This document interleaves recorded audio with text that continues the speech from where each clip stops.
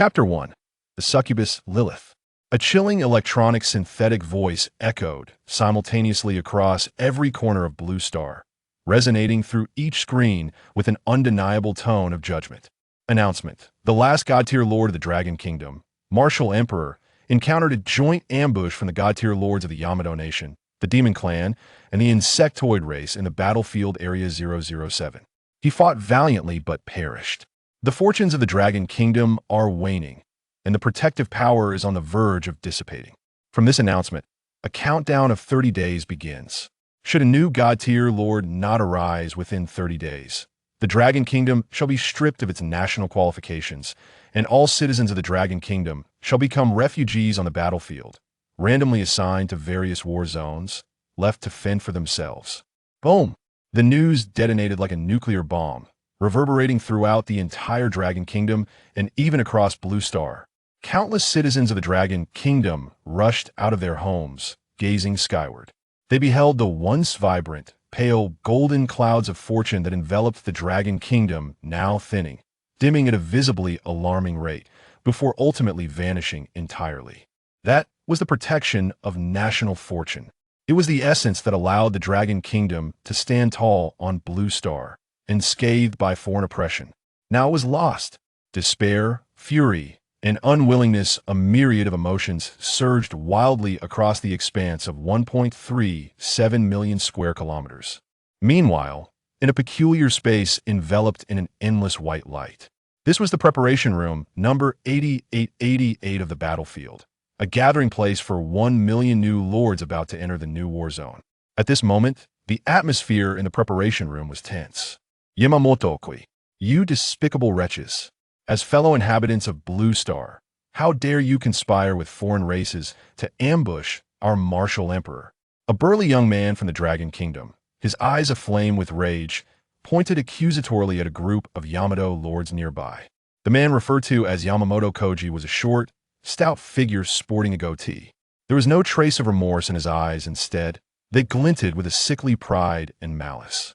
Baka, for the victor go the spoils, do you understand? Yamamoto Kofu cackled in broken dragon tongue. You Dragon Kingdoms have monopolized Blue Star's finest resources for far too long. It is time for a change of ownership. Only the strong deserve to possess everything. He surveyed the 30 or so furious Dragon Kingdom lords before him, his gaze akin to that of a butcher eyeing a herd of sheep, filled with mockery and greed. There are only 30 days remaining. If your Dragon Kingdom fails to produce a new God-tier Lord, you all shall become the most wretched of refugees.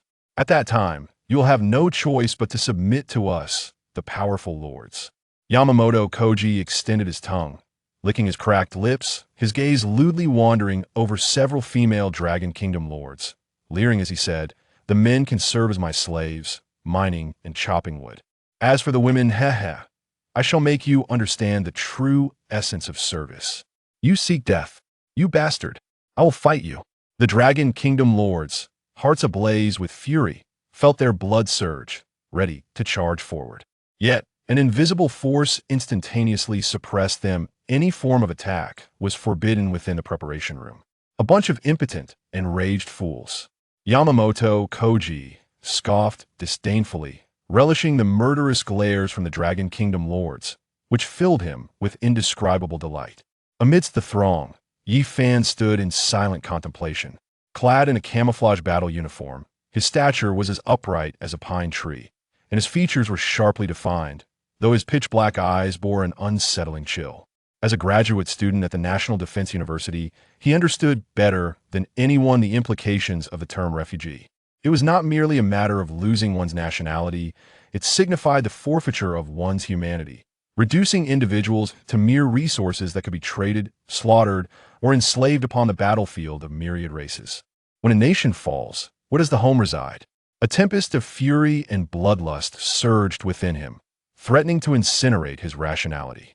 Yet, he gritted his teeth, digging his nails deep into his palm, using the pain to sustain his final vestiges of composure. Acting here would be futile. Yamamoto Kofu, I, Yi Fan, shall exact retribution with your blood, principle, and interest once I enter the battlefield of myriad races.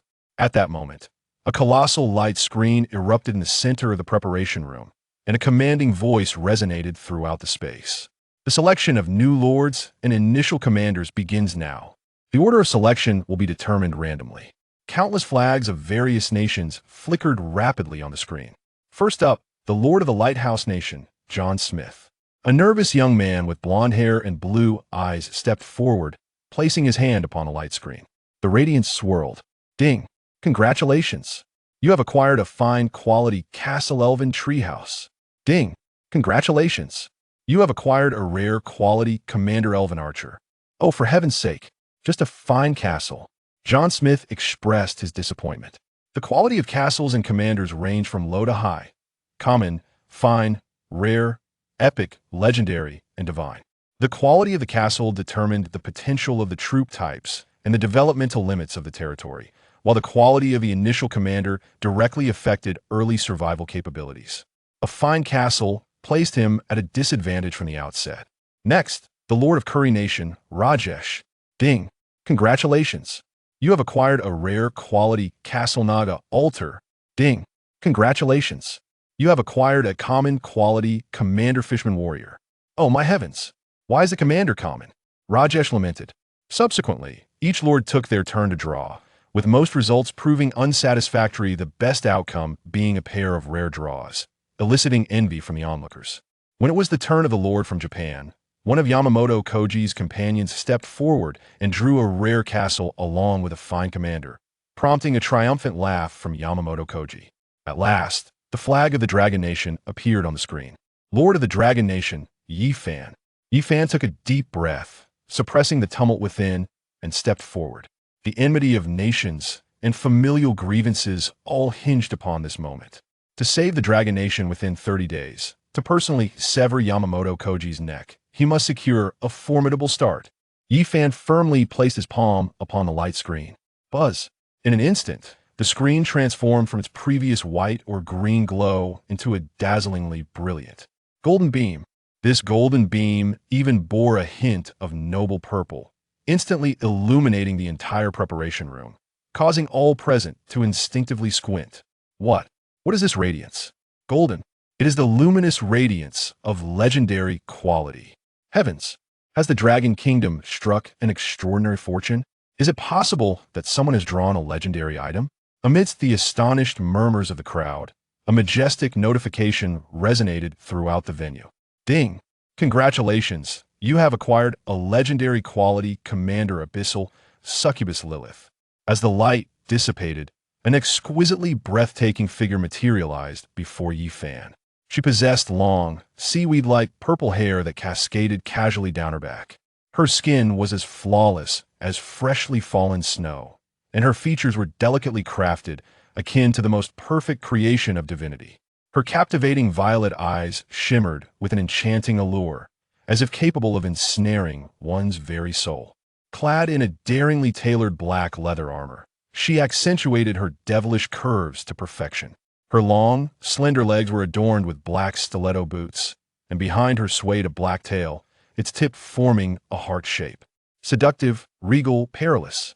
Countless male lords felt parched and breathless at the mere sight of her. Only Yifan could perceive the attribute list unfolding above the succubus's head. Commander, Lilith race, Abyssal Succubus quality, legendary level, 1 loyalty, 5 skills, mental lash, charm aura, life drain remarkable. Yifan's heart quivered, astonished at the multitude of formidable skills she possessed at merely level 1. Lilith's beguiling violet gaze roamed over Yifan, a subtle smile gracing her lips. She glided gracefully to his side, extending her porcelain-like arm to entwine with his, pressing her astonishing softness against him. A warm breath caressed Yifan's ear, her voice a sultry whisper. Master, Lilith shall be yours from now. On a collective gasp of shock and heartbreak reverberated through the surroundings. Chapter 2. The succubus devours her master, godly nurturing talent. The air was thick with astonished gasps and shattered hearts. A legendary commander, not to mention an abyssal succubus. Such a bewitching being could drive any man to madness, let alone her formidable combat prowess. In an instant, every gaze directed at Yifan brimmed with unabashed envy and admiration, even tinged with a hint of reverence. To commence with a legendary commander was nothing short of fate's decree. As long as the fortress was not subpar, the future held boundless potential. Yamamoto Koji's expression darkened instantaneously, as though he had swallowed 1,000 flies. His previous smugness and mockery evaporated, replaced by an intense resentment. He glared at Yi Fan, wishing he could pierce him with his gaze alone. Why? Why should this lowly individual from the Dragon Kingdom possess such fortune? However, just as everyone believed Yi Fan was destined for greatness, the authoritative system notification echoed once more throughout the hall. Ding! The legendary commander selection is complete, commencing selection of the Lord's Castle. Ding! Congratulations, Dragon Kingdom Lord Yi Fan. You have acquired a common quality castle human grass hut. In that instant, the entire preparation room fell into a profound silence. All eyes widened, as if they had heard the most absurd of tales. Common quality? Human grass hut. Was that not the most despised and least promising initial castle acknowledged in the realm of myriad races? After a brief silence, a cacophony of raucous laughter erupted, unrestrained and mocking. Ha ha ha! This is utterly ridiculous. A legendary commander paired with a mere human straw hut? What a malevolent start. The human straw hut can summon only 5 unarmed peasants daily, with combat prowess nearing 0. What purpose does that serve? Merely offering rations to the wild beasts? What a waste of talent. A stunning abyssal succubus, forced to follow a lord residing in a thatched cottage, akin to a beautiful flower blooming amidst cow dung. Taunts and jeers surged toward Yi Fan like a tide. Just moments ago, the lords from various nations, consumed with envy and jealousy, now displayed unabashed glee. Particularly, Yamamoto Kofu, who, after a moment of disbelief, erupted into wild laughter, nearly brought to tears. Bakayuru, so it was merely a fad. I thought the Dragon Kingdom might produce a notable figure, only to find a human straw hut. Truly, the heavens are aiding me. Meanwhile, the lords of the Dragon Kingdom wore expressions of despair, their flickering hopes extinguished by a deluge of cold realization. A legendary commander paired with a worthless castle is akin to possessing an unparalleled divine weapon, yet being forced to engage in close combat with an adversary piloting an interstellar warship utterly devoid of hope. The enchanting Lilith beside Yi Fan felt her alluring smile falter. In her captivating violet eyes, a flicker of shock and disbelief flashed. Gradually, she released her grasp on Yi Fan's arm, discreetly retreating a half step to create some distance. Yi Fan's countenance darkened, his palm gradually clenching into a fist. He sensed the surrounding gazes shift from envy to pity and finally to unabashed mockery, each glance piercing like needles into his spine. Next, the Lord of the Woguo, Yamamoto Kofu. The name of Yamamoto Kofu materialized upon the luminous screen. Yamamoto Kofu adjusted his collar, wearing a victor's grin as he strode confidently forward, placing his hand upon the light screen. Ding! Congratulations! You have acquired a common quality Commander Angel baby. As the radiance dissipated, a diminutive figure, less than half a meter tall, bare-skinned with a pair of white wings sprouting from its back, fluttered above Yamamoto Kofu's head, emitting cheerful yaya sounds. Witnessing the spectacle, many erupted into laughter. Yamamoto Kofu's face instantly darkened. The angel baby, despite its name suggesting divinity, was recognized as an ornamental commander, possessing no combat prowess apart from its ability to illuminate and charm. However, before the laughter could fully unfold, the next notification sent a chilling wave through the entire space. Ding! Congratulations! You have acquired an epic quality castle, the Black Dragon's Lair. Epic, the Black Dragon's Lair. If the earlier legendary commander had elicited shock at this moment, only fear remained in the hearts of all present. After all, while there was but one commander, the castle could ceaselessly generate combat power. But oh my heavens! It is the Black Dragon Nest, an epic-grade military structure. This is it. We are utterly doomed. The Black Dragon Nest can spawn an adult abyssal black dragon every 5 days. That is a flying unit capable of obliterating half a town with a single breath of fire. How can we possibly defend against that? Legendary generals paired with pathetic castles, and mediocre generals with epic fortresses. The luck of these Japanese is simply too great.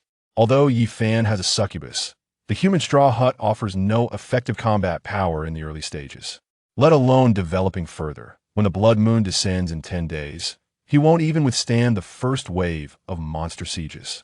After all, a succubus and a group of farmers cannot protect a lord. The blood moon is approaching.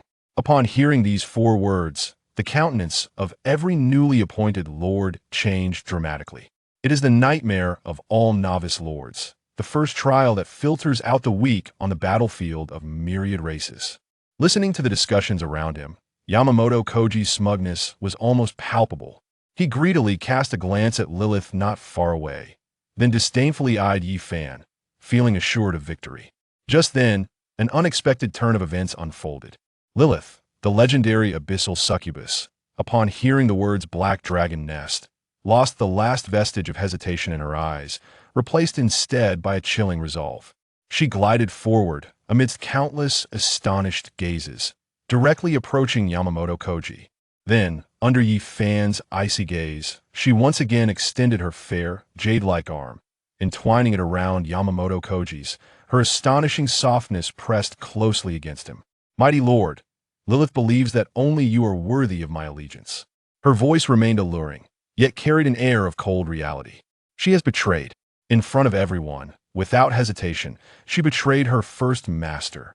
"You," a young man from the Dragon Kingdom, pointed at her, rendered speechless in rage.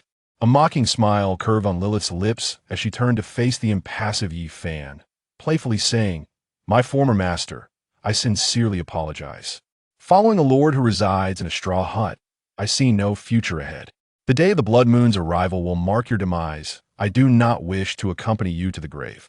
A good bird chooses its tree to perch upon, and a wise minister selects the master to serve.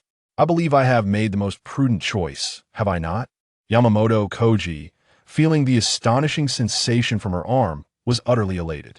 He laughed maniacally, embracing Lilith's slender waist and planting a fervent kiss on her cheek. "Ha ha ha! Well said. My beauty, you have made the wisest choice." Yamamoto Koji turned, regarding Yi Fan with a gaze reserved for the doomed, and taunted him with utmost humiliation, a worthless fool, daring to dream of possessing a legendary general? What utter nonsense! As he spoke, he casually plucked the angelic baby, still chirping above his head, discarding it towards Yi Fan as if it were refuse. A novice lord can only possess one initial general. This useless one is yours as a gift. Trash paired with trash is indeed quite fitting. Ha ha ha! DC sans affront. A blatant humiliation directed at Yi Fan and the entirety of the Dragon Kingdom before the eyes of all the Blue Star Lords. The lords of the Dragon Kingdom clenched their fists, their nails digging into their palms, blood oozing forth. Yet constrained by the rules, they remained unable to retaliate.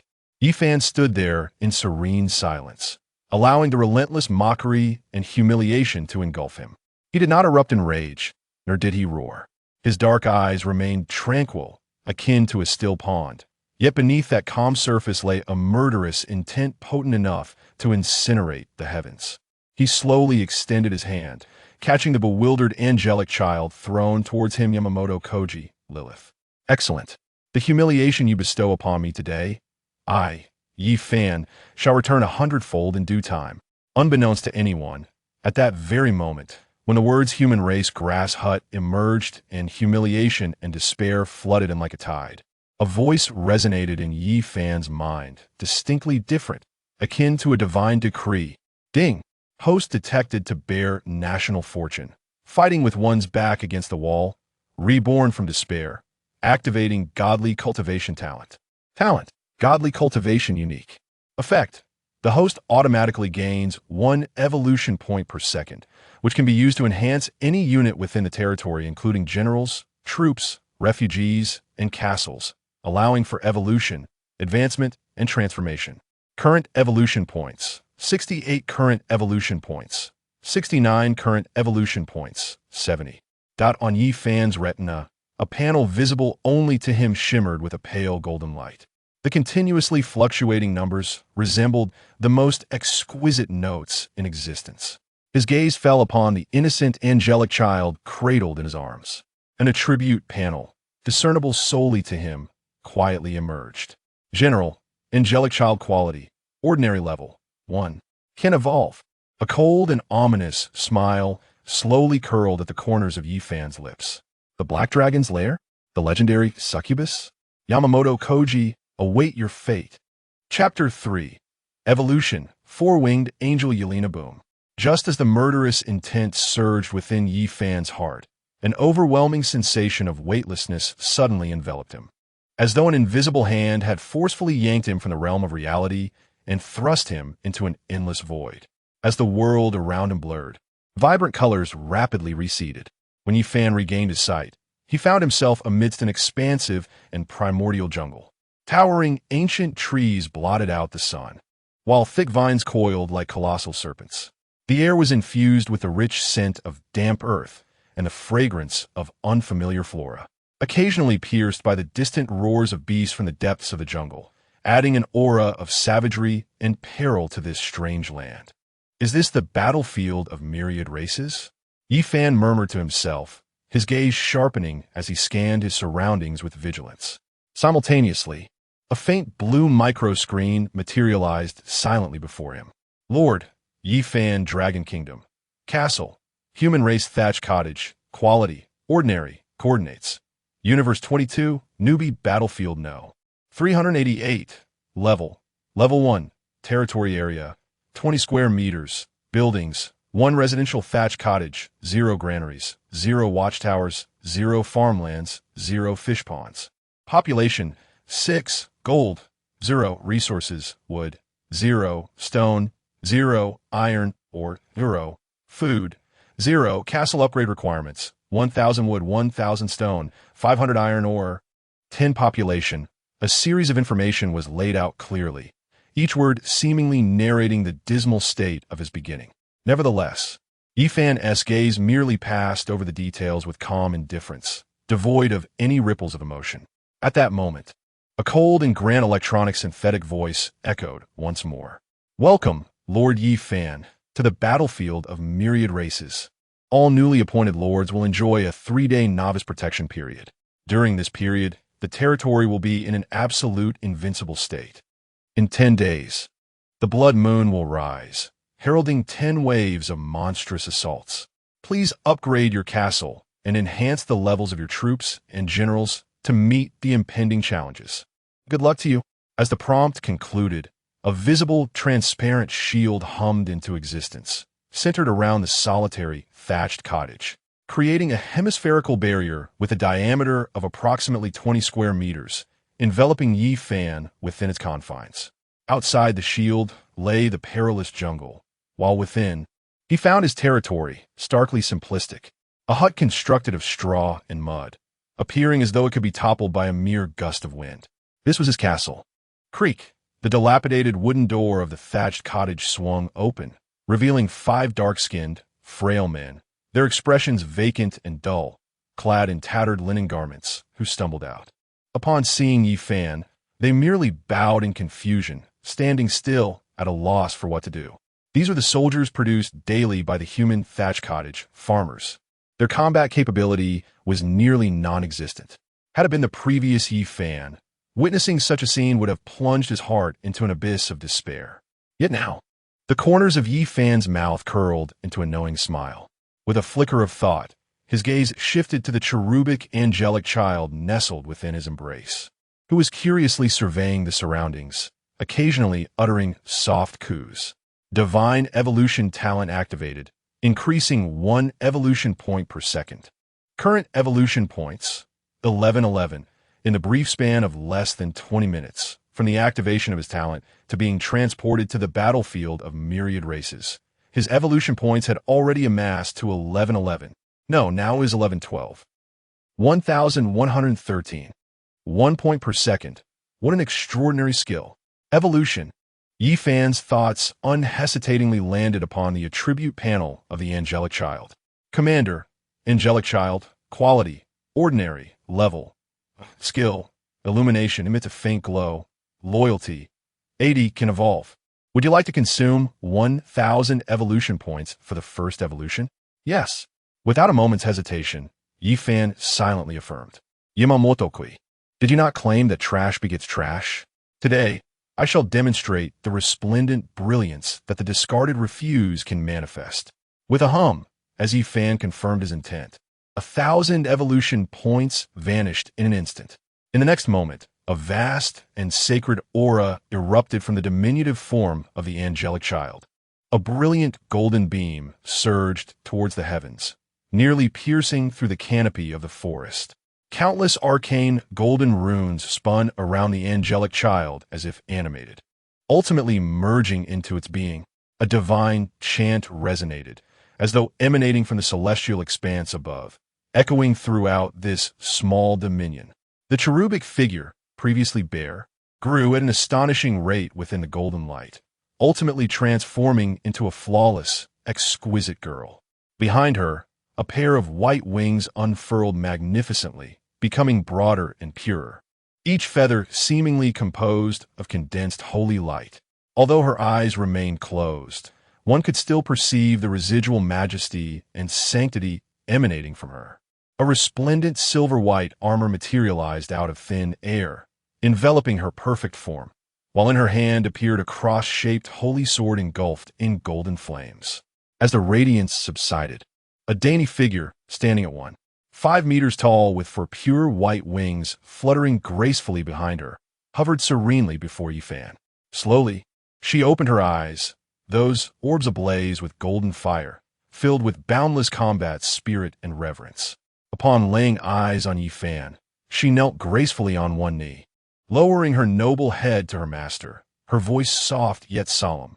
My lord, your warrior, the four-winged battle angel Yelena, reports for duty. Notification. Congratulations, host.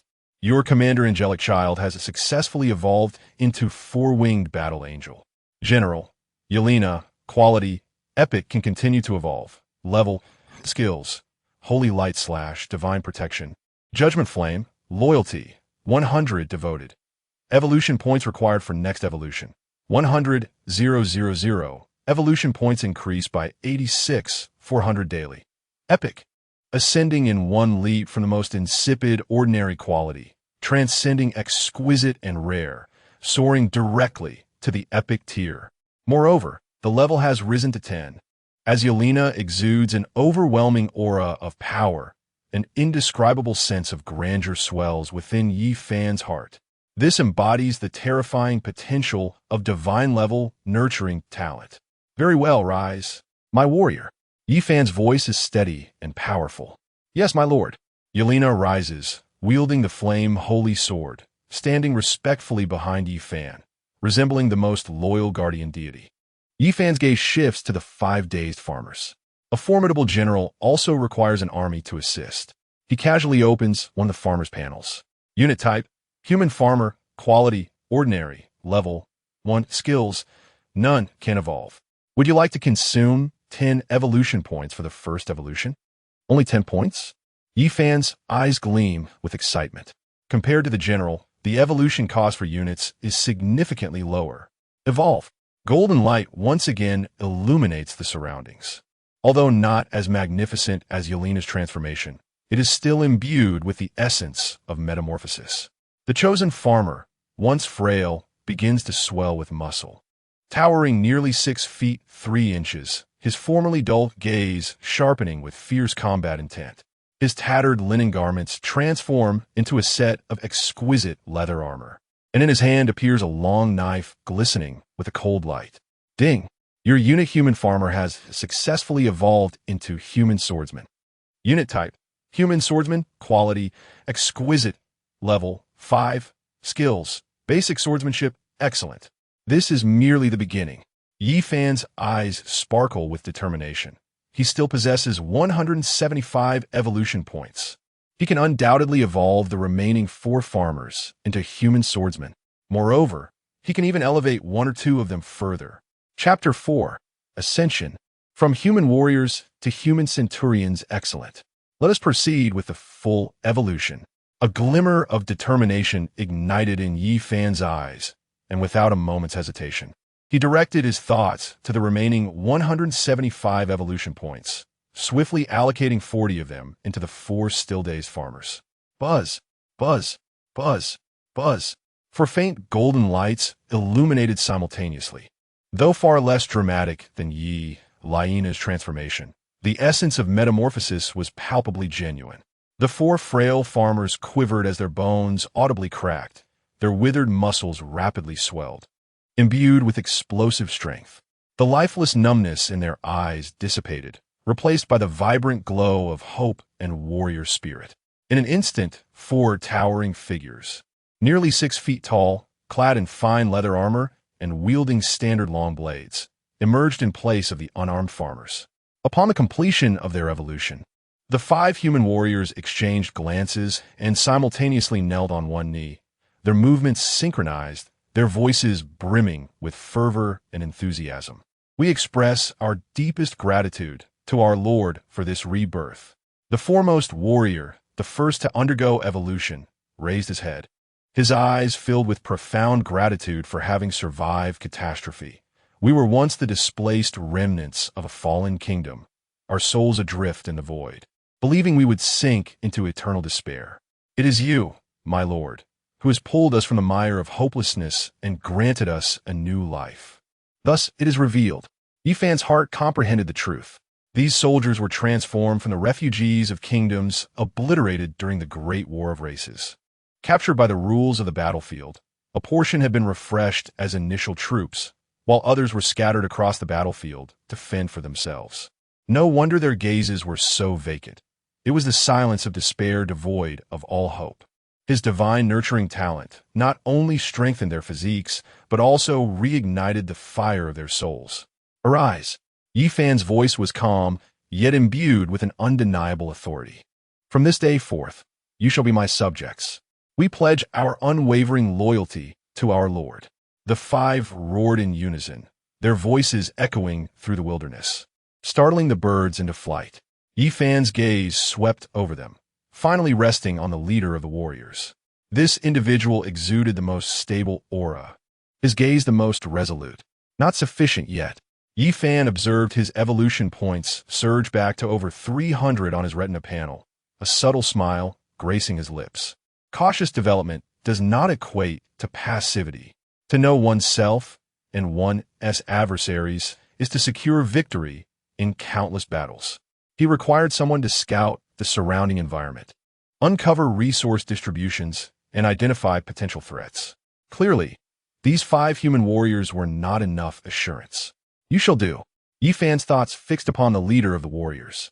Unitype, human warrior, quality, superior, level 5, evolution possible. Will you consume 100 evolution points for a second evolution? Yes. 100 evolution points vanished in an instant. Boom! A more resplendent golden light suddenly erupted from the figure of the warrior. His stature soared once again, reaching an astonishing height of 2 meters. The leather armor adorning him was torn apart by an invisible force, replaced by a gleaming suit of full armor that shimmered with metallic luster. Emblazoned on the chest with an ancient leaf insignia, the standard longsword in his hand also transformed, becoming heftier and broader, its blade glinting with a piercing chill. Sharp and menacing. Ding! Your unit human warrior has successfully evolved into human centurion. Unit Wang Gang, human centurion, quality, rare, level 8. Skills, basic swordsmanship, charge. Basic command can enhance the morale of subordinates by 10. Wang Gang, at your service, my lord. The newly evolved centurion knelt on one knee, his voice steady as a mountain, exuding an air of authority befitting a commander. Excellent. Yifan nodded in satisfaction. Wang Gang, lead your 4 companions outward from the castle, exploring the surroundings. Remember, safety is paramount. If you encounter any danger, retreat immediately. The castle perimeter is absolutely secure during the protection period. As a graduate student from a national defense university, Yifan understood the significance of intelligence, yet he would never gamble with the lives of his soldiers. Understood, my lord. Wang Gang acknowledged, assembling a standard 5-man combat team with the 4 warriors, and they stepped steadily out of the protective shield, vanishing into the dense jungle. Watching their receding figures, Yifan turned, directing his gaze towards the solitary, thatched cottage. Exploration would require time, and this interval was perfect for gathering information about other lords. With a thought, he opened the chat channel on the Lord panel. The channel was divided into World and Dragon Kingdom. Yifan first clicked on World channel, and in an instant, a torrent of messages cascaded before him, a cacophony of chaos and noise. Yamato, Tanaka. My initial commander is a rare quality master of the sword, and my castle is a warrior dojo. Mere wild monsters are of no consequence. I have already slain 3 slimes. Kimchi Nation, Jin Jaehoon. What on earth is my kimchi jar castle? It produces 5 kimchi soldiers daily? Can this stuff even be eaten? White Elephant Nation, sing, oh God. I am surrounded by 3 jungle goblins, and my monkey soldiers are utterly incapable of fighting back. Is there anyone to rescue me? Lighthouse Nation, John, damn it. My rare grade Commander Griffin Knight was just outside the protective shield when a lurking shadow leopard ambushed and killed him in an instant. What the hell am I supposed to do now? System notification. Sing of White Elephant Nation has fallen. System notification. Pierre of Gaul Nation has fallen. A stream of blood-red death notifications continued to emerge, strikingly alarming. Yifan's gaze remained cold, his heart devoid of any tumult. These foolish individuals, upon acquiring powerful generals or castles, mistakenly believe themselves invincible, eagerly rushing out of the protective barrier, only to sacrifice their own lives, thereby validating the brutality of the battlefield for those who follow. Foolishness is the original sin. He turned off the Chaotic World channel and opened the Dragon Kingdom channel. Unlike the turmoil and hostility of the World channel, the Dragon Kingdom channel, although not devoid of complaints and requests for help, exuded a far more harmonious atmosphere, characterized by mutual support and camaraderie. Brothers, my real name is Li Chong, located at 773, 982, born in a marshland devoid of clean water and timber. Is there any nearby brother who can assist? I could trade ores. Damn, I drew the ancient elf tree castle, only to find myself surrounded by undead monsters. This is pure bad luck. I feel like I'm doomed. Everyone stay calm. Do not emulate those foreigners. In the early stages, do not act recklessly. First, construct all possible buildings within the protective barrier and accumulate forces. Upon reading this, Yifan pondered for a moment. As a member of the Dragon Kingdom and a distinguished graduate of the National Defense University, he felt compelled to remind his compatriots. He composed a message and sent it out. Yifan, greetings, everyone. The novice protection period is our sole golden developmental phase. The outside world is far more perilous than we imagine, with many wild creatures possessing abilities such as stealth and disguise. Until we have absolute certainty, do not leave the protective barrier. Develop cautiously. Do not act recklessly. Survive, and the Dragon Kingdom shall have hope. Once this message was sent, the channel fell silent for a moment before igniting a fervent discussion. Wow, it's the esteemed Yifan, the legendary Succubus trader, the one from the human race's grass hut start. You're still alive. What the esteemed one says is true. Just now, I saw a creature resembling a chameleon crawling outside my protective barrier. Had I not been timid, I would likely have perished. Thank you for the reminder, esteemed one. I will heed your advice. I want to venture out even if it costs me. Though the succubus is gone, we believe in you. Keep it up. Go, go. Let us go. Observing his compatriots' responses, Yifan felt a warmth in his heart. The unity of the Dragon Kingdom's people is always the most reassuring force. He aspired to become a god-level lord, not solely for his own sake, but also to support the Dragon Kingdom in the future, to uphold a realm for his compatriots. At that moment, a crisp notification sound rang from his friend list. A flashing friend request abruptly appeared. Applicant ID. I am your junior sister. Accompanying message. Senior, is that really you? I drew the super divine Zoo and epic kung fu panda. Would you like me to assist you? Cute panda emoji. Chapter 5. Confrontation on a narrow path. Enemies' eyes aglow upon seeing the familiar ID and playful tone. Yifan's previously frozen expression, due to Yamamoto Kofu's antics, finally revealed a hint of helpless amusement.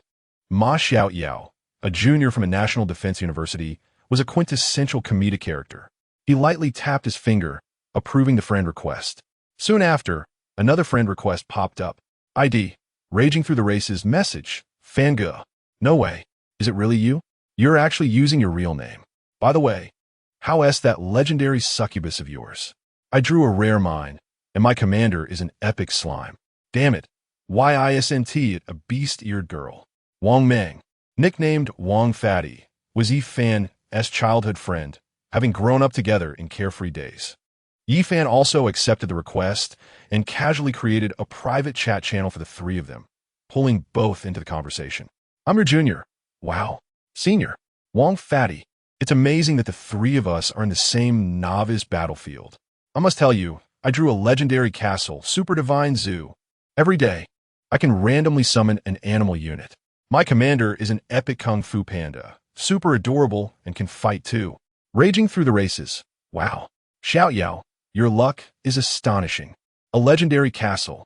I only have a rare dwarf mine, producing 5 dwarf miners each day. While they can mine, their combat abilities are comparable to those of farmers. The most frustrating part is that my epic commander is a lucky slime. Just a blob of jelly, with slightly better luck, but utterly useless. Whereas my beast-eared girl, my fox spirit sister, watching Wang Fatty's heart-wrenching lamentations in the channel, Yifan's brow furrowed slightly. Yifan, Wan Mang, Gu Zoffa Revolut Vimat, raging through the races. Huh? Fan Yi, I was just joking. Yifan, this is no jest. Do you think this is merely a game? Look at those death announcements in the World Channel.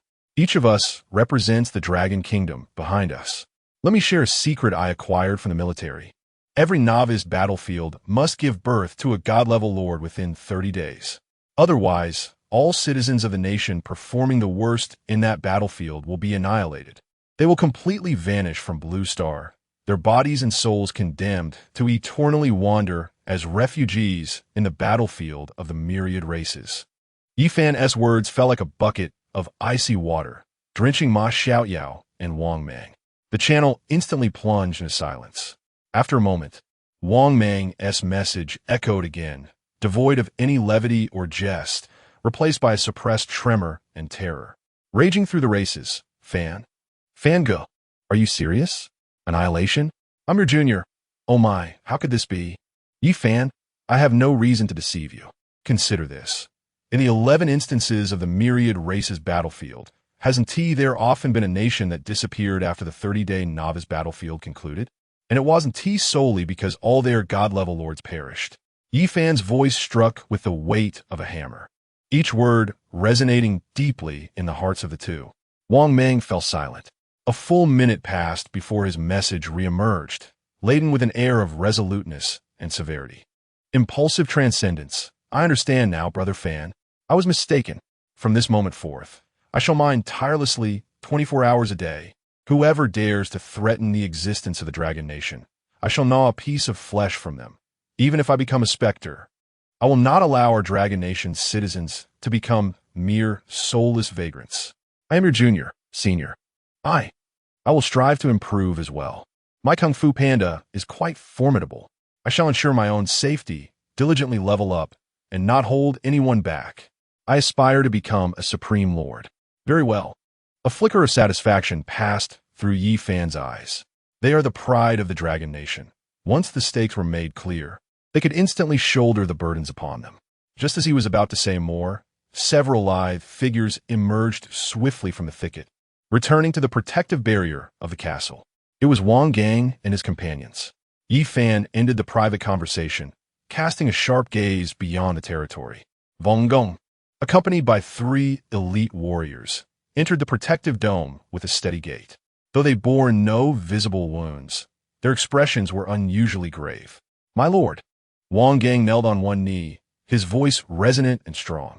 Speak, Yifan replied succinctly. Report, my lord.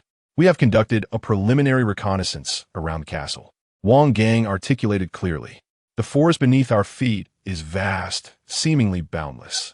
Approximately a kilometer to the north of the castle, we discovered a gathering of forest wolves, estimated to number over 30, with levels generally ranging from 4 to 6 of ordinary quality. Yifan nodded. This was an anticipated resource point for wild creatures. an excellent source for acquiring experience and basic food materials in the early stages. Wang Gang continued, my lord. 2 kilometers to the south of the castle lies a small, open quarry, a crucial source of stone for upgrading the castle. However, it is occupied by a horde of goblins, numbering around 50, with levels between 6 and 8, also of ordinary quality. They wield rudimentary weapons and throw stones, posing a far greater danger than the forest wolves. Wood, stone, and iron are the primary resources for castle upgrades. The forest wolves can provide meat, pelts, and a modicum of experience, while the quarry directly relates to the materials necessary for the castle's enhancement. Stone. This presents a dilemma, just as Yi Fan pondered this. The final scout responsible for the western reconnaissance tumbled into the protective dome, his face pale and breathless. Master, the scout gasped, fear flickering in his eyes. In the west, approximately 30 kilometers away, I saw a gigantic protective dome. Wang Gang's expression shifted abruptly. Yi Fan's pupils dilated in alarm. What lies within that protective dome? He inquired in a low voice, a foreboding sense creeping into his heart. The scout swallowed hard, struggling to articulate inside. There is another lord. Above his immense lair, a sun banner waves. I beheld a black dragon spiraling through the sky, a formidable presence indeed. Yamamoto Kofu. A chilling aura of murderous intent surged from the depths of Yi Fan's being. A mere 30 kilometers. How astonishingly close.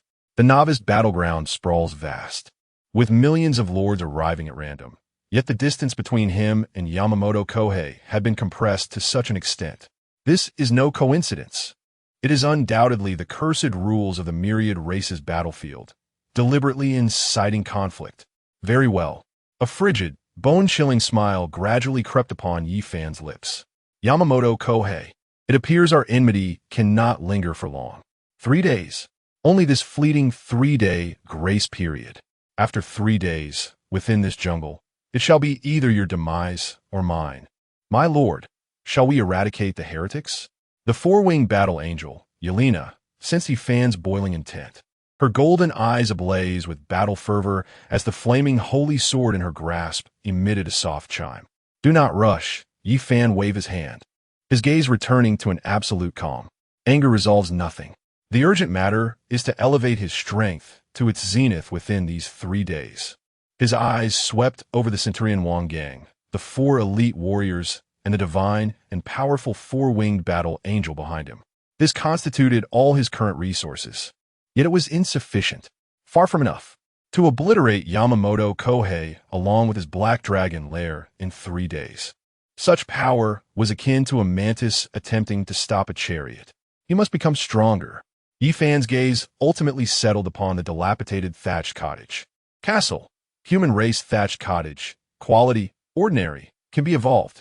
Would you like to consume 10,000 evolution points to initiate the first evolution? 10,000 points. He glanced at his rapidly accumulating evolution points, which had once again surpassed 4,000. Half still remained. Wang Gang, at your service. How confident are you regarding the forest wolves to the north of the castle? Yi Fan inwaited. Wang Gang pondered for a moment, assessing the strengths of both sides, and replied solemnly, My lord, if it is merely over 30 ordinary quality forest wolves, I am confident that I can lead my 4 brothers to annihilate them all, albeit at a certain cost. I require no cost. Yi Fan's voice was resolute. Not a single soldier under my command may perish. His eyes sparkled with determination as his thoughts once again fixated on Wang Gang. Unit, Wang Gang, human centurion, quality, rare, level, 8, can be evolved. Would you like to consume 1,000 evolution points to initiate the third evolution? He still possessed over 4,000 evolution points. Ample enough. Evolve. Chapter 6, The Champion Warrior of Humanity. Another epic evolution. Without the slightest hesitation, the frigid intent within Yi Fan's heart descended like a divine edict from a god king. 1,000 evolution points ignited in an instant. Boom! A force far more ferocious and magnificent than during the previous evolution of the sharp warriors surged violently from Wang Gang's body, ascending to the heavens. The resplendent golden light transformed him into a miniature sun, its brilliance reminiscent of the sacred might exhibited by Yelaina during her evolution. Wang Gang's towering figure, standing at 2 meters, underwent a cataclysmic transformation amidst the golden radiance. His standard armor shattered piece by piece, replaced by a set of dark golden heavy armor intricately engraved with flames and storm patterns. Each armor plate exuded an overwhelming and fierce aura, while the emblem of the leaf on his chest became vividly lifelike, as if imbued with a certain will. The massive sword in his hand revealed blood-red patterns on its blade, emanating a dense aura of malevolence, as though it had already severed countless lost souls. Ding! Your unit Wang Gang, Humanity Centurion, has successfully evolved into Champion Warrior of Humanity.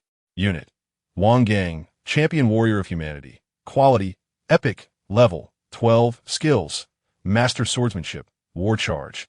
Intermediate Command, boost the morale of subordinate soldiers by 20 and all attributes by 10. Blood Battle in all directions, active skill. Epic, another epic level transformation. Wang Gang's quality has now matched that of the 4-winged battle angel, Yelaina, although there remains a disparity in the potency of skills. It is nothing short of astonishing for a mere farmer to evolve to such heights. The other 4 human-sharp warriors gaped in astonishment, their eyes filled with endless shock and fervor. Is this the power of our Lord? Turning stone into gold, transforming decay into marvel. Yet, Yifan's actions did not cease. His gaze fell upon the 4 sharp warriors. Not enough, a chilling voice echoed. Yifan still possessed over 3,000 evolution points. What he sought was an indomitable elite force. All of them evolve once more. 400 evolution points flowed like water. Buzz, buzz, buzz, buzz. For beams of golden light erupted simultaneously as the 4 sharp warriors embarked on the same evolutionary path as Wang Gang. Leaping from superior quality human sharp warriors to rare quality human centurions. As the brilliance faded, 1 epic level champion warrior and 4 rare level centurions, clad in heavy armor and wielding battle blades, knelt on one knee before Yifan. Their presence emanated an aura of iron and blood so potent that it seemed to solidify the surrounding air. My lord, Wang Gang's voice resonated with the clang of metal striking stone, his eyes ablaze with fervor and loyalty, capable of incinerating all. From this moment forth, my life, as well as the lives of all my brothers, shall be devoted solely to serving our Lord. For our Lord we shall fight. The 4 centurions roared in unison, their voices reverberating like thunder, shaking the very protective barrier. Excellent. Yifan nodded with satisfaction. This was indeed the army he desired. Wang Gang, I shall reiterate the mission. 1 kilometer to the north, a pack of over 30 forest wolves. I require you to return with their corpses and all spoils, unscathed. Understood? Wang Gang rose abruptly, his gaze brimming with unwavering confidence. Please await good news, my lord. Yelaina. Yifan turned to the 4-winged battle angel behind him. My lord, please command. Yelaina slightly bowed. You shall accompany them, but refrain from engaging. Yifan's voice was calm as still waters. Your task is to remain vigilant. Should the Black Dragon appear, your only duty is to drive it away. Remember, safeguard them, and also protect yourself. Yelaina paused momentarily, then comprehended Yifan's profound intent. This was not only a drill, but also a precautionary measure. Yamamoto Kofu's Black Dragon represented the most formidable aerial threat at present. With Yelaina present, strategic deterrence would be established, ensuring that Wang Gang and his companions could execute their mission without distraction. Yes, my lord. I shall not allow any miscreant to harm your people. The girl's voice was bright and resolute. With a gentle flutter of her 4 wings, she ascended, her radiant holy sword emanating a subdued glow. Her golden eyes gazed alertly toward the western horizon. Let's depart. Wang Gongbeluvid, brandishing his blood-marked battle knife as he strode boldly out of the protective barrier. The 4 centurions followed closely, forming a perfect attacking formation, akin to a finely tuned war machine, swiftly vanishing into the shadowy underbrush. Meanwhile, 30 kilometers away, within a basin encircled by colossal rock formations. A menacing and vast lair lay sprawled like an ancient beast upon the earth. The nest was entirely crafted from black volcanic rock, adorned with claw marks and enigmatic runes, suffusing the air with a mingled scent of sulfur and draconic might, causing all creatures within 100 meters to tremble in fear and refrain from approaching. This was the legendary fortress, the Black Dragon's Lair. Outside the lair, a massive black dragon, measuring over 20 meters in length, rested with closed eyes. Each breath it took expelled 2 streams of fiery air from its nostrils, scorching the ground to a charred black. The sheer sense of power and oppression emanating from it was enough to instill despair in any nascent lord. At the entrance of the lair, a short, sinister-eyed man from the land of the rising sun listened intently as a lithe, pitch-black goblin reported to him. He was Yamamoto Ko. "Oh, you say you have discovered a human territory 30 kilometers to the east? Just a humble thatched hut?" A sneer of utter contempt spread across Yamamoto Ko's face. "Huh. It is indeed the domain of that dragon, Kingdom's Waste. Fortune smiles upon me, as it has fortuitously landed so close. Yamamoto-kun, it seems even Amaterasu desires you to personally crush that pitiful insect." A sultry voice echoed, alluring and intoxicating. A strikingly beautiful woman, possessing a pair of delicate bat-like wings, gracefully approached Yamamoto Koji from behind. With a breath as fragrant as orchids, she whispered into his ear. She was none other than Lilith, the legendary general who had betrayed Yi Fan. In this moment, the cold demeanor she once held during her summoning had vanished, replaced by an exquisite blend of flattery and seduction. "Indeed, you speak the truth, Lilith," Yamamoto Koji exclaimed, laughing triumphantly as he pulled her into his embrace, his hands wandering unabashedly over her figure.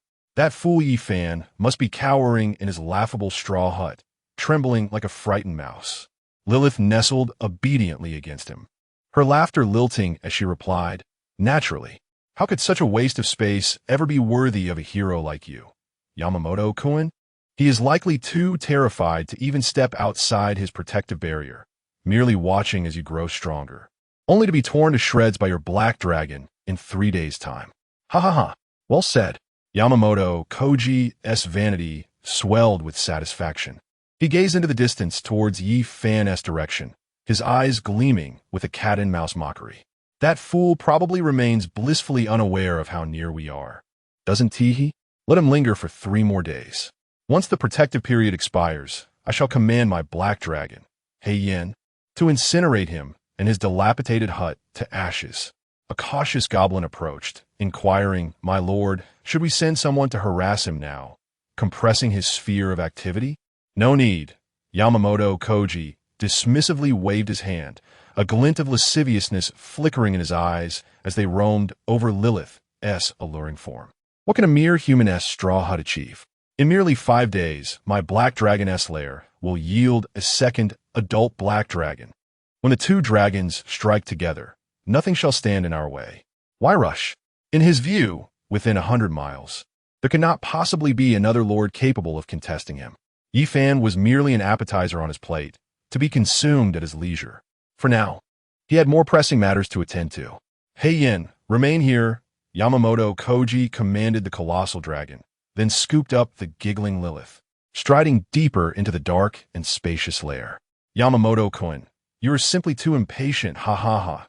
Who could remain calm in the presence of such an unparalleled beauty?" The sounds of lascivious laughter and enchanting sighs echoed from the depths of the lair, lingering in the air. Meanwhile, the dragon named Heian merely rolled over lazily, resuming its slumber, while its master indulged in a world of tenderness. 30 kilometers away, Yi Fan's warriors, filled with a chilling resolve, stealthily approached their first prey. This jungle was destined for unrest. The scales of victory had irrevocably shifted the moment Yamamoto Koji chose to indulge in pleasure. Chapter 7. The Threat of Seeding Land. A beautiful delusion blue star, Dragon Country, Supreme Wartime Command. The atmosphere was stifling, heavy as a mountain, with a chilling aura permeating the air. Bang! With a resounding crash, Zhuchang, clad in a crisp uniform and adorned with the insignia of a general, slammed his palm forcefully onto the conference table crafted from a special alloy, causing the massive, three-dimensional star map upon it to tremble violently. Such audacity! Zhu Chang's fierce gaze widened, his face aflame with fury, reminiscent of an enraged lion. Before him lay a virtual letter spearheaded by the Lighthouse Nation, joined by a multitude of blue star countries, radiating a blinding light.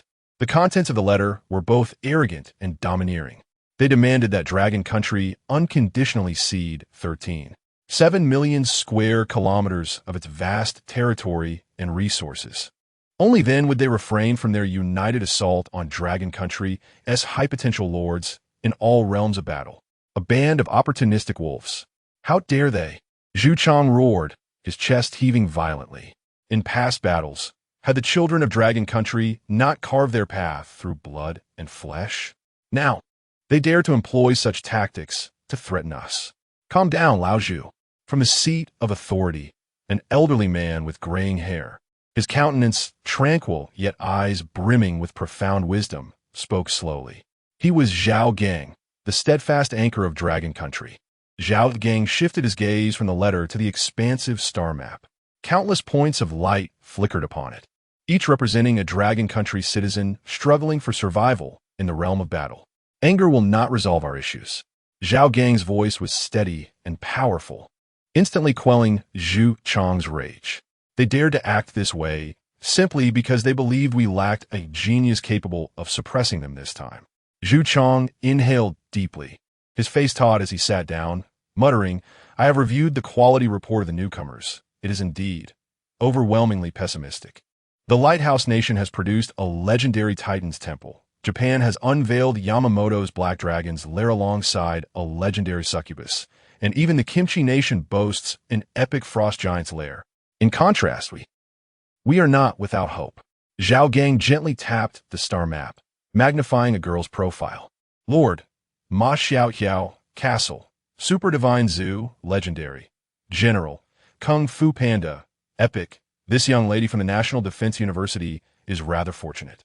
A legendary castle, brimming with potential. If she can navigate the initial phase smoothly, a bright future awaits. But one Ma Xiaoxiao is insufficient." Zhu Chang furrowed his brow. "Our most anticipated talent, Yi Fan, a once-in-a-century prodigy from the National Defense University, has never lost a military simulation. And what is the outcome? He drew a legendary general, yet was paired with the most abysmal human straw hut. Now, that Succubus has shamefully betrayed us, aligning herself with Yamamoto. It is an utter disgrace." Upon the mention of betrayal, the suppressed fury within Zhu Chang surged forth once more. That accursed nation of the Japanese, and that despicable Succubus. I have long proclaimed that those not of my kin harbor different intentions. Young Yi Fan has ultimately paid the price for his youth. If only he had embraced the Succubus directly, biding his time in the preparation room until the teleportation, the Succubus would have had no choice but to submit. Zhao Gang fell into a moment of silence, a flicker of regret illuminating his gaze. Indeed, one misstep leads to another. In the battlefield of myriad races, an initial disadvantage can be nearly fatal. Yamamoto Koji has secured the legendary Succubus, alongside the epic lair of the Black Dragon. Yet Yi Fan possesses only a mundane fortress and ordinary generals. He is surely. Alas, the entire command center once more succumbed to silence. After a prolonged pause, Zhao Gang gradually rose, his gaze sweeping over each high-ranking official of the Dragon Nation, his voice resonating with strength. "Respond to them with but a single word, delay. We shall not yield an inch of our Dragon Nation's land. Our sons and daughters shall never be at the mercy of others." His gaze appeared to pierce through the vastness of space, landing upon the perilous battlefield ahead. "I believe in them. I trust every individual of our Dragon Nation. The battlefield of myriad races has never been a game reliant solely on initial fortune. The Dragon Nation will undoubtedly not vanish from Blue Star." Meanwhile, in the depths of the novice battlefield number 388, amidst the dense jungle, behind a cluster of low shrubs, 5 figures lay in ambush like sculptures. their cold, killing intent perfectly contained within. Leading them was Wang Gang, clad in dark golden heavy armor, wielding a blood-patterned battle knife. His fierce gaze fixated intently on a small valley 100 meters ahead. There lay the den of the forest wolves. Dozens of robust forest wolves lounged within the valley, occasionally emitting low growls, their sharp fangs glinting ominously in the dim light. The number is likely over 30, consistent with our reconnaissance reports. The alpha wolf appears to be at level 7, a centurion reported in a hushed tone. Wang Gang nodded slightly, but his gaze involuntarily drifted skyward. Above the towering treetops, a petite figure au vert de silence. The young maiden donned pure armor, her four wings slightly unfurled, her golden eyes sharp as a hawk's, vigilantly scanning the western horizon. That is Lady Yelena, sent by the Lord to safeguard their rear. Upon confirming that the Black Dragon had not yet appeared, Wang Gang's expression transformed into one of fierce intensity. Brothers, his voice was deep and powerful. Do you remember the Lord's orders?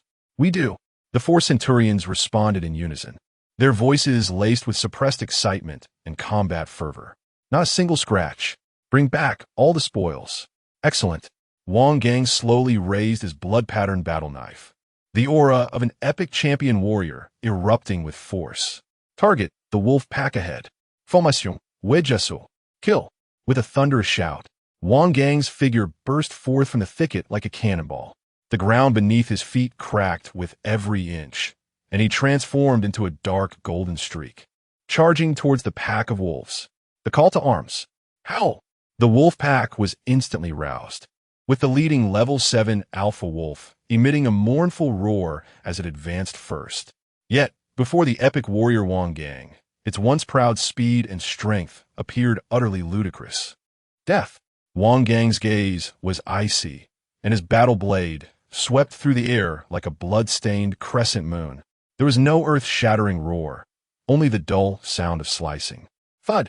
The proud head of the wolf soared high, its scalding blood erupting into the sky, only to be instantaneously vaporized by the fighting spirit coursing through Wang Gang. With a single strike, merely one stroke, the level 7 alpha wolf was slain in an instant. For my master I fight.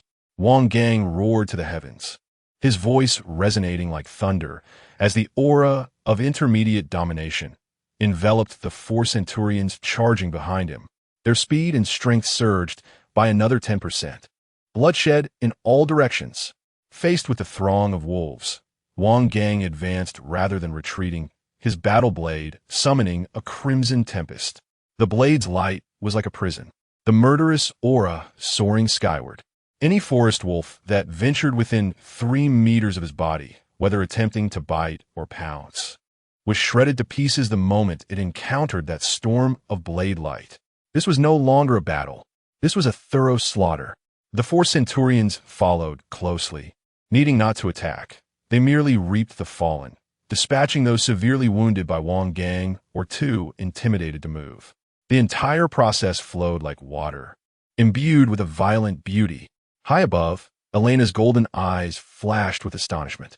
She was aware of her lord's formidable evolutionary prowess. Yet she had not anticipated that he could elevate an ordinary quality troop to such terrifying heights in such a brief span. The combat prowess of this champion warrior, while not yet matching her own, was sufficient to overpower the majority of epic-level commanders at this stage. The depth of my master's power is immeasurable. Elena's admiration for Yi Fan grew ever more profound. In less than 5 minutes, as the last wail fell silent, the valley lay strewn with corpses. Wang Gang stood proudly amidst the wolf carcasses, his dark golden armor pristine and unblemished. He scanned his 4 brothers behind him, all equally unscathed, barely having breathed heavily. They quickly counted their spoils and prepared to retreat. Yes, soon 35 forest wolf corpses, along with a beast crystal core, exuding faint energy waves extracted from the alpha's body, were deftly carried back by the 5. Within Yi Fan's territory. Ding. Your troops have slain a level 4 forest wolf. Your experience points 5, Wolf Joy 1. Ding. Your troops have slain a level 5 forest wolf. Your experience points 6, Wolf Spear 1. Ding. Your troops have slain a level 7 alpha wolf. Your experience points 15. Item acquired. Beast Crystal Core. Fine. X1. A series of alert tones resonated in Yi Fan's mind, flashing incessantly. Observing Wang Gang and his companions swiftly returning, unscathed, a satisfied smile finally graced the corners of Yi Fan's lips. His gaze swept over his attributes panel. He had ascended to level 3, with evolution points now totaling 155. Excellent. He had taken a significant step closer to the 10,000 points required for the evolution castle. Yi Fan's eyes drifted beyond Wang Gang and the others, focusing on the south. There lay the essential stones for upgrading his castle. Alongside a host of foes far more formidable than the forest wolves, the goblin quarry. A glimmer of determination sparkled in Yi Fan's eyes. No longer would he merely bide his time. Having acquired absolute strength, he sought to dominate. He aimed to seize all resources in the most efficient and ruthless manner possible. Only then could he rapidly amass power, akin to a snowball effect. 3 days. In this brief span, he intended to accomplish what others could scarcely dream of in terms of primitive accumulation. Yamamoto Koji, enjoy your final moments in your gentle haven. Chapter 8. Trading wolf meat for resources. A treasure map emerges. A cold, murderous intent flickered briefly in Yi Fan's heart, only to be swiftly supplanted by unwavering rationality. He withdrew his gaze from the southern horizon and turned to face Wang Gang and the 35 forest wolf corpses piled like a small mountain behind him. Wang Gong, at your service. Wang Gang stepped forward, his voice resonant and powerful, his eyes brimming with fervent admiration for Yi Fan, nearly spilling over. Clear away all the wolf carcasses, skin the pelts, and butcher the meat. Yi Fan's command was clear and swift. Understood. Without a moment's hesitation, Wang Gang immediately took action with 4 centurions at his side. The weapons in their hands served both as instruments of slaughter and tools for butchering flesh. In mere moments, the air within the territory became saturated with the metallic scent of blood as the 5 figures moved with practiced proficiency. Yi Fan remained industrious, with a thought. He activated the world channel. At that moment, the channel was inundated with a cacophony of pleas for help, cries of anguish, and messages steeped in despair. Help! My territory is overrun with goblins. Every time my farmers venture out, one dies. There is simply not enough wood. Is there any food available? I'm willing to exchange 5 units of timber for 1 unit of meat. I'm on the verge of starvation. Woe is me. My initial lord is merely a common quality wild boar, and just now, it was killed by 3 wild dogs while trying to protect me. What should I do? Observing these messages, Yi Fan's expression remained as unyielding as stone. In the battlefield of myriad races, the law of the jungle prevailed. Compassion was the cheapest currency. What he could do was not to play the saint, but to strengthen himself with utmost urgency and shoulder the fate of the entire Dragon Kingdom. Without hesitation, he promptly posted a transaction message in the channel. ID, Yi Fan, trade content, selling high-quality forest wolf meat. 10 units of wolf meat for 100 units of timber or 50 units of iron ore. A limited supply of wolf pelts is also available. 200 units of timber or 100 units of iron or per pelt. Priority given to fellow citizens of the Dragon Kingdom. This message detonated like a bomb, instantly igniting a flurry of activity in the desolate world channel. Wow, wolf meat? High quality? Did this esteemed Yi Fan just raid a wolf den? Boss, I want to trade. I'll exchange all my timber for 20 units of wolf meat. Please, Great One, grant my request. Yi Fan? That ID. Isn't he the unfortunate soul betrayed by a succubus, who ended up with a worthless angel baby and a human cottage? Where did he acquire wolf meat? Shut up, you. No matter who it is, anyone who can provide food is my savior. Dad, hurry, give me meat. Indeed, and anyway, IDs are assigned upon entering the battlefield. Who knows if he is truly that person? Moreover, given the population of the Dragon Kingdom, there could easily be dozens of individuals named Yi Fan in the battlefield. Ah, are you speaking of me? I am indeed Yi Fan.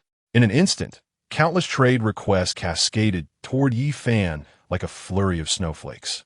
Yi Fan's expression remained impassive as he rapidly sifted through the requests. prioritizing resource trades for those lords of the Dragon Kingdom whose territories were relatively safe and possessed potential for development. Within a mere 10 minutes, the meat and pelts of 30 forest wolves had been traded away in large quantities. His resource panel underwent a profound transformation. Wood, 3,580, stone, 0, iron, ore, 1,750, food, 50 units of wolf meat. Gazing upon this substantial bounty, Yi Fan's eyes glimmered with satisfaction. With these resources, he had more than enough materials to upgrade his castle. Yi Fan closed the world channel and divided the remaining 50 units of wolf meat into 3 portions. 2 portions were sent via private chat to Ma Xiaoyao and Wang Meng, each receiving 20 units.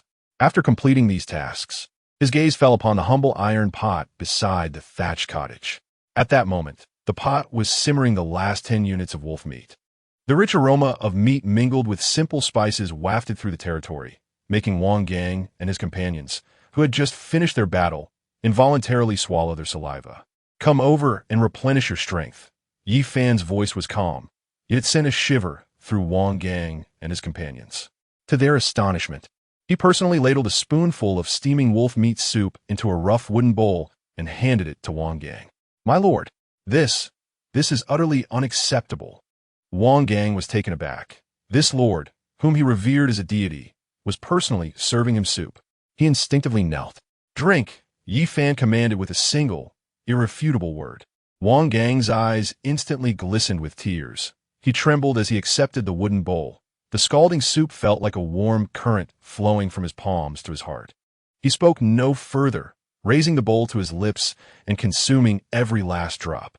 "For my lord, I would gladly lay down my life." Wang Gang knelt on one knee, his voice hoarse yet resolute. The other 4 centurions followed suit.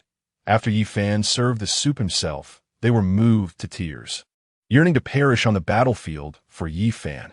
At that moment, their loyalty was irrevocably sealed. Yi Fan nodded in satisfaction, preparing to serve himself a bowl when he noticed beside him the 4-winged battle angel, Yelaina, standing quietly, showing no interest in the enticing soup. "Yelaina, are you not hungry?" Yi Fan invited. Yelaina slightly bowed, her voice cool and pure. "Thank you for your concern, my lord. However, the angelic body does not partake in earthly sustenance. You do not consume ordinary food?"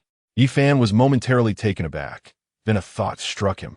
With a mental command, he produced the beast crystal core, excellent, he had extracted from the level 7 wolf. The moment the crystal core appeared, Yelaina's golden eyes sparkled with excitement. She could distinctly sense the pure and immense energy contained within the small crystal core. "Will you eat this?" Yi Fan offered the core to her. "Yes, my lord." A rare glimmer of desire appeared on Yelaina's face. Consuming the energy-infused crystal core not only replenishes our energy, but also enhances our strength. So that's how it is. Yi Fan realized, understanding that the angels had an alternative method of leveling up, aside from gaining experience through battle, which involved this unique form of investment. Without hesitation, he placed the crystal core in Yelaina's pale hand. Yelaina cherished the crystal core delicately, her lips slightly parted as she gently placed it within her mouth. Upon contact, the crystal transformed into a radiant stream of light, merging seamlessly into her being. A gentle aura of holy light emanated from Yelaina, her presence seemingly solidifying further. "Ding! Your commander Yelaina has devoured beast crystal core, excellent. Experience points 50. Indeed, it proved effective." Yi Fan's heart swelled with joy. This was truly a tailor-made method for her advancement. He possessed evolution points, allowing for the infinite evolution of troop types to hunt monsters, with the acquired crystal cores being reinvested into the core commander, Yelaina. This cyclical process was nothing short of perfection. Just then, his friend's list began to flash vigorously, bombarded by private messages from Wang Pengzi and Ma Xiaoyao. Yi Fan opened the group chat, and messages flooded in instantaneously. "Man across all races. Wow, bro. Where did you get that wolf meat? 20 units. My dwarf miner is exhausted after a day of digging, and you're already feasting on meat. I am your junior. Senior. You're amazing. I'm still directing my panda baby to battle 2 rabbits, and you've already started dishing out rewards. This wolf meat smells so good. Boo-hoo, it's absolutely delicious. Man across all races, shout yow you foodie. Is that the point? The focus is on bro's strength. Bro, confess honestly, did you sacrifice that trash angel baby to exchange for a hidden divine troop? Otherwise, how could you have amassed so much wolf meat? Witnessing their astonishment, a faint smile graced Yi Fan's lips. The thrill of revealing his strength inadvertently, leaving his friends in awe, was indeed delightful. Yi Fan, I merely eliminated a den of over 30 wolves. His nonchalant remark sent shockwaves through the chat. I am your junior. Man across all races, over 30? One ding. Bro, don't scare me. Wasn't T that angel baby of yours of ordinary quality? Can she really slay 30 wolves with a single strike? Were they wolves or huskies? Wang Mang's worldview was profoundly shaken. In his eyes, Yi Fan's initial conditions were abysmal. A dilapidated straw hut and an ordinary angel discarded by others.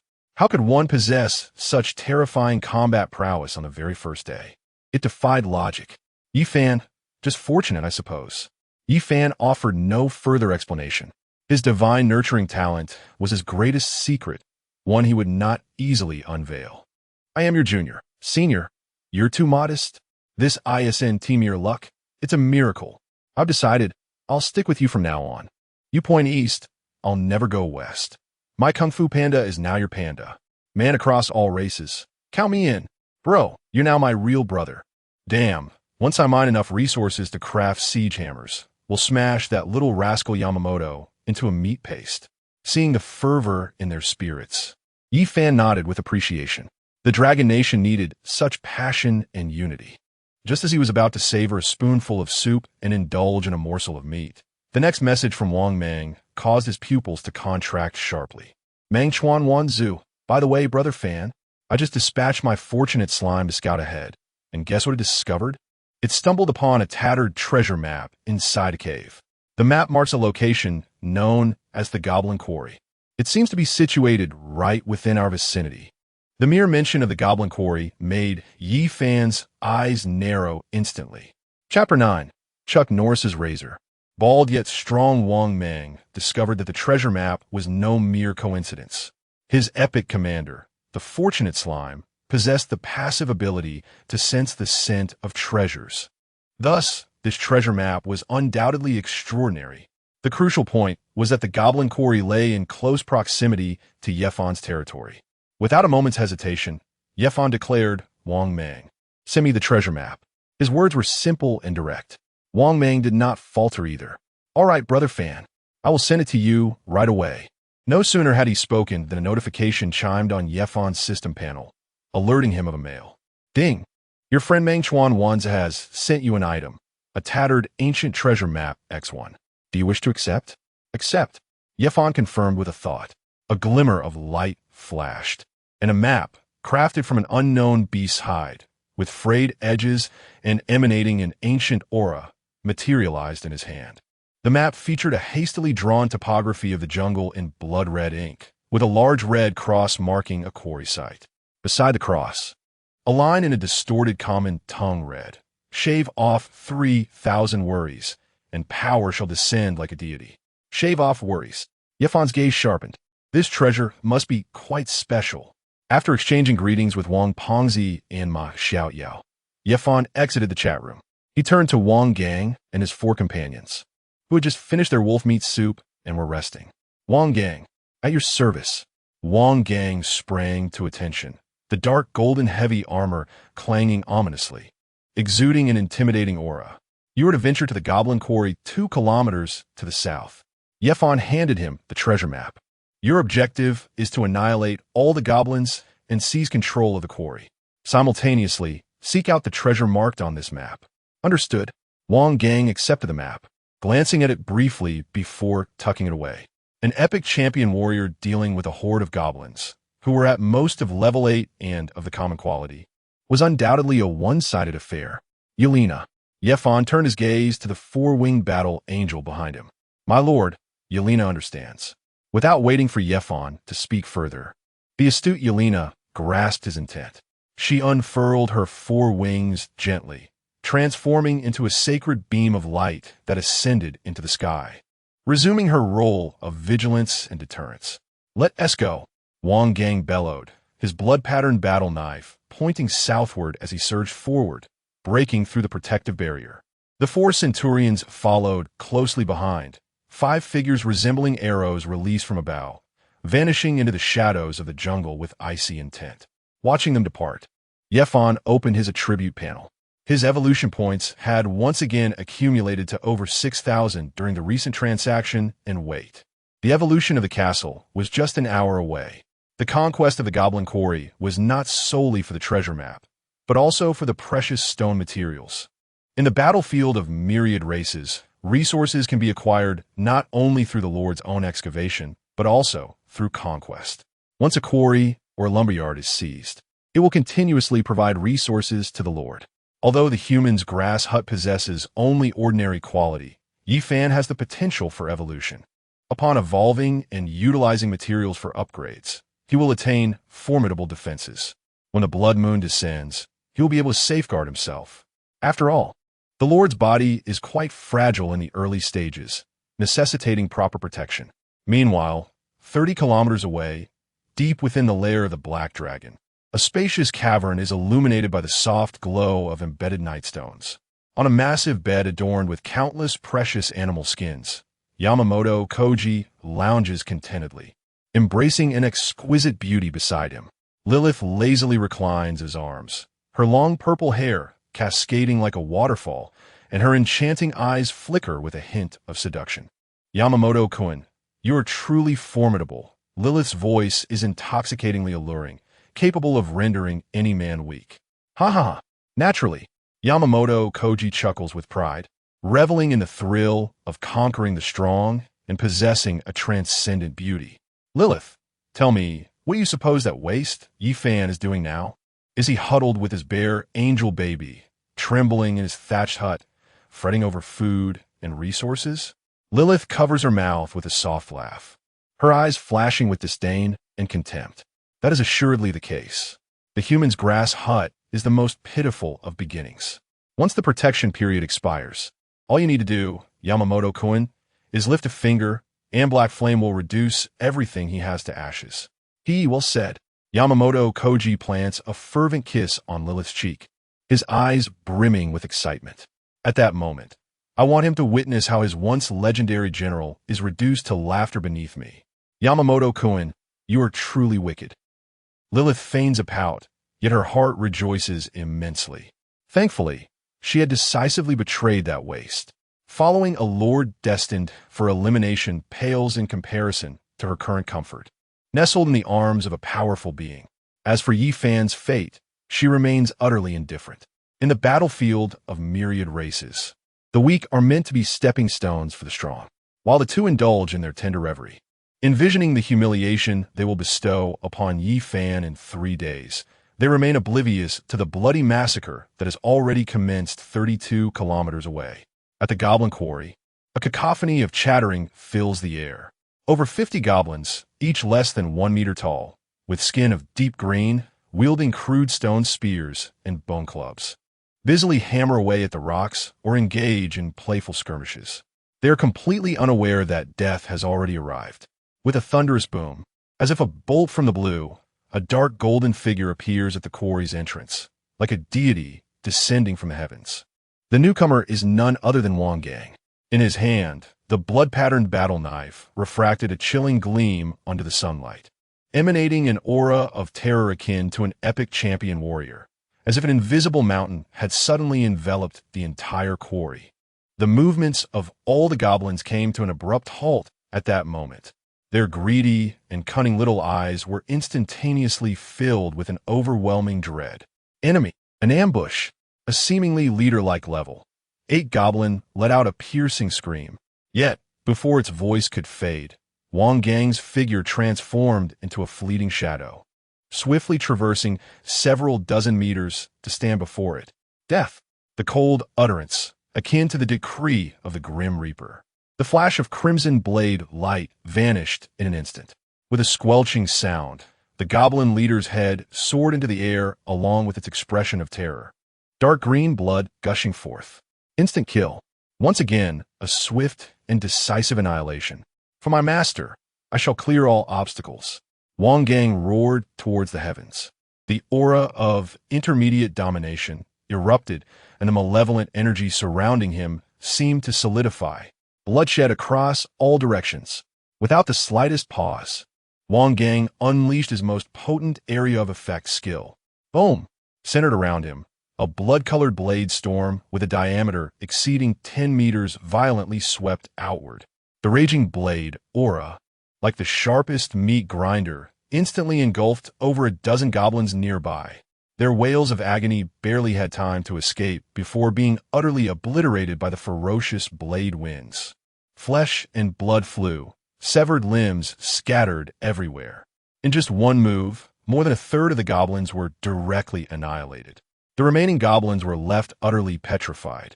They discarded their weapons and fled in a frantic panic, crying for their mothers. However, their doom had only just begun. Kill! 4 chilling shouts resonated simultaneously from 4 directions.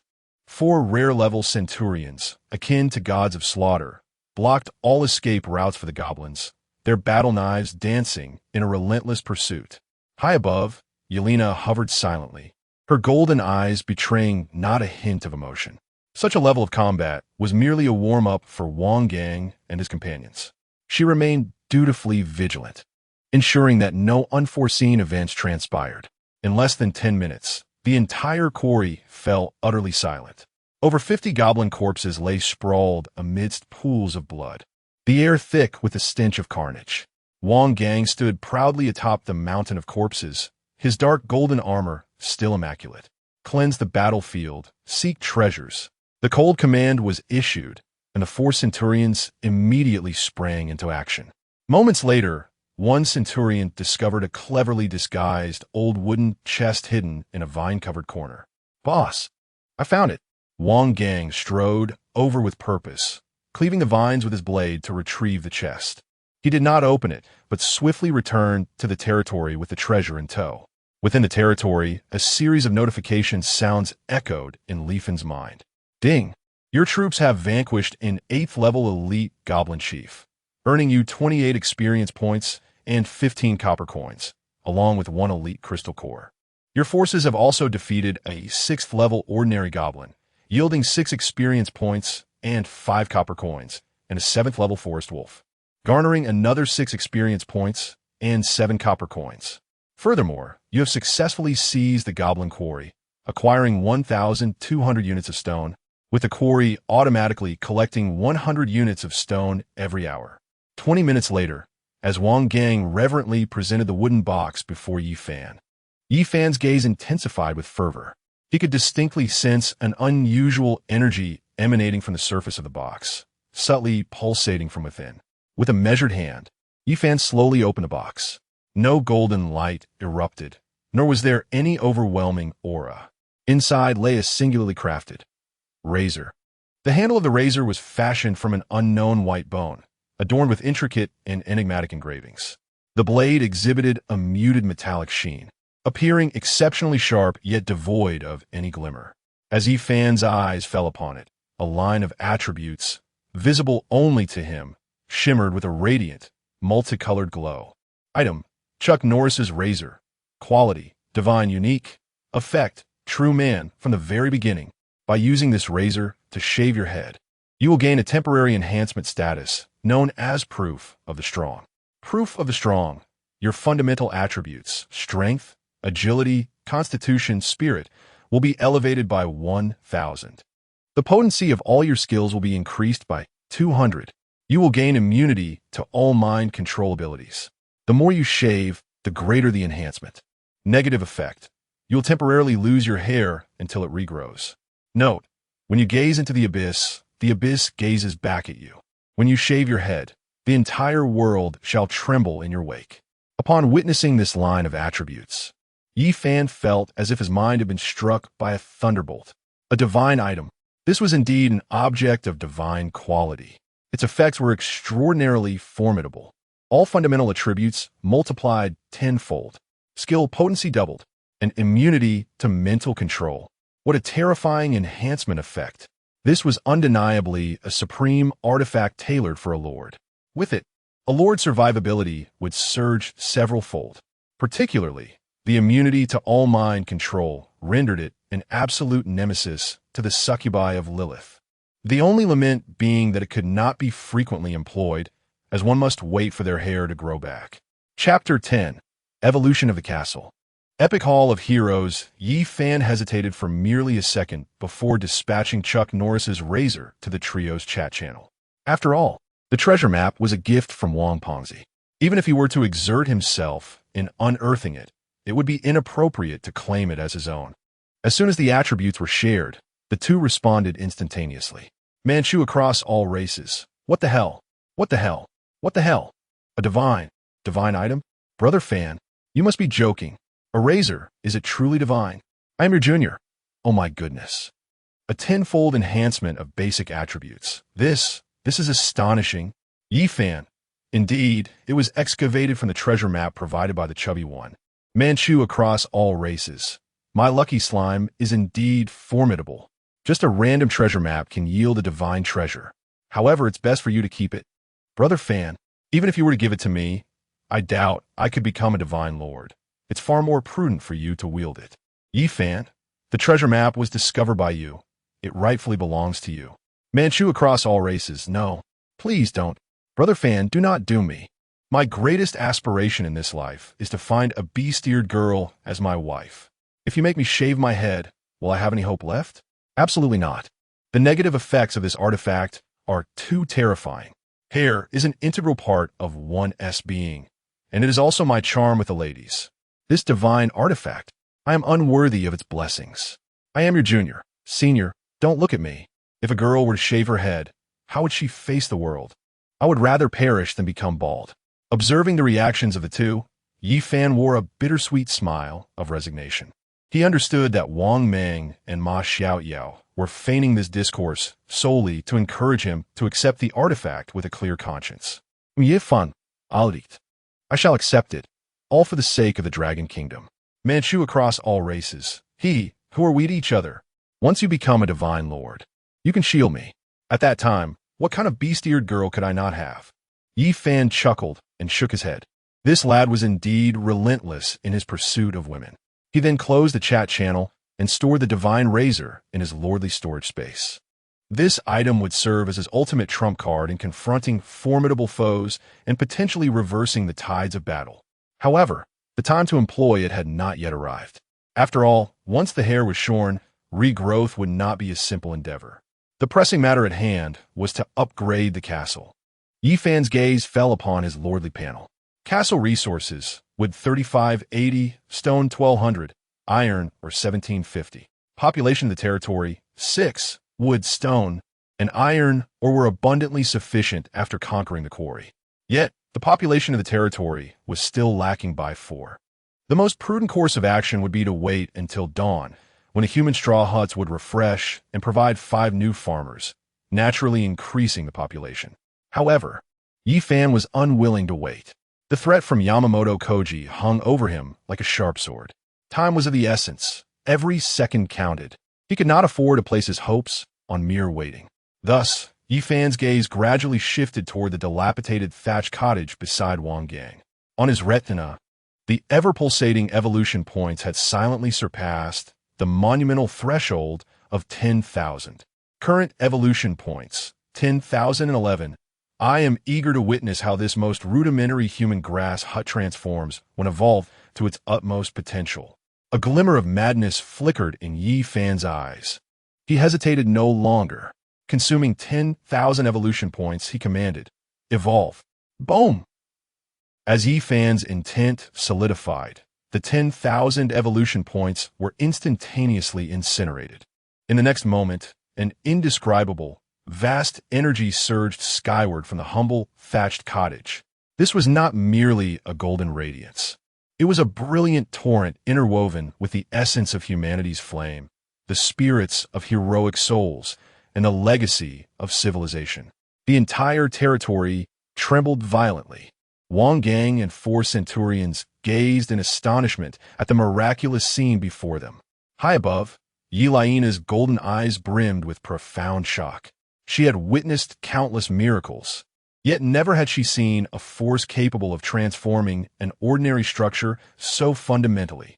Within that resplendent beam of light, the dilapidated grass hut disintegrated inch by inch, replaced by a grand ancient edifice, forged from bronze and colossal stones. The walls of this ancient structure were adorned with numerous epic murals depicting the valiant struggles of humanity's ancestors. Above the grand entrance, 3 soaring ancient characters emanated a terrifying aura of dominance. Hall of Heroes, as all brilliance faded. A magnificent building spanning over 100 square meters stood majestically before Yi Fan. Simultaneously, a cacophony of system notifications erupted within Yi Fan's mind. Ding! Congratulations, host. Your castle human grass hut has successfully evolved into Hall of Heroes. Lord Yi Fan, level 5. Castle. Hall of Heroes, quality. Epic can continue to evolve. Level. Territory area. 150 square meters. Population. 6. Castle facilities. Lord's bedroom X1. Ordinary rooms X50. Kitchen X1. Warehouse X1. Capable of remotely collecting spoils within a 10-kilometer radius. Daily summonable unit. Human Elite, X10, Castle Special Effect 1. Heroic Protection. All allied units within the territory gain a 10 boost to all attributes. Castle Special Effect 2. Heroic Summoning. Resources can be consumed to resurrect fallen warriors from the Hall of Heroes. Gold Count, 3. Castle Resources, with 3580. Stone 1200. Iron, or 1750. Castle upgrade requirements. Wood 1000, stone 1000, iron or 500, population 10. Next evolution requires evolution points, 1 million. Epic. From the most mundane quality, it had leaped to an epic level castle that would incite envy in countless lords. The key factor is that, with the daily summoning of 10 human elites, the population within the territory could directly rise to 16. After the castle's advancement or upgrade, the summoning of units would also reset. At this moment, the castle met the upgrade conditions. Ha ha ha. Excellent. Splendid. Even with Yi Fan's composure, he could not help but burst into laughter, an overwhelming surge of indescribable ambition swelling within him. This is the terrifying aspect of a godly nurturing talent, transforming waste into treasure, turning stone into gold. With a mere thought, Yi Fan summoned 10 human warriors from the Hall of Heroes. Immediately thereafter, an upgrade ensued. Ding! Consumed 1,000 wood, 1,000 stone, and 500 iron ore. Your castle, Hall of Heroes, has been upgraded to level 2. Boom! The newly completed Hall of Heroes emitted a resounding roar once more. Not only did the castle grow in size, but a defensive wall, 3 meters high and 2 meters thick, emerged at the edge of the territory. Subsequently, an invisible wave spread out, and the protective shield surrounding the territory expanded several times in an instant. Lord Yi Fan. Castle. Hall of Heroes. Quality. Epic. Level 2. Territory area. 1,000 square meters. Territory population. 16. Castle structures. Luxurious Lord's bedroom X1. Standard rooms X500. Kitchens X2. Advanced warehouse X1. Capable of remotely collecting spoils within a 100-kilometer radius. Daily summonable units. Human warriors X20. Resources. Wood 2580. Stone 250. Iron ore 750. Gazing upon the rejuvenated territory, a glimmer of hope sparkled in Yi Fan's eyes. From a dilapidated hut struggling for basic sustenance to now possessing an epic castle with elite forces at his command. This transformation occurred in less than half a day. Without further hesitation, Yi Fan summoned another 20 human warriors. Chapter 11. Commander Wang Gang of the 7th Legion of the Yanhuang Empire in response to Yi Fan's summons. The ancient and imposing bronze door on the side of the Hall of Heroes opened silently inward. 20 figures clad in standard iron armor, wielding long blades, emerged with a synchronized and solemn gait. They joined the 10 previously summoned elite warriors, forming a total of 30, who knelt before Yi Fan, their voices resonating like thunder. We pay our respects to you, Lord. Each of these 30 human elite warriors possessed a level 5 exquisite quality. Their gazes were sharp, their postures erect, and a faint aura of iron-blooded ferocity emanated from them, clearly indicating their battle-hardened prowess. "Rise," Yi Fan spoke calmly, yet with an undeniable authority. "Thank you, Lord." The 30 elite warriors stood in unison, their movements crisp and decisive, exuding a soldier's indomitable spirit. However, when their eyes inadvertently fell upon Wang Gang, who stood like a demigod beside Yi Fan, their bodies instantly froze in shock. The fierce glint in their eyes was replaced by overwhelming astonishment and disbelief. "General," one warrior stammered, tentatively calling out. This single utterance of general was akin to a boulder cast into a tranquil lake, instantly stirring a tempest of emotions. "It is General Wang Gang. It truly is him. I did not mistake it. The Jinyu armor, the Bloodslayer blade. General, you are still here?" Thud. The foremost warrior could no longer contain his fervent emotions. Collapsing to his knees, this towering figure of iron and blood, now weeping profusely, speechless in his joy. "I am Li Tiniu, a quartermaster of the 7th Iron Guard Battalion. I pay my respects to the great general." Thud, thud, like a chain reaction. The other 29 elite warriors also knelt, bowing deeply towards Wang Gang. "We pay our respects to the great general." Their hoarse shouts were filled with the elation of a long-awaited reunion. Even Wang Gang, a steadfast warrior of epic stature, found his heart momentarily overwhelmed with emotion upon seeing these familiar faces and hearing their heartfelt calls. His fierce eyes were veiled by a mist of blood-red emotion. He gazed at these once trusted comrades now kneeling before him. His lips moved, yet no words escaped. These were the very individuals he had once relied upon the most. But with the fall of their nation, where could they call home? After losing the last divine lord, their country had vanished entirely. Wang Gang's army had become mere refugees on the battlefield of myriad races. "My dear brothers," Wang Gang's voice was hoarse as he stepped forward, helping Li Tiniu to his feet, delivering a solid punch upon his chest armor that echoed with a dull thud. "You are still alive. This is wonderful. It is the Lord." Li Tiniu wiped his tears, looking at Yi Fan with excitement. "It is the Lord who has awakened us from the endless void, allowing us to see the light of day once more. We meet again, General." All eyes of the elite warriors instantaneously converged upon Yi Fan. In their gazes, there was no longer merely the awe of subordinates towards their lord, but rather an overwhelming sense of gratitude. It was this young lord who had bestowed upon them a second chance at life.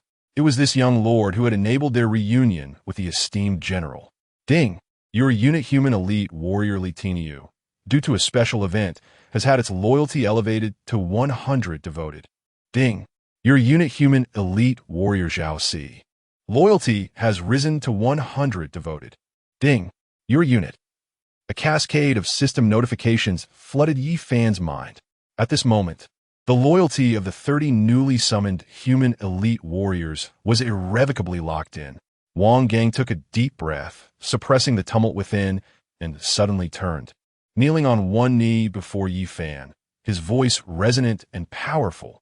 "My lord, I, Wang Gang, no, commander of the 7th Legion of the Yanwang Empire. Wang Gang, pledge my unwavering loyalty, along with that of all my soldiers.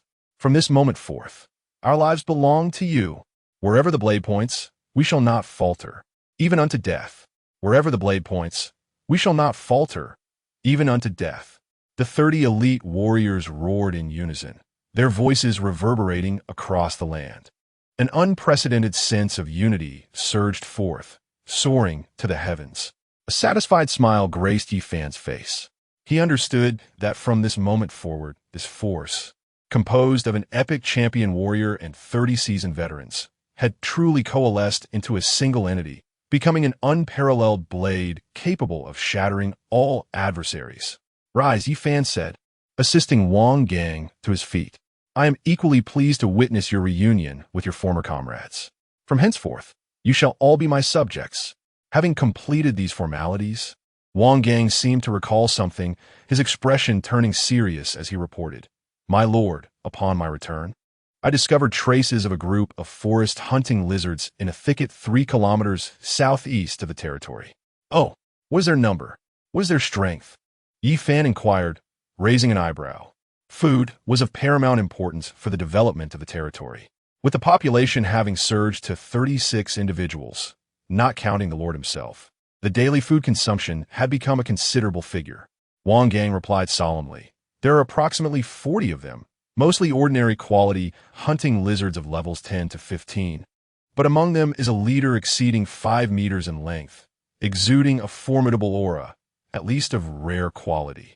40, and a rare leader. Though it may present challenges, it is not insurmountable," Yi Fan said, glancing skyward, where the western sky had already been painted with a splendid twilight hue, with only about an hour remaining before darkness fell. In the battlefield of myriad races, the night was far more terrifying than the day. Once night descended, a special wild monster known as the Nightmare Wraith would spawn outside the territory. These creatures were incorporeal, immune to the vast majority of physical attacks, and possessed a high level of aggression. The most dreadful aspect was that they exclusively targeted the Lord and the residents of the territory.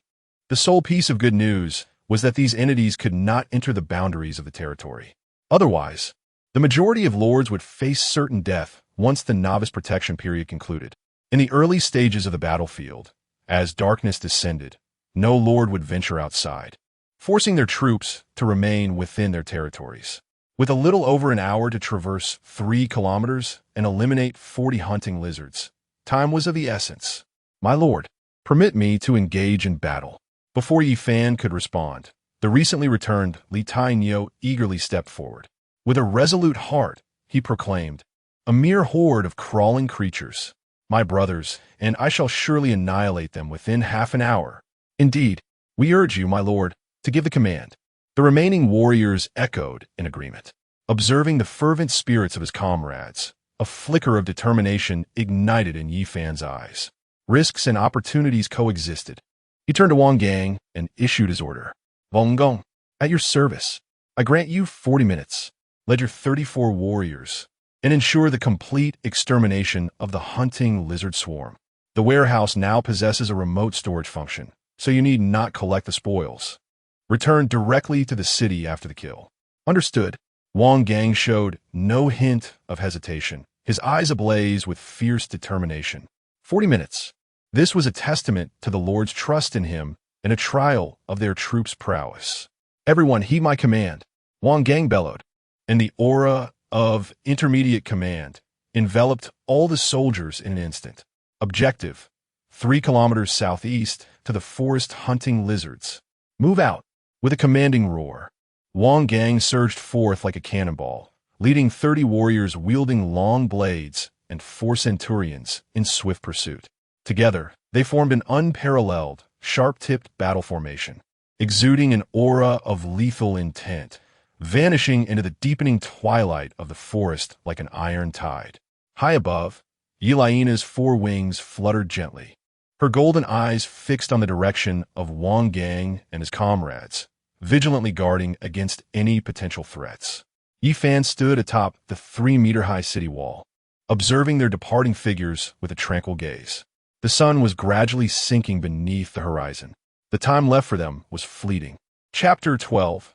Territory Exploration. Beginner.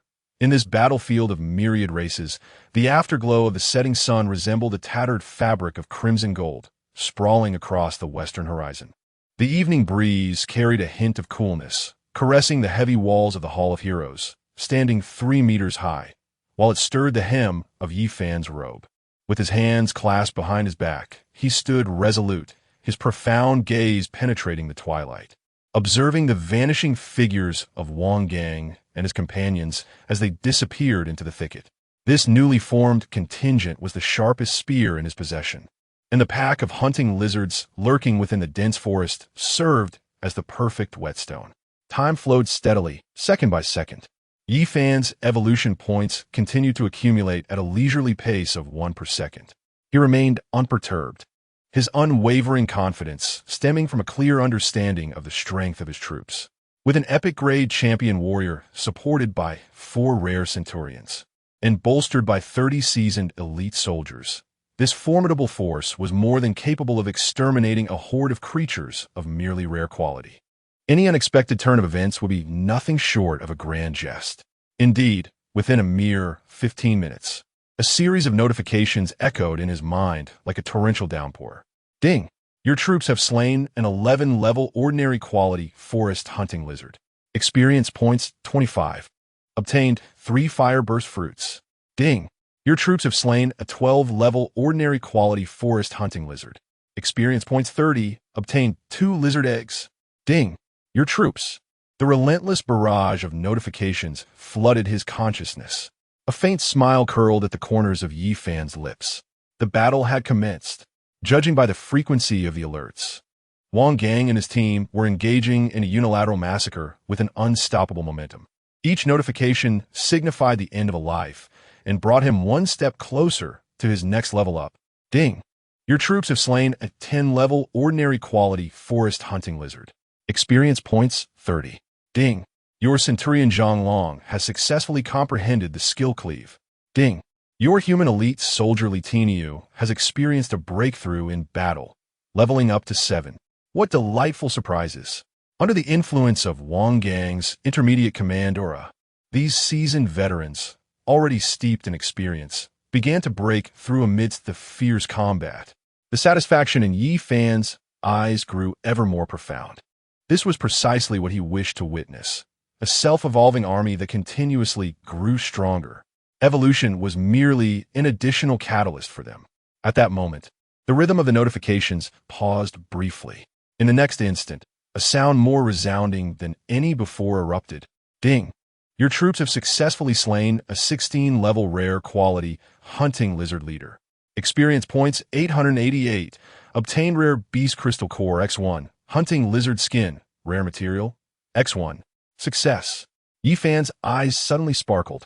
The experience points offered by this rare leader were nearly a dozen times that of an ordinary hunting lizard.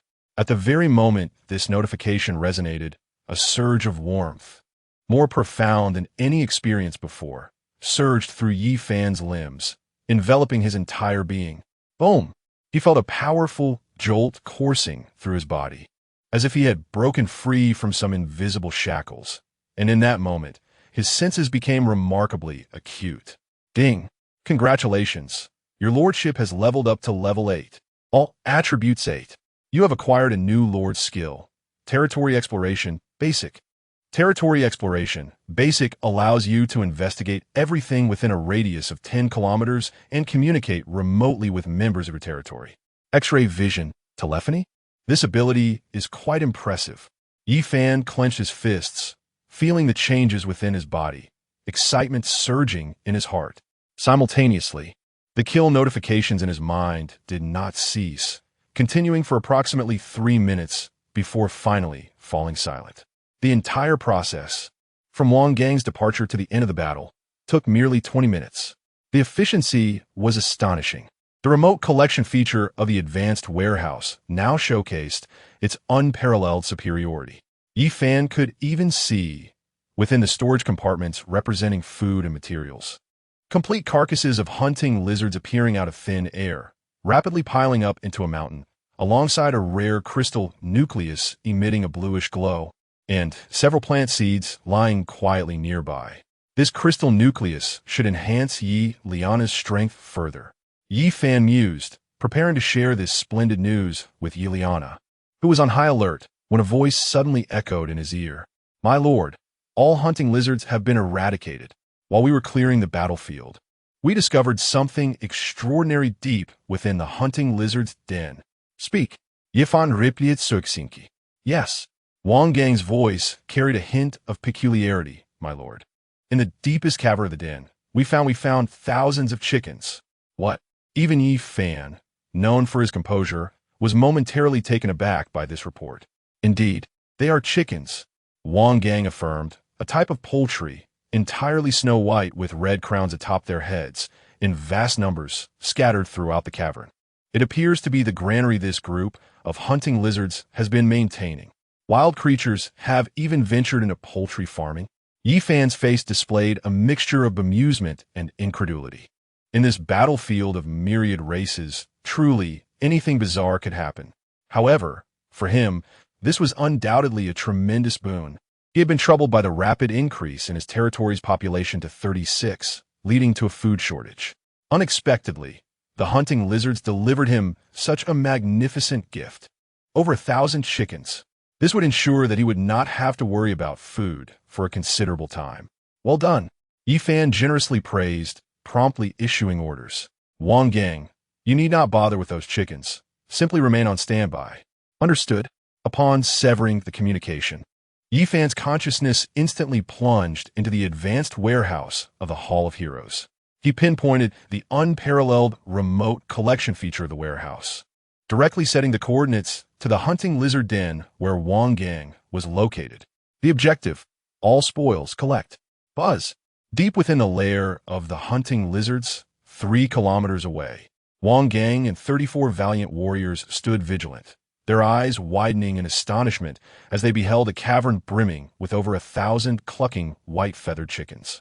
Suddenly, the space around them rippled ominously. An invisible vortex materialized out of thin air, unleashing a terrifying force of suction. The once leisurely foraging chickens were swept up, unable to react, and vanished in waves into the abyss of the vortex. The entire phenomenon transpired in mere seconds, swifter than the recent collection of the lizard carcasses. When tranquility returned, the once boisterous and crowded cave lay desolate, scattered only with feathers and untouched fruits of unknown plants, remnants of a once thriving poultry farm. Li Tinyu and the other elite warriors stood dumbfounded, mouths agape, struggling to comprehend the miraculous spectacle before them. Wang Gang, too, was filled with astonishment. He recognized this as the power of the Lord's castle, yet witnessing it firsthand elicited a profound impact upon his spirit. How fortunate it was to follow such a profound and godlike lord. All troops, return. Wang Gang suppressed his excitement, bellowing as he led his morale and loyalty-infused troops back toward their territory at a swift pace. Meanwhile, in the ancient storeroom of the Hall of Heroes, Yifan surveyed his resource panel with a satisfied expression. Food: forest hunting lizard meat x 340 units, live white-feathered chickens x 1258, 1,258. With a stable source of meat and eggs secured, Yifan found himself losing interest in the lizard meat. After all, how could Sister 3 compare to the flavor of brother? Thus, the 340 units of forest hunting lizard meat transformed into a tool for resource exchange.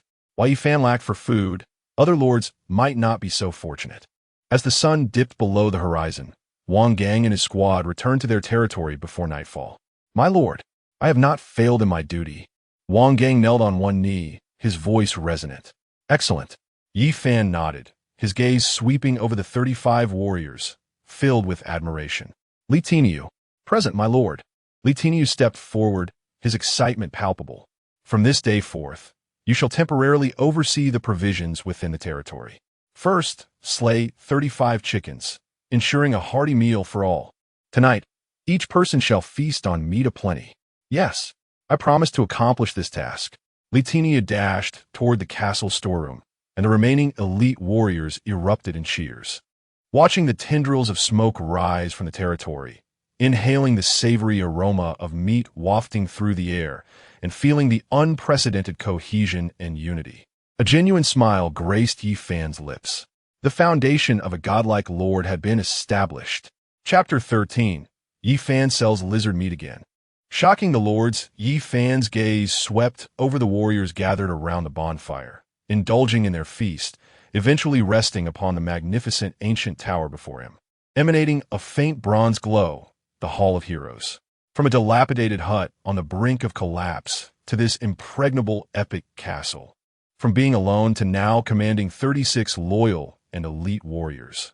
All of this transpired in the mere span of half a day. With his divine talent for cultivation, he might truly be capable of rescuing the Dragon Kingdom.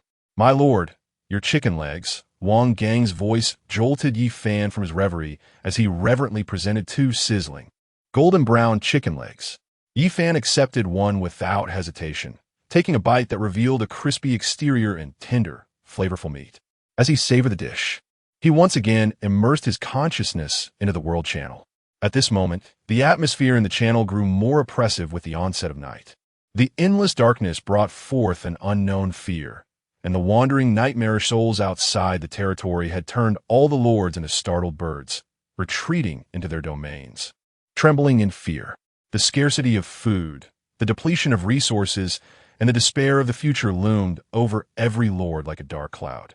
Yi Fan's eyes remained steady, and with a mere thought, he placed all 340 units of forest lizard meat onto the trading platform.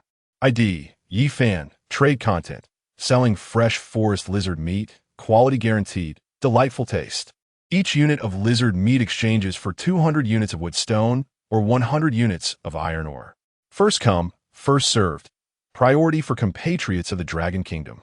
This trading message struck like a thunderbolt, shattering the silence of the world channel. Moments before, the lords had been lamenting in despair. Upon seeing this message, their eyes turned red with excitement. No way. It's again the great Yi Fan. Am I seeing this right? Lizard meat. I caught a glimpse of it from afar during the day, resembling an armored vehicle. Did you really slaughter that thing? 200 units of wood for 1 unit of lizard meat? Though a bit pricey, I'll trade. If I don't eat soon, I might starve in my territory by tomorrow. Great one. Please, save me 10 units. I'll trade all my iron ore. My dark elves are nearly too weak to lift their pickaxes. I've noticed they look at me with hungry eyes. Yi Fan, I don't know if you prefer men or women, but I'm open to either. Just 20 units of lizard meat. This is madness. Truly madness. First high-quality wolf meat, and now lizard meat. Is there a slaughterhouse in your territory, Yi Fan? Priority for compatriots of the Dragon Kingdom. Wah. Seeing this phrase made me cry. Great one, I love you. I'm applying for trade right now. In an instant, countless trade requests flooded in like a tidal wave, nearly overwhelming Yi Fan's system notification. At this moment, his private chat with 3 others began to flicker wildly. Manchuan's Anzudam, Brother Fan, have you acquired new goods again? Lizard meat? It sounds even more formidable than wolf meat. Hurry, let me taste something fresh. I'm your junior, senior. You are truly remarkable. I just heard terrifying cries outside, which frightened my Kung Fu panda into hiding. How could you be hunting out there before nightfall? Observing their familiar reactions, Yi Fan couldn't help but smile faintly. He refrained from replying and instead activated the gifting feature. Ding! Your friend Yi Fan has gifted you the item, White Feathered Chickens X10. Do you accept? Almost simultaneously, Wang Meng and Ma Xiaoyao received the same prompt on their system panels. Both were taken aback. White Feathered Chickens. What are those? Upon instinctively clicking accept, 10 lively, snow-white roosters appeared out of thin air in their territory. Cock-a-doodle-doo. The resounding crowing instantaneously shattered the tranquility of their domain. After a full 10 seconds of stunned silence in their channel, an uproar ensued. I'm your junior. Chickens. Living chickens. Senior. Where did you acquire these chickens? Wang Meng. What the hell? What am I seeing? Chickens. Alive. Fanye. You didn't raid someone's poultry farm, did you? These creatures can lay eggs. You are simply unfathomable. Wang Meng was utterly astonished. If hunting wild beasts could be rationalized by the prowess of a commander, how could one explain the acquisition of such a substantial number of live poultry? This was no longer the unfortunate soul ridiculed by all, clutching a trashy angel baby in a human hut. This was clearly an enigmatic giant. Yi Fan, just lucky, stumbled upon a breeding ground for hunting lizards, casually collected 1,000 or so. His nonchalant remark left Wang Meng and Ma Xiaoyao utterly speechless. Casually collected 1,000 chickens? Wan Mang, Bodol. You're my true brother. From now on, I, Wang the Fatty, will stick with you. I'm your junior, senior. I'm so touched. You are so kind to me. With these chickens, my Kung Fu panda will have eggs to eat. Thank you, senior. Wan Mang, Zunio. Pandas eat bamboo. I'm your junior. Mind your own business. Yi Fan chuckled softly and closed the chat channel. Meanwhile, the hunting lizard meat on the world channel was rapidly snapped up by eager lords within mere minutes.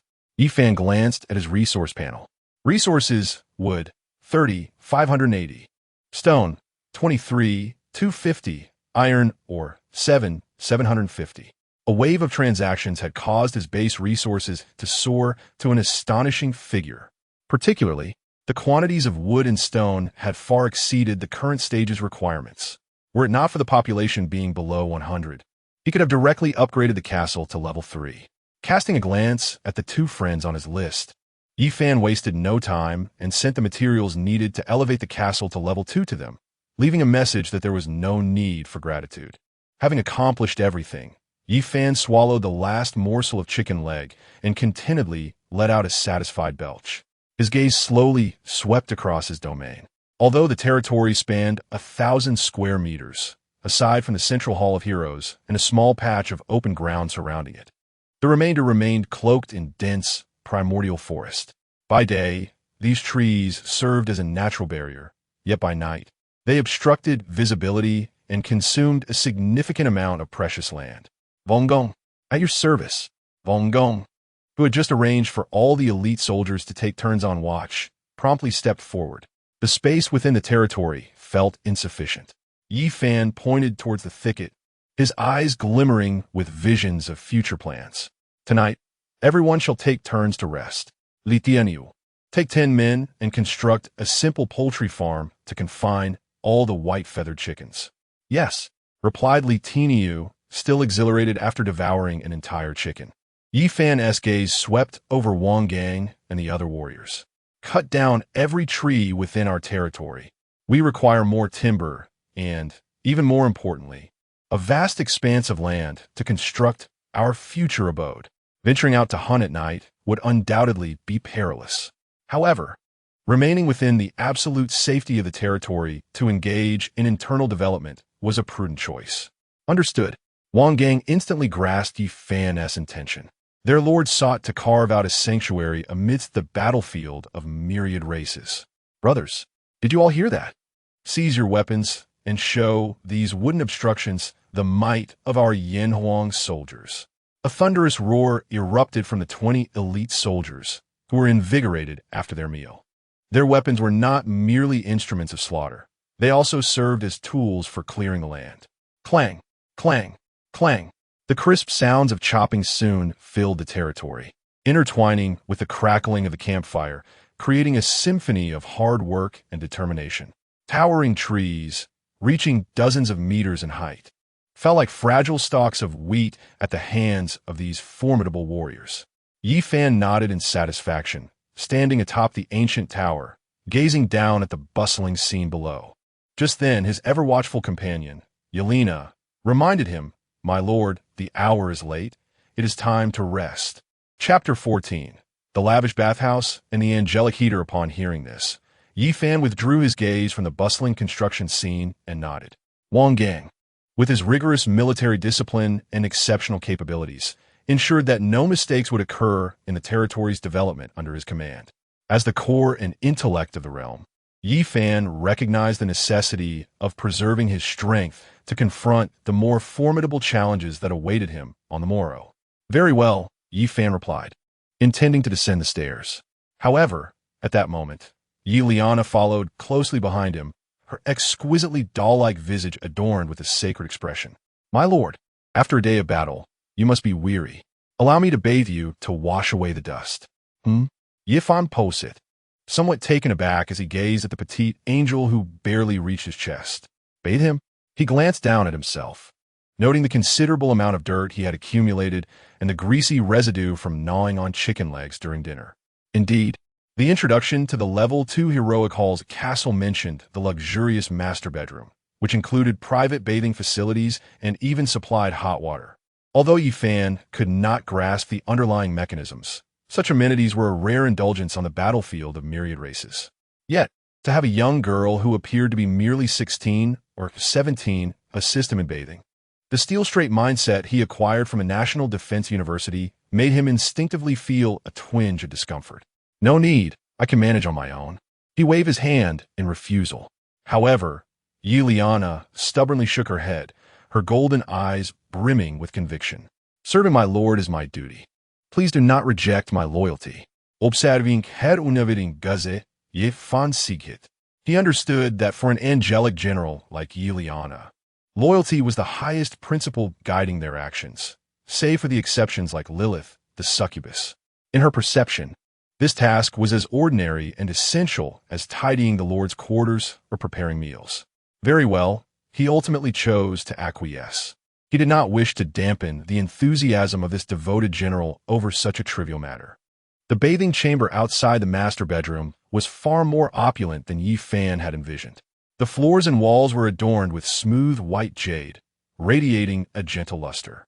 A colossal bathtub, large enough to accommodate 3 or 4 individuals, occupied the central space, with a vintage dragon-headed sculpture at its edge continuously pouring forth steaming water. Shrouded in mist, moonstone embedded in the walls illuminated the entire space as bright as day. Yi Fan stiffly shed his garments and stepped into the warm waters of the pool. A wave of warmth enveloped him instantly, causing every pore in his body to relax. The weariness of the day seemed to dissipate in that very moment.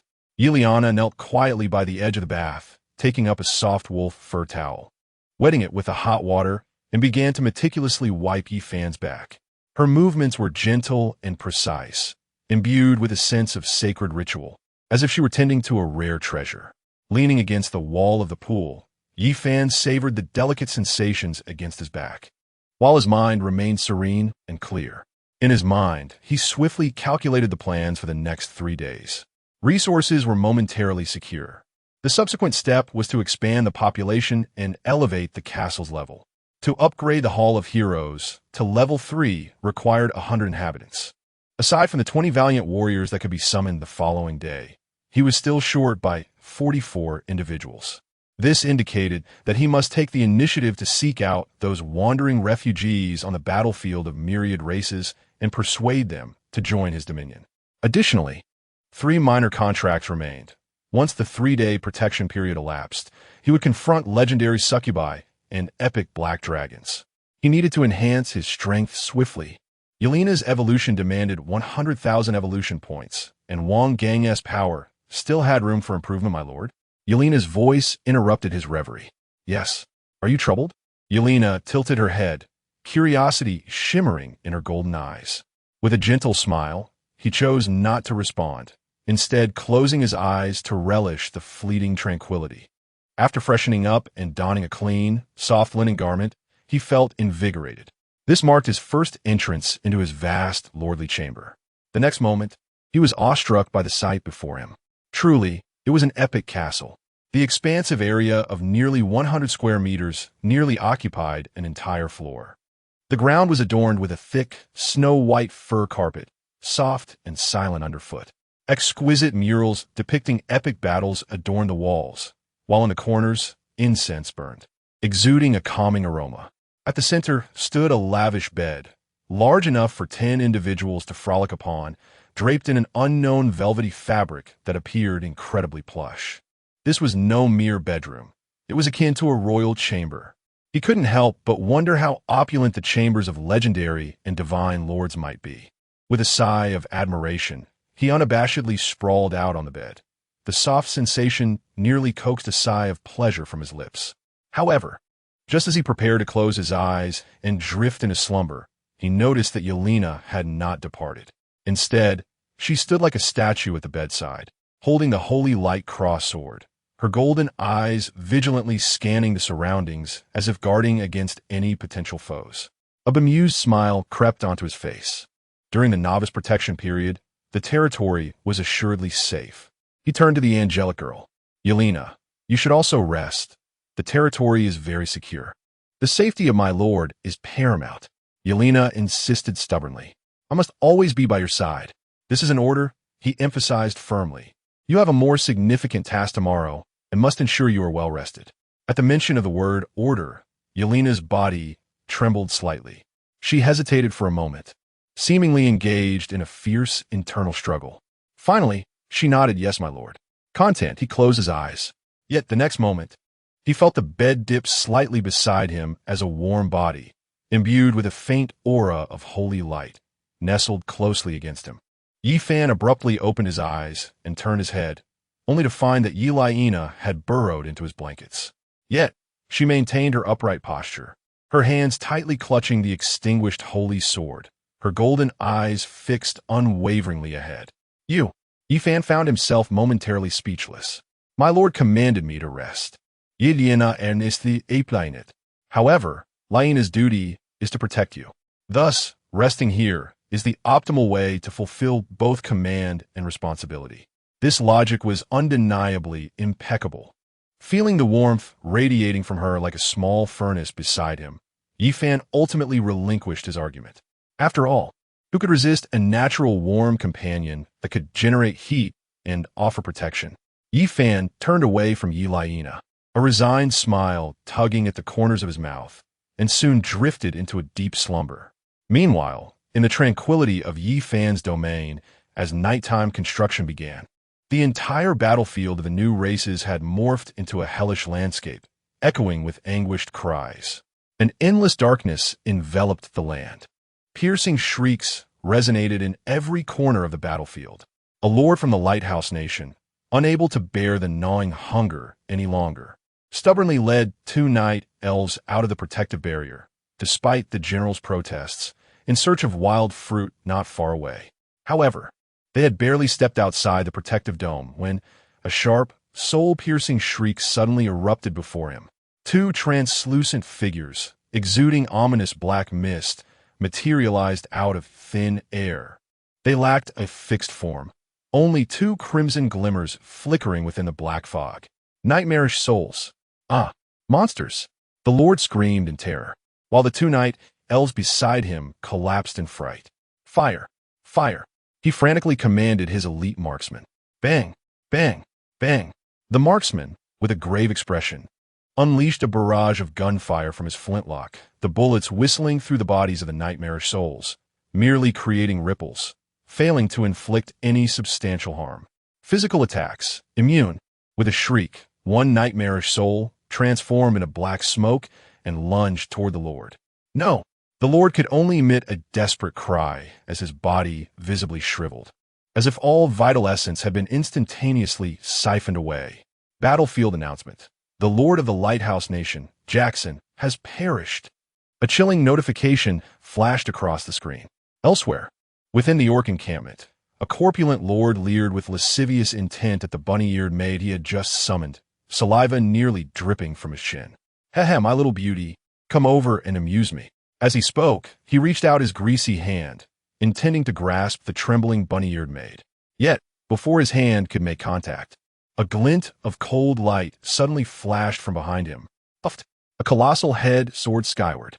The rare-quality Minotaur chieftain, wielding a bloodied colossal axe, was infused with fury. Those who insult the beast god's kin shall meet their demise. Warzone announcement. The lord of the White Elephant Kingdom, Banu, has perished. Betrayal, slaughter, death. Such scenes incessantly unfolded in the dark expanse of the warzone. Some were starved into unconsciousness. Others met their end at the hands of treacherous subordinates. And even more succumbed to madness, stepping beyond their territories into the embrace of nightmarish phantoms. This battlefield, reputed for its coexistence of opportunity and peril, revealed its most brutal and sanguinary visage to all Na'vi lords on its very first day. Warzone announcement. As of now, 328 human lords have perished. All lords are advised to proceed with caution and strive for survival. The chilling mechanical voice echoed like a death knell in the hearts of every lord. In less than 24 hours, over 5 of the million human lords had irrevocably vanished from this merciless realm. And this was merely the beginning. Chapter 15. The New Troops. The iron guards of humanity as the first rays of dawn pierced the darkness, slicing through the night that enveloped the earth like a golden blade. The battlefield of countless races slowly awakened from a bloody nightmare. On the luxurious bed, Yifan gradually opened his eyes, feeling a profound sense of comfort and vitality surging through him. Turning his head, he beheld Yiliana, still nestled in the same position from the previous night. Her small hands, tightly clutching the sacred sword, curled up beside him like a vigilant little cat. A peculiar flush adorned Yiliana's delicate face, her golden eyelashes quivering slightly, and her breath was somewhat hurried, indicating that she had not been in deep slumber. Upon sensing Yifan's gaze, Yiliana abruptly opened her eyes, a flicker of panic crossing her pure golden irises. "My lord, you are awake," she spoke with a slight tremor in her voice. Yi Fan nodded, intending to rise, when suddenly he felt an unusual sensation beneath him. Looking down, even with his composure, a hint of embarrassment crept onto his face. After a night of deep slumber, his youthful body brimmed with an abundance of unspent energy. Following his gaze, Yuliana's exquisite little face flushed a brilliant red, akin to a ripe apple, her ears burning with heat. She quickly lowered her head, her hands nervously twisting the hem of her clothing, murmuring, "By the holy light, I did not see." Observing Yuliana's adorable demeanor, Yi Fan could not help but chuckle. Hastily rolling out of bed and quickly donning his garments to mask the morning's awkwardness. "Come, a new day has begun," he said, feigning calm as he exited the bedroom. Yuliana, her cheeks aflame, followed closely behind him, resembling a little wife who had erred. As Yi Fan stood on the terrace of the Hall of Heroes on the 3rd floor, overlooking the entire territory, the earlier embarrassment was swiftly eclipsed by the magnificent sight before him. Overnight, the landscape had undergone a dramatic transformation. The vast expanse of primordial forest and thicket that once dominated the territory had vanished without a trace, replaced by a wide, flat expanse that had been thoroughly cleared. Countless sturdy logs were neatly stacked in the corners, forming towering piles, a clear testament to the remarkable internal construction achievements of the previous night. Approximately 500 meters away from the ancient Hall of Heroes, a colossal poultry farm had risen from the ground. Constructed with sharpened wooden stakes as a foundation and woven vines forming a robust net, it enclosed thousands of white feathered chickens. Within the enclosure, several rudimentary chicken coops had been built from wood, providing shelter from wind and rain. Cluck cluck, cock-a-doodle-doo. The thousands of white feathered chickens seemed to be aware of their new abode, full of vitality as they frolicked and chased each other in the spacious chicken farm. Their resonant crows adding an unexpected vibrancy to this iron-willed territory. They appeared exceedingly pleased with their new residence, significantly better than the dark, damp lair reeking of lizards. The only drawback was that, after a night of consumption, they had begun pecking at the ground in search of food. "My lord," as Wang Gang commanded the soldiers to organize the timber, he immediately offered a respectful salute upon spotting Yi Fan. The soldiers behind him ceased their tasks, casting reverent glances toward Yi Fan. "Well done," Yi Fan acknowledged with a nod, his gaze sweeping over the warriors who, despite having endured a sleepless night, still exuded vigor. "Wang Gang, instruct Li Tiniu to prepare breakfast, 2 eggs for each man, and brew a pot of chicken soup for the brothers to replenish their strength." "Yes," Wang Gang responded, a glimmer of warmth in his eyes. Amidst the thunderous cheers of the soldiers, Yi Fan turned and approached the bronze gates of the Hall of Heroes. A new day heralded new strength. With a mere thought, Yi Fan summoned forth the heavy doors of the hall, which creaked open with a profound sound. An aura of iron and blood surged forth from the depths beyond the door, reminiscent of the previous day. 20 figures, clad in dark iron armor and wielding long spears and hefty shields, emerged with earth-shaking strides, their presence even more imposing than before.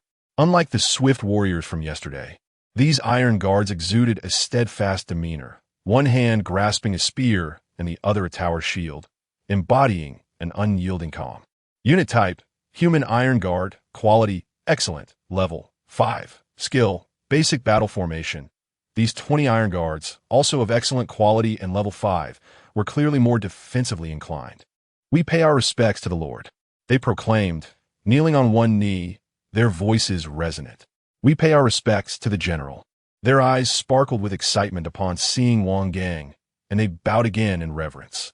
The scene was one of heartfelt reunion. Yi Fan observed this with a composed demeanor, his mind already calculating. With the addition of these Iron Guards, his forces now totaled 56. Population of territory, 56,100.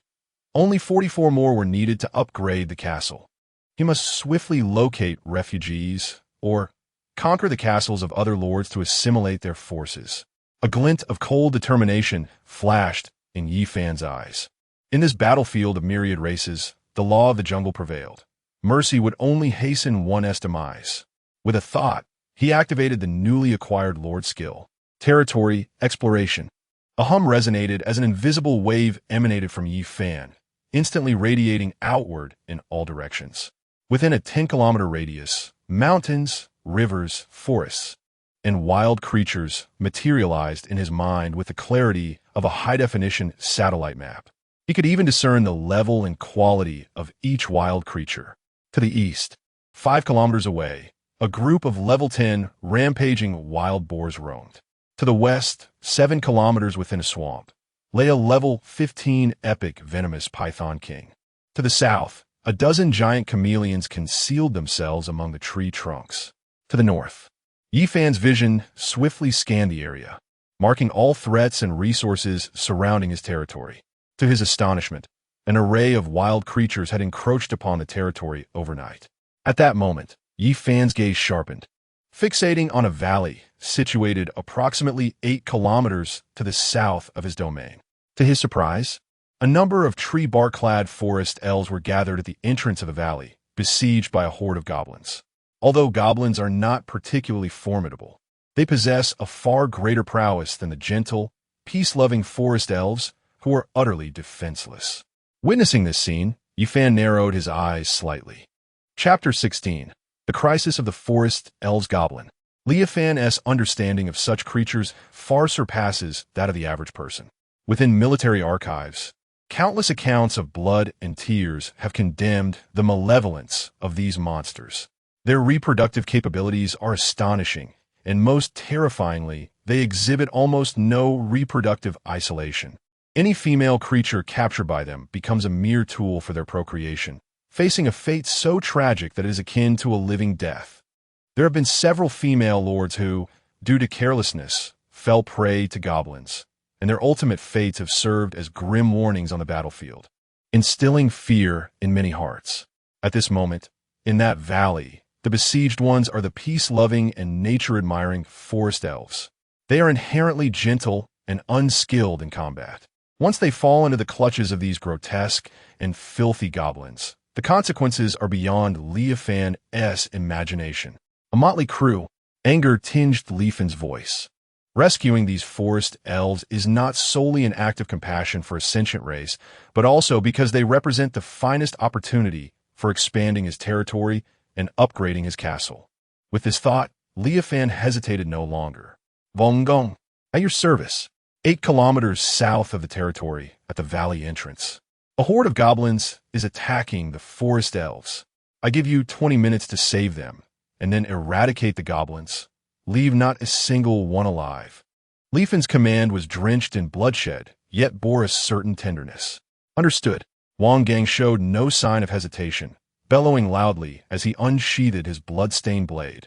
All troops assemble. At the command, over 50 warriors who had been fervently engaged in construction instantly grasped their weapons.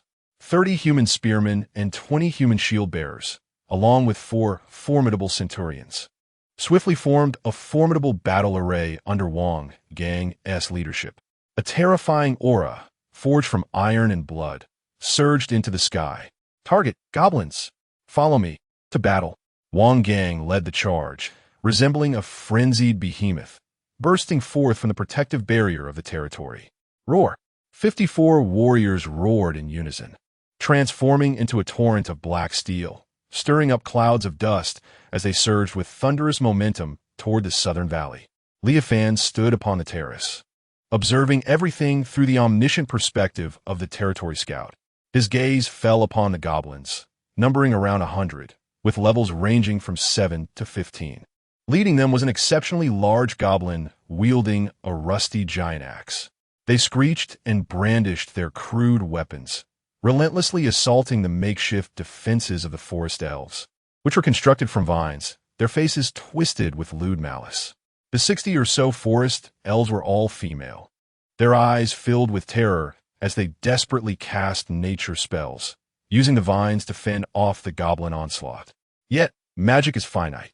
Just as one line of vines was torn asunder, several goblins, grinning menacingly, lunged toward a forest elf. Boom! An unstoppable torrent of steel, imbued with an overwhelming intent to kill, crashed violently into the encirclement of goblins. Enemy attack. The goblin leader barely had time to emit a terrified shriek. In the next instant, Wang Gang's figure appeared before it like a specter. Minced meat, D. The crimson flash of the blade flickered and vanished. With a squelch, an ugly head soared into the sky. At that very moment, a cacophony of system notifications surged through Yi Fan's mind like a tempest. Ding! Your troops have slain a level 15 rare quality goblin leader. You gain 950 experience points, receive 10 silver coins. Rare crystal core X1, goblin foot trap X1. Ding! Your troops have slain a level 8 ordinary quality goblin. You gain 25 experience points, 20 copper coins. Ding! Your vassal, the human iron guard Wang Irma, has comprehended the skill shield strike in battle. Ding! Your troops have slain a level 10 ordinary quality goblin. You gain 30 experience points. Ding! Your troops. The battle, from the very moment it commenced, had already reached its conclusion. Wang Gang led an elite force, seasoned by the rise and fall of empires and countless battles.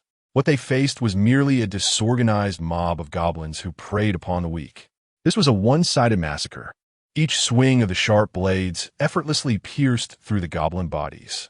Each collision of the Iron Guard's tower shields shattered multiple goblins' bones. Wang Gang was like a deity of slaughter, stirring up a tempest of blood and carnage among the goblin ranks. The notifications lasted less than 5 minutes before subsiding completely. Simultaneously, the familiar, overwhelming warmth surged through Yi Fan's limbs and bones. Boom! It felt as if an invisible shackle had been broken, and Yi Fan sensed an exhilarating lightness. His strength, spirit, and perception soared to new heights in that moment. Ding! Congratulations! Your Lord level has risen to level 9. All attributes 6. The range of your skill territory exploration has increased to 15 kilometers. Level 9. Yi Fan clenched his fists, feeling the surging power within him, his eyes sparkling with brilliance. He withdrew his gaze from the distant battlefield and turned to the quietly guarding Yelena beside him. Yelena, my lord, I am here. With a thought, 3 glowing crystal cores materialized in the palm of his hand.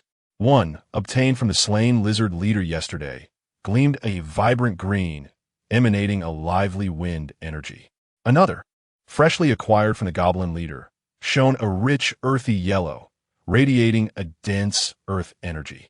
The last one, secured from the defeated goblin king, shimmered with a refined brilliance. Here, absorb these. Yi Fan offered the 3 cores. Is this for me? Yelena gazed at the trio of crystal cores, their pure energy captivating her. Her pure, golden eyes sparkled with delight, akin to a child beholding their most cherished candy. The pure joy radiating from her transformed her delicate visage, infusing it with a lively vigor. Of course, Yi Fan replied with a smile.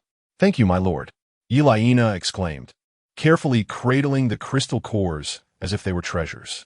She closed her eyes, her hands clasped together, enveloping the 3 cores within. A soft hum resonated as a halo of sacred light emanated from her petite form. The 3 cores, seemingly drawn by an unseen force, began to levitate gently, morphing into streams of pure energy that Yelena absorbed with unrelenting vigor. The azure wind energy lent her an ethereal grace. The earthy yellow energy grounded her presence. The superior grade energy solidified her sacred light.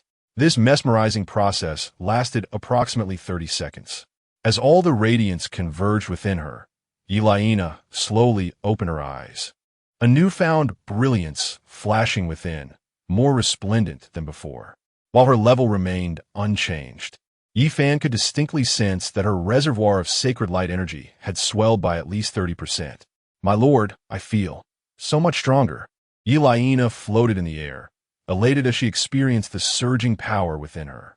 Yi Fan nodded in satisfaction. Before long, a cloud of dust arose in the distance. Wang Gang led a throng of soldiers, accompanied by a cadre of frail figures, returning triumphantly. As they drew nearer, Yi Fan discerned that they were a group of slender, fair-skinned forest elves clad in rudimentary bark garments, their pointed ears accentuating their beauty. There were 68 of them, all female. At that moment, they regarded the magnificent bronze, ancient tower and their lord with a mix of reverence, gratitude, and unease. Reporting to you, my lord, The goblins have been completely annihilated. We have rescued 68 forest elves. Please bestow your command. Wang Gang stepped forward, kneeling on one knee, his voice resonating like a bell. Yifan leaped down from the balcony, landing gracefully before the gathering.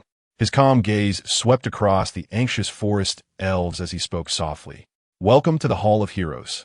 From this day forth, this shall be your home. Here, you shall no longer live in fear, for no monster shall harm you in the slightest. His voice carried a soothing power, causing the tense bodies of the elves to relax ever so slightly.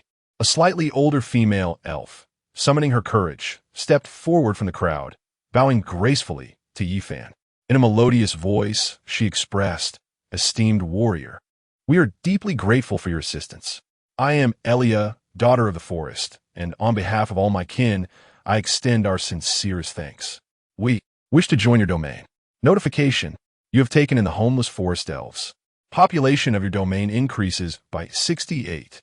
Notification: your domain's population has reached 124, fulfilling the conditions for castle upgrade. Notification: Forest Elf Elia's favorability towards you has increased, current status, friendly.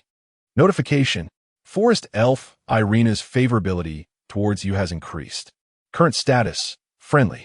A series of prompt tones caused a deeper smile to grace Yifan's lips. The population has reached the target. Observing the group of still trembling elves before him, Yifan's mind was already crafting a grand blueprint for the next steps. Alia, please escort your kin to rest.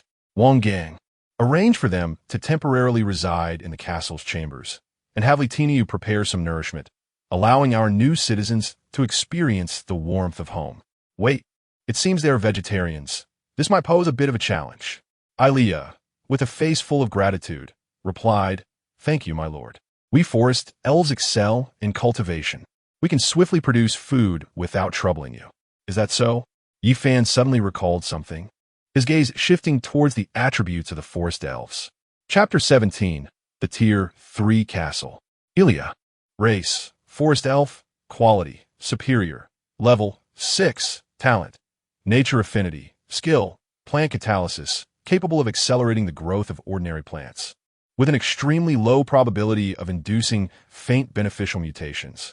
Indeed, the moment Yifan laid eyes upon the skill, Plant Catalysis, a sudden, terrifying brilliance erupted in his gaze. It was as if a pillow had been delivered just when he had succumbed to slumber. Food was not his current concern. However, ordinary sustenance served only to satiate hunger, lacking any further utility. Yet, what if these forest elves could catalyze vegetables and fruits to yield extraordinary effects? For instance, fruits that could temporarily enhance strength, vegetables that could restore vitality.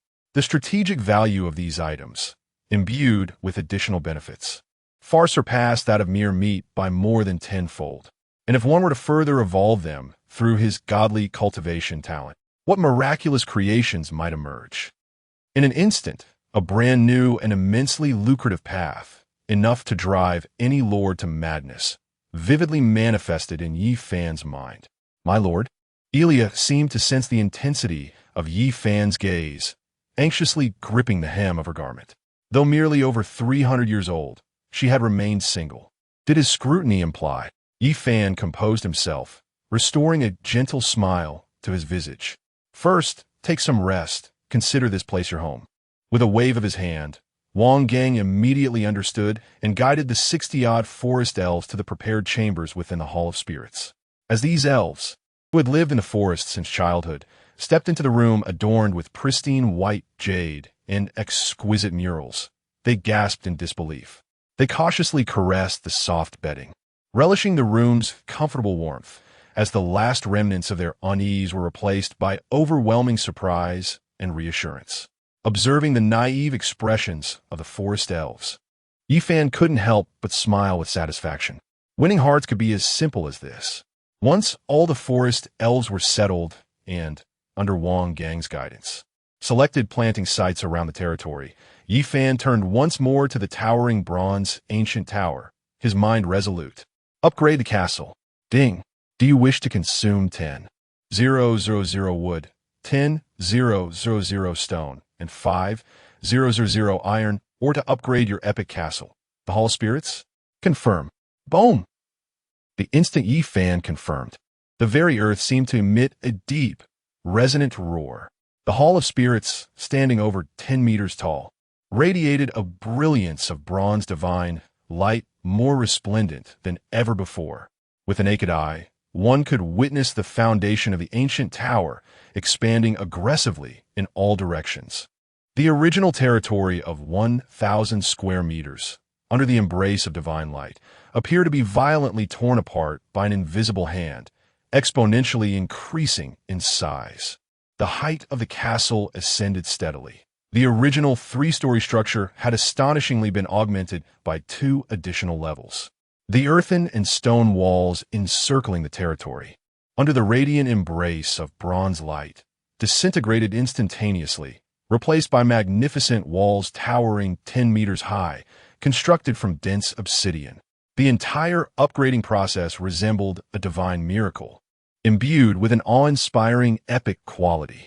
Wang Gang and his fellow warriors had long ceased their activities, their faces awash with fervor as they beheld this earth-shattering spectacle, their reverence nearly boiling over. Ding! Castle upgrade complete. A cold notification echoed, and before Yi Fan, a brand-new attribute panel unfurled. Lord Yi Fan, level 9. Castle. Hall of Heroes, quality, epic, level 3, bronze ancient tower, 5 stories. Territory area, 3,000 square meters. Population, 124. Castle buildings. Luxurious Lord's bedroom X1. Standard rooms X800. Kitchens X3. Advanced walls. Advanced warehouses X2. Capable of remotely collecting loot within a 200-kilometer radius. Daily summonable units. Human units X50. Castle Special Effect 1. Guardian of Heroes. All friendly units within the territory receive a 20 boost to all attributes. Castle Special Effect 2. Heroic Summon. Resources and cores can be consumed to resurrect fallen warriors of the same quality from the Hall of Heroes. Gold, 15 resources. Wood, 20580. Stone, 13250. Iron ore, 2750. Castle upgrade requirements. Wood 200,000. Stone 200,000. Iron or 100,000. Population 1,000. Gold 10,000. Next evolution requires evolution points. 1,000,000. Hiss. Even Yi Fan, upon witnessing the attributes of the level 3 Hall of Heroes, could not help but gasp in astonishment. The territory area had tripled. The collection range of the advanced warehouse had skyrocketed to a staggering 200 kilometers. The forest elves were startled by the commotion of the castle's upgrade. However, upon observing the changes in the territory, they widened their eyes in disbelief. Alia was particularly taken aback by the Lord's formidable power, feeling fortunate to have joined alongside her fellow sisters. Remembering the Lord's gaze upon her moments ago, Alia bit her lip, ready to sacrifice herself if it meant ensuring the safety of the forest elves, willing to give everything for their protection. Yi Fan clenched his fists, suppressing the excitement within, his gaze fixed intensely upon the bronze summoning gate at the side of the castle. Summon. Creak. The heavy bronze door swung open in response. This time, emerging from beyond the door were not the sharp warriors or iron guards. Instead, 50 figures clad in light leather armor, bearing longbows and quivers at their sides, emerged, their eyes sharp as hawks. They moved with grace, silent and deadly, exuding an aura of lethal hunters. Unit type, human archer, quality, excellent, level 5 skills, precision shot. Triple shot. 50 archers, a formidable force capable of swiftly dominating the battlefield with ranged strikes. Thus, under Yi Fan's command, with the fierce warriors in close combat, the ironclad defenders for protection, and the archers for long-range assaults, a well-rounded and battle-ready army was beginning to take shape, including the newly summoned 50 archers. His total troop strength had reached 106. Salute the Lord. The 50 archers knelt on one knee, their voices, though not as resounding as the fierce warriors, carried a penetrating sharpness akin to arrows slicing through the air. Excellent. Yi Fan nodded in satisfaction. With this battalion, his tactical options would become more diverse and dynamic. He summoned Wang Gang to arrange for the manpower to fell the trees in the territory for expansion. His gaze once again fell upon the newly settled forest elves. Yifan approached Ilea directly. Ilea, esteemed lord. Upon seeing Yifan in person, Ilea quickly bowed, her cheeks flushing, clearly having prepared herself. I require your assistance. Yifan stated directly, and Ilea promptly removed her bark attire. Thank you, my lord, I can. Yifan was taken aback.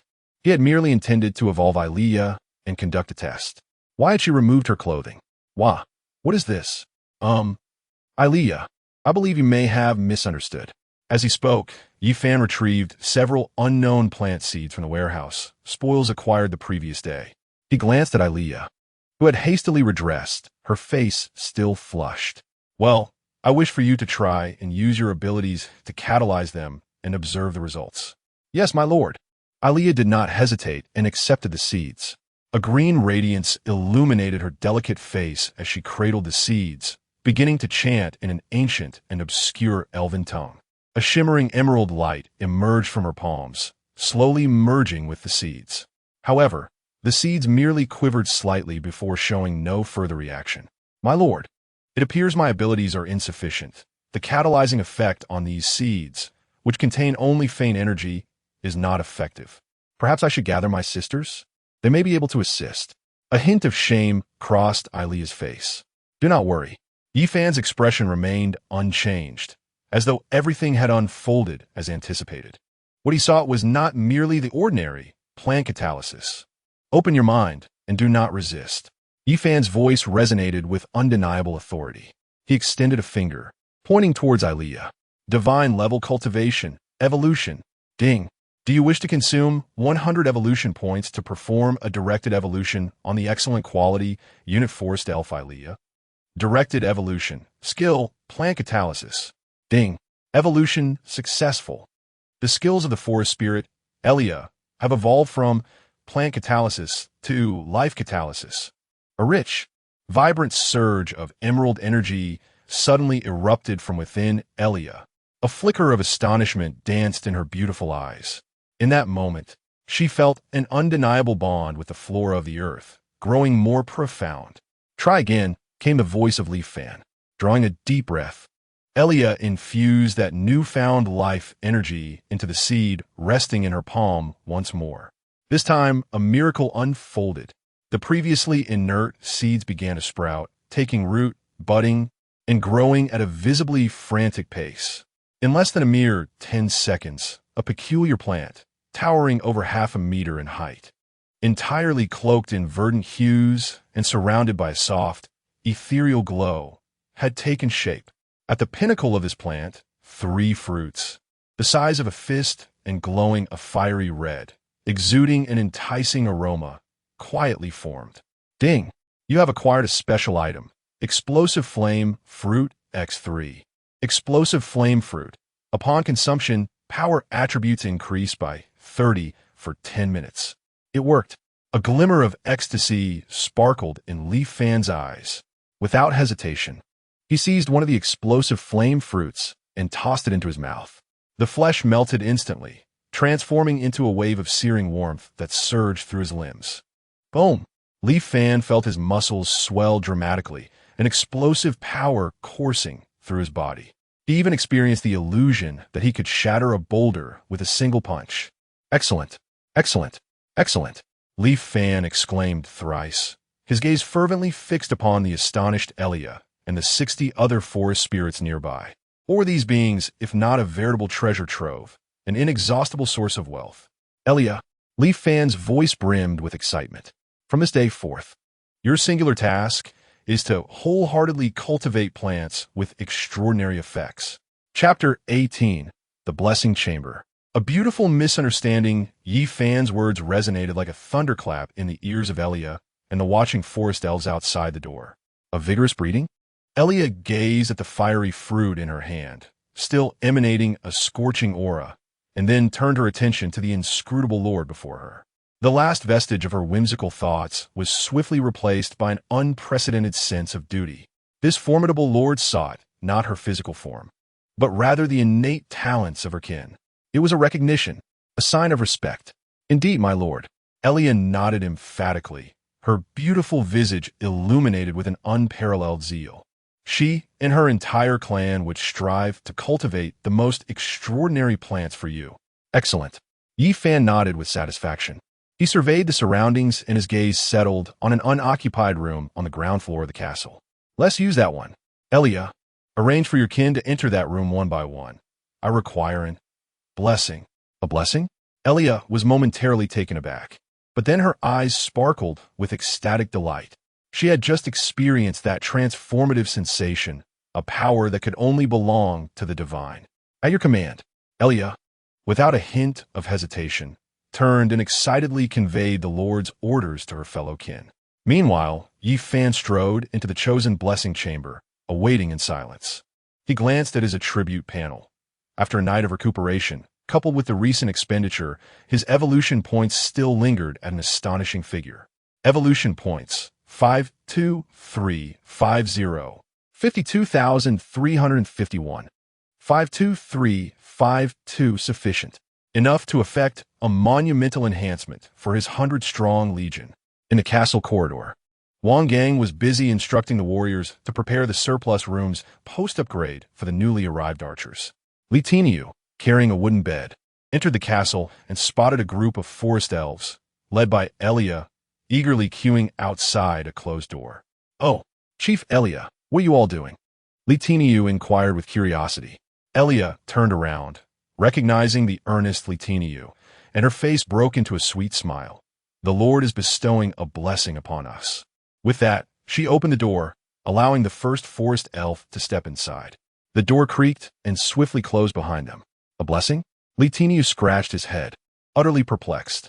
He turned his gaze toward Wang Gang, who wore a furrowed brow, equally confounded. He could sense that within the room, only the Lord and the forest elf's auras were present. A solitary man and woman, confined in a room together, and they call a blessing? Just as the two remained in their bewilderment, the door swung open once more. The first forest spirit girl entered, her cheeks flushed and her eyes dazed, emanating an aura of vitality that was exponentially more intense than before, her steps slightly unsteady. As soon as she emerged, she eagerly settled into a meditative position, seemingly digesting some immense benefit within her. Shortly thereafter, the second forest spirit, filled with excitement, stepped inside. 2 minutes later, the door swung open, and this spirit too appeared with a rosy complexion, her legs weak as she exited. The third, the fourth, one after another, the cycle continued. Witnessing this bizarre spectacle, Li Tinio's eyes widened in astonishment, his mouth forming an A shape as if it could accommodate an egg. He suddenly leaned closer to Wang Gang, lowering his voice, and spoke with a mix of shock and envy. "General, do you think this blessing from our Lord is legitimate?" Wang Gang's eyelid twitched, but he remained silent. Li Tinio, as if having discovered a new world, excitedly counted on his fingers. 1, 2. Goodness, that's 68. Each one a fair-skinned, beautiful, long-legged spirit maiden. Our Lord. He alone. At this point, Li Tinio looked at Wang Gang, his gaze filled with admiration for the strong. "General, our Lord's physique is truly remarkable. A divine being." Wang Gang's face twitched with irritation as he slapped the back of Li Tinio's head, admonishing, "Do not speak foolishly. Our Lord is beyond our comprehension." Despite his words, his gaze involuntarily drifted towards the door that kept opening and closing, his eyes reflecting an indescribable peculiarity. Inside the room, Yi Fan sat in meditation, his expression tranquil and unwavering. Mechanically, he extended his finger, emitting the radiant glow worth 100 evolution points to each incoming forest spirit. Beep. Evolution successful. Forest Spirit XXX's skill, Plant Catalyst, has evolved into Life Catalyst. He was entirely oblivious to the fact that his sacred endeavor for the future of his territory had transformed into a sensational affair in the eyes of the two rugged men outside. The reason it took Yi Fan nearly 2 minutes to evolve each spirit was solely due to the forest spirit's unique physiology, which rendered them somewhat unsteady after evolution. Over an hour later, when the last forest spirit completed her blessing, Yi Fan's evolution points had scarcely diminished. At that moment, the innate skills of all forest spirits had ascended to an entirely new level. Yi Fan exhaled a breath of relief before stepping out of the room. Outside, 68 forest spirits were seated in unison on the ground, the entire corridor suffused with a rich aura of life. Upon seeing Yi Fan emerge, they opened their eyes in unison and performed the ancient elven salute. "Thank you, our lord, for the blessing." Yi Fan nodded in satisfaction, shifting his gaze to the two strangely-eyed, sturdy men nearby. "Wang Gang, subordinate reporting." Wang Gang responded, startled, as he hurried forward. "Summon all the warriors, the Iron Guards, and the archers, except for the 4 centurions. Let them come one by one to meet me. I wish to bestow upon you my blessings." Yi Fan commanded in a calm tone. Upon hearing these words, Wang Gang and Li Tiniu were instantly petrified.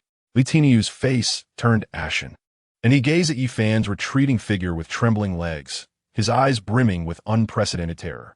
He grasped Wang Gang, who was about to relay the order, and stammered, General, this is terrible.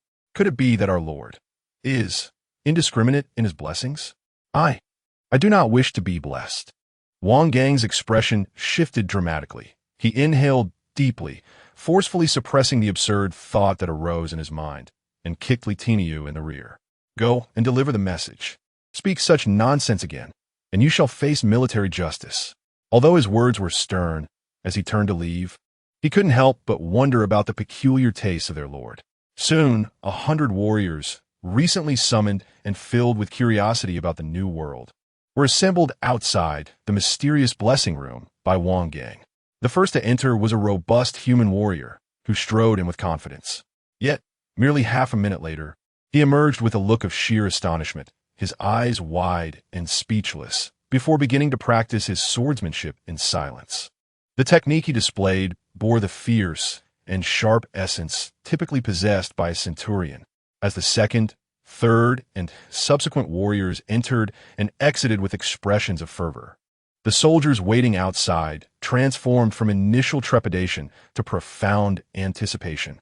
Wang Gang and Li Tiniu were equally astounded. They observed the transformed soldiers, feeling the surging momentum emanating from them. This was no mere dalliance. It was a divine enlightenment of the faithful, a manifestation of the Creator's grace.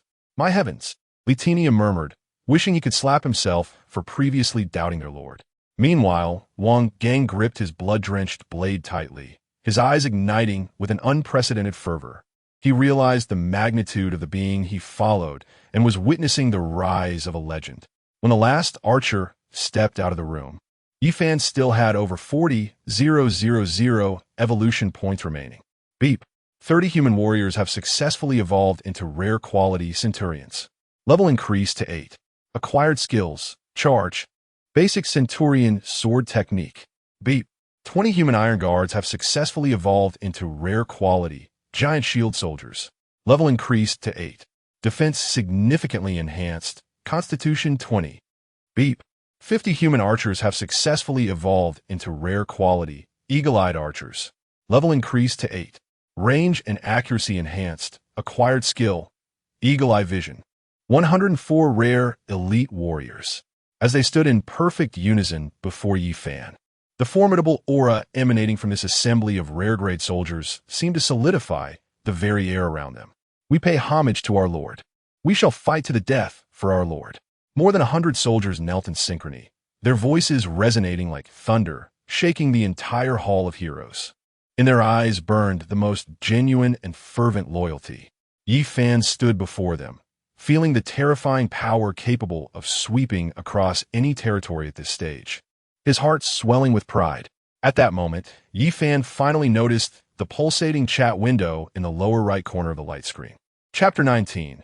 Full-screen announcement shocks everyone. Yi Fan directed his attention to the icon of the 3-person channel, which had been flashing frantically for quite some time. With a mere thought, 2 long-anticipated messages surged forth like a torrent breaching a dam, flooding the screen. Manchu across all races. "Oh my goodness. Fan Yi, is that really you? You must respond quickly. I'm about to have a heart attack. I am your junior, senior. You've upgraded the castle to level 3? The Yi Fan mentioned in the Universal Battlefield announcement is you, right? I knew it. I always knew you were the best." Observing their palpable excitement, which seemed ready to burst forth from the screen, Yi Fan was momentarily taken aback. Universal Battlefield announcement? His thoughts stirred, and he swiftly opened the world channel. There, at the top, a shimmering golden notice radiated supreme glory, piercing the eyes of every lord present. Universal Battlefield announcement. Dragon Kingdom, Lord Yifan has successfully upgraded his castle to level 3, becoming the first lord in this battle zone to achieve this feat. Reward. All Dragon Kingdom lords will experience a 10 increase in resource acquisition speed for 24 hours. This announcement detonated like a nuclear bomb, generating tumultuous waves throughout the newcomer battlefield, and even within the upper echelons of various nations across Blue Star.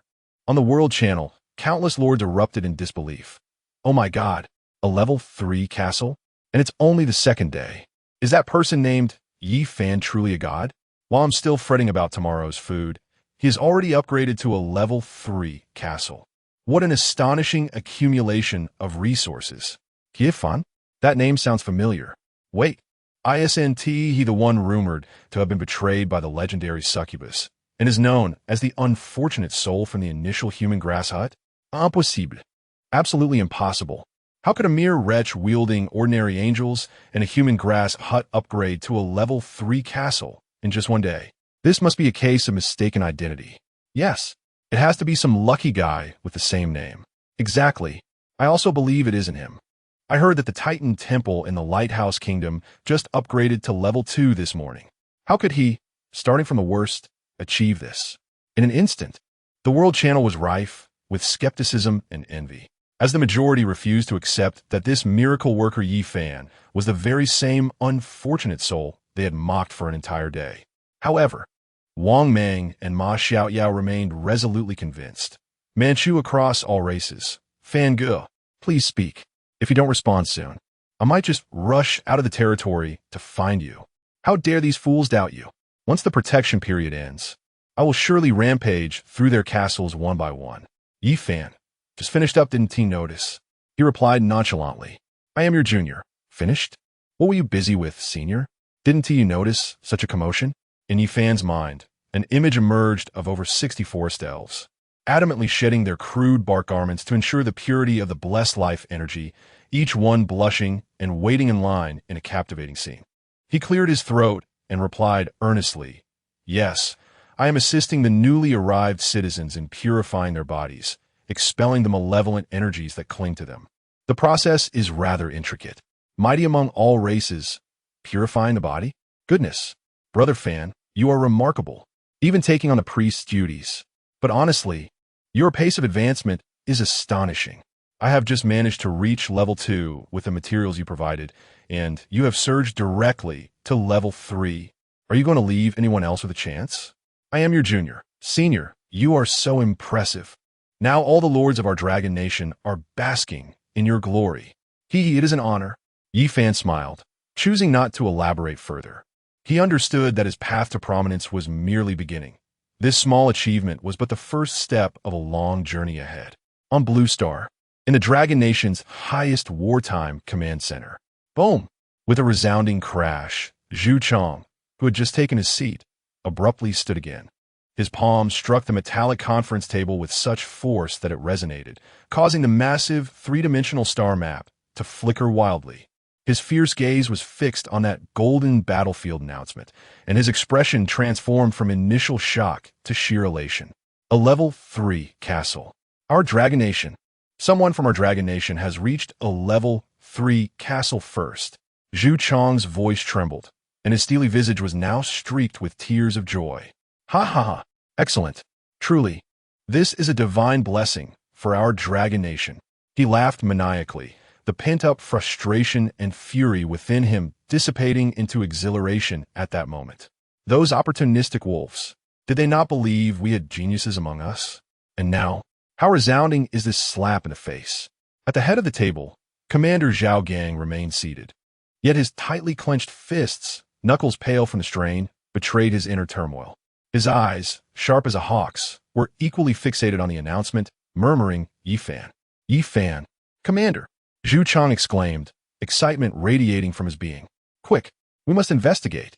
Who is this young fellow named Yi Fan? Which military district does he belong to? Or perhaps which university's prodigy is he? Such a rare talent. We must protect him at all costs. We are already looking into it. Zhao Gang's voice was steady as a mountain. He had issued commands the moment the announcement appeared. Soon, a staff member hurried in, carrying urgent documents. Report, Commander. Here are the details of all the lords named Yi Fan from the Dragon Nation on this battlefield. Zhu Chang snatched the documents, rapidly flipping through them.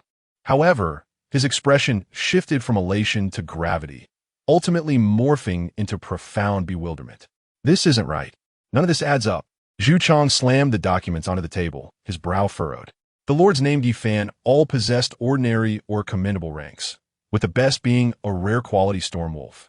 They could not possibly have upgraded their castle to level 3 in such a short span of time. The atmosphere within the command center grew eerie once more.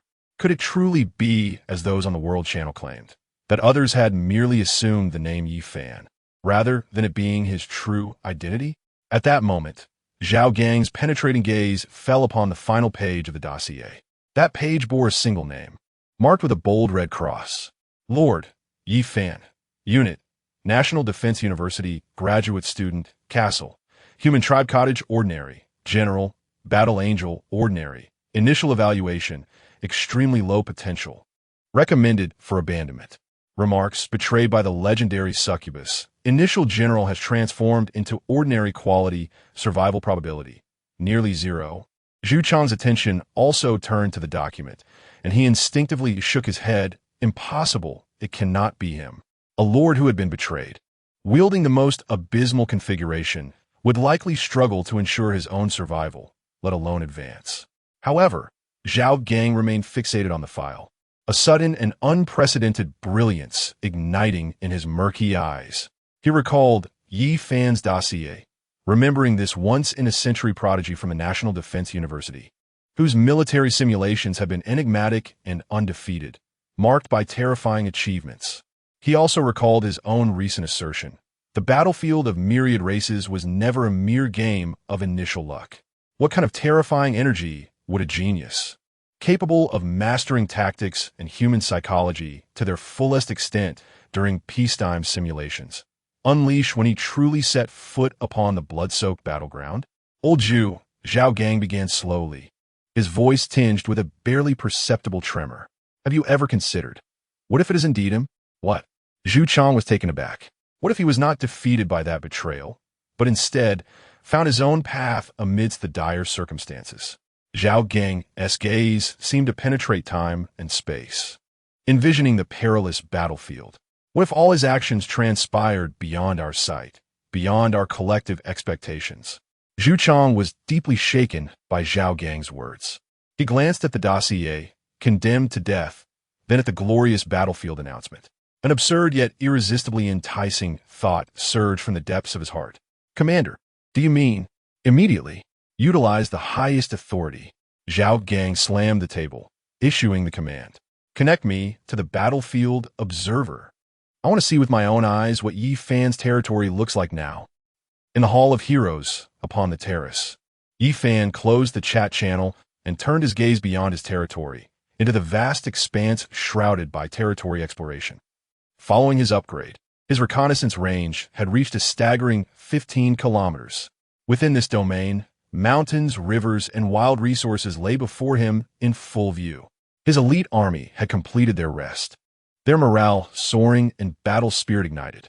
The forest spirits have commenced their endeavors behind the castle, utilizing the seeds gathered by the warriors to cultivate a flourishing plantation, preparing to showcase their prowess. Everything is in readiness. It is time for this land to experience the thunderous might emanating from the Hall of Heroes. Wang Gong, at your command. Wang Gang's figure materialized behind Yi Fan like a specter, his dark golden armor gleaming under the sun, radiating a chilling aura of lethality. Our homeland has been established. Now, it is time for the surrounding forest to acknowledge who the true master is here. The flame of ambition flickered in Yi Fan's eyes. All troops assemble. Our target lies 7 kilometers to the west, in the marshlands, where the level 15 epic venomous python king resides. Its flesh will become sustenance for our warriors. Its hide can be exchanged for materials to upgrade our castle. Its core will serve as nourishment for Yelena's evolution. Yi Fan's voice resonated with strength. Understood.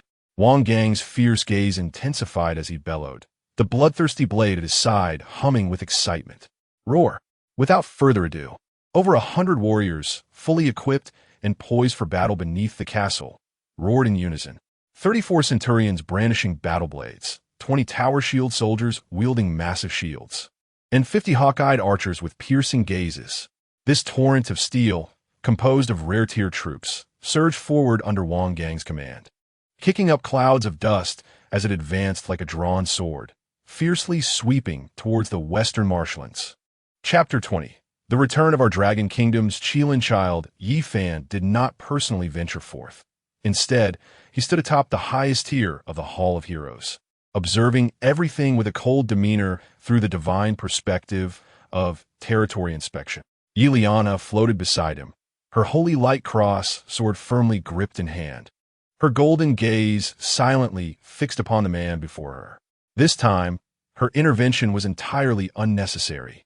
Wang Gang led this transformed army, whose power had reached a truly terrifying level. With a mere prompt from Yi Fan, several level 7 chameleons lurking in the woods were swiftly decapitated by the centurion charging at the forefront. Clang, clang, clang. The concealed level 8 goblin spear throwers had barely launched their poison javelins before they were met with the imposing shields of the giant tower shield soldiers, producing a cacophony of metallic clashes. Following this, a merciless rain of arrows descended from the eagle-eye archers. Whoosh, whoosh, whoosh.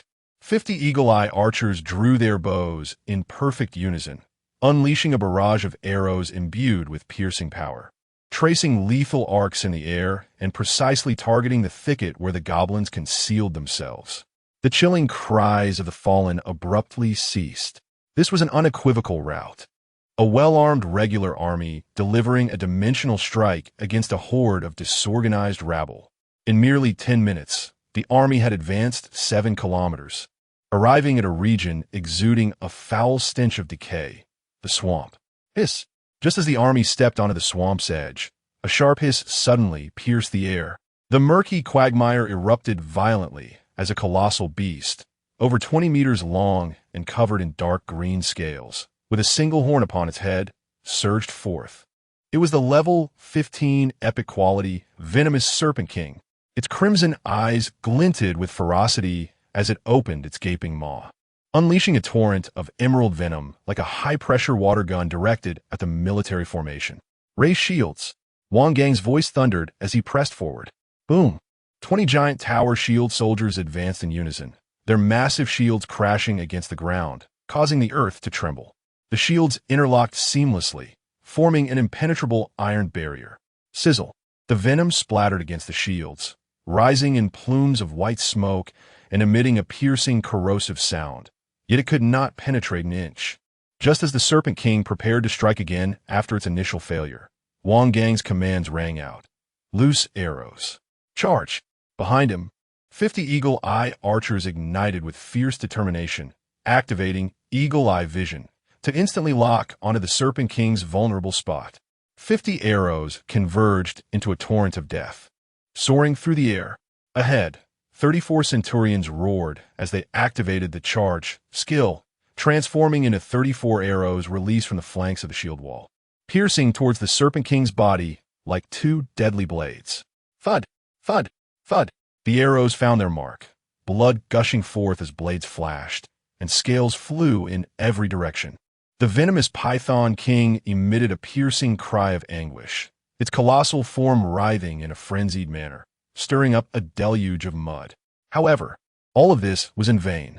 With a decisive strike, Wang Gang soared into the air, wielding his blood-soaked blade, which traced an eerie crimson crescent in the sky.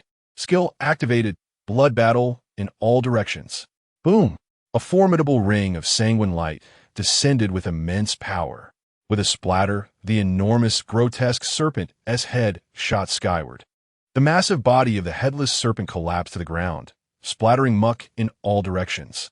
Ding! Your troops have slain the level 15 epic quality venomous Python King. Experience points 1200. Ding.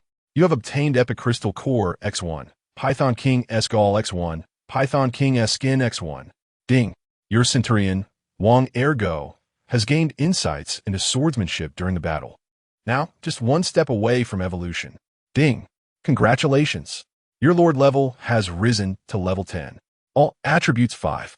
Your skill territory exploration range has increased to 20 kilometers. A mighty warmth surged through his entire being once more. Yi Fan clenched his fists, feeling the resurgence of power within him. A satisfied smile playing at the corners of his mouth. I shall handle the Python King's corpse. You continue to scour the surrounding territory. Occupy all resource sites. Yi Fan commanded through territory exploration. Meanwhile, 30 kilometers away from Yi Fan's territory, in the lair of the Black Dragon, a lavish bed adorned with countless animal skins cradled Yamamoto Koji, who was lecherously pinning down the alluring figure of Lilith. Lilith, my darling, you truly are a juicer. Ha ha ha. Yamamoto Koji laughed brazenly, his eyes gleaming with a thrill of conquest. After a day and night of tender ministrations, he had finally subdued this legendary steed. Gaining the upper hand, gasping for breath, Lilith's exquisite cheeks flushed with an alluring hue. She reached out her delicate hand, encircling Yamamoto Koji's neck, and breathed softly, Master, you are the strongest. That waste named Yi Fan is not even worthy to carry your shoes. Huh, well said. The sense of vanity born from betrayal swelled within Yamamoto Koji, filling him with immense satisfaction. He could almost envision the scene after the 3-day protection period expired, riding the Black Dragon, embracing the Succubus, and obliterating that pitiful boy from Dragon Country along with his dilapidated hut. However, just as he prepared to strike again, hurried and fearful footsteps echoed from outside the cave. Master, Lord Yamamoto. Trouble. A small, green-skinned goblin, just recently subjugated, scurried in, its face a mask of terror. Baka, don't interrupt my good fortune. Yamamoto Koji roared in fury, kicking the goblin to the ground. What is so urgent? The goblin, disregarding its pain, hastily knelt, its voice trembling, my lord. Our team sent to gather stones. They are all dead. Nanny? Yamamoto Koji furrowed his brow. Killed by wild monsters? A bunch of useless fools. No, it's not a wild beast. The goblin trembled, shaking its head in terror. It is a human army. A truly fearsome human army. They are well-equipped and move with lightning speed. Like a horde of demons risen from the depths of hell. The quarry we had just occupied has been completely taken by them. A human army? A flicker of disdain crossed Yamamoto Koji's eyes. In this region, aside from myself and that worthless Yi Fan, are there any other human lords? Even if there are, how formidable could they possibly be? A mere rabble. Once my Black Dragon intervenes, they shall be reduced to ashes. And no, my lord, the goblin hurriedly clarified, that army is distinctly unusual. They seem to have emerged from the territory of that dragon kingdom's waste. What did you say? Yamamoto Koji's balls constricted sharply. Beside him, Lilith's seductive smile faltered for a brief moment. Impossible, Yamamoto Koji exclaimed vehemently. That waste fortress is merely a lowly human hut. How could he possibly command an army? Yet, the goblin's subsequent words struck him like a thunderclap. Be but, my lord, that place no longer has any huts.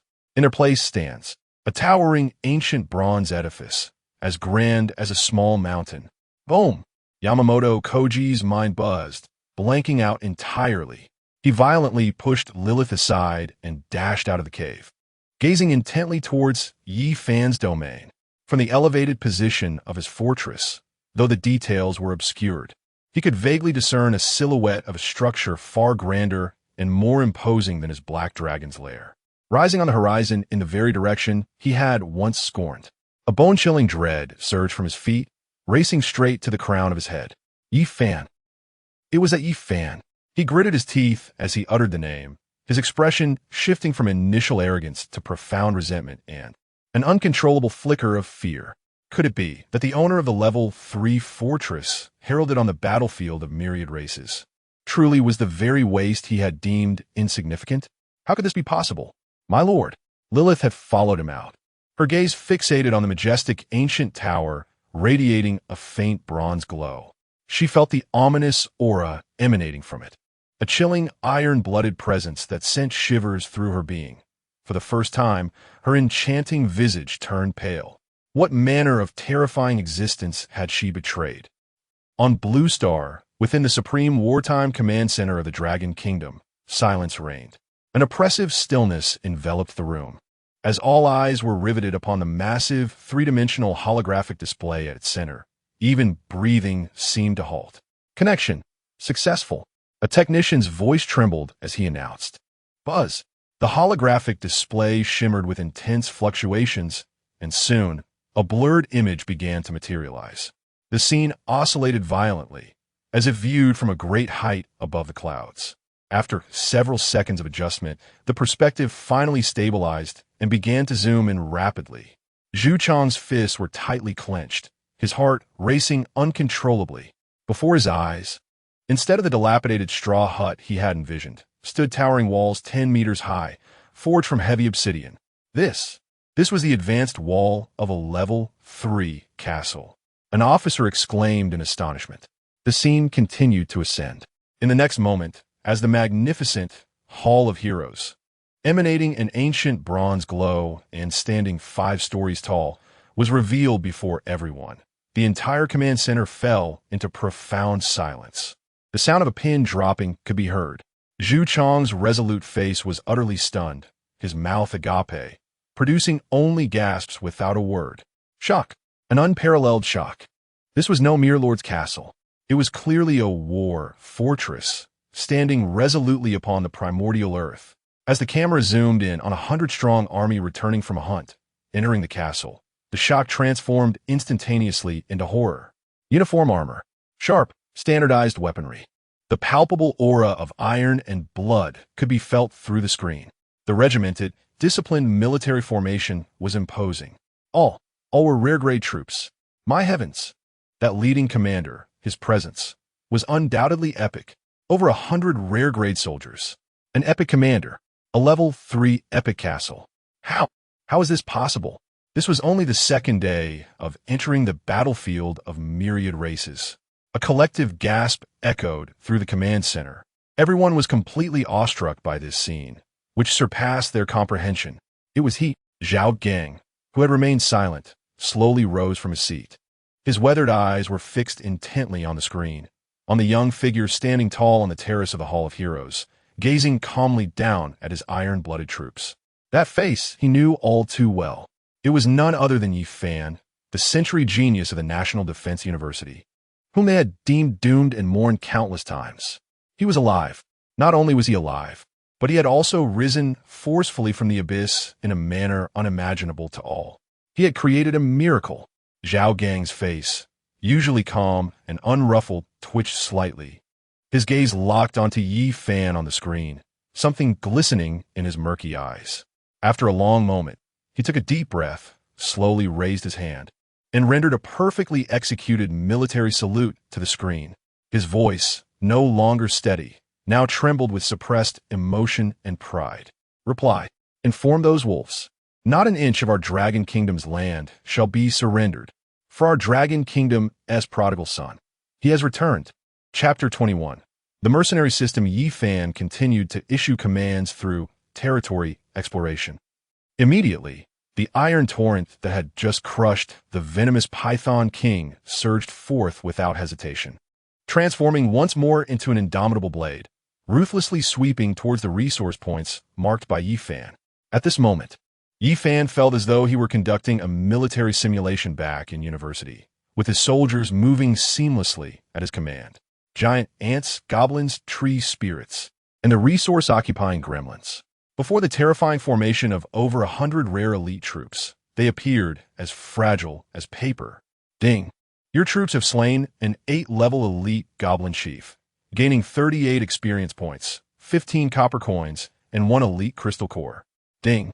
Your troops have defeated a 6-level ordinary goblin, gaining 18 experience points and 5 copper coins. Ding! You have occupied the goblin quarry, acquiring 1,200 units of stone, with the quarry automatically collecting 100 units of stone every hour. Ding! You have seized the goblin logging camp, obtaining 1,500 units of wood. with the logging camp automatically collecting 120 units of wood every hour. A continuous stream of system notifications flooded Yi Fan's mind, akin to the most enchanting symphony, exhilaratingly overwhelming him. Resources, experience, gold coins were surging at a terrifying speed. This was the crushing advantage brought about by absolute power. However, just as Yi Fan reveled in this exhilarating pace of development, preparing to command Wang Gang to sweep through the next area, a cold and authoritative mechanical voice unexpectedly resonated throughout the entire multitude battlefield, echoing in the ears of every lord. Special announcement from the multitude battlefield. In light of the newly opened number 388 Novice Multitude Battlefield in Universe 22, which saw the emergence of Level 3 castles on the second day after its opening, resulting in a significant power disparity among lords.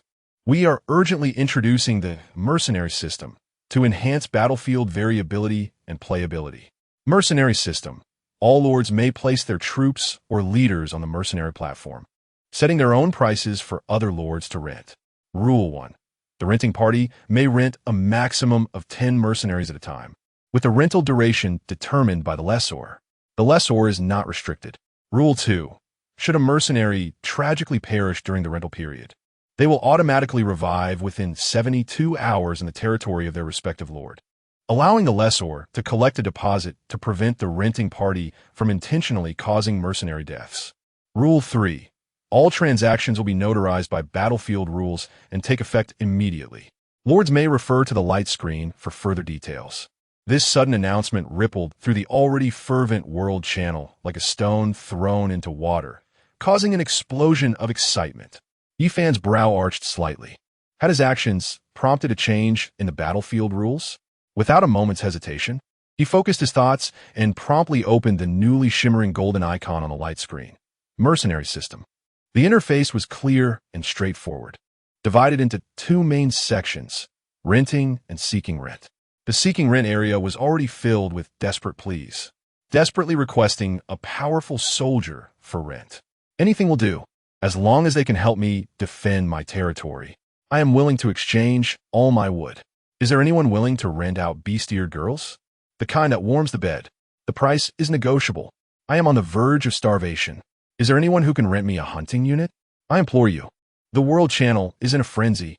Ha ha ha. This system has arrived at the most opportune moment. My unit happens to be a cat-eared maid. Is there a proprietor who wishes to rent? She performs well and is not clingy, having been tested for 2 days, costing only 80 units of wood per hour. The Griffin unit, of exceptional quality, is balanced in both offense and defense. It is now available for rent at 200 wood per hour. Those interested should act swiftly. The elite ninja, skilled in reconnaissance and assassination, is undoubtedly your best choice for exploring the map. Countless lords regard this newly descended mercenary system as a chance to alter their fates. The weak see a glimmer of hope for survival, while those who consider themselves formidable lords perceive a lucrative opportunity. In an instant, the battlefield is rife with undercurrents due to this new system. In the Black Dragon's Lair, Yamamoto Kofu fixated on the mercenary system displayed on the luminous screen, his face contorted with jealousy and fear, now slowly blossoming into a morbid grin. Ha ha! Truly, heaven has favored me. He appeared almost deranged, his eyes gleaming with malice. The strength of Yi Fan instilled an unprecedented sense of pressure within him. It is said that succubi are powerful, yet their special skills may falter against numerous rare-level soldiers. However, the emergence of the mercenary system has illuminated his path to destroy Yi Fan. The strength of an individual is limited, but what of the strength of a nation? Lilith. Yamamoto Kofu suddenly turned a glance at the stunning succubus behind him, her expression equally tumultuous. Do you not believe that Yi Fan is now the hope of all the Dragon Kingdom's lords? A cruel smile curved upon his lips. Then, I shall crush their hope before their eyes. Before the words had left his lips, Yamamoto Kofu had already switched to the Yamato exclusive channel, unleashing a thunderous roar in an impassioned tone. Yamamoto Kofu, fellow compatriots of the Yamato nation, Yamamoto Kofu. Surely, you have seen the announcement from that Dragon Kingdom individual, Yi Fan. His rise poses the greatest threat to our Yamato people. Yamamoto Koji, at this very moment. I am right next to him. I can clearly sense his arrogant demeanor. As long as he lives, we shall all exist in his shadow. Yamamoto Koji, but the battlefield has granted us an opportunity. The mercenary system is the finest weapon for our Yamato nation to unite and vanquish this foe. I implore you all to lend me your strongest generals and most elite soldiers. I shall assemble an unprecedented Yamato expeditionary force. 3 days hence, once the protection period ends, I will personally sever Yi Fan's head and elevate the prestige of our great Yamato nation. Yamamoto Koji proclaimed, if we triumph in this battle, I shall share all spoils of war with you, for the glory of the Yamato people. Long life! His impassioned rhetoric instantly ignited fervor within the entire Japanese channel. Baka, that Dragon Kingdom individual, is indeed too arrogant. Yamamoto-kun is right. We must show him our strength. My general is an epic quality oni-faced samurai, Yamamoto-kun. I am willing to lend him to you without charge. Please ensure that the head of that Dragon Kingdom individual is severed. I possess an epic Yamada, no, or Roki hatchling.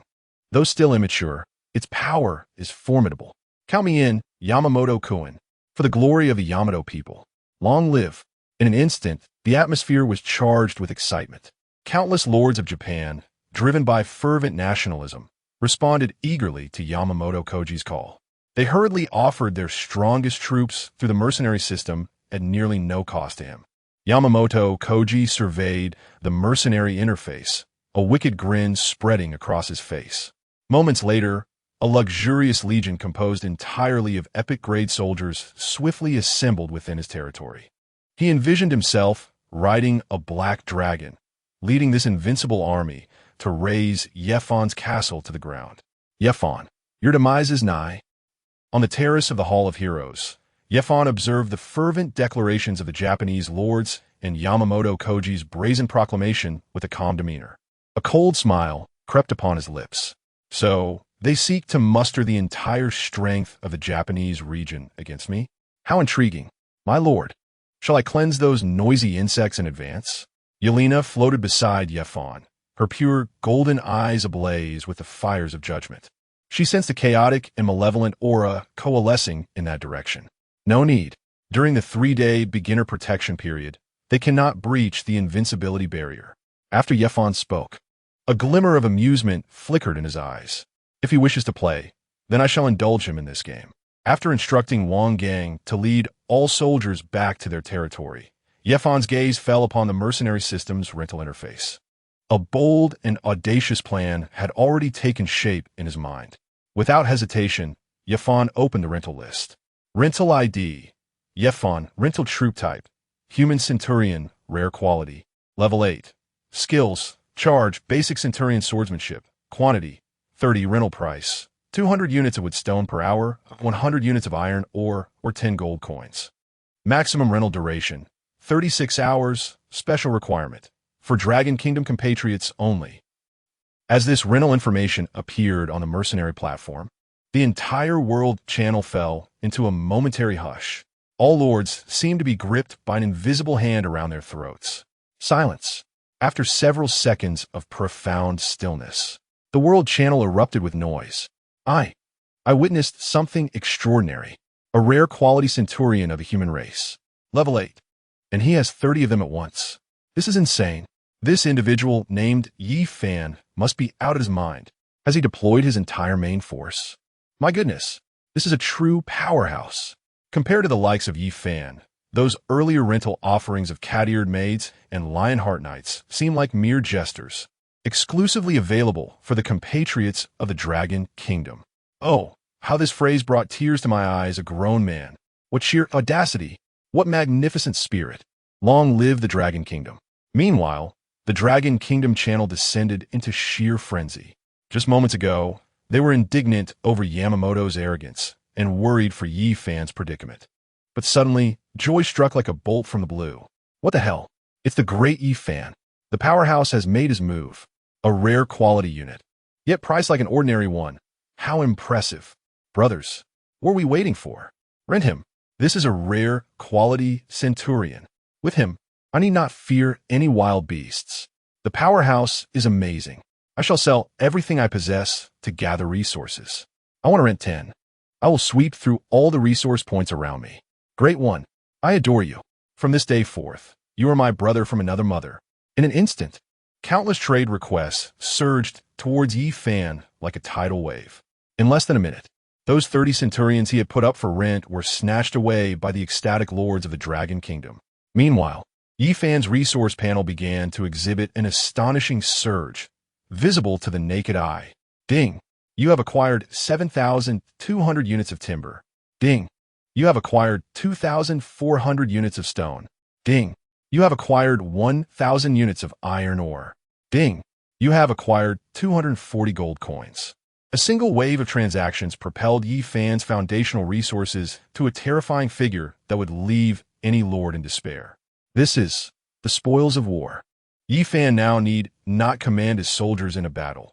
He can simply remain at home and still amass resources. The efficiency is hardly inferior to that of engaging in combat. After all, he has thoroughly cleared the surrounding area, and venturing further would pose risks with more formidable wild beasts and a lack of territorial reconnaissance. It would be wiser to rent out the centurions. Yi Fan gazed at the overflowing resources, his expression unfazed, as his eyes slowly turned towards the nearby Yiliana. Chapter 22. Evolution. The evolution points of the Seraphim, Yi Fan, have been steadily accumulating at a rate of 1 point per second. Over 30 hours have elapsed since his arrival. With a flicker of thought, Yi Fan summoned his attribute panel, his gaze fixated on the oscillating numbers. Evolution points: 99998, 99,999, 100,000. At the moment the final zero manifested, a brilliant light erupted in Yi Fan's eyes. 100,000, not a point more, precisely enough to reach the threshold for Yilina's next evolution. This devoted little angel, who had loyally followed him since entering the battlefield of myriad races and even offered to share his bed to guard him through the night, was about to undergo her transformation. As if sensing Yi Fan's fervent gaze, Yilina tilted her sacred and delicate face slightly, her pure golden eyes shimmering with anticipation as she softly inquired, "My lord, will you bestow your blessing upon me?" The phrase "bestow a blessing" caused Yi Fan's lips to twitch involuntarily. Images of Wang Gang and Li Tianyou's peculiar expressions, along with that earth-shattering misunderstanding, flooded his mind. He cleared his throat, a hint of awkwardness coloring his smile, yet he nodded emphatically. Indeed, this blessing is extraordinary. Wonderful, Yilina exclaimed joyfully, her golden eyes igniting with a brilliance surpassing that of the stars. She appeared blissfully unaware of Yi Fan's discomfort, her small face radiating delight. "Kulme, let us proceed to the blessing chamber." Yi Fan feigned calmness as he turned and led the way to the room that had garnered an almost mythical reputation among the warriors. With a blush adorning her cheeks, Yilina followed closely behind, her bashful yet expectant demeanor likely to inspire wild imaginings in Li Tianyou if he were to witness it. Creak. The door to the blessing chamber swung open once more, only to close swiftly behind them. Yi Fan seated himself cross-legged, observing the little angel before him, who sat upright, gripping the holy light cross sword with trembling hands, her eyelashes quivering with tension. He inhaled deeply. After all, this was a sum of 100,000 evolution points, his entire effort accumulated over nearly 30 hours. Without a moment's hesitation, Yi Fan's gaze sharpened to a piercing intensity. Divine level cultivation, evolution. Ding! Do you wish to consume 100,000 evolution points to perform a comprehensive evolution on the epic quality commander, Yilina? Confirm. Boom! The instant Yi Fan confirmed, an unprecedentedly vast and magnificent stream of golden divine energy erupted from his fingertips, transforming into a robust golden beam that enveloped Yilina's petite form entirely. Yilina let out a soft moan, feeling an unparalleled warmth surge through her limbs, cleansing every inch of her energy and every soul imprint within her. Her body, uncontrollably, began to levitate slowly as for pristine wings unfurled dramatically behind her. emanating a sacred radiance that threatened to transform the entire room into a realm of divinity. Crack, crack, the crisp sound of bones reverberated from within her. Before the naked eye, her petite figure, originally around 1 meter 50, began to rise and grow in the glow of this holy light. 1 meter 55, 1 meter 60. The once somewhat immature curves became more poised and full, as the undulations of that sacred light sculpted an awe-inspiring silhouette. And this was merely the beginning. The most astonishing transformation occurred among the wings on her back. With a soft rip, two new, even more resplendent and solid pairs of wings emerged forcefully from her flesh at the base of the original 4. 6 wings, 3 pairs, a total of 6 wings radiating endless sacred brilliance, slowly unfolded behind her, each feather seemingly forged from the purest light, exuding a heart-stopping aura of terrifying power. Buzz, an overwhelming pressure, surpassing that of epic tales, erupted violently from within her, engulfing the entire hall of heroes. Ding! Evolution successful. Your Commander Yelena has successfully evolved from epic quality to legendary quality. Commander Yelena, quality, legendary, level 15 race, 6-winged Seraph, skills, Holy Light Judgment, Seraph Shield, Divine Flame of Judgment. Sacred Domain, upon activation, all allied units within the domain receive healing and purification, while all enemy units suffer continuous burning and suppression. Loyalty, 100 devoted. Next evolution requires evolution points, 1,000,000. Legend, 6-winged Seraph. Yifan gazed upon this transformed figure, feeling the terrifying aura potent enough to rival Yamamoto's Lilith, perhaps even surpassing her in combat prowess. A flicker of ecstasy crossing his eyes. The 100,000 evolution points were well spent. As the light faded, Yelena gently descended. She looked down at her now taller, more perfect form, and felt the immense power contained in those 6 wings. Her pure golden eyes filled with incredulous astonishment. "My master, is this your power?" She raised her head, her gaze ablaze with admiration for Yifan, nearly overflowing with reverence.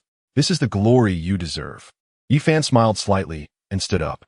Just then, the 3-person leader channel began to flash wildly once more. "Mun, Val, Brother Fan, you pervert. Are you renting rare-level centurions like cabbages? I missed the chance because I was slow, and I've heard from others that their combat power is simply outrageous. One strike takes out a little kid. I'm your junior, senior. You are amazing. Both Kung Fu Panda and I are stunned. However, senior, you have rented out your main forces. Will the defense of your territory be secure?" Observing the excitement and concern reflected in their messages, Yifan's face revealed a smile shrouded in mystery. "Main forces? No, those are merely the second-line troops I have eliminated." He offered no further explanation, merely focusing his thoughts to activate the mercenary function. "Ding! Your friend Yifan has rented you the troop type. Eagle Eye Archer, rare, X10, rental duration 48 hours. Transaction price, 1 copper coin. Do you agree?" Almost simultaneously, this notification erupted on Wang Mang and Ma Xiaoyao system panels. Both were momentarily taken aback. "Eagle Eye Archers? Rare? 10 of them? For just 1 copper coin." After a brief pause, they instinctively clicked to agree with trembling hands. In the next instant, 20 elite archers donned in lightweight leather armor, wielding longbows and possessing hawk-like sharp gazes, materialized within their respective territories. The chilling aura emanating from these rare-grade troops instantly enveloped their lands in an eerie silence. Indeed, the legendary creatures produced by Ma Xiaoyao's extraordinary zoo were formidable. Yet they took 8 days to yield one, and the first was the timid legendary pig-nosed snake, which would flip onto its back at the slightest touch. As for the epic-grade Kung Fu Panda, it was not much braver than the pig-nosed snake. While it could throw punches, it dared not stray beyond the castle-esque confines. Wang Mang's mining dwarves fought not all, focusing solely on excavation. The fortunate slime, though resilient, possessed a singular attack method and contributed little aside from luck. In the trio's channel, after a silence lasting a full 10 seconds, the atmosphere exploded like a nuclear bomb submerged in the deep sea. "Wang Mang, what the hell?" A series of exclamation marks sufficed to convey Wang Mang's astonishment. Wang Mang, Eagle-Eye Archers?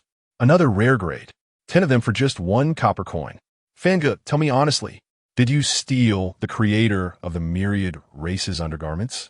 How many trump cards do you have up your sleeve? I'm your junior sister. Ah, senior. You are too kind to me. This is too precious. I cannot accept it. Though she protested, Ma Xiaoyao's body was honest enough. Having already cherished the 10 Eagle-Eye Archers as treasures, feeling an overwhelming sense of security at their piercing gazes. Yi Fan, keep them.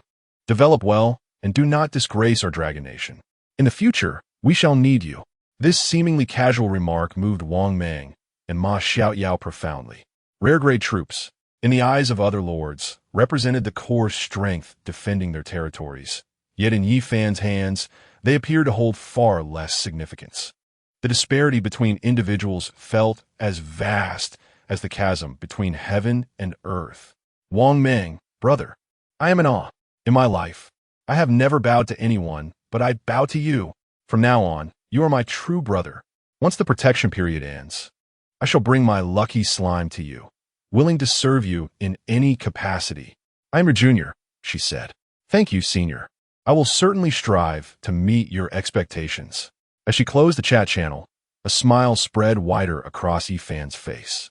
Investing in his friends was, in essence, an investment in the future of Long Kingdom. He understood, well, that while he might dominate this battlefield alone, to truly save Long Kingdom, he required formidable allies who could stand on their own. Otherwise, he risked a fate akin to that of the martial emperor, who had perished at the hands of the invading forces of the Woguo and their allied tribes. At that moment, Elia cautiously entered the blessing chamber. Her gaze fell upon Yi Liana, whose figure radiated a holy light, leaving her utterly astonished. Chapter 23. Selling Attribute-Infused Fruits. An explosion of gold coins, 2 chapters combined. Elia could distinctly perceive that the angel accompanying the Lord exuded a terrifying energy that compelled her to look up in awe. The sheer and vast divine pressure emanating from the being surpassed even the ancient tree spirit that dwelled deep within the forest, a memory etched in her mind. Respected Lord, Elia snapped back to reality from her astonishment and quickly bowed to Yi Fan, her beautiful visage tinged with a hint of apology and urgency. I apologize for the interruption. However, our magical energy has been completely depleted. Yet, our first batch of fruits has ripened. As she spoke the last words, an uncontrollable pride gleamed in her eyes. Depleted magical energy? Yi Fan raised an eyebrow, quickly understanding the situation. Although Life Catalyst was immensely powerful, the energy consumption for these forest elves, who typically possessed an average level of merely 6, was indeed considerable. Nonetheless, this was within his expectations. Not to worry, Yi Fan waved his hand, shifting his gaze towards the newly transformed 6-winged seraph. With a mere thought, an epic green crystal core, radiating potent toxicity and immense energy, along with several rare and exquisite crystal cores acquired from the battlefield earlier that day, floated delicately in his palm. Leilana, absorb these to stabilize your current strength. The epic crystal core of the Python King had been specifically prepared for her. The legendary evolution required not only evolution points, but also a complete refinement and sublimation of the holy light energy within Leilana. It was now the opportune moment to fill and solidify her powers with vast amounts of energy. Yes, my lord. A flicker of joy crossed Leilana's golden eyes as she obediently nodded. She joined her hands in prayer, entering a sacred state once more. Buzz! The epic crystal core seemed to respond to a lethal attraction, emitting a resonating hum before transforming into a torrent of green energy that Leilana consumed voraciously. Following this were various energy strands from the other crystal cores. If an ordinary being were to ingest such a chaotic and violent array of energies, the inevitable outcome would be catastrophic. However, within Leilana's body, the supreme seraphic holy flame gently enveloped the tumultuous toxic energy and diverse elemental energies, purifying and incinerating them, leaving only the most refined source of life energy to merge with her very essence. The 3 pairs of sacred wings upon Lilana's back shimmered with an increasingly solid and brilliant radiance. Her aura transformed from the ephemeral nature of her recent breakthrough to a profound and unfathomable depth. This entire process transpired in the span of a mere minute. As all the luminous energies coalesced within her, Leilana gradually opened her eyes. In her golden irises, it seemed as though the sun, moon, and stars were in a perpetual cycle of creation and annihilation, exuding an awe-inspiring divine majesty. "Let us go. Ilya, show me your masterpiece," Yi Fan said with a satisfied nod, turning to the forest elf leader, who stood in a state of astonishment. Yes, my lord, this way please." As if awakening from a dream, Ilya hastily took the lead ahead. They traversed the majestic Hall of Heroes and wound around to the rear of the castle, where an area once cleared was now transformed into a miraculous, enchanted garden teeming with life. Although Leofan had anticipated this spectacle through his territory exploration, the sight before him still elicited a profound sense of astonishment. On just a few hundred square meters of land, dozens of uniquely shaped plants, radiating a soft halo, flourished in clear distinction.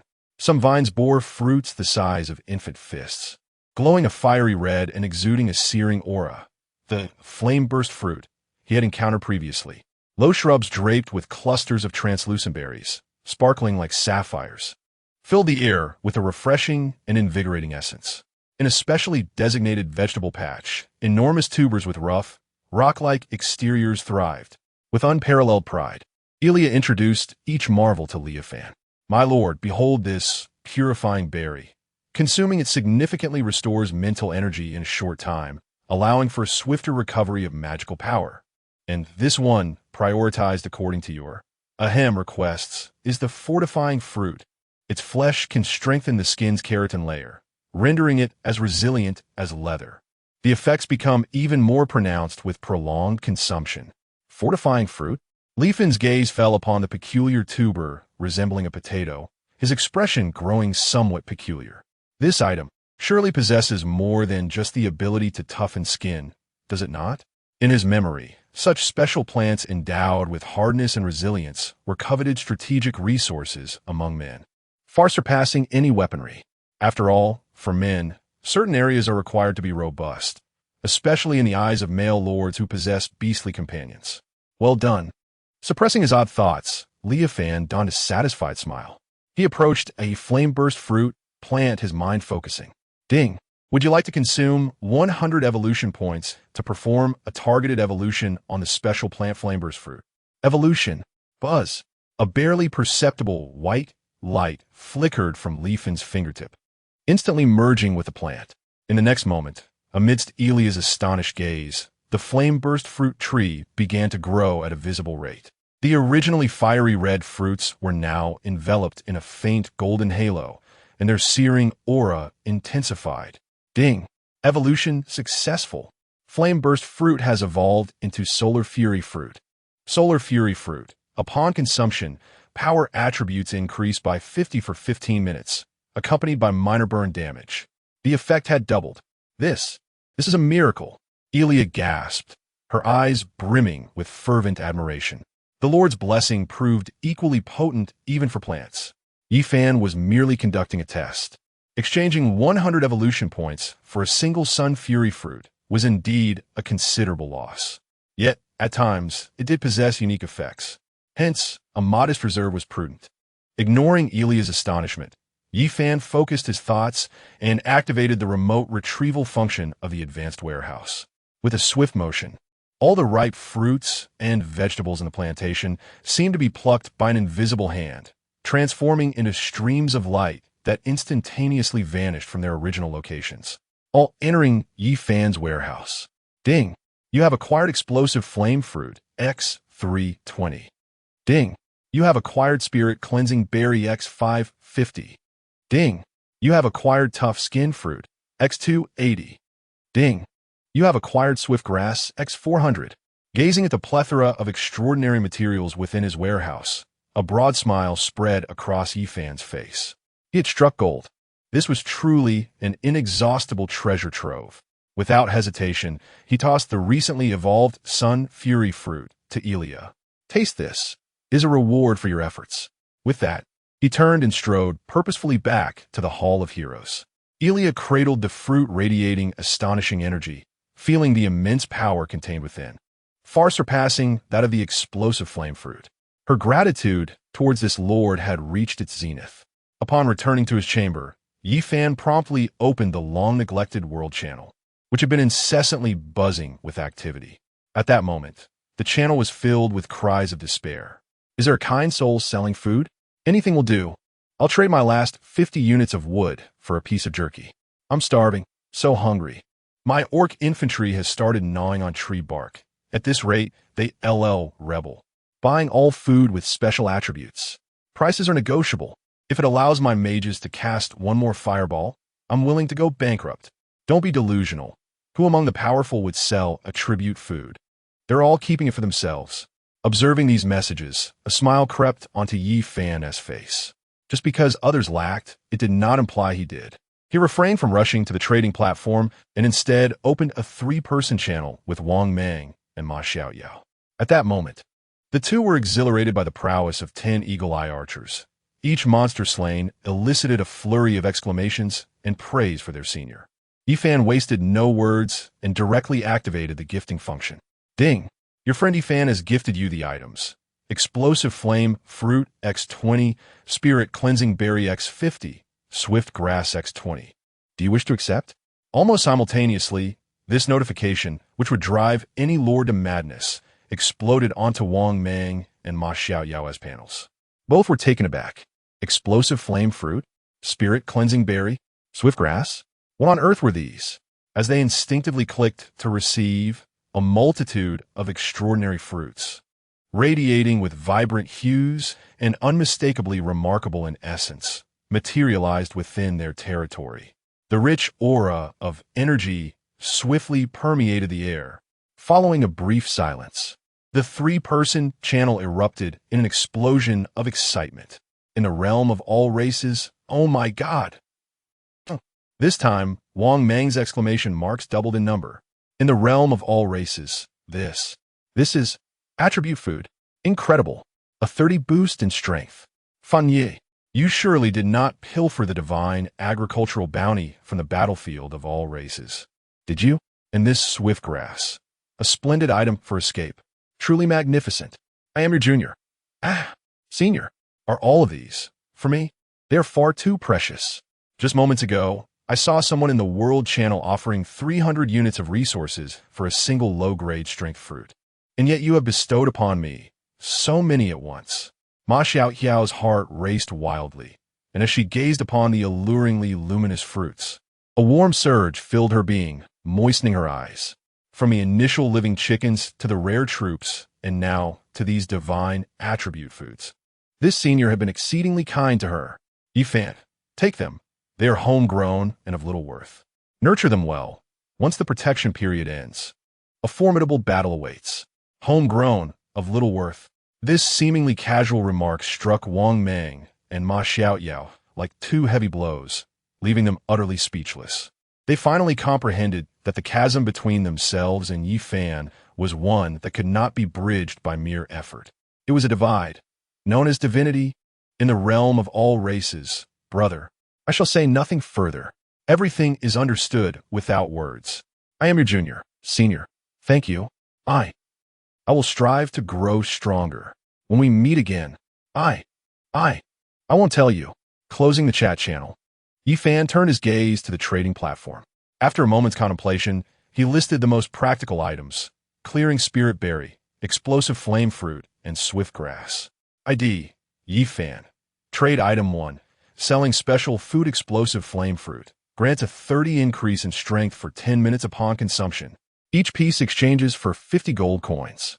Limited quantity, first come, first served. Trade item 2. Selling special food swift grass. Grants a 30 increase in speed for 10 minutes upon consumption. Each piece exchanges for 50 gold coins. Limited quantity, first come, first served. Trade item 3. Selling special food clearing spirit berry. Boosts mana recovery speed by 50 for 10 minutes upon consumption. Each piece exchanges for 50 gold coins. Limited quantity, first come, first served. These 3 trade announcements erupted like a thunderclap, shattering the silence of the world channel. In a fleeting moment when the lords, previously troubled by their culinary dilemmas and yearning for the attributes of delectable sustenance, beheld these 2 messages, their eyes blazed with fervor. Good heavens! Am I not mistaken? A 30% increase in strength? A 30% enhancement in speed? This is a miraculous elixir. Yifan. Once again, it is the illustrious Yifan. My goodness, what treasures lie within this esteemed lord's domain? 50 gold coins for a single one. Though exorbitantly priced, I shall procure it. With this exceptional item, I shall dispatch my general to confront the wild boar king that obstructs my doorstep. Oh, great lord, I implore you, grant me a swift grasp, would you? As long as I can outpace those wretched goblins and safeguard the virtue of my elven archer, I am willing to sacrifice anything. Insanity. Utter madness. This transcends mere advantage. It exists in an entirely different realm. In an instant, a torrent of trade requests surged forth like a mighty tide. Within mere minutes, the hundreds of fruits that Yifan had listed were snatched up by the frenzied lords. Previously, the accumulation of mercenaries, timber, stone, and iron ore had been considerable, and the subsequent conquest of resource fields would ensure a continuous supply. These 3 resources would diminish in value over time. The true currency of the future would remain gold. Thus, Yifan opted to sell all fruits for gold to prepare for castle upgrades. Glancing at the resource panel, resources, timber, 60, 580, stone, 53, 250, iron ore, 22, 750, gold, 56, 100. Gold was not merely sufficient. It far exceeded the requirements for castle enhancement. Observing these figures that would leave any lord breathless, a subtle smile graced Yifan's lips. Chapter 24. The potent hair growth elixir, the valor and sincerity of soldiers. Yifan's thoughts stirred, and instead of hastily closing the trading platform, he leisurely browsed the world channel with keen interest. The channel had evolved beyond mere cries of despair and pleas for help. With the first batch of lords acquiring survival capital through mercenary trades, it had transformed into a bizarre virtual marketplace. For sale, 5 superior quality wolf skins can be crafted into leather armor in exchange for any meat. Buying lumber, item a dwarven miner, mining efficiency 20, long-term cooperation, credibility guaranteed. The Lighthouse Nation's Titan Temple Lord Guild is recruiting. Requirements: Castle level 2 or above, commanders of rare quality. Join for resource benefits, united against the Dragon Kingdom. Upon encountering this glaring recruitment message, Yifan's gaze suddenly turned cold. The Lighthouse Nation was quick to act.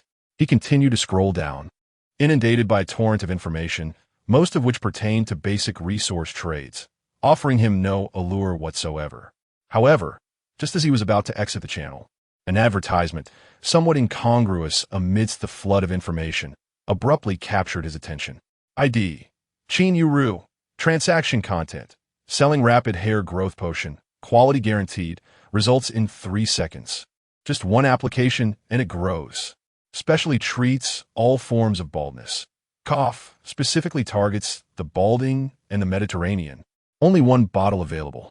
1,000 lumber, 1,000 stone, 500 iron, or 100 units of food.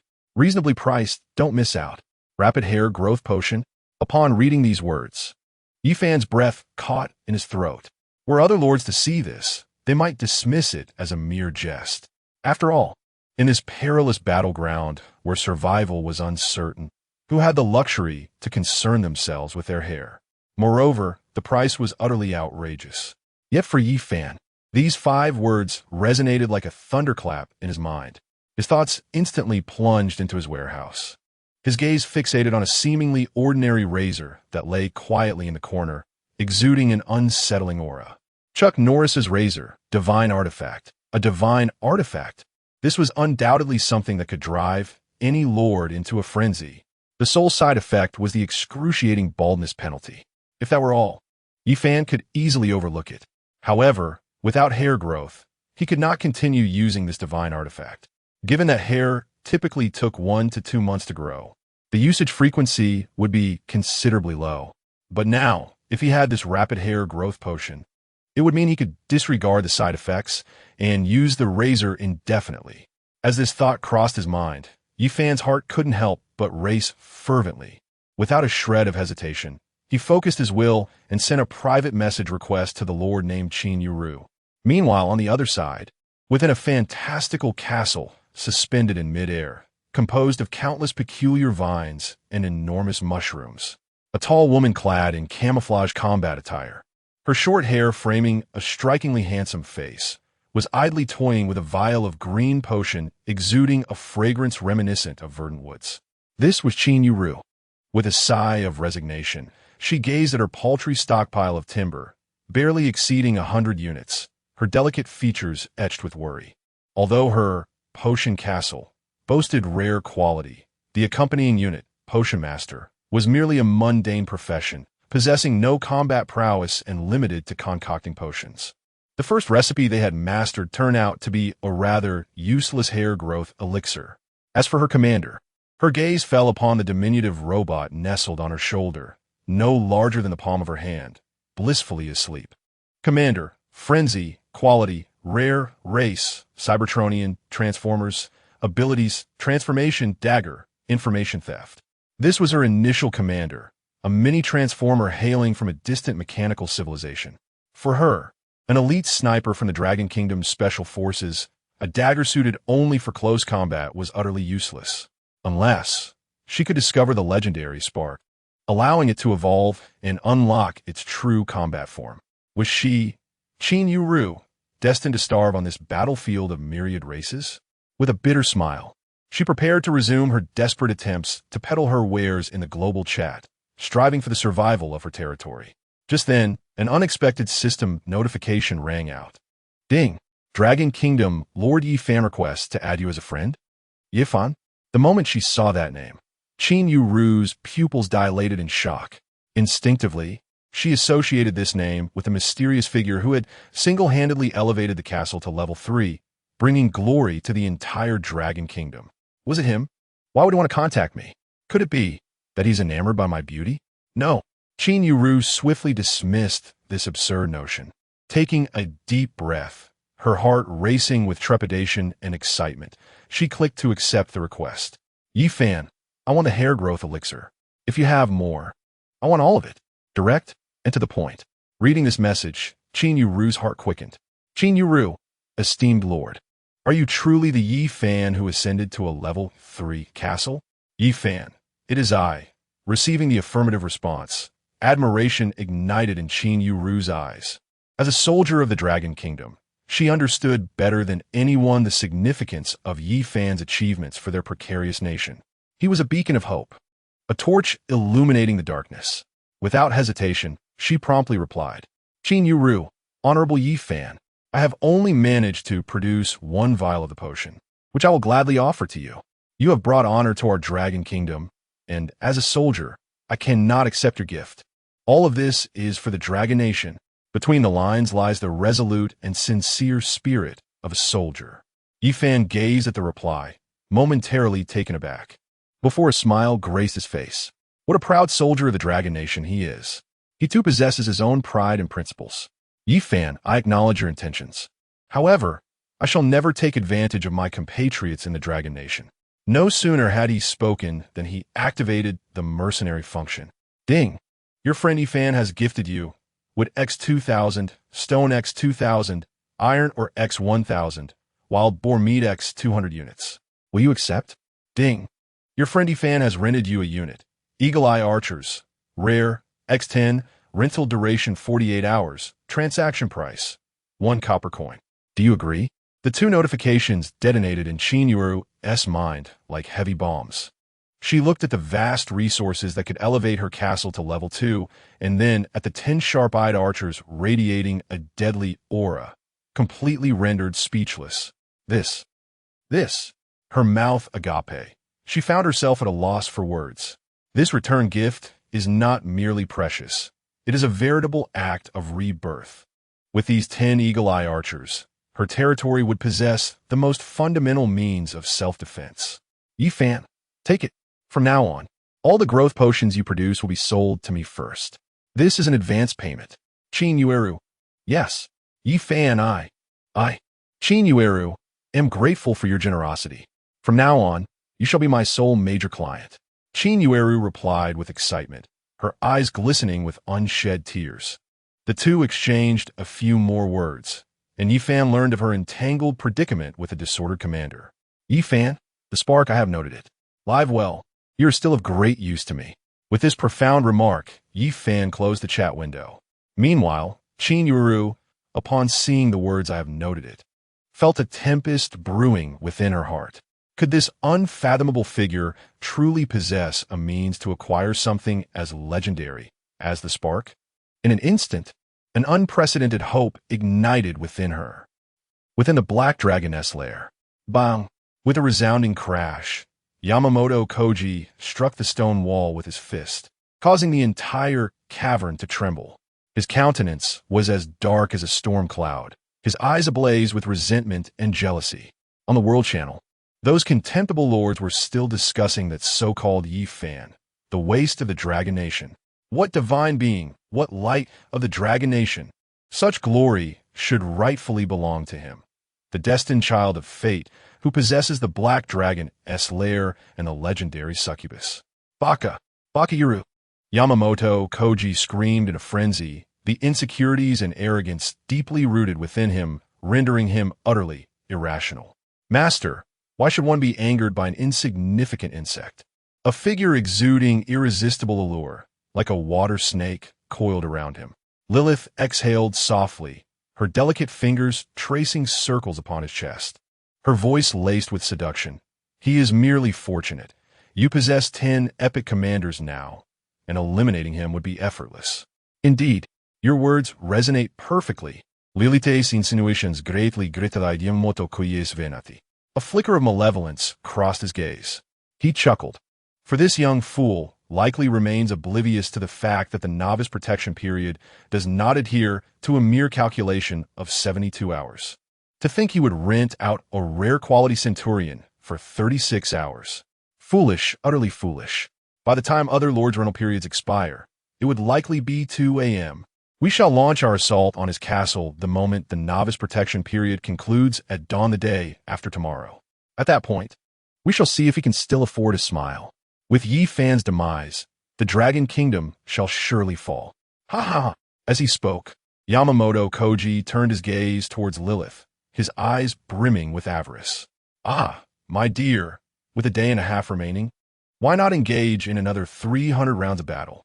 Meanwhile, as Yamamoto Koji squandered his time, Yi Fan was diligently and methodically developing his territory. Chapter 25. The Seraph in the Night. Unbeknownst to all, the night had descended. Within the realm of the Hall of Heroes, a vibrant scene unfolded, starkly contrasting with the deathly silence that enveloped the outside world. Under the command of Wang Gang, dozens of warriors were diligently engaged in the expansion of their territory. Behind the high walls, the once chaotic trees had been entirely felled, transformed into a vast reserve of timber. Li Tiniu, accompanied by a few agile warriors, had significantly expanded the modest chicken coop, evolving it into a burgeoning breeding base, thoughtfully leaving space for the future rearing of other livestock. Meanwhile, at the rear of the castle, Aliyah led her kin in tireless labor upon the newly established 500-square-meter plantation.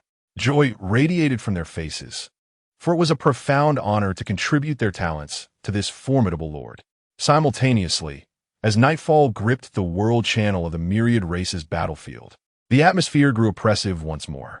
A chilling wail echoed from the darkness beyond the territory, the haunting cries of nightmare specters wandering. Having learned from the harrowing lessons of the first day, all lords prudently retreated within their protective barriers. Freed from the pressures of battle, the bored lords began to engage in trivial chatter, their conversations evolving into an array of peculiar topics. Brothers, I have a question. I just recruited a cat girl. Can I touch her ears? I touched them once, and she cried, losing 5 loyalty points. Fool above. The ears and tail of beast folk are no-go zones. Do you understand? Those are their most sensitive areas. You must first cultivate a bond. Only then will she allow you to touch her. Does anyone know how to woo my mermaid commander? She spends all her time in the water and I can hardly say a word to her. I found that feeding my little succubus some spirit berries makes her mental lash more invigorating. Hey. Yifan leaned against the railing of the terrace, his expression impassive as he observed the vulgar exchanges, a smirk curling at the corners of his mouth. In the face of national calamity and impending doom, this group of imbeciles, fixated solely on their trivial desires, had the gall to discuss how to please foreign commanders? Utterly hopeless. Even Wang Fati and Ma Xiaoyao recognized the need to harness their resources, striving tirelessly to strengthen themselves in preparation for the impending blood moon. Yet these individuals had long since succumbed to complacency, forgetting the burdens they bore upon their shoulders. Yi Fan, weary of the sordid spectacle, disengaged from the channel, his profound gaze piercing through the luminous barrier of the territory, fixing upon the jungles shrouded in endless darkness. Within that obscurity, distorted, translucent figures emanating a sinister aura wandered aimlessly. Their ear-splitting shrieks resonated, their crimson eyes brimming with hatred and greed for all living beings. Nightmare specters. To other lords, these were terrifying entities capable of robbing them of sleep, the invincible harbingers of death. However, for Yi Fan, this was a veritable treasure trove of experiences and rare materials scattered across the ground. My lord, do you wish to hunt them? A clear and sacred voice resonated from behind him. Yiliana had approached his side, her 3 pairs of wings, emanating a gentle glow, fluttering softly. In her pure golden eyes, there sparkled a hint of eager combativeness. As a favored child of light, she harbored an instinctive aversion to these filthy, dark beings. Indeed, the corners of Yi Fan's mouth slowly curled into a chilling arc. While others regard them with fear, I see them as precious gems. This darkness, for me, is not a forbidden zone, but my hunting ground. Yiliana, eradicate the heretics. Yes, my lord. Her voice brimmed with uncontrollable excitement as she transformed into a streak of light, directly piercing through the protective barrier of their territory, boldly stepping into the perilous dark forest. At that very moment, as Ileana crossed the threshold of the barrier, a nearby nightmare specter seemed to catch the scent of flesh and blood, emitting a piercing roar before transforming into a cloud of darkness and lunging forward with lightning speed. The chill and malice emanating from its very soul was enough to make any ordinary soldier tremble. Yet, it was met by the embodiment of light and sanctity upon this battlefield.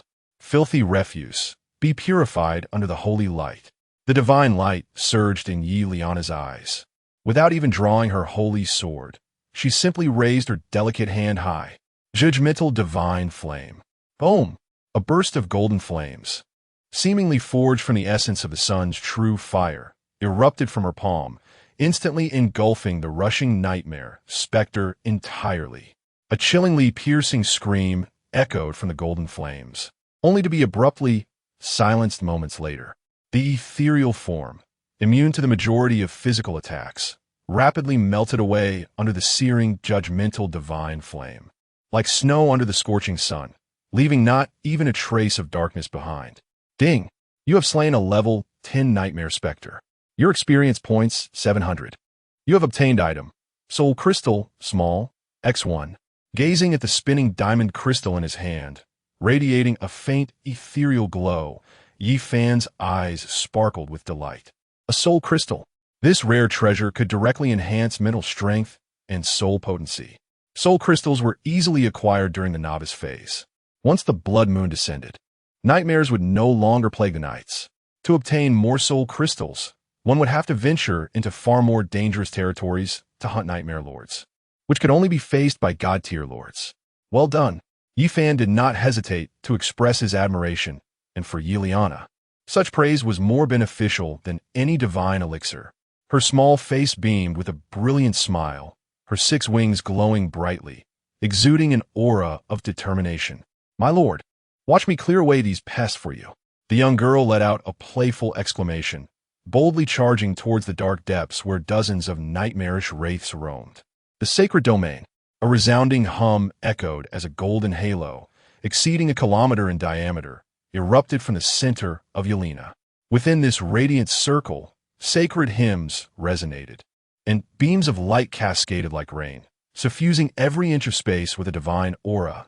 All the nightmarish wraiths, ensnared within its embrace, found their movements suddenly sluggish, as wisps of white smoke began to billow from their ethereal forms, as if they were submerged in sulfuric acid, emitting agonized wails. Meanwhile, Leaf Fan, bathed in this radiant downpour, felt an overwhelming warmth enveloping her, sweeping away the fatigue of recent days, while her mental fortitude astonishingly rejuvenated at an extraordinary pace. This was the formidable might of a legendary six-winged seraph. The divine judgment. Yelena hovered at the heart of the domain, akin to a deity presiding over judgment. Her hands raised high.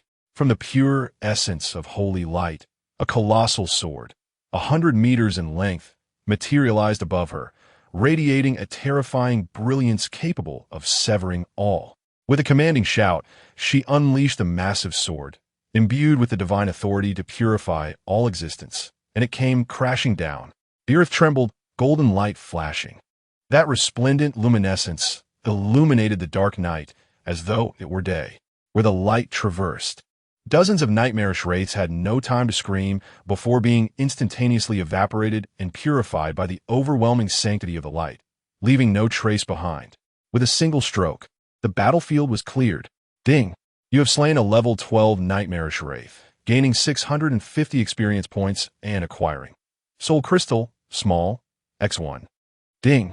You have slain a level 11 elite nightmarish wraith, gaining 580 experience points and acquiring Soul Crystal, small, X1. Ding! A relentless barrage of system notifications flooded Leaf Fan's mind, akin to a tempest. On the ground, dozens of soul crystals, exuding an ethereal glow, lay quietly like fireflies in the night. Leaf Fan extended her hand and summoned all the spoils into her inventory, her smile growing ever more pronounced. Was this a hunt? It was undeniably akin to gathering wealth. Yet, while Yelena wreaked havoc in the darkness, amassing a fortune, the world channel erupted with excitement over the soaring 100-meter holy sword of light. Wow, did you see that? That beam of light. That golden sword. It's even larger than my castle. I saw it. I saw it. Just a few 100 kilometers west of my territory. My heavens, what divine skill is that? I felt my protective shield trembling. It must be a special monster from high-level map. That holy sword just attacked some lord. How unfortunate for him. Fortunately, it's the new player protection period, or he would be doomed. Exactly. Earlier today, I also saw a divine dragon soaring over my castle, but it ignored me. They regard us novice lords as mere ants, who would pay us any mind. Who do you think you are? With a playful demeanor, I unabashedly admit my penchant for urinating on anthills. What of it? The swift strike of Yelena's sword ignited a fervor across the global channel. Meanwhile, Yi Fan remained blissfully unaware, engrossed in providing Yelena with coordinates and gathering the spoils of victory. Chapter 26. The Creator intervenes in merely a few hours. Yelena's figure darted through the night like a golden lightning bolt, traversing the 20-kilometer reconnaissance range of Yefan. Wherever she passed, sacred flames blazed forth, and the nightmarish souls disintegrated into pure, crystalline essences. Yelena grew increasingly emboldened, her golden eyes alight with excitement. It was her supreme honor to cleanse these vile remnants for her master. My lord, there lies another vast expanse to the east. I shall purify it at once. Her voice rang out, clear and fervent, as her 6 wings flared behind her, ready to transform into a streak of light once more. However, in that fleeting moment, Yefan's expression shifted abruptly. Return. Immediately, a commanding thought, imbued with undeniable authority, thundered in Yelena's ears. Huh? The poised Yelena halted abruptly, a flicker of confusion crossing her immaculate gaze. She could not comprehend why her master had issued such an urgent command. Yet, the decree of her master was the highest of divine mandates. Without a moment's hesitation, she summoned a brilliant radiance from her 6 wings, pivoted instantly, and shot back towards the protective barrier of the Hall of Heroes at a speed several times greater than her initial approach. At the very instant she crossed the threshold of the barrier, a fine sheen of cold sweat broke out upon Yefan's brow. Just moments prior, as Yelena had prepared to delve deeper, his territory's keen perception had detected an indescribable, terrifying will.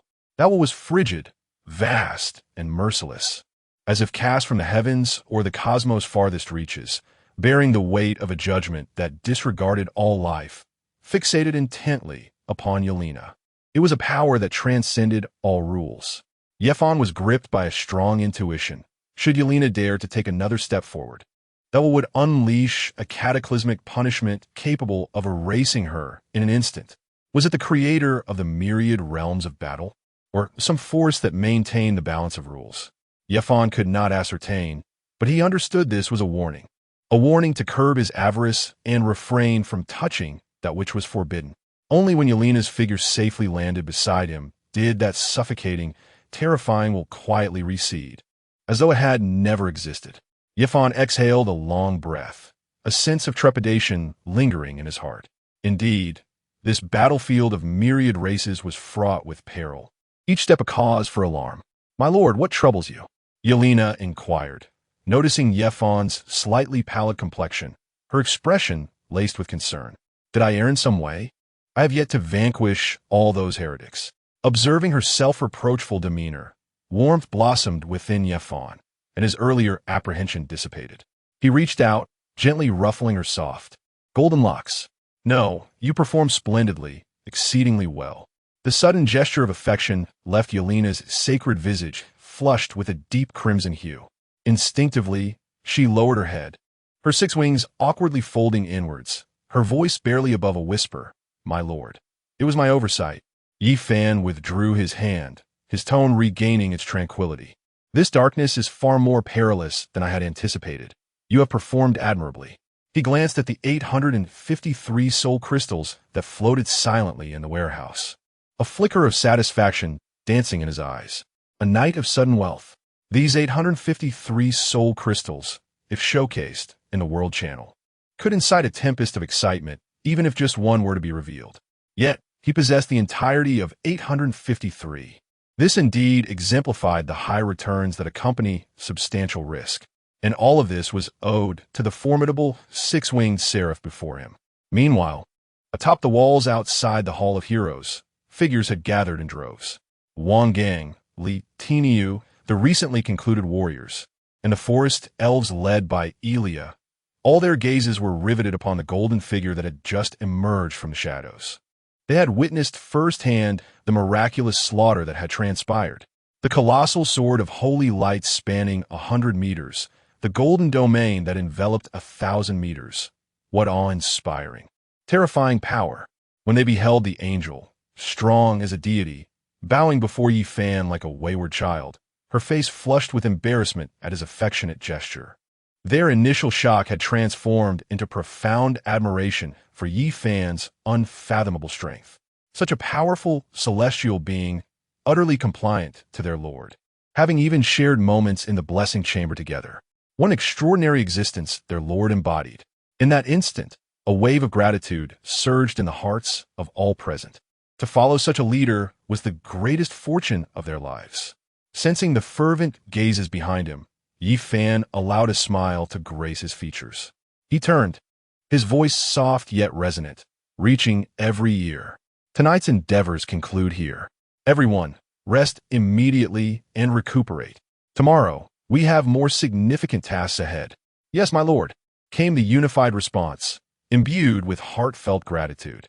As the warriors dispersed to their quarters for rest, Yifan, accompanied by the still-flushed Yelena, turned to return to the opulent chamber belonging to the Lord, situated at the pinnacle of the Hall of Heroes. Chapter 27. Absorbing the Soul Crystals. Yelena grows stronger within the confines of her private sanctuary. Fragrant incense wafted through the air, while outside the expansive floor-to-ceiling windows, the eternal blood-red twin moons of the myriad realms cast their haunting glow. As Yelena stepped into this exclusive space, the tension that had gripped her throughout the day seemed to dissipate slightly. Yet, on her delicate and sacred visage, 2 enchanting blushes deepened, even spreading to the pristine contours of her ears. Trailing behind Yifan, she lowered her gaze, her hands unconsciously twisting the tassels of the holy light cross sword. A far cry from the formidable 6-winged seraph who had once wielded divine flames to vanquish evil. In that moment, She resembled an innocent girl, blossoming with the first stirrings of affection. "My lord." Finally, as Leofan turned, Yelena mustered her courage, raising her pure golden eyes, her voice barely a whisper, laced with a barely perceptible tremor. "Tonight, I've been tainted by too much vile and evil energy, but may I bathe with you to draw upon your virility and achieve complete purification?" By the end of her plea, her voice had become almost inaudible, and her head sank deeply, as if she would vanish in a thin air should Leofan utter a single refusal. Taken aback, Leofan was momentarily stunned. He had not anticipated Yelena's boldness. Although they had shared a back scrub yesterday, was it truly appropriate to bathe together? Observing the bashful demeanor of the six-winged seraph before him, he merely smiled gently and replied, "There is no rush. There is a matter of greater importance first." Before he could finish speaking, he concentrated his thoughts. Suddenly, with a cascade of shimmering light, 853 radiant diamond-shaped crystals emerged from nowhere, filling the carpeted floor of the bedroom, forming a small mountain of energy that left one in awe. Each crystal seemed to harbor a pure soul, an overwhelming surge of soul energy instantly enveloping the room, thickening the very air around them. "Is this the soul crystals from earlier? Do you intend to gift them to me?" Yelena, as a being of pure light energy, understood well the immense value of these soul crystals, formed from the essence of nightmares that had passed. For beings of their kind, these crystals represented an extraordinary boon. The power of a single soul crystal could surpass that of 10 equivalent beast cores. "Indeed," Leofan replied, a captivating smile gracing his lips. "Absorb them all. All of them." Yelena's mouth formed a perfect OAS. She gazed at the mountain of nearly 1,000 soul crystals, her heart racing with exhilaration. This was an extravagant treasure that could drive any angelic general to madness, and her lord was bestowing it all upon her. "Do you dare defy my command?" Leofan arched an eyebrow, feigning authority. Yelena trembled. "I would not dare." Yelena shivered, quickly gathering her thoughts, her youthful face radiating an unprecedented excitement. No longer hesitating, she seated herself cross-legged before the small mountain of soul crystals, her six wings unfurling gently behind her. With her hands clasped together, she entered a state of the most sacred prayer. A low hum resonated as an invisible force erupted from within her. The towering pile of 853 soul crystals seemed to respond to a fatal attraction, collectively emitting a resonant sound before rising into the air, transforming into a brilliant torrent composed of the pure soul energy, which Yelena's petite form voraciously absorbed. Boom! The vast reservoir of soul energy exploded within her. Were it another commander, even one of legendary caliber, faced with such a terrifying influx of soul energy, their fate would be to have their spirit shattered and consciousness overwhelmed, ultimately becoming a mindless husk. Yet Yelena was no ordinary being. She was a six-winged seraph, the embodiment of light, a divine messenger. Her soul was forged from the purest essence of divine light, exhibiting unparalleled resilience. In this moment, the torrent of soul energy did not harm her. Rather, like rivers flowing into the sea, it rapidly merged with her soul's essence, propelling her already dense energy body to a terrifying degree of purity, weight, and profundity. If previously her energy concentration resembled a clear lake, after absorbing nearly 1,000 soul crystals, her essence had metamorphosed into an infinite, bottomless ocean. Though her quality remained at the legendary tier, her strength within that tier had become profoundly distinct. It was akin to a common rare quality unit being able to battle a singular rare quality wolf, while an experienced elite like Litiniu, having faced countless battles, could dispatch 2 or even 3 foes simultaneously. Such was Yelena in this moment. Having absorbed an immense source of soul energy, she remained a legendary six-winged seraph. Yet her power had undergone a monumental transformation. If previously she had merely been a notch above the treacherous demoness Lilith, now, should they meet again, Lilith would likely find herself devoid of the courage to engage in battle. Their strengths no longer resided on the same plane. As the last vestige of soul energy was completely absorbed, a divine pressure, far more terrifying than any before, burst forth from within Yelena. instantly enveloping the entire Hall of Heroes. Her 3 pairs of sacred wings shone with dazzling brilliance, each feather seemingly etched with intricate golden divine runes, radiating an awe-inspiring majesty that was impossible to behold directly. Slowly, she opened her eyes, and within her golden irises, the celestial bodies of sun, moon, and stars seemed to revolve in a cycle of creation and destruction. A single glance from her could freeze the very souls of any who harbored ill intentions. "Thank you, my lord, for bestowing divine grace." Yelena descended gracefully from the sky, kneeling on one knee, her voice imbued with a profound reverence that resonated from the depths of her soul. "Rise," she implored. Yifan nodded in satisfaction before making his way to the lavish bathroom. Upon witnessing this, Yelena's cheeks flushed anew, and she hurried to follow. Within the expansive white jade bathtub, steam wafted languidly. Yifan leaned against the tub's edge, reveling in the warm embrace of the water, while Yelena, as was her custom, knelt behind him, attentively drying his back with a soft wool fur towel. This time, however, her actions appeared even more tentative than the day before, her delicate and sanctified visage burning with heightened warmth.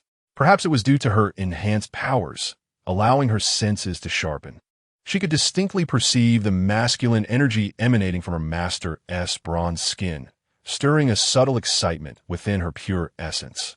As Yifan prepared to rise after his cleansing, a voice, soft as a whisper, broke the silence. "My lord, may I request your assistance?" Yifan paused, turning to look back. He beheld the 6-winged seraph, who had, unbeknownst to him, shed her radiant armor, revealing a flawless divine form sculpted from the purest light energy, her face flushed with embarrassment, and her golden eyes shimmering with an almost pleading glimmer. Being the epitome of stoicism, Yifan thought little of it, assuming that she had simply embraced this mode of interaction, for angels might not discern the nuances between genders. Very well, he acquiesced, picking up a clean towel. Yet, when his hand first made contact with her smooth, alabaster back, even his composed demeanor faltered. So soft. It was not the softness of flesh, but rather an exquisite sensation akin to caressing the finest clouds, imbued with a gentle warmth of sanctity that was utterly captivating.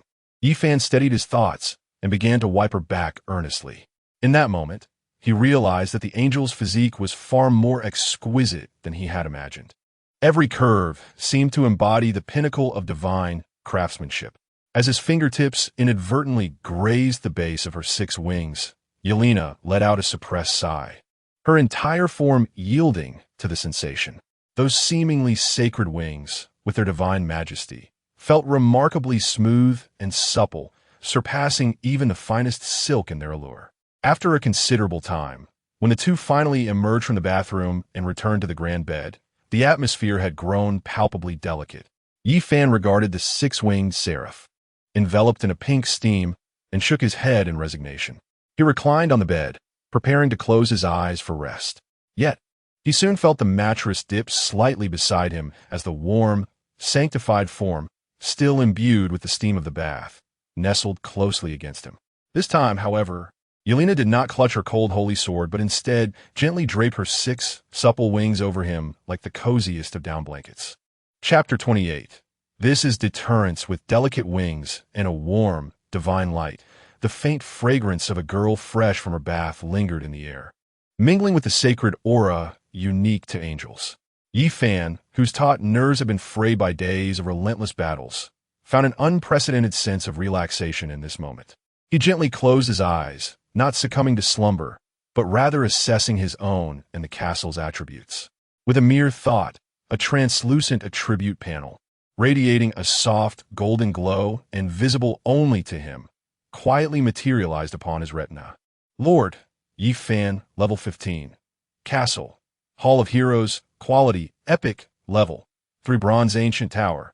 7 floors, territory area. 3,000 square meters, territorial population. 174. Castle buildings.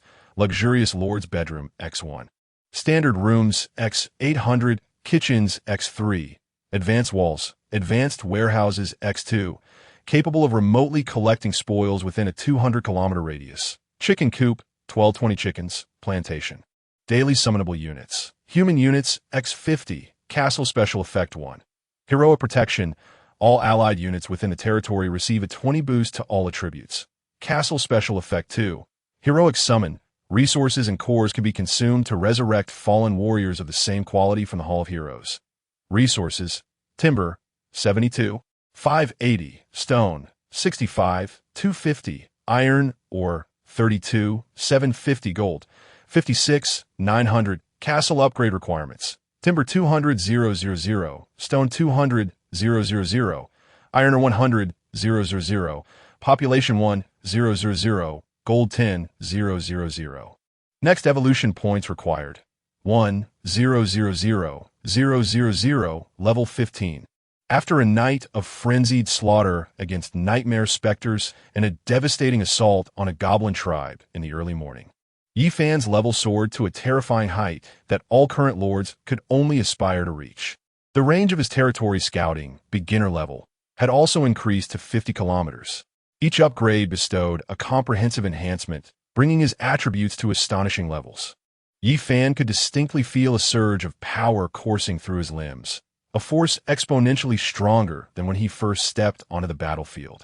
Were he to confront a rare quality wild wolf of the same level, Yifan possessed absolute confidence in his ability to vanquish it. This was merely the beginning. A confident smile slowly graced Yifan's lips. He immersed his consciousness into the warehouse, his gaze fixating on a seemingly ordinary artifact, a razor, quietly resting in the corner, yet emanating an unsettling aura. Should he wield it, his attributes would experience a tenfold increase in a short span of time. In such a state, not even legendary quality beings of the same tier would be beyond his reach. This was Yifan's ultimate trump card, empowering him to face any challenge without hesitation. The night passed in silence, as the first rays of dawn streamed through the grand floor-to-ceiling windows. Casting light upon the opulent bed, Yifan gradually opened his eyes. He felt utterly refreshed. A night of peaceful slumber had dispelled all his fatigue. Beside him, the six-winged seraph had already risen quietly, standing like the most devoted handmaiden, holding a grand silver platter at the foot of the bed. Upon the platter, an enticing mlang of savory meats and exotic fruits wafted through the air, tantalizing his appetite. "My lord, please enjoy your breakfast," came Yelena's melodious voice, her pure golden eyes glimmering with a hint of anticipation. Yifan sat up and accepted the silver platter, revealing succulent pieces of roasted python meat, glistening with juices and encased in a golden crust, accompanied by a few fiery red explosive fruits and a string of translucent spirit berries, and even a toughening fruit. Such a lavish breakfast would surely incite envy and madness among other lords. In the outside world, a single attribute fruit could incite frenzied competition, yet here, it was merely a commonplace adornment on Yifan's table. In fact, the forest spirits in the castle's rear garden, having exhausted their magical energy, had long since regarded the spirit-replenishing berries as mere snacks. This was the absolute wealth that followed absolute power. Yifan picked up a piece of python meat and took a bite. The texture was firm, imbued with immense energy, and the flavor was quite pleasing. However, after 2 consecutive days of roasted meat, he found it somewhat monotonous. He mused inwardly. Although Wang Gang and Li Tiniu were seasoned warriors, their culinary skills left much to be desired. They had only roasting and stewing in their repertoire. It seemed he would need to find a professional chef in the future. Casually tossing the toughening fruit into his mouth, he savored the sensation of resilience it imparted to his skin as he swiftly finished his breakfast. Rising, he stepped onto the terrace, gazing down upon the vibrant territory below. A new day had dawned, and his path of conquest was set to continue. Wang Gong. Yifan's voice was not loud, yet it distinctly reached Wang Gang, who was training soldiers below. "At your service." Wang Gang's figure appeared like a streak of dark golden lightning, leaping up to the terrace and kneeling on one knee with crisp precision, prepared to continue clearing the resource points surrounding the territory. "Seize every area we can occupy." "Understood," Wang Gang shouted, his eyes igniting with fierce determination as he turned to depart. "Wait," Yifan called, his gaze shifting to the sacred figure behind him. "Yelena, my lord, how may I serve you?" Yelena slightly bowed, her 6 wings gently unfurling. Today, your task is not to accompany the army, Yifan said, a mysterious smile curling at the corners of his mouth. I need you to go to a specific place. He extended his hand, pointing eastward toward the coordinates marked by his territory exploration. The Black Dragon's nest. At the mention of those 4 words, flames of judgment ignited in Yelena's golden eyes. My lord, do you wish for Laina to purify that despicable man from the land of the rising sun and that filthy succubus together? No. It is currently the novice protection period. Within the castle's confines, we are invulnerable. Your task is not to attack, but to instill fear. Merely hover in the skies beyond his castle, doing nothing, yet dominating that expanse above, so that he dares not venture out to seize resources. I intend to instill in him and his so-called Yamato Expeditionary Force such dread that they lack even the courage to step beyond the protective barrier. This is the grand stratagem of Yifan. However, Yamamoto Koji will remain unaware that Laina serves as Yifan's commander. For in the battlefield of myriad races, unless one possesses extraordinary abilities, they cannot perceive the attributes of other lords and their troops. Yifan gazed towards the direction of the Black Dragon's nest, a slight smile gracing his lips. Wang Gang, listening intently to Yifan's plans, was already astounded by his brilliance. The Lord not only wields divine strength, but also possesses an inscrutable cunning. What fortune it is to follow such a magnificent sovereign. After a brief moment of surprise, Yena entendit Gasped y que fanait intention. A cunning smile spread across her delicate face as she bowed gracefully to Yifan. Yes, my lord, I assure you, that pitiful insect shall experience the true essence of despair. No sooner had she spoken than the 3 pairs of wings behind her, radiating boundless majesty, suddenly flared. Boom! A resplendent golden beam shot skyward, tearing through the heavens at an almost imperceptible speed, hurtling directly towards the Black Dragon's nest 30 kilometers away.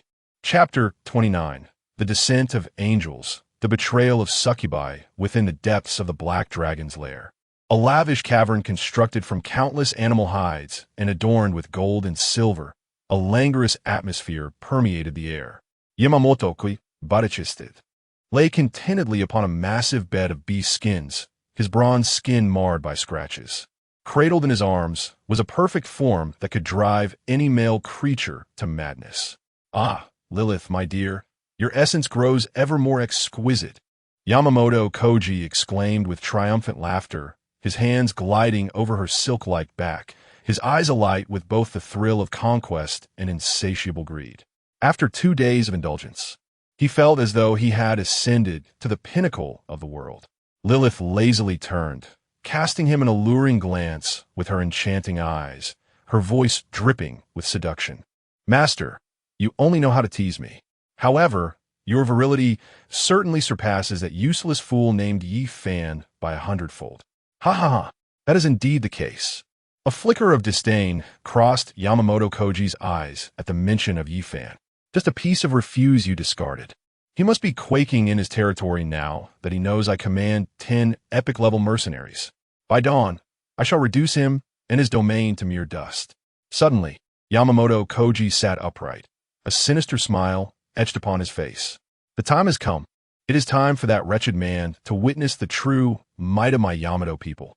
With a mere thought, he opened the interface of the mercenary system. Arise, the finest warriors of my Yamato nation. With his fervent roar, the space outside the Black Dragon's lair twisted abruptly, and 10 formidable figures emanating an epic-level aura materialized from thin air.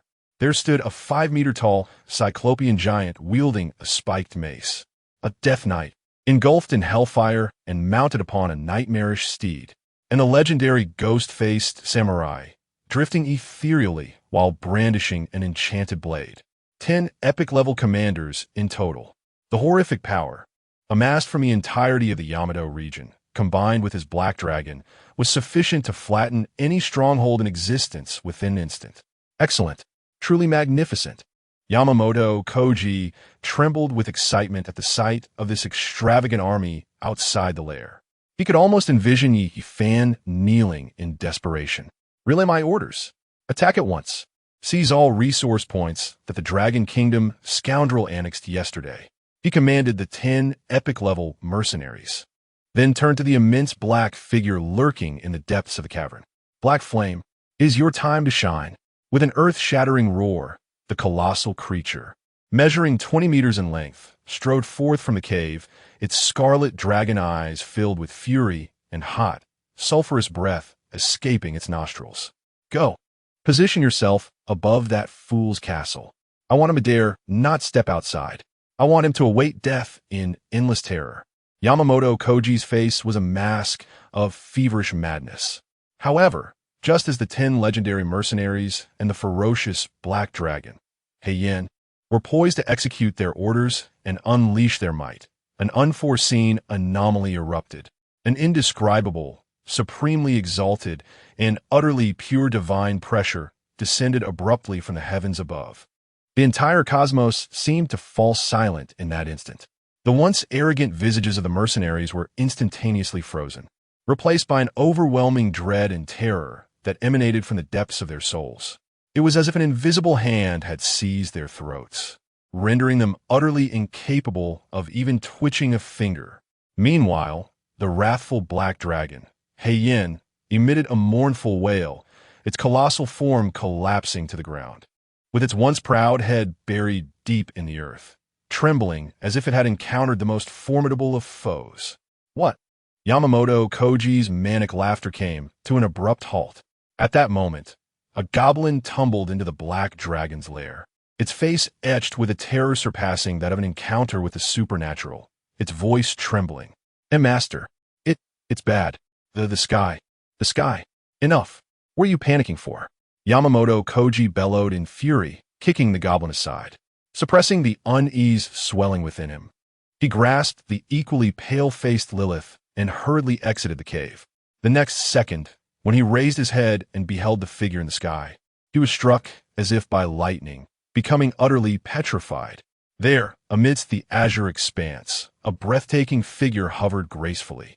Clad in sanctified armor, her beauty transcended that of mortals. Most striking were the 6 wings, composed of the purest radiance, that unfurled majestically behind her. Sacred, majestic, inviolable, she hung there, silently, without any action, yet her golden eyes, surveying all life below, seemed to embody the supreme authority to judge all the world's evils, sending shivers through Yamamoto Koji's very soul. 6-winged angel. Yamamoto Koji's lips quivered, his teeth chattering. Was this not the master of the magnificent 100-meter holy sword from the previous night? The mysterious powerhouse who had stirred a tempest in the world channel. How could she possibly be hovering above my territory? His heart plummeted to the depths. Instinctively, he scanned his surroundings, seeking any clue. Soon, he spotted a human army several kilometers away, engaged in a fierce battle against a horde of frenzied ogres. This army, well-equipped and operating in perfect harmony, was none other than the soldiers under Yi Fan's command. It was Yi Fan's army.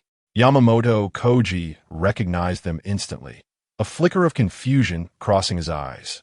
Yet he quickly felt at ease. It was the 3rd day. These must be the new troops summoned by Yi Fan. But why? Why was this terrifying 6-winged angel not attacking Yi Fan's soldiers, but instead hovering ominously above me? A bizarre yet secretly delightful thought suddenly emerged in his mind. Could it be that I, Yamamoto Koji, am destined by fate, strikingly handsome, that even this divine angel is drawn to my charm, coming specifically to behold my splendor? It must be so.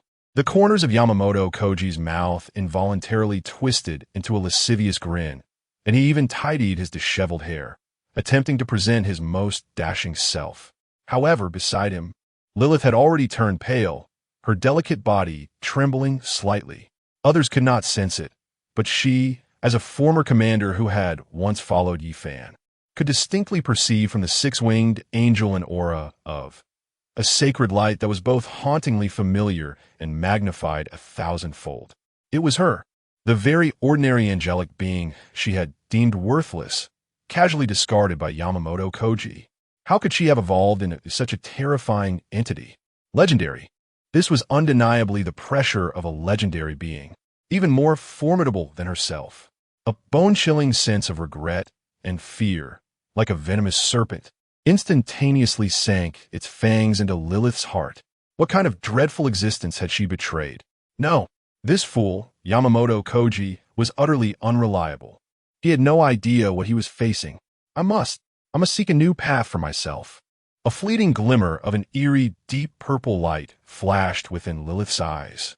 She forcibly suppressed her fear, managing to conjure once more that captivating smile that could enthrall all, her form becoming sinuous, wrapping around Yamamoto Koji again.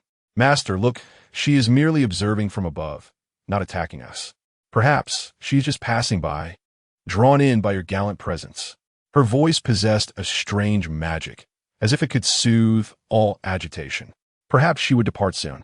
Why don't we enter and continue what we were doing before? Earlier, she hadn't even exerted herself. Oh, is that so? Provoked by Lilith's enchanting words, Yamamoto Koji's lust reignited fiercely. He glanced at the still motionless six-winged angel above, then down at the alluring figure in his arms. His throat swallowing hard, ultimately allowing desire to triumph over reason. Hey, you're right. Who cares what kind of angel she is? I'll deal with that after I indulge myself. Yamamoto Koji swept Lilith into his arms with abandon, laughing heartily as he turned and strode back into the depths of the cave. Just at that moment, as he turned, a glint of cold mockery flashed in Lilith's deep purple eyes. Upon returning to the disheveled bee-skin bed, under the increasingly potent allure of Lilith's charms, Yamamoto Koji quickly succumbed once more, transforming into a beast consumed solely by desire. As Lilith deftly managed the situation, a fragment of her consciousness quietly slipped away, skillfully opening a private chat window on the unsuspecting system interface of Yamamoto Koji, akin to a marionette. The other end of the window was marked by an ID exuding an air of arrogant dominance. Make the lighthouse great again. With nimble fingers dancing across the virtual keyboard, she swiftly composed a message imbued with resolute intent and sent it forth discreetly. Lilith, esteemed Master Wilson, I am Lilith. That fool Yamamoto Koji is doomed. He has provoked an entity beyond his reckoning. I shall hasten to ally with you, accompanied by the Black Dragon. Your devoted little succubus can hardly wait to savor your magnificent form. Chapter 30. Emperor Pighead, oink in the Hall of Valor, atop the towering 7-story bronze edifice. Leaf Fan reclined in a chaise lounge draped in pristine white fur. His fingertips delicately held a vibrant green, cleansing berry, which he casually tossed into his mouth. A wave of refreshing sweetness erupted on his taste buds, transforming into a pure essence that invigorated his spirit. Behind him, the elven chieftain Elia, with her slender, delicate hands, gently kneaded his shoulders, her beautiful eyes brimming with admiration for her lord. Leaf Fan's gaze, enhanced by the enigmatic skill, territory insight, encompassed all within a 50-kilometer radius. To the west, Wang Gang led an elite force comprised of 70 eagle-eyed archers and 20 massive tower shield soldiers, plunging into the chaotic ogre camp like a searing brand. Among them, 50 eagle-eyed archers had been summoned that morning, honing their skills on the battlefield of myriad races. Release the arrows, Wang Gang's voice thundered, his bloodied blade pointing forward. The eyes of the 50 eagle-eyed archers glinted with intensity as Eagle-Eye Vision activated, locking onto the ogres charging forth with their massive clubs. Whoosh, whoosh, whoosh. A torrential downpour of arrows cascaded from the heavens, tracing lethal arcs through the air, accurately engulfing the entire ogre encampment. Thud, thud. The sound of arrows piercing flesh echoed incessantly, as the rugged ogres crumpled like paper before the rare quality of the eagle-eyed archers, collapsing in droves. Ding! Your forces have slain a level 12 elite ogre, gaining 55 experience points and 1 silver coin. Ding! You have captured the ogre mining site, acquiring 800 units of iron ore with an automatic collection of 80 units per hour. Ding! Your eagle-eyed archerly Gooden has mastered the skill armor-piercing arrow in battle. A series of system notifications rang in Leaf Fan's mind like a melodious symphony, deepening the smile upon his lips. His gaze shifted 30 kilometers away to the malevolent Black Dragon's Lair. There, a breathtaking six-winged figure floated serenely above, radiating a divine brilliance akin to a blazing sun, enveloping the area below in a suffocating aura of sacred pressure. Under this weight, a colossal black dragon cowered on the ground, trembling like a startled quail, too afraid to lift its head. 10 mercenaries exuding an epic aura stood frozen in place, as if paralyzed by a spell. Huh! That fool Yamamoto Kofu probably remains oblivious to the fact that Yelena was once that angelic child. Leaf Fan chuckled softly, a glimmer of mockery in his eyes. He surmised that Yamamoto Kofu must be hiding in the cave, fuming with rage yet too fearful to send forth even a single soldier. The feeling of wanting to strike yet being too fearful to do so, merely watching helplessly as one's resources are gradually stripped away, is a frustration and impotent fury that surpasses the pain of direct confrontation. Tonight marks your demise.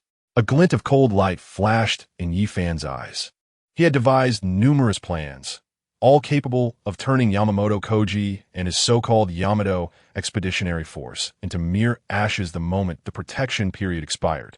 However, as Yi Fan was indulging in the pleasures of Elia's massage, contemplating how to annihilate that Japanese ant without any casualties, a sudden, urgent thought echoed in his mind.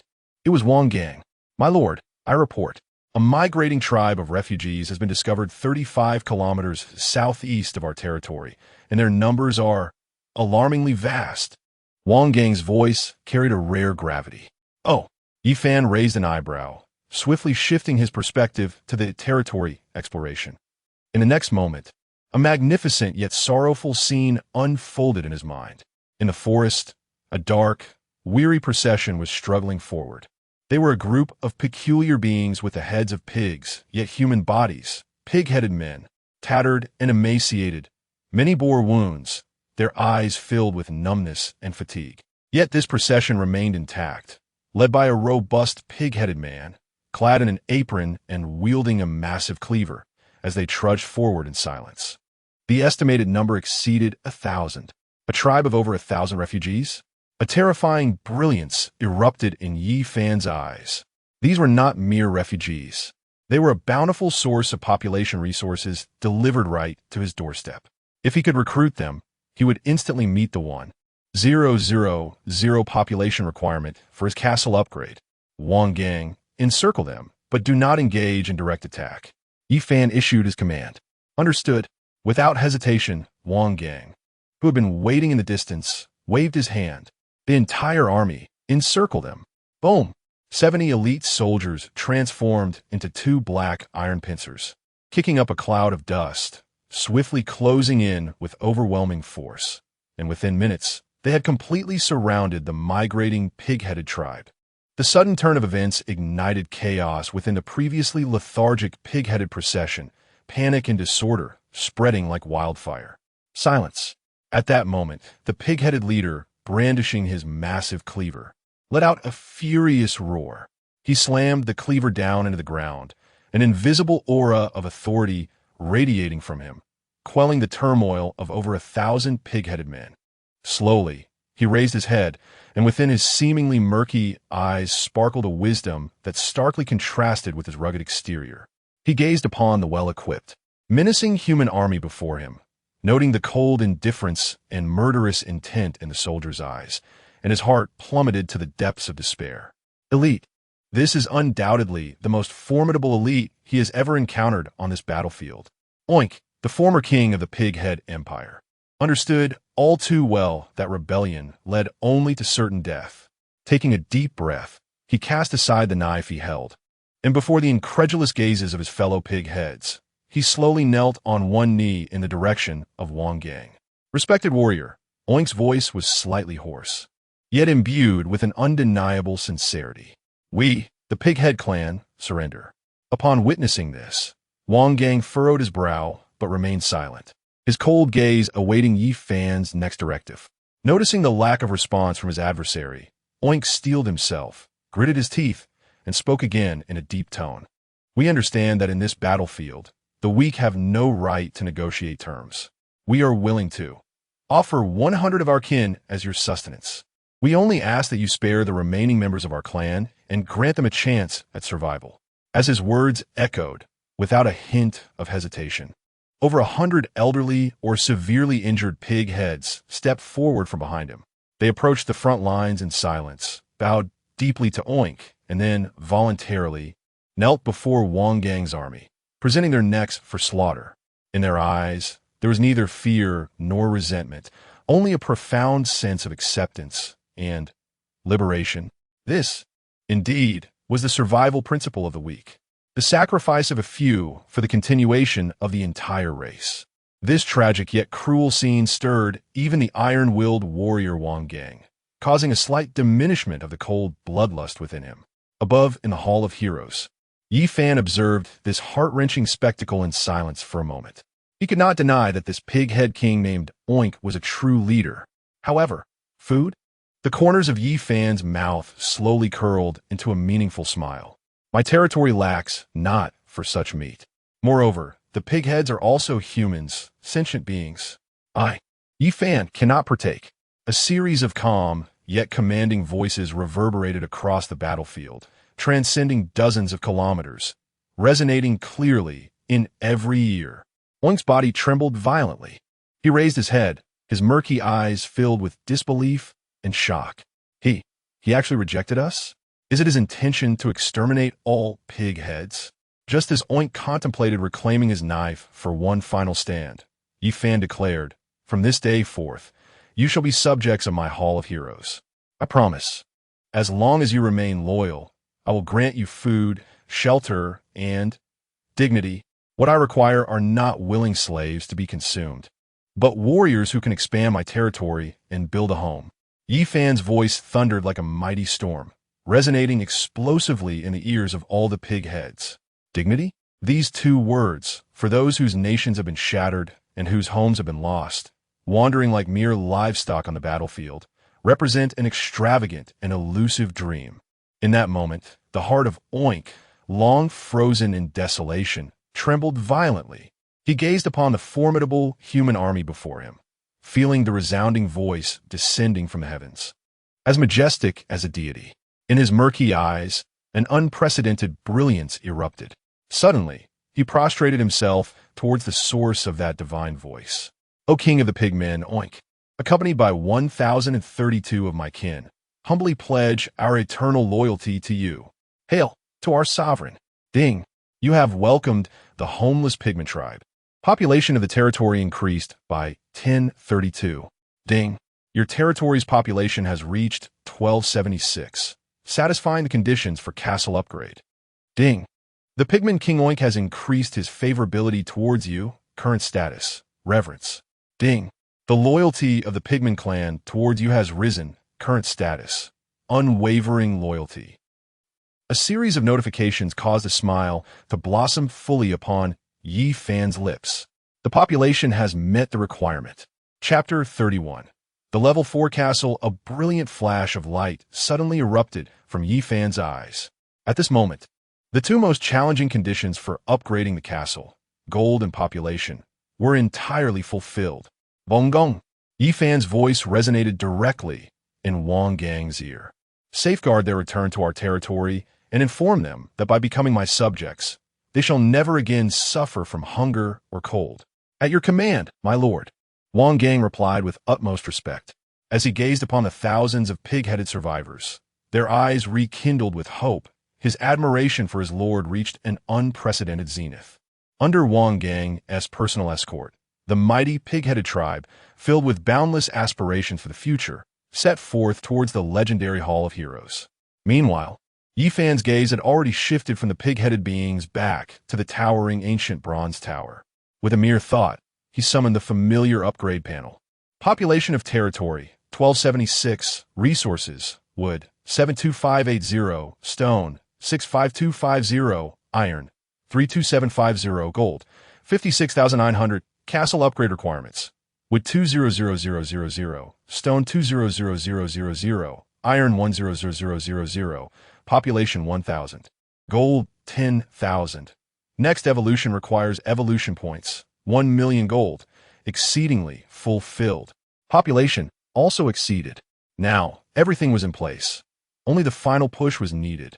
Wood, stone, iron. Yi Fan murmured, a confident smile gradually curving his lips.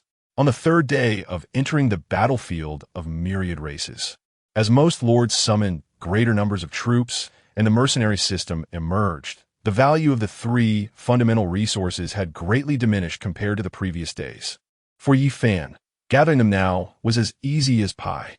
Without a moment's hesitation, he opened the world channel.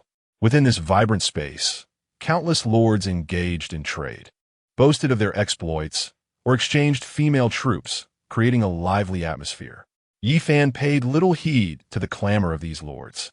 His fingers swiftly glided across the virtual screen, directly accessing the sales interface. With a thought, he generously listed the diverse attribute fruits he had recently harvested from his warehouse. ID: Yi Fan. Trade Item 1. Selling special food explosive flame fruit, which grants a 30 strength increase for 10 minutes. Each piece can be exchanged for 2,000 units of wood stone or 1,000 units of iron. Quantity: 99. First come, first served. Trade Item 2. Selling special food swiftgrass, which grants a 30 speed increase for 10 minutes. Each piece can be exchanged for 2,000 units of wood stone or 1,000 units of iron. Quantity: 99. First come, first served. Trade Item 3. Selling special food firm skin fruit. Effect: you understand, a must-have for men. Durable and resilient. Each piece can be exchanged for 5,000 units of wood stone or 2,500 units of iron. Quantity: 99. First come, first served. As these three pieces of trading information detonated onto the trading platform like deep-sea explosives, the previously raucous atmosphere of the world channel came to an abrupt halt, enveloped in a profound silence. After several seconds of this stillness, the world channel erupted with fervor. My gaming eyes, what do I behold? It's the esteemed Yi Fan once more. He has begun selling attribute food again? Goodness, goodness, goodness. Am I seeing this correctly? Did he not just rent out 30 rare-level centurions? Where does he procure such treasures? Could it be that his territory is home to a mountain of gold? The tough skin fruit, you know the effects. Hiss, I seem to truly understand now. What a formidable individual. I must secure this item. No one shall compete with me. In an instant, the entire world channel descended into madness due to Yi Fan's clearance sale. Countless lords, especially those male lords with exotic leaders like beast-eared maidens and elven handmaidens, had their eyes turned crimson upon seeing the introduction of the tough skin fruit. Some merchants even began reselling, driving the price up to threefold. In this monotonous and precarious battlefield, what could be more vital than enhancing one's combat prowess? Nothing. In a flash, a torrent of trading requests surged forth, and the nearly 300 attribute fruits that Yi Fan had listed were swept away by the frenzied lords in less than a minute. Concurrently, the values of the three basic resources on Yi Fan's resource panel began to soar at an alarming rate. Ding! You have acquired 4,000 units of wood. Ding! You have acquired 5,000 units of stone. Ding! You have acquired 2,000 units of iron ore. The notification sounds cascaded like a tempest, unceasing and relentless. Yi Fan gazed at the resources that were on the verge of overflowing, his expression unperturbed, as if all of this were merely a trivial endeavor. He even had the leisure to sell off the worthless loot from slain monsters, goblin wrappings, ogre tusks, and other detritus, in bulk, garnering tens of thousands of units of basic resources in return. Moments later, as the frenzy of trading finally subsided, Yi Fan turned to inspect his attribute panel once more. And the values of the three resources had reached a terrifying number that would instill despair in any lord. Resources: wood, 352580, stone, 380250, iron ore, 182750. Sufficient. Abundantly so. A flicker of fiery determination flashed in Yi Fan's eyes as he slowly rose from his recliner. The elven chieftain Alia, standing behind him, jumped in surprise. Fearing her lord had a command. Alia, you may withdraw. Ensure all in the Hall of Spirits depart. I intend to upgrade the castle. Yes, my lord, Alia replied with a respectful bow, her face a mask of astonishment. Before long, only Yi Fan remained in the Hall of Spirits. He inhaled deeply, and in that moment, His previously tranquil heart stirred with a hint of turbulence. A level 4 castle. What magnificent spectacle it would be. What formidable power it would bring. No longer hesitating, his gaze sharpened with unparalleled intensity, and a long-simmering thought surged forth like a divine decree, descending from the heavens. Upgrade the castle. Ding. Will you consume 200,000 wood? 200,000 stone, 100,000 iron ore, and 10,000 gold coins to upgrade your epic castle. The Hall of Heroes? Confirm. Boom! The instant Yi Fan confirmed, the entire Hall of Heroes, along with the 3,000 square meters it enveloped, seemed to emit a deep, thunderous roar reminiscent of ancient primordial times. The 7-story bronze tower radiated a brilliance more resplendent than ever, almost staining the sky with a sacred azure glow. Visibly, the foundation of the ancient tower expanded with a dominating ferocity, wildly extending in all directions. Under the divine radiance, the 3,000 square meter territory appeared to be violently torn apart by an invisible divine hand, its area surging exponentially.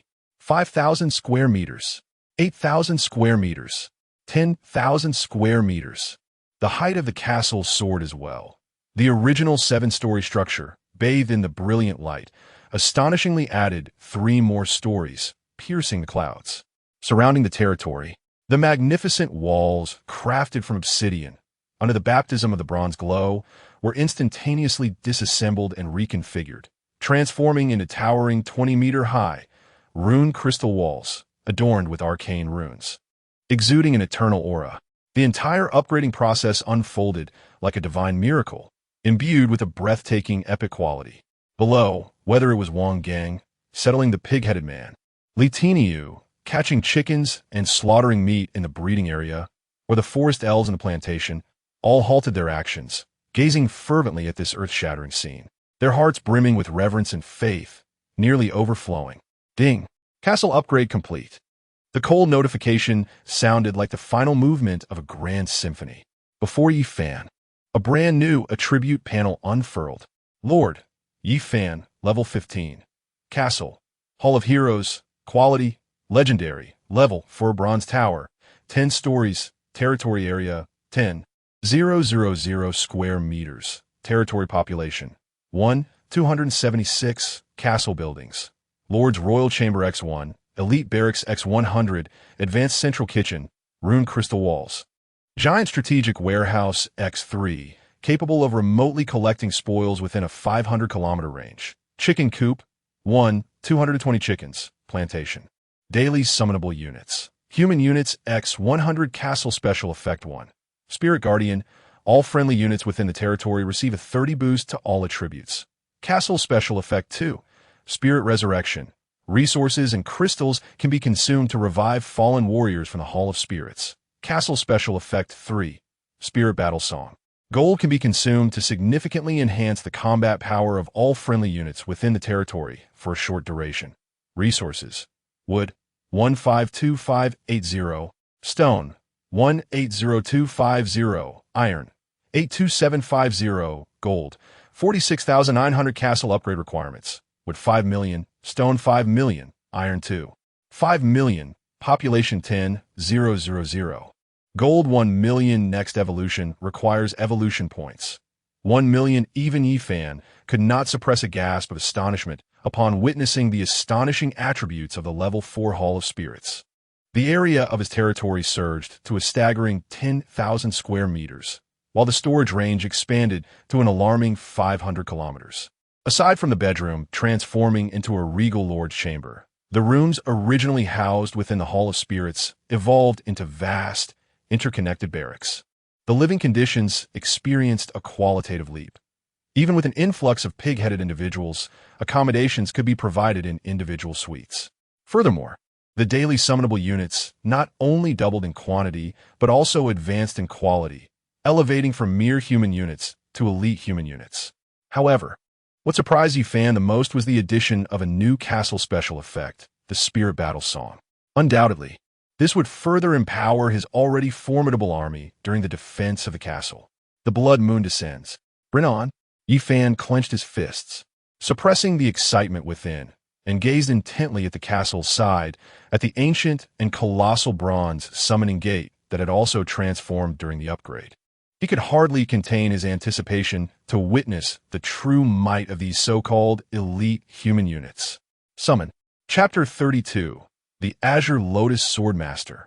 Lin Yuer as Yi Fan issued a command imbued with supreme authority. The colossal bronze door, towering over 10 meters and engraved with ancient divine runes, emitted a subtle creak. Yet this time, what surged forth from behind the door was no longer the familiar aura of iron-blooded ferocity, but rather a chilling, ethereal presence, sharp and unparalleled, as if it could sever the very stars of the 9 heavens with its fierce sword intent. With a resounding hum, azure light erupted from beyond the door, illuminating the entire sky in a resplendent emerald hue. In the next moment, amidst the astonished gazes of all present, 100 figures clad in moon-white robes, graceful and breathtakingly beautiful, emerged, each standing upon a green flying sword that shimmered with a cold, eerie brilliance, like a host of celestial maidens descending from the heavens, silently flowing forth from the bronze door. Their hair was elegantly pinned up, azure strands dancing in the air, their brows adorned with an otherworldly chill, radiating an aura that could captivate the heart and soul. This is type Azure Lotus Sword Attendant. Quality, rare, level, to realm, peak chi refinement, skills, sword control technique. Azure Lotus Sword Formation, beginner. Special talent, clarity of the Tao heart, ability to autonomously absorb the spiritual energy of heaven and earth for cultivation, gradually enhancing realm and strength. Lo and behold, a legion of female cultivators. Moreover, they were sword cultivators at the peak of chi refinement, capable of self-cultivation, endowed with limitless potential for growth. A flicker of ecstasy flashed in Yi Fan's eyes. The 4th-tier legendary quality of this spirit hall had indeed exceeded his expectations. This was no mere troop. It was an army of cultivators brimming with potential. Disciples of the Azure Lotus sect, Lin Yuer, along with 99 junior sisters. Pay our respects to our benefactor. The foremost lady, whose beauty surpassed all, stood tall and graceful, her demeanor as serene as the azure lotus of a snow-capped mountain. She leaped gracefully from her flying sword and bowed deeply to Yi Fan, her voice melodious and clear, akin to the song of a nightingale in a tranquil valley. We once accompanied our sect leader to battle against myriad tribes, yet alas, our leader has fallen, and we have become wandering souls upon the battlefield, drifting through days in a haze. It is our benefactor, with unmatched divine power, who has restored our celestial forms. Such a grace of rebirth shall never be forgotten by the Azure Lotus sect for eternity. We salute our benefactor. Behind her, the 99 female cultivators also sheathed their swords and bowed reverently to Yi Fan, their voices rising like a tide, eyes brimming with profound gratitude that resonated from the depths of their souls. So it is, as Yi Fan listened, a ripple of emotion stirred within him. He had not anticipated the battlefield of myriad tribes to be so cruel, where even a sect could be reduced to wandering souls upon the demise of its leader. It seemed that every race struggling for survival on this battlefield bore its own tale of blood and tears. Yi Fan composed himself, gazing at the ethereal figure before him. The senior sister named Lin Yuer, and a mysterious smile gradually graced his lips. A grace of rebirth? No, this is merely the beginning. Raising his head, Yi Fan's voice was calm yet tinged with an undeniable authority. Lin Yuer raised her head as instructed, a hint of perplexity glimmering in her clear, autumn-like eyes. Yi Fan spoke little. He merely extended a finger and pointed toward her from a distance. Divine Evolution commence. Ding. Would you like to consume 500 evolution points to perform a directed evolution on the rare quality Uniching Lian Sword Guardian Lin Yue? Directed evolution. Breakthrough. Ding. Evolution successful. Qinglian Sword Guardian Lin Yue has successfully surpassed her bottleneck, elevating her realm to initial foundation establishment. Quality upgraded to epic. Boom. At the moment Yi Fan confirmed the action, an overwhelming surge of spiritual energy, more powerful than ever before, surged from all directions. coalescing above Lin Yue's head into a colossal vortex of visible spiritual energy. This is a sign of Foundation establishment. Good heavens! Senior Sister Lin Yue is about to break through. Behind her, the 99 female cultivators erupted into incredulous exclamations, their eyes brimming with ecstatic joy. Foundation establishment. That was a realm coveted by all disciples of their sect, apart from the sect leader and elders, yet deemed so distant and unattainable. And now, their senior sister had invoked the sign of Foundation establishment with but a mere gesture from their lord. Lin Yue trembled in her delicate frame, acutely aware that the spiritual energy within her, which had stagnated for years, was now surging forth like a torrential flood, crashing through the indomitable bottleneck. Crack! It was as if invisible shackles had been shattered. Within her dantian, the gaseous spiritual energy began to compress and coalesce at an astonishing speed, ultimately transforming into a single crystalline droplet of azure liquid, radiating immense energy. A terrifying pressure, far beyond the chi refinement stage, erupted from within her. Unit, Qinglian Sword Master Lin Yue. Quality, Epic, Level, 12, Realm, Initial Foundation Establishment, Skills, Sword Control, Mastery, Qinglian Sword Formation Core. Qinglian Sword Song, Special Talent, Clear Heart and Mind. As Lin Yue slowly opened her eyes, feeling the transformative power coursing through her, her gaze toward Yi Fan was devoid of the initial gratitude. Instead, it was filled with fervent adoration that emanated from the depths of her soul. Divine. This is the true manifestation of divine power. With unwavering resolve, Lin Yue prostrated herself before Yi Fan once more. Lin Yue pledges herself to her lord, willing to face fire and water, undeterred by the prospect of death. At this act of reverence, the 99 female cultivators behind her awakened from their stupor, gazing at their senior sister who had now stepped into the legendary realm of Foundation establishment. Turning their eyes toward Yi Fan, the fervor within them nearly ignited the very air around them. A few perceptive and beautiful female cultivators exchanged glances, quietly loosening their robes, eager to approach and serve him in exchange for this monumental opportunity. Nonsense! Lin Yue sensed the stirrings behind her and turned abruptly, her cold reprimand resonating like thunder in their ears. My lord is a celestial being incarnate. How dare you profane with your mundane thoughts? Hurry, kneel. The few female cultivators, caught off guard by Ling Yu's gaze, imbued with the pressure of the Foundation establishment stage, were instantly struck with fear, their faces paling as they hastily secured their garments and knelt in shame.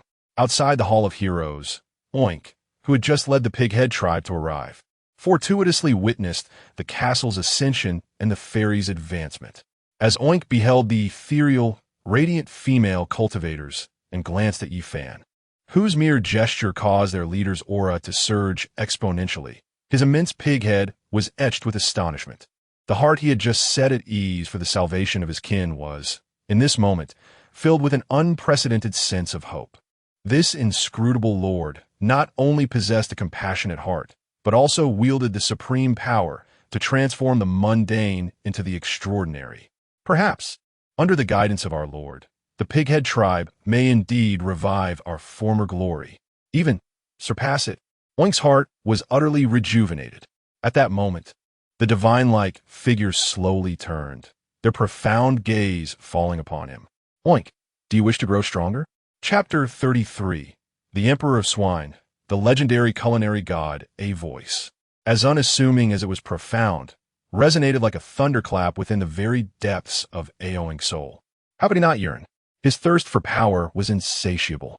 With his nation shattered and his kin reduced to mere wanderers, subjected to the brutal whims of countless tribes, he found himself, the sovereign of the Pigman Empire, in a position of utter subjugation, willing to barter the lives of his people for a fleeting chance at survival. In that moment, Aoing's heart, long encased in despair and numbness, ignited with fervor. He could distinctly sense the presence of the voice's owner, the supreme ruler of this miraculous castle. With but a gesture, this exalted being could summon celestial beings to descend upon the mortal realm. He was poised to assist him, Perhaps this was his sole opportunity in this lifetime. Without a moment's hesitation, Aoink's massive swine head struck the firm earth with a resounding thud. "My lord!" His voice trembled with overwhelming emotion. "Aoink desires strength. I beseech you, grant me power. I am willing to wield the blade for you, to vanquish all foes, solely to protect my kin and safeguard our new homeland." Behind him, thousands of pigmen also knelt in unison, their eyes ablaze with a fervent longing for power and hope for the future. Within the Hall of Heroes, Yi Fan beheld the prostrate pigman king, and a satisfied smile graced his lips. Excellent. Where there is desire, there lies the foundation for loyalty. His current evolution points exceeded 60,000, yet he remained far from the astronomical demands of evolving the castle and Yelena. Rather than let them stagnate, it was prudent to invest in these promising commanders. A strong soldier breeds a strong army. The might of Wang Gang had already instilled a fearless spirit in his warriors. And Aoink, capable of leading thousands in the brutal battlegrounds against all odds, possessed a spirit and capability that were anything but ordinary. Thus, I shall grant you your wish. Yi Fan's voice echoed once more. With a mere thought, he focused on Aoink, and in a tribute panel, visible only to him, materialized silently. Unit, Aoink Pigman King. Quality, Epic. Level, 20. Skills, King S Authority, Frenzied Charge, Master Level Swordsmanship, War Tread. Loyalty, 95. Respect, Epic. Yi Fan's pupils constricted sharply. He silently rejoiced, relieved that Aoink had chosen to surrender. Otherwise, with such epic strength, a desperate resistance would have surely cost Wang Gang's elite eagle-eye archers dearly, even if they emerged victorious. To think that in seeking to recruit a few subjects, he had stumbled upon such a treasure. Since he was epic, he was certainly worth the investment. A glimmer of resolve flashed in Yi Fan's eyes. Divine level cultivation, evolution. Ding. Is it possible to consume 10,000 evolution points to conduct a comprehensive evolution on the epic quality unit Oink, the Pighead King? Confirm. Boom. The moment Yi Fan confirmed, an overwhelming surge of golden divine energy, tenfold more magnificent than that which enveloped Lin Yuer during her foundation establishment, cascaded from the heavens above. It transformed into a robust golden beam of light, instantly enveloping Oink's magnificent form. Roar! Oink felt an indescribable, terrifying power surge into his limbs and bones, washing over every inch of his flesh and every soul imprint. He uncontrollably emitted a thunderous roar, a sound that transcended the squeal of a pig, resembling the wrathful roar of an ancient beast king. Crack! Crack! His already imposing physique swelled further under the baptism of the golden light, muscles bulging like coiled dragons, brimming with explosive strength. The colossal cleaver that had accompanied him throughout his life, drenched in the blood of countless foes, shattered inch by inch under the divine illumination, only to reassemble into a dark golden blade, imprinted with the fearsome totem of a roaring pig king. Well, still a cleaver, an overwhelming pressure, surpassing that of the epic realm, erupted from within him, shaking the entire arena. Ding! Evolution successful. Your unit Oink has successfully evolved from epic quality to legendary quality. Commander, Oink Pighead Emperor, quality, legendary level. 25 skills, Emperor's Pressure, Divine Charge, Master Level Knife Techniques, Earthly Fury. Indomitable Battle Soul, Special Talent, Legendary Culinary God, passive. Any food cooked by him will transform into a delectable dish infused with special energy. Loyalty, 100 devoted. Legendary, Pighead Emperor. As the radiance faded, Oink slowly rose to his feet, feeling the terrifying power within him, capable of tearing mountains asunder. He gazed at the dark golden cleaver in his hand, seemingly intertwined with his very bloodline, his murky eyes filled with incredulous ecstasy. He looked in the direction of the Hall of Heroes, where the immense pig head was already streaming with tears of joy. However, Yi Fan's attention was entirely captivated by that final special talent. Legendary, Culinary God? Yi Fan's eyes suddenly brightened. He recalled the monotonous meals of roasted meat and meat soup he had endured over the past few days. The bland taste making his life as a traveler from a gourmet nation feel like an endless ordeal. To his surprise, just as he had been yearning for something more, Oink's talent proved to be a treasure far more precious than any master-level knife techniques. Li Tianyu. Without hesitation, Yi Fan summoned the lieutenant, who was currently engaged in a battle of wits with a flock of white-feathered chickens in the breeding area. My lord, you called for me? Li Tianyu hurried over, brandishing a dagger covered in chicken feathers, his face adorned with a simple smile. From today onward, your duties as a cook are hereby revoked. Huh? Li Tianyu's smile instantly froze, his face, a shade of dark red, fell in despair, his eyes brimming with indignation. My lord, is my cooking not to your liking? I shall learn how to cook tomorrow. Observing his countenance, which seemed on the verge of tears, Yi Fan couldn't help but feel a mix of amusement and sympathy. No, you cook splendidly. After a brief pause, he shifted his tone, however. A valiant warrior's destiny lies upon the battlefield, not within the confines of a kitchen. From this day forth, you shall return to General Wang's command, no longer burdened by the kitchen or the chicken coop. Upon hearing these words, Li Tianyu was momentarily dumbfounded. He stood in silence for a full 3 seconds before finally comprehending the situation, and a wave of ecstatic joy erupted from his previously woeful expression. To hell with cooking. To hell with raising chickens. At last, I can march alongside the general into battle. This, indeed, was the ultimate romance of a warrior. Thank you, my lord. I wish to perish on the battlefield. Oh. Li Tianyu, overwhelmed with excitement, bowed fervently towards Yi Fan and then jubilantly dashed off to report to Wang Gang. After dispatching Li Tianyu, Yi Fan's gaze once again fell upon the freshly evolved pighead emperor, who was still basking in the euphoria of his newfound power. Oink, my lord, I am here. Oink promptly knelt with one knee, his voice resonating like a bell. From this day forth, the central kitchen within the territory shall be under your management. Additionally, your kin shall be responsible for the construction and cultivation tasks in the domain. Is that agreeable? Huh. Oink was instantly taken aback. As a legendary pighead emperor, having just acquired world-shattering power, he was prepared to fight for his lord and achieve great deeds, only to find himself assigned to be a cook. The sheer contrast left his once fervent spirit dampened. However, upon meeting Yi Fan's gaze, deep and starry as the night sky, the flicker of disappointment in his heart dissipated. His lord's arrangements must surely hold profound significance. Yes, my lord, Oink pledged, vowing to present the most exquisite dishes for his master. With a resolute nod, he led a throng of eager pigheads towards the brand-new elite barracks, central kitchen, and chicken coop, watching as the territory fell into a harmonious rhythm, with pigheads managing logistical construction, forest elves cultivating potions, Qinglian swordsmen standing guard and training, and Wang Gang, with Li Tianyu commanding the troops. Yi Fan nodded in satisfaction. The war machine under his command had begun to take shape and was rapidly gaining momentum at an astounding pace. Chapter 34. Announcement across the server.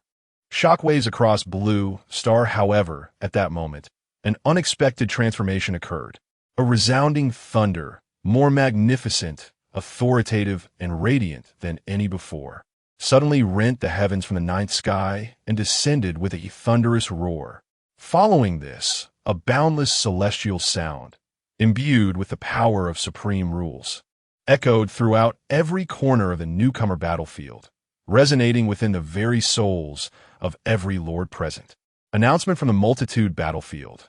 The Dragon Kingdom Lord Yi Fan has successfully upgraded his castle to level 4, becoming the first lord in the history of the multitude battlefield to achieve this feat before the Blood Moon's arrival. This is a monumental achievement, a resurrection of miracles. Reward.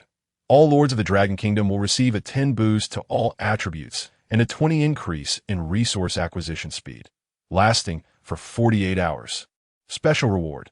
As Lord Yi Fan has shattered the ancient laws, he shall receive the unique title of Pioneer. Pioneer. Unique while bearing this title. Your attack power against all wild creatures is increased by 10, and the success rate of subduing wandering tribes is enhanced by 30. Boom!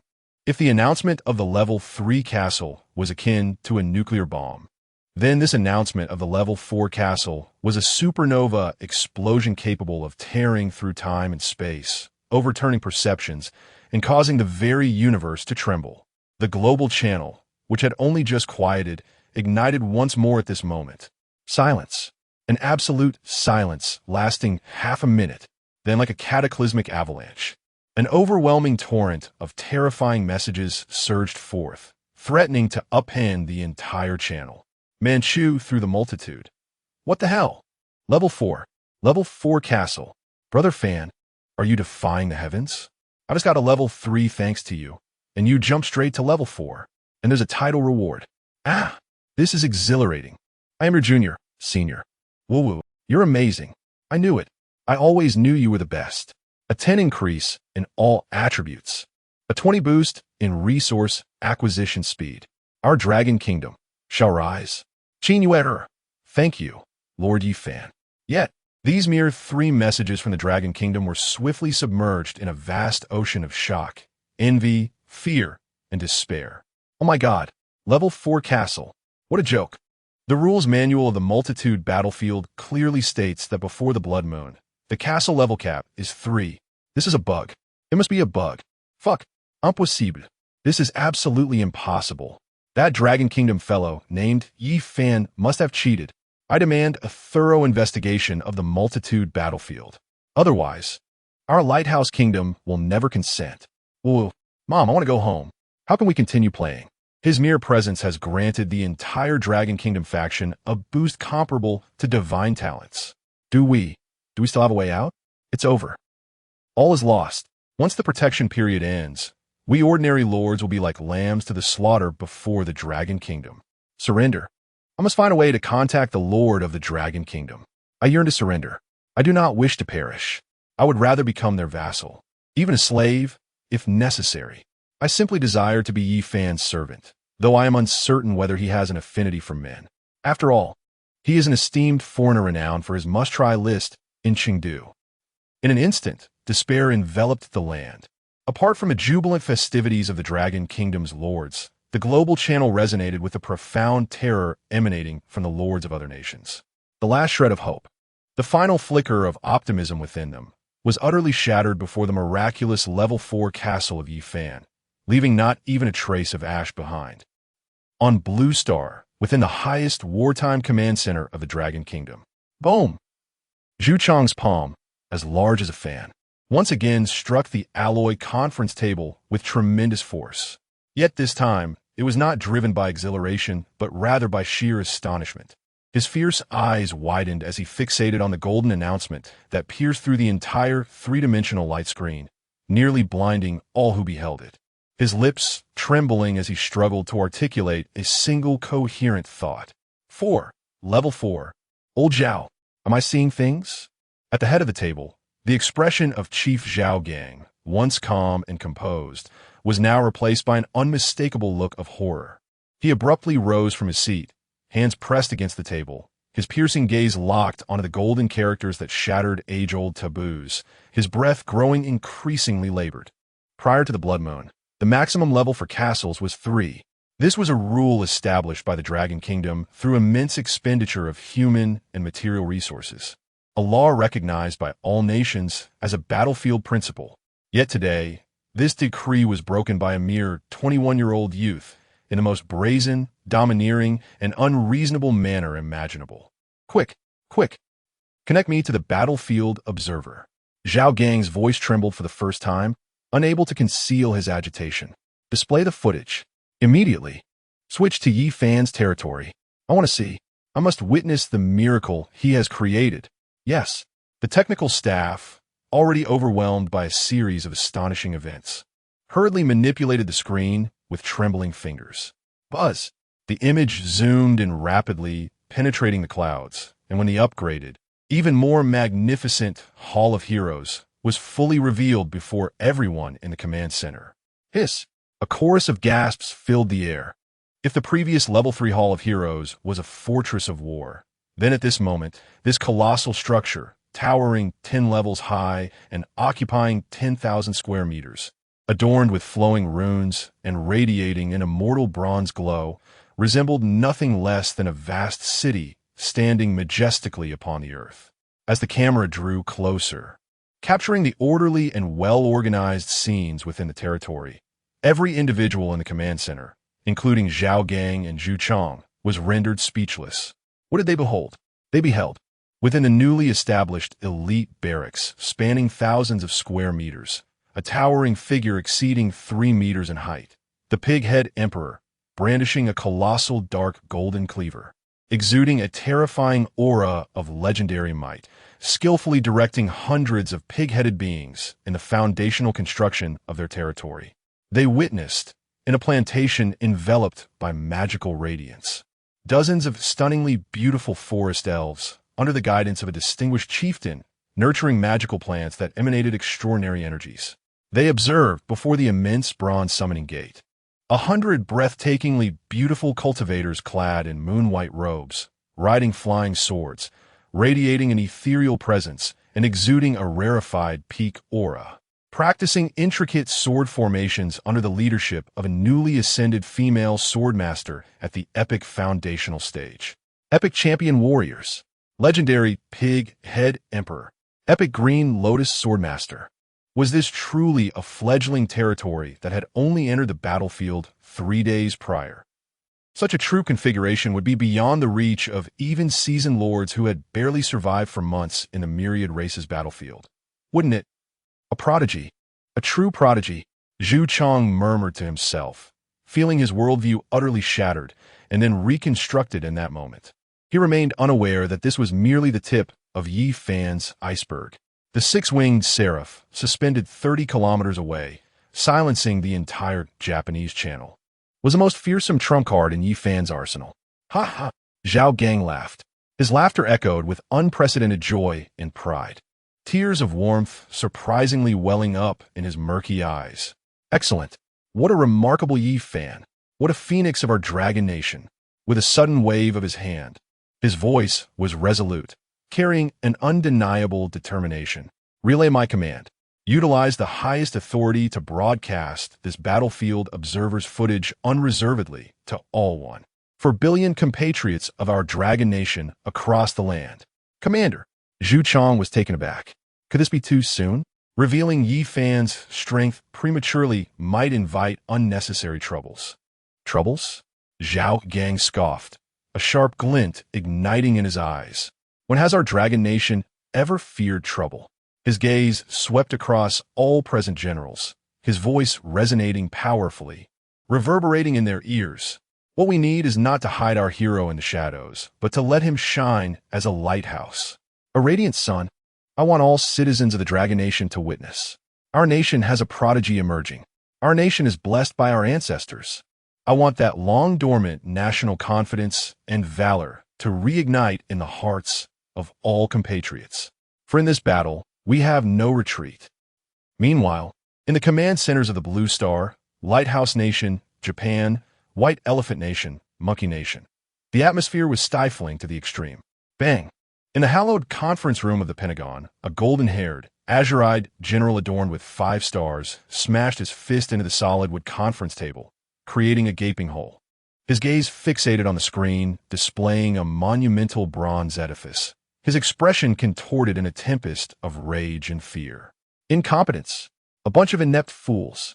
What is that imbecile Wilson doing? Isn't he the one who claims to know everything? Didn't he establish the Titan Temple? Why? Why has he been outpaced by a mere lad from the Dragon Kingdom?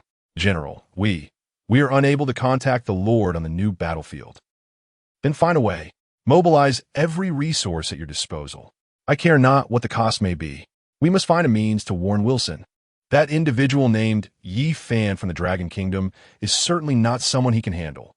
He must, at all costs, unite all possible forces to eliminate Yi Fan. Completely. Within the command center of the Yamamoto Nation, the upper echelons fell silent, their eyes transfixed on the illustrious Hall of Heroes, towering even above Mount Fuji, and gazing upon the ethereal, celestial sword servants. Reflecting on their own compatriot, Yamamoto Kofu, who was still toying with succubi in the lair of the Black Dragon, an icy dread surged from their feet to the crown of their heads. It is over.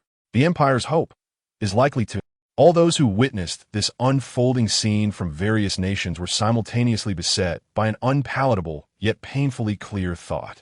This new battlefield of myriad races is destined, it seems, to be irrevocably transformed by this young man, Yi Fan, from the Dragon Kingdom. Chapter 35. The betrayal of Yamamoto Kojiro as the third night of the battlefield descended, accompanied by a bone-chilling wind and an abyss of darkness. The golden proclamation that had stirred the entire world gradually faded away. Above the lair of the Black Dragon, the six-winged figure, which had loomed like a sword of divine retribution throughout the day, finally dissipated into a brilliant stream of golden light, tearing through the sky and vanishing beyond the horizon. Finally, it has departed, has it? Yamamoto Kojiro lifted his gaze towards the empty expanse of the sky. Roaring with a twisted visage, he bellowed, "Good riddance." With the departure of that swine from the Dragon Kingdom, his end is nigh. Suddenly, Kojiro turned sharply to face the 10 relieved epic mercenaries and the black flame that had finally dared to raise its head from the soil. A frenzied, killing intent ignited in his eyes. "Everyone heed my command. From this moment forth, conserve your strength. At the very instant the protection period concludes tonight, that worthless fool's demise will commence. Black Flame, you and the other black dragon you are about to summon shall transport us all to that fool's castle." Pointing at his own black dragon, Kojiro issued his command. "I want to witness him kneel before me, like a dog, licking my shoes." A low growl escaped Black Flame, its crimson eyes momentarily flickering with an imperceptible purple hue as it submissively lowered its proud head. Nearby, Lilith wore a chilling smirk, stepping forward to delicately caress the cold scales of the black dragon with her almost ethereal hand, her voice dripping with seduction. "Black Flame, dear, you must perform splendidly tonight." In stark contrast to the oppressive and frenzied atmosphere of the Black Dragon's lair, the Hall of Heroes was ablaze with light and revelry. The 10-story bronze edifice radiated a warm glow in the night, resembling an immortal divine mountain safeguarding all its denizens. The newly integrated 1,000-strong boarfolk had already settled into their pristine elite quarters, absorbing the comforting aura of tranquility that enveloped the territory. Many elderly boarfolk, moved to tears, knelt upon the ground, ceaselessly bowing in the direction of the Hall of Heroes. Within the central kitchen of the territory, an unprecedented and enticing aroma wafted through the air. The Boar Emperor, Oinker, was currently wielding his legendary dark gold cleaver, his massive form deftly maneuvering within the kitchen with astonishing agility. Chunks of the potent Serpent King's meat were skillfully sliced into gossamer-thin pieces under his masterful knife work. Dozens of resilient fruits were crushed into juice, blended with a selection of rare spices harvested from the elven plantations, creating a unique secret sauce. Sizzle. The moment the meat hit the pan, an overwhelming and unparalleled aroma of meat, mingling with the exotic fragrance of fruits, erupted, instantly enveloping the entire Hall of Heroes. "Dinner is served." With Oinker's booming voice, the crowd erupted in excitement. At the pinnacle of the Valhalla, within the opulent royal chamber, Yi Fan gazed at the sumptuous dish personally presented by Oink. A lavish health meal for men, aptly named Emperor's Dragon and Tiger Duel. His appetite was instantly piqued. He picked up a slice of snake meat, generously coated in a rich sauce, and savored it. The tender texture of the meat, the depth of the sauce, and the warm energy that erupted within him, coursing through his entire being, made his eyes sparkle with delight. Delicious. Yi Fan did not hesitate to lavish praise upon it. This flavor, in stark contrast to Li Tinyu's monotonous barbecue, was akin to heaven compared to earth. Unbeknownst to him, this tough-skinned fruit, after being transformed by the culinary genius of a legendary chef, had evolved beyond mere resilience to possess a hidden vigor akin to that of a dragon and a tiger. Yi Fan felt as though, after consuming this dish, all his fatigue from recent days had vanished, leaving him brimming with inexhaustible energy. As everyone within the territory indulged in their feasts, returning to their quarters to rest and prepare for the impending midnight battle, Yi Fan summoned several corps commanders to the conference room at the top of Valhalla. Seated around the expansive circular table were Wang Gang, Oink, Lin Yuer, and Elia, leaders representing the human warriors, pig-headed folk, azure lotus swordsmen, and forest elves, respectively, sitting upright with solemn expressions. They regarded the young lord seated at the head of the table, whose posture was straight and whose gaze was as profound as the starry sky, filled with reverence. Meanwhile, Yelaina remained steadfastly behind her master. Yi Fan surveyed the assembly. It was evident that they understood the significance of the approaching midnight, marking the end of a novice protection period. With a direct approach, he addressed them. At that time, we shall face a battle. My lord, I shall serve as the vanguard, slaying all who dare approach. Wang Gang rose first, brimming with martial fervor. I too wish to wield the blade for my lord, crushing the skulls of all enemies. Oink exclaimed, rising abruptly, the dark golden kitchen knife in his hand vibrating with anticipation. Yi Fan raised his hand to signal them to sit, his face adorned with a confident smile. Let's not dwell on the adversaries for now.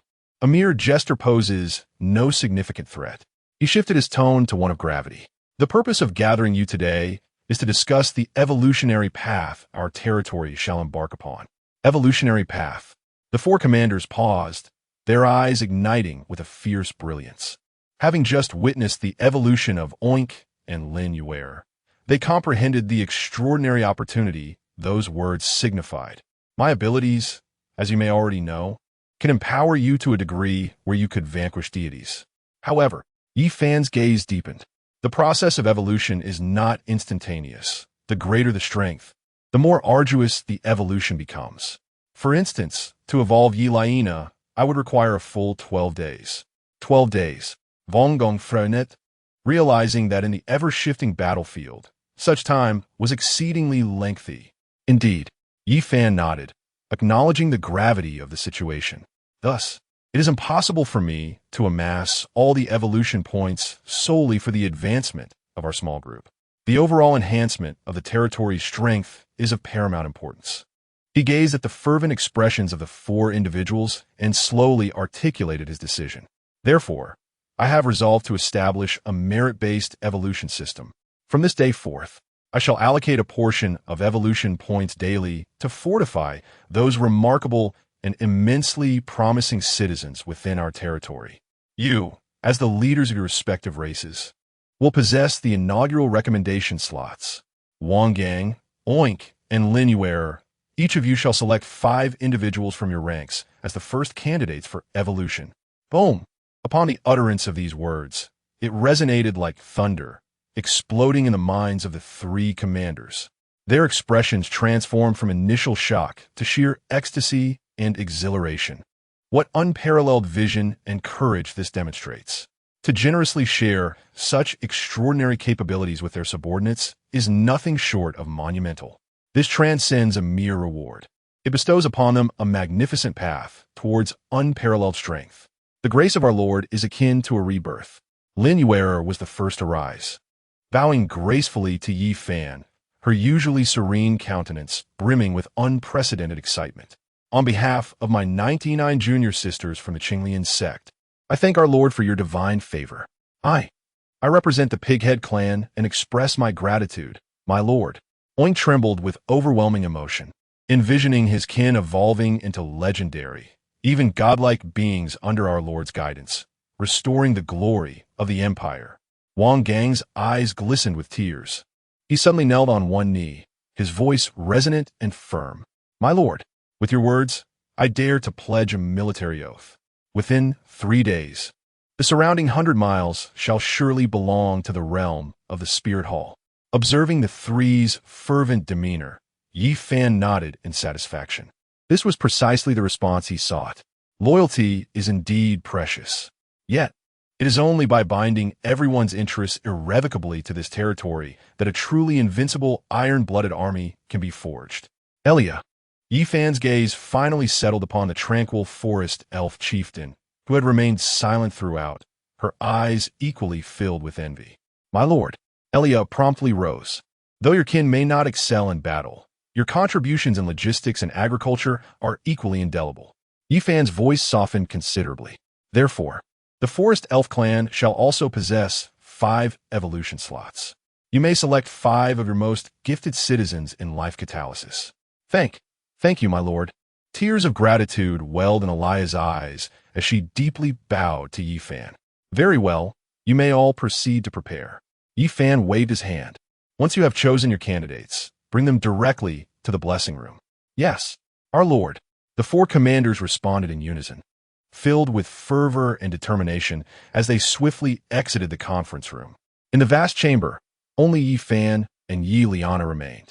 Yi Fan slowly approached the immense floor-to-ceiling window, gazing down upon the tranquil yet vibrant territory below, his eyes imbued with depth. On his retina, the countdown of the novice protection period was ticking away rapidly. Within the Hall of Heroes, a sanctified chamber dedicated to evolution, the atmosphere was somewhat eerie. The four generals, Wang Gang, Oink, Lin Yuer, and Elia, stood solemnly at the side, while behind them loomed 19 fortunate chosen ones. Behind Elia stood 4 enchanting forest elves, well-versed in nurturing. Indeed, Elia included herself among those eligible for evolution. Lin Yuer was flanked by the Qinglian sword maidens, who, upon hearing the Lord's intention to evolve, initially mistook it for a furnace operation, each blushing with excitement. Behind Wang Gang, Li Tiniu's face flushed crimson, trembling with exhilaration. The 2 towering shield-bearers and the 2 eagle-eyed archers stood as straight as javelins. Behind Oink were 5 of the most formidable pig-headed warriors, one of whom bore an uncanny resemblance to him, his son, Oscar. Let us begin, Yi Fan's voice was calm. With a mere thought, the long-accumulated evolution points surged forth like a bursting dam. Divine nurturance, evolution, all shall evolve. Boom, boom, boom. A dazzling display of 20 golden beams of light cascaded from a void, enveloping all 20 individuals with unparalleled precision. Roar! Li Tiniu was the first to unleash a primal roar, his battle knife shattering inch by inch in the golden radiance, replaced by a grotesque, blood-engraved giant axe. His already brawny physique swelled further, muscles bulging with explosive power. Ding! Evolution successful. Evolution critical hit. Your unit human centurion has successfully evolved from rare quality to epic quality, Berserker. Level raised to 15. Immediately, the enormous shields of the 2 shield bearers melded with a mysterious metal in the golden light, transforming into 2 radiant mountain barriers shimmering with a heavy, earthy glow. The longbows in the hands of the 2 eagle-eyed archers were imbued with the essence of the wind, their bowstrings glimmering with a blue light, each breath resonating with the sound of thunder. Ding! Evolution successful. Your unit giant shield bearer has evolved to epic quality barrier guardian. Ding! Evolution successful. Your unit eagle-eyed archer has evolved to epic quality windrunner marksman. On the other side, the 5 pig-headed warriors shed their previous simplicity in the golden light, their gazes sharpening, their bodies becoming even more robust. Elia and the 4 forest elves were enveloped in a rich life energy. From their backs sprouted extraordinary wings woven from vines and green leaves, exuding an ethereal aura of nature. The 5 celestial sword guardians summoned forth an overwhelming surge of spiritual energy, simultaneously shattering the confines of the chi refinement stage, thus stepping into the coveted foundation establishment realm that countless cultivators yearn for. A series of system notifications echoed melodiously in Yi Fan's mind, akin to the most exquisite symphony, inundating his thoughts in a frenzy. In mere moments, 15 epic-level powerhouses and 5 rare-level 4 spirits had come into existence. Thank you, my lord, for this rebirth. The 20 knelt on one knee in reverence. Yi Fan nodded in satisfaction, although this endeavor had consumed over 10,000 evolution points. It had yielded a remarkable leap in the overall strength of his territory. Chapter 36. 20 bottles of rapid hair growth potion, providing insurance for 3. Once everything was arranged, Yi Fan finally diverted his gaze from his overly excited subordinates. With a thought, he opened the chat window with Qin Yuru. Now, everything was in place. He merely awaited the right opportunity. This opportunity was the potent hair growth potion that would allow him to disregard its side effects and unleash his ultimate trump card. Yi Fan, how many bottles of the potion do we have now? On the other side, within the alchemical castle, Qin Yuru replied almost instantaneously. Qin Yuru, report to you, Yi Fan. Thanks to your support, I need not worry about resources. After 2 days of tireless work from the potion masters, we have successfully concocted a total of 20 bottles of the Rapid Hair Growth Potion. As her words fell, a prompt appeared. Ding! Your friend Qin Yu has gifted you an item. Rapid Hair Growth Potion X20. Do you wish to accept? Without a hint of hesitation, she was as decisive as her military demeanor suggested. A smile crept upon Yi Fan's lips as he promptly chose to accept, rather than immediately compensating her. He swiftly pulled Qin Yu into the previously established 3-person channel. Ding! You have joined the channel. Ding! Qin Yu has joined the channel. Qin Yu was momentarily taken aback. Before she could react, 2 starkly different messages flooded in. Manchu Wanzuao. Brother Fan, where did you find such a captivating girl? Hello, miss. I am Wang Mang, also known as Wang the Fat, and it is a pleasure to meet you.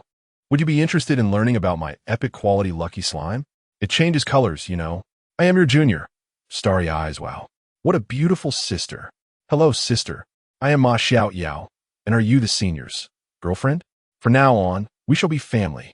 Observing these peculiarly styled messages. Even with Qin Yu's resilient spirit as a special forces soldier, her cheeks flushed slightly, and she hurriedly clarified. Qin Yu, hello everyone. I am Qin Yu. Junior Ma Xiao Yao, please do not misunderstand. My relationship with Yi Fan is purely transactional. There are no romantic entanglements involved. I am your junior. Transaction. Manchu Wanzu. Why does that sound even more thrilling? Yi Fan, enough of this. Yi Fan, feeling somewhat exasperated, interjected to halt their playful banter. He fixed his gaze and dropped a bombshell. Yi Fan, on a serious note, at midnight tonight, the novice protection period will conclude. From that moment onward, all lords shall engage in unrestricted conflict. As these words echoed, the channel fell into an immediate silence. The following moment, Wang Mang's response erupted like a series of firecrackers. Manchu Wanzu, what? Midnight? ISNT it calculated based on our entry time into the battlefield. I thought I would be invincible until noon tomorrow. Wang Mang's voice was filled with shock, clearly indicating that this news had shattered his expectations. I am your junior. In fear. Thank you for the reminder, senior. If it weren't for you, we might have remained oblivious and met our demise in a surprise attack. Qin Yu, is it midnight? I understand. However, the night is filled with wandering nightmare spirits that cannot enter our territory. Surely no lord would dare to launch an attack under the cover of darkness, right? As an exceptional marksman, Qin Yu swiftly assessed the pros and cons, arriving at a relatively optimistic conclusion. Yet, Yi Fan's subsequent words caused the 3 to feel their hearts leap back into their throats. Yi Fan, not necessarily. Nightmare spirits cannot attack airborne units. What if a lord possesses flying troops and launches a surprise assault from above under the cloak of night? Can you defend against that? His words pierced through the fog of complacency. The channel fell into a profound silence. After a long pause, the 3 finally responded, their messages tinged with trepidation. Mang Chuan Wanzu, my lucky slime can only change color and drool. Its attack power is virtually non-existent, so it won't suffice. I'm your junior, my Kung Fu Panda.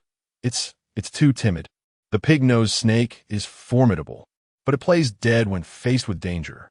Qin Yu, my commander, Confusion, is merely a miniature robot that can only transform into a dagger. It certainly cannot engage airborne foes.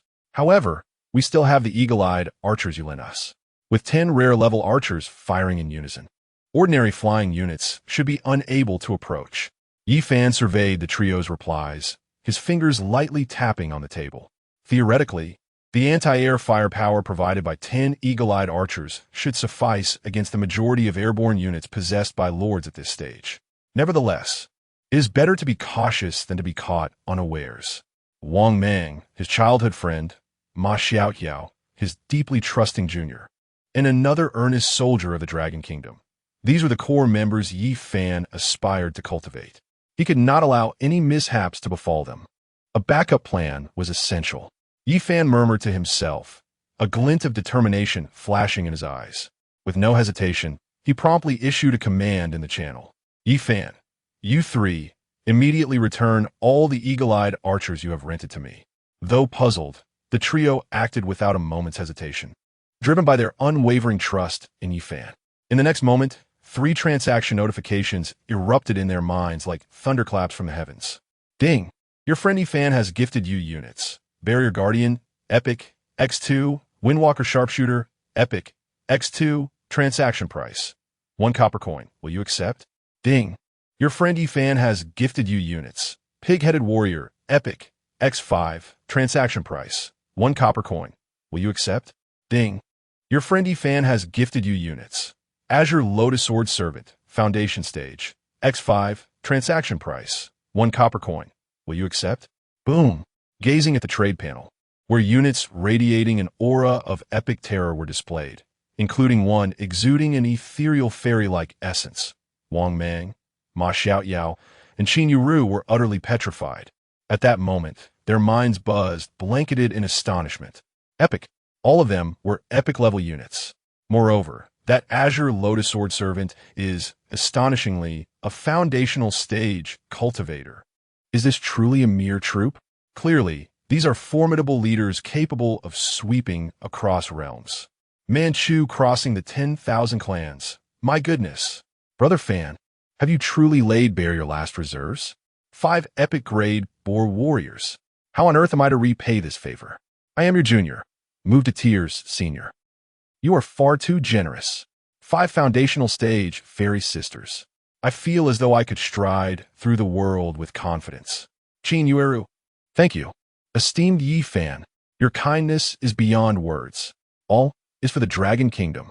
Observing the trio's ecstatic and incoherent messages, a satisfied smile graced Yifan's countenance. Yifan, enough of the sentimentality. Live well, you all hold great value for me and the Dragon Kingdom. With this unwavering declaration of dominance, Yifan closed the chat window and turned his gaze towards the endless darkness outside. A few hours later, the countdown of the novice protection period raced across Yifan's retina. 00, 010, 00, 009, 00, 008, 00, 007, 00, 006, 00, 003, 00, 002, 00, 001 ding. At the moment the countdown reached 0, a cold and resounding system prompt reverberated in the ears of every lord on the battlefield of the myriad clans. The novice protection period has ended. Due to the illicit profiteering of a certain lord, the nightmare phantoms will now be eliminated across all regions. The slaughter officially begins. Boom! As if breaking free from some invisible shackles, a torrent of violent rage, suppressed for 3 whole days from the depths of the myriad souls, erupted at that instant. The entire battlefield trembled. The protective shield encasing the territory shattered with a resounding crash. In the Black Dragon's Lair, Yamamoto Koji suddenly opened his eyes, his bloodshot gaze igniting with a feverish madness and ferocity. The time has finally come. Lilith, Black Flame, Black Fire. Prepare to strike. Yet, despite Yamamoto Koji's incessant calls, he received no response whatsoever. Chapter 37. The entire army advances. Target: Yefan Castle.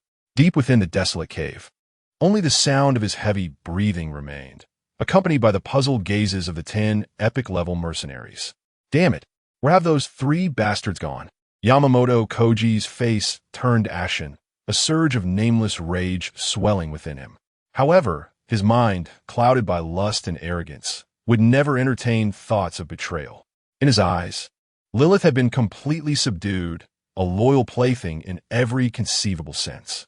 They must be unable to contain themselves, already off to intimidate that useless Dragon Kingdom fool. Yamamoto Koji found the most satisfying justification for their disappearance. Very well, by the time we arrive, perhaps that fool will have been reduced to cinders by the black flames of the dragon's breath, saving me the effort. A cruel delight flickered in Yamamoto Koji's eyes as he envisioned Yefan Castle reduced to ruins beneath the dragon's fire. With a grand gesture, he issued the final command to the 10 formidable epic-level mercenaries. Advance. Target: Yefan Castle. Roar. The Cyclopean giant bellowed as he hefted his wolf-tooth club. The nightmare steed of the Death Knight exhaled hellfire, and the ghost-faced samurai unsheathed his cursed blade. An aura of lethal intent coalescing in the darkness into a torrent of death that would send shivers down the spine of all living beings. Without the Black Dragon as his mount, Yamamoto Koji could only march alongside this formidable Yamato expeditionary force of 10 epic warriors, trekking on foot towards the Hall of Heroes. 30 kilometers away, simultaneously, the world channel erupted in chaos, having been ignited by the end of the protective period and the disappearance of the nightmare specters. Fuck. The shield is truly gone. I feel as if my castle is a naked beauty, vulnerable to the imminent assault of beasts. Help. Someone rescue me.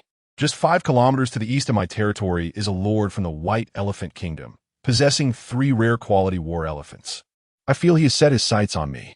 I'm terrified of what may happen. It's over. Night is no longer safe. Without the nightmare specters, those powerful lords can easily launch surprise attacks on us weaklings under the cover of darkness. This is nothing short of a hunting feast in the shadows. Mom, I don't want to die. Become a vassal? 100 loyalty? ISNT, that's just slavery. I would rather die in battle than become someone's dog. Panic, despair, suspicion. A myriad of negative emotions spread like a plague among all non-dragon kingdom lords. A new era, one of blood and brutality under the law of the jungle, had undeniably arrived. Yet, amidst this chaotic darkness, the Hall of Heroes stood resolute, like an eternal mountain, unyielding. The 20-meter-high wall of runic magic crystals glimmered brightly, illuminating the surrounding area as if it were midday. Led by Lin Yuer, 95 Qinglian swords hovered in midair, their expressions cold and their gazes sharp, the green blades emanating a chilling sword aura, forming an impenetrable net of swords across the skies. Upon the battlements, Wang Gang donned heavy armor, wielding a blood-etched war blade, resembling an invincible deity of war, coldly gazing into the distant shadows. Behind him stood the fierce warrior Li Tinyu, brandishing a crimson axe. Every soldier was poised for battle, their eyes devoid of anxiety, instead radiating an innate confidence and an insatiable thirst for warfare. For behind them stood a man who resembled a god, on the terrace of the Imperial Palace atop the Hall of Heroes. Yifan stood with his hands clasped behind his back, the night breeze tousling his dark hair. Calmly, he surveyed his ironclad army, his deep-set eyes reflecting an unwavering tranquility. Through reconnaissance, he had already ensnared the formidable Yamato expeditionary force within his grasp. 10 epic-level mercenaries. This was the entirety of the resources the land of Wa could muster. A faint smirk of derision curled at the corners of Yifan's lips. Very well, tonight, I shall offer you as a tribute to the battle standard of my Hall of Heroes. It was unfortunate, however, that the cunning Succubus had fled early, taking 2 black dragons with her. Had he known, he would have instructed Yelena to remain vigilant. Yifan felt a twinge of frustration. At least Yamamoto Koji was still present. Time passed inexorably. When the horrific aura, steeped in brutality, malice, and death, finally emerged from the depths of the forest, a fierce light suddenly ignited in Wang Gang's fierce eyes. They have arrived. The ground trembled with a thunderous roar. Yamamoto Koji and his 10 epic-level mercenaries finally entered the attack range of the Hall of Heroes. Upon witnessing the 10-story ancient bronze edifice before him, tenfold more magnificent than he had previously perceived, his pupils constricted sharply. A profound shock, emanating from the depths of his soul, momentarily froze the grimace upon his face. Is this the castle of that worthless wretch? It certainly did not appear thus when he beheld it earlier in the afternoon. Yamamoto Koji felt a pang of panic, for he could not see the black dragons or Lilith, yet the arrow was already knocked, leaving him no choice but to release it. There was no turning back. Kill. I command you to kill. Chapter 38. Yelena. None shall remain except Yamamoto Koji. Yamamoto Koji emitted a frenzied roar, pointing at the towering bronze edifice that radiated an eternal divine light, his demeanor resembling that of a madman. Crush them, he bellowed. The Cyclopean giant was the first to respond, his gargantuan form unleashing a terrifying force. Charging toward the indomitable runic crystal wall like a cannonball, the spike club in his grasp whipped up a gale that rent the air, crashing down with tremendous force. This strike was capable of leveling a small mountain. However, at that moment, a voice, calm yet imbued with supreme authority, resonated across the battlefield. Stop! Just a single word, yet it echoed like a celestial decree from the heavens. On the city walls, 95 poised azure lotus swordsmen simultaneously flashed with a cold, murderous intent in their eyes. Azure lotus sword formation, activate. With Linuer's commanding cry, 95 azure swords soared into the sky, converging into a colossal azure lotus that obscured the sun. Each petal was forged from the purest sword energy, sharp and unmatched, radiating a terrifying brilliance capable of severing all. Descend. Boom! The immense azure lotus sword formation, bearing the judgmental might that purifies all, spun violently as it descended upon the charging Cyclopean giant. The sound of flesh being cleaved echoed like a relentless storm, the gruesome noise akin to rain pelting banana leaves.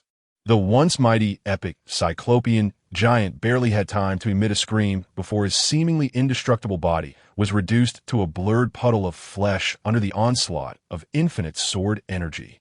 One blow, annihilation. Ding.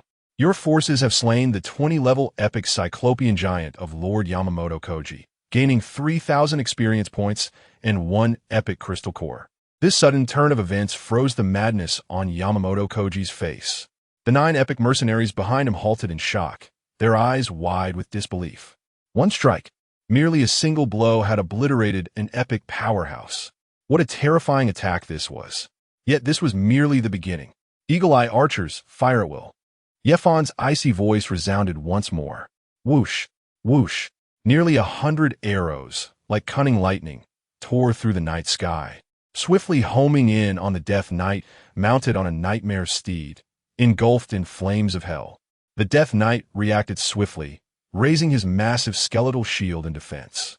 However, the arrows seemed to possess a life of their own, tracing bizarre arcs in the air, deftly circumventing his shield and striking with pinpoint accuracy beneath his helm and armor. Bang! Bang! The flames of the soul erupted on impact. The formidable Death Knight, along with his steed, collapsed with a thunderous crash, reduced to a pile of useless scrap. Another epic being had fallen. No, it cannot be. Yamamoto Kofu's eyes turned bloodshot as he let out a desperate howl. He could hardly believe that his pride, the Ace Legion to which he had devoted everything, was so easily vanquished before his adversary. Unleash your ultimate techniques. Obliterate that wall.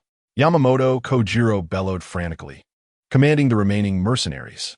Yet, in response, he was met with the voice of Yi Fan, resounding like a decree from the Grim Reaper. Oh, you still wish to resist? Yelena, leave none alive except Yamamoto Kofu. That emotionless tone cascaded down from the pinnacle of the Hall of Heroes, echoing like the final judgment of death across the silent night sky. Yes, my lord. Yelena, who had been standing silently behind Yi Fan, replied with utmost reverence. In the next moment, she stepped forward, her form detaching from the terrace, suspended high above. Boom! 3 pairs of ethereal wings, radiating an awe-inspiring divine might, unfurled suddenly from her back. The dazzling golden radiance surged forth like a torrent, shattering the veil of night and transforming the entire battlefield into a sacred realm of golden splendor. A legendary pressure, far exceeding the epic, transcending all. Supreme and pure to the utmost, descended with the might of countless ancient divine mountains. Thud! Thud! 8 epic-level mercenaries, under this irresistible divine might, promptly buckled, collapsing to their knees in utter disgrace. Their weapons clattered to the ground. Their bodies trembled violently as the fear they had felt during the day returned, robbing them of the courage even to lift their heads. This pressure, it is her. Yamamoto Kofu suddenly looked up, and as he beheld that 6-winged figure, bathed in endless golden light, radiating an unassailable sanctity akin to that of a goddess of judgment, his mind went blank with a deafening buzz. It was her, the very being who had hovered above his Black Dragon's Lair during the day, instilling terror in both epic commanders and the Black Dragon alike. She was actually Yi Fan's subordinate? A bone-chilling wave of dread surged from his feet, driving straight to the crown of his head. Yamamoto Kofu finally comprehended why the Black Dragon and Lilith had mysteriously vanished. They had not acted in advance. They had fled. Chapter 39. Annihilation and Regret in a Fleeting Moment. A spark of cunning illuminated the mind of Yamamoto Kofu, overwhelmed by fear and despair. He recalled the discarded initial commander he had deemed worthless, the angel baby. It is you. You are the very angel baby from before. Grasping at this final lifeline, Yamamoto poured every ounce of his strength into pointing towards the sky where Yelena hovered, shrieking in a hysterical frenzy. I am your first master. I summoned you to this world. Have you forgotten the bond we share? Quickly, betray that Dragon Kingdom wretch. Return to my side. I can offer you everything. Wealth, status, power. If you kill him, I could even make you the guardian spirit of my Yamato nation. Yamamoto attempted to sway the formidable six-winged seraph with his absurd claim of being the first master and his intangible promises. However, what met him was Yelena's cold, mocking golden gaze, which looked down upon him like an ant. My lord exists but one. Her voice was ethereal and divine, yet carried a ruthlessness capable of freezing souls. But not you, vile insect. Before she finished speaking, Yelena dismissed him with a mere glance, slowly raising her delicate finger, pointing towards the ghostly-faced warrior wielding a demonic blade. Shrouded in an eerie aura, judgment divine flame. Boom! A sphere of golden fire, akin to the concentrated essence of the sun, materialized above the ghostly warrior's head and descended with tremendous force. The epic-level warrior, quick to react, transformed into a wisp of black smoke in a bid to escape. Yet, beneath the divine flame's dominion, the very fabric of space seemed to be thoroughly confined. A piercing scream erupted from within the golden flames, abruptly ceasing in an instant. The ghostly form, immune to the majority of physical assaults, melted away under the searing judgment divine flame, akin to snow under the blazing sun, purifying completely, leaving no trace of black mist behind. Ding! You have slain the level 15 epic quality ghostly warrior of Lord Yamamoto Kofu. Your experience points 3,500. Epic Crystal Core X1. With a mere gesture, another epic being was eradicated. Holy Light Judgment. Yelena's expression remained indifferent as her fair hand gracefully traced the air. Buzz. A colossal sword, forged from pure holy light and spanning 100 meters, materialized above her head, radiating a terrifying sharpness capable of severing all. Strike! With her command, the immense light sword, imbued with the power to purify all, came crashing down. Boom! The earth trembled, and golden light flashed. That dazzling radiance illuminated the night as if it were day. Where the light passed, the remaining 7 epic-level mercenaries had no opportunity to scream. Instantly evaporated and purified by the overwhelming power of holy light, leaving not a single trace behind. One sword, and the battlefield was cleared. Ding! You have slain. Ding! You have slain. A cacophony of intense system alerts erupted in Yi Fan's mind, akin to a tempestuous storm, flooding his consciousness. From the moment Yelena struck to the conclusion of the battle, the entire ordeal transpired in mere seconds. 8 epic-level warriors, capable of sustaining an entire domain and evoking envy among countless lords, were effortlessly dispatched like insignificant chicks. This exemplifies the chasm as vast as the heavens that exist between the legendary and the epic. Yamamoto Kofu stared blankly at the desolate battlefield before him, gazing at the scattered epic-level crystal cores, his mind having completely ground to a halt. The last bastion of hope, his elite legion formed with the utmost effort of the entire Japanese district, had simply vanished.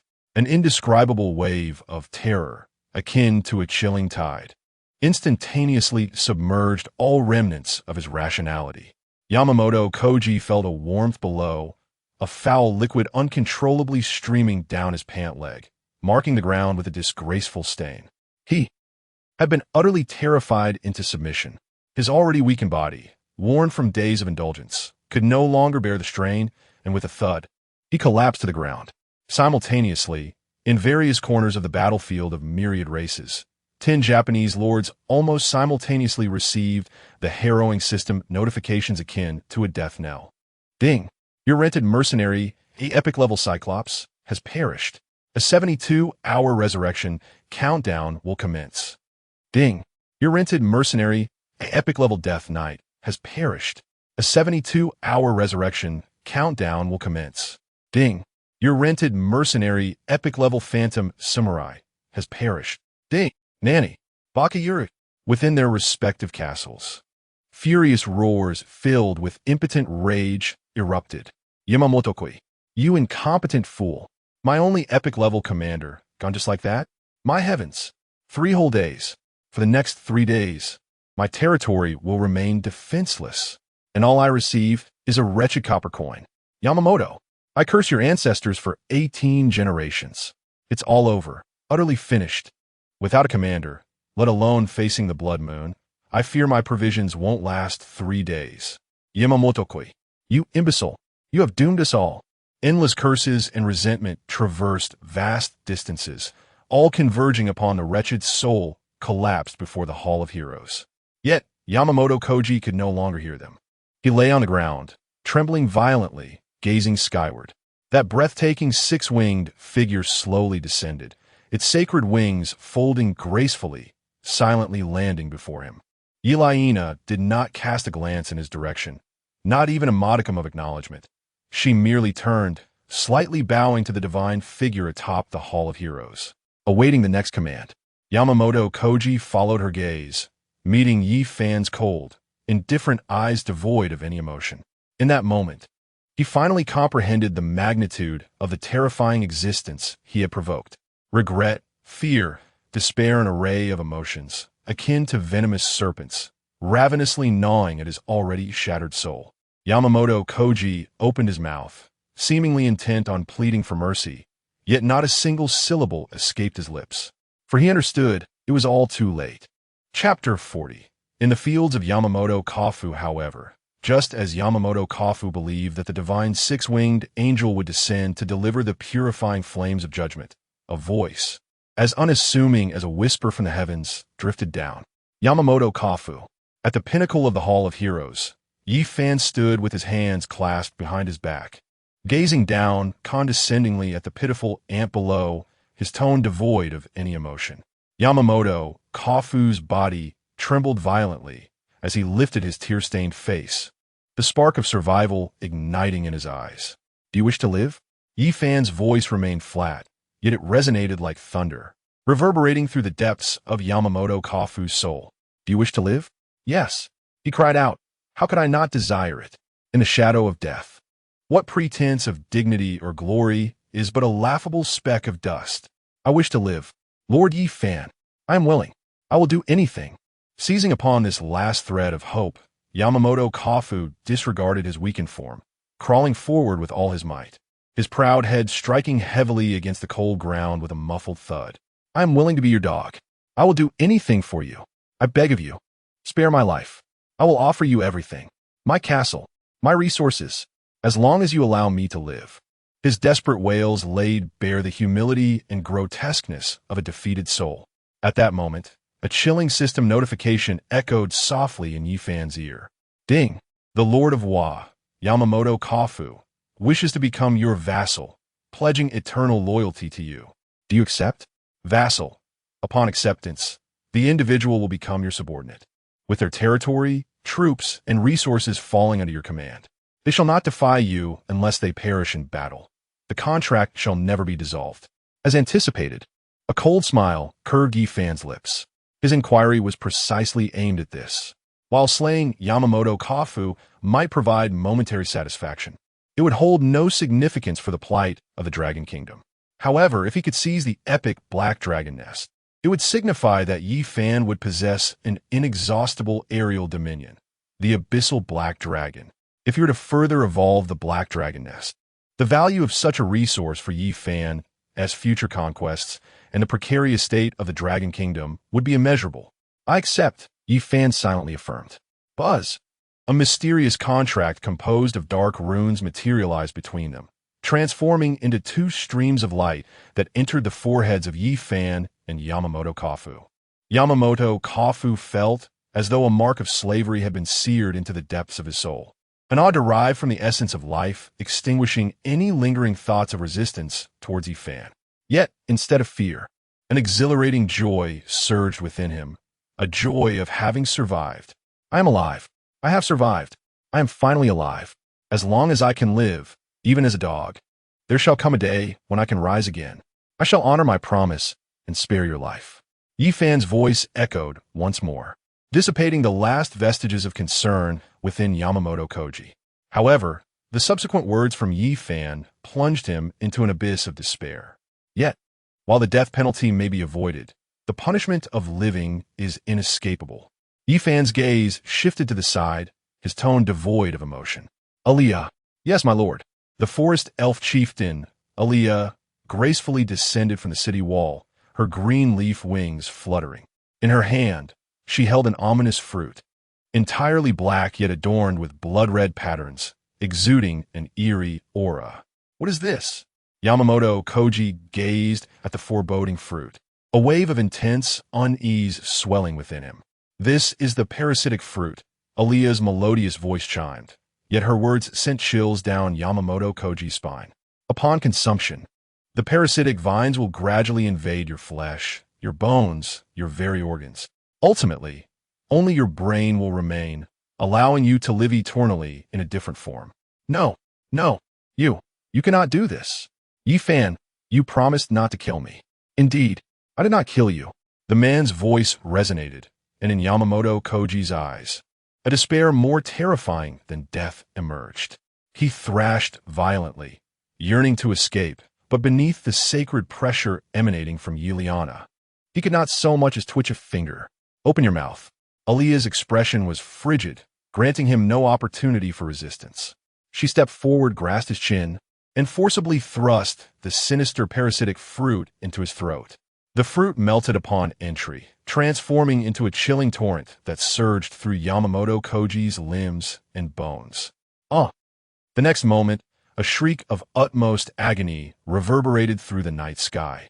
Yamamoto Koji felt as if countless ants were gnawing upon his insides, while innumerable frigid vines took root within his flesh, tearing through his veins, burrowing into his marrow, ravenously consuming his life force.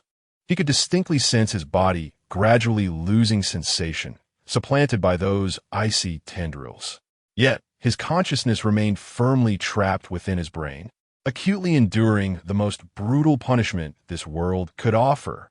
In Yamamoto Koji's torturous gaze, the towering Li Tinyu approached, dragging his already partially petrified body to the plantation like a beaten dog. Oink, wielding a dark golden cleaver, grinned wickedly as he dug a deep pit into the ground. Subsequently, he deposited Yamamoto Koji head first into the earth. Fear not. Our Lord is merciful. He will leave your head above ground, allowing you to witness how he stride toward glory step by step. Oink dusted off the soil from his hands, revealing a grin filled with sharp teeth. This is the fate that awaits our Lord's enemies. Yifan cast a cold glance at the head that remained above ground, its eyes brimming with boundless resentment, and felt no further intrigue.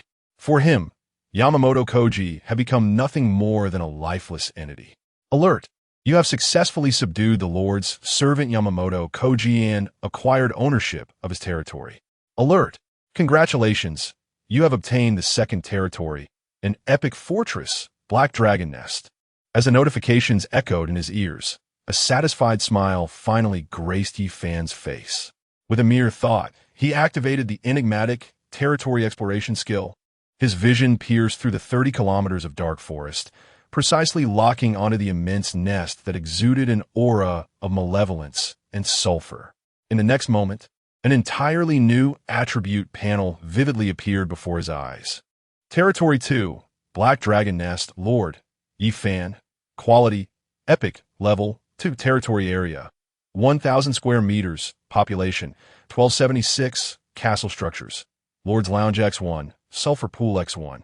Every 3 days, it can breathe a unit. Adult Abyssal Black Dragon X1. Castle Special Effect 1. Dragon Cave. All allied dragon units within the territory receive a 50 boost to all attributes. Resources. Wood. 152580. Stone. 180250. Iron. Ore. 82750. Gold, 46,900. Castle upgrade requirements. Wood 10,000, stone 10,000, iron or 5,000, population 100, gold 1,000. Next evolution requires evolution points. 100,000. An epic-class fortress for breeding units is indeed remarkable. A fierce glint erupted in Yi Fan's eyes. Although it was merely a level 2 fortress, it could produce an adult abyssal black dragon every 3 days. Had Yamamoto Kofu not spawned near him, the growth of such a creature would have posed a significant challenge. After all, that legendary succubus Lilith was not to be trifled with. Alas, she had managed to escape. Chapter 41. The Anti-Yi Fan Alliance. Level 4 Legendary Dragon God Temple, as Yi Fan's consciousness was immersed in the grandeur of the newly erected castle. A blood-red announcement unexpectedly materialized on the screens of all the lords. Announcement from the battlefield of all races. The Dragon Kingdom Lord Yifan has successfully subdued the Japanese Kingdom Lord Yamamoto Kofu, becoming the first lord in the history of the battlefield of all races to conquer a foreign lord within 1 hour of the protection period's conclusion. Reward. All lords of the Dragon Kingdom will experience a 10 increase in resource acquisition speed for a duration of 48 hours. Penalty. All lords of the Japanese Kingdom will see a 20 decrease in resource acquisition speed and a morale drop of 10 points, lasting for 48 hours. Boom! If Yifan's upgrade to a level 4 castle had been akin to dropping a nuclear bomb upon a tranquil lake, then this aggressive and conquering blood-red announcement was like summoning monstrous waves that threatened to engulf everything upon the already turbulent surface. The entire world channel, after a brief silence, was instantaneously ignited by two starkly contrasting emotions. On one side, there was paradise. Manchu Chuanwanzu, oh my goodness. Here it comes again. It's that Yi Fan again. Conquest. Now that is what I call conquest. Might or production just skyrocketed by 30. Incredible. Absolutely exhilarating. Yi Fan is amazing. I am your junior. Throws confetti. Long live the senior. Long live the Dragon Kingdom. I knew my senior was the best. Those Japanese folks living comfortably deserve it. Let them scream in the channel. Let them remember when they robbed you of your demon lord. Chinue, well done, Yi Fan. Bringing glory to our nation and enhancing our prestige. Within the Dragon Kingdom channel, jubilation erupted, with countless lords shedding tears of joy as they envisioned the dawn of the Dragon Kingdom rising powerfully upon this bloody battlefield. Conversely, hell reigned on the other side. Baka, Yamamoto Kofu, you traitor of the Empire, not only did you fail yourself, but you're dragging us all into the abyss. I curse you. May you never find peace. My resource output. Woe is me, Yamamoto Kofu. You fool, wretched being, you have brought shame upon our Yamato people. How dare you once demand that Yi Fan grovel beneath you? How dare you? It's over. We are utterly doomed. Just as the protection period ended, we are burdened with such a heavy negative status. How can we compete with lords from other nations? Yamamoto Kofu, I will kill you. I swear I will. Yamamoto Kofu, you are the disgrace of the Japanese people. You should have committed seppuku instead of clinging to life. Ugh. In that moment, the lords of the Japanese kingdom found themselves plunged into an abyss of despair. An endless tide of curses surged toward the pitiful soul planted outside the Hall of Heroes. As for the lords from other nations, a singular emotion lingered in their hearts. Fear. A fear that penetrated to the very marrow. That Dragon Kingdom individual named Yi Fan was simply too powerful. He truly would conquer. He truly would enslave. Amidst this vast ocean interwoven with fear and despair, a voice brimming with arrogance and hubris thundered like a bolt of lightning, piercing through the hearts of all present. Let the lighthouse rise to greatness once more, a band of cowards, merely fortunate boys from the Dragon Kingdom. And yet you are so easily frightened? How pitiful. It is Donald Wilson, the Lord of Lighthouse Country, who boasts a legendary Titan temple and proclaims himself the Son of Destiny. Let the lighthouse rise to greatness. That fellow Yi Fan is nothing more than a mudfish that has broken the rules. While I, Donald Wilson, am the true architect of those rules. Everything he has accomplished merely paves the way for my eventual reign over all. Now, I officially declare the establishment of the Titan Temple Guild. All who wish to follow me in opposing that tyrant lord from the Dragon Kingdom may apply to join. I promise, those who join my lord's guild shall receive the protection of the Titans. Together, we shall crush that ridiculous lord from the Dragon Kingdom and his ignorant people into dust. Remember my name. I shall be the one to end his myth. Wilson's declaration, domineering and arrogant, instantly captivated countless lords struggling in fear. In a moment, friend requests poured in like a flurry of snowflakes directed at Donald Wilson. A massive alliance, centered on opposing Yi Fan, began to take shape within mere minutes. The only regret was that Donald Wilson had yet to acquire the guild assembly order. Thus, even with the guild formed, he could only remain distant from the other lords. However, Yi Fan remained blissfully unaware of all this. Or rather, even if he did know, he would pay it no mind. The clamor of a swarm of ants could hardly capture his attention. At this moment, all of Yi Fan's focus was directed toward the recently changed ownership of the Black Dragon Nest. The two territories shared resources. As he gazed upon the nearly identical resource panel, a fierce light ignited in his eyes. Upgrading the Black Dragon Nest required a mere 10,000 wood and stone. For Yi Fan, who possessed over 100,000 resources, this was but a trifling sum. Thus, with a smile gracing his lips, Yi Fan resolved to push forward and reach the pinnacle. Consequently, he sold off some special fruits to gather the necessary resources and upgraded his castle. Ding! Will you consume wood X10, 000, stone X10, 000, iron or X5, 000, and gold X1, 000 to upgrade your epic castle Black Dragon Nest? Confirm. Boom! At the very moment Yi Fan confirmed, a thunderous roar erupted from the massive nest, 36 kilometers away, exuding an aura of malevolence and sulfur. A pillar of darkness, interspersed with a dark golden radiance, shot skyward, casting a foreboding hue across the heavens above that area. The entrance of the nest expanded wildly under the baptism of the light beam, and the interior space was violently torn apart and restructured in a savage manner. Ding! Castle upgrade complete. Your Black Dragon Nest has been upgraded to level 3. Proceed. Yi Fan's gaze sharpened, and his will surged forth. Ding!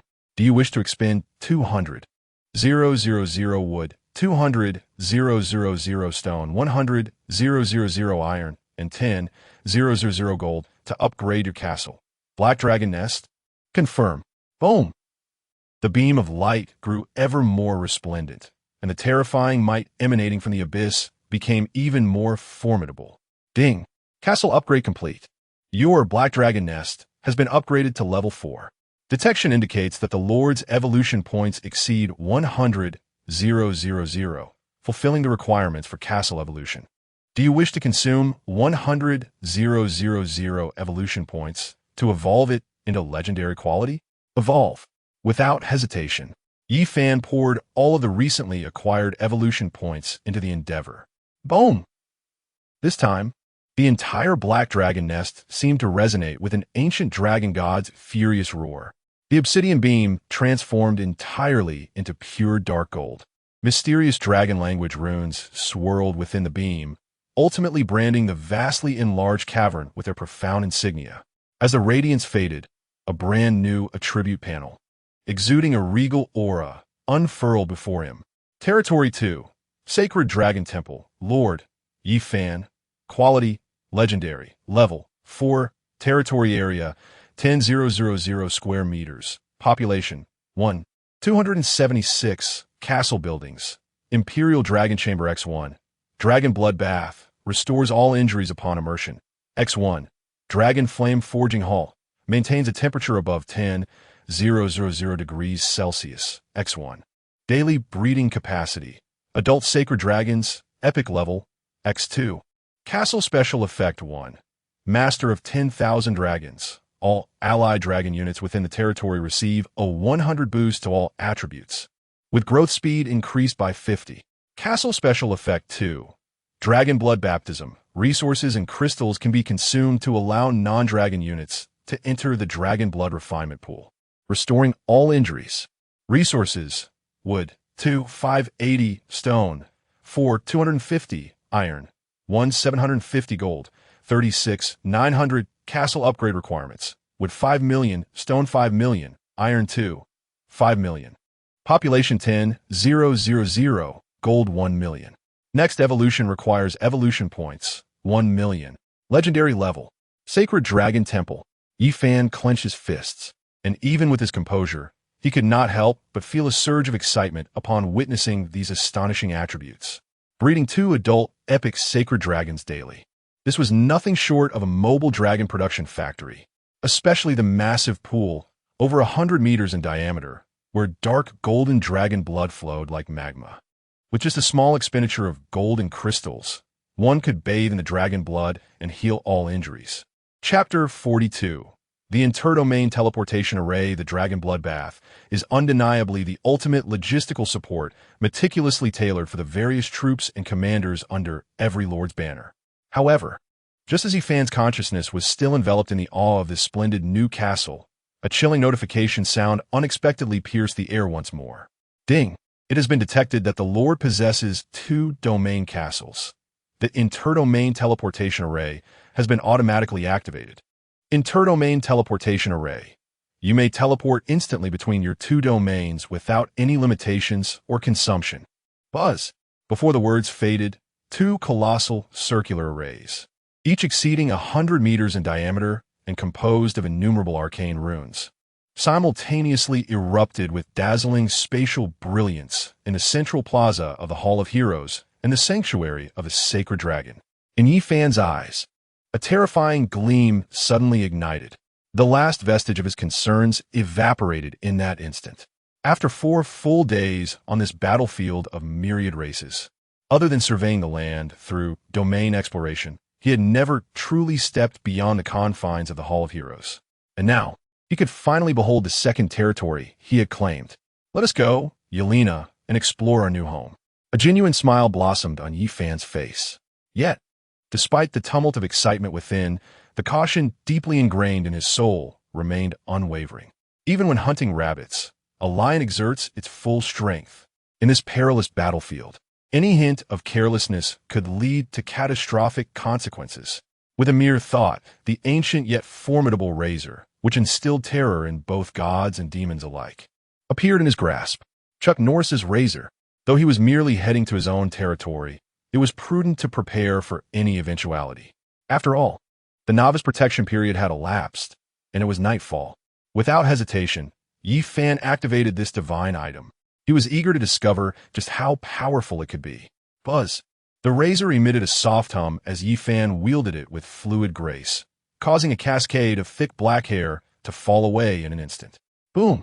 At the moment his hair was shorn, a force more formidable and overwhelming than any previous upgrade surged forth from within him, as if an ancient, slumbering beast had awakened, erupting violently from his very limbs. Proof of the strong. Strength, agility, constitution, and spirit, all foundational attributes enhanced by 1,000. All skill potency increased by 200. Immunity to all forms of mental control.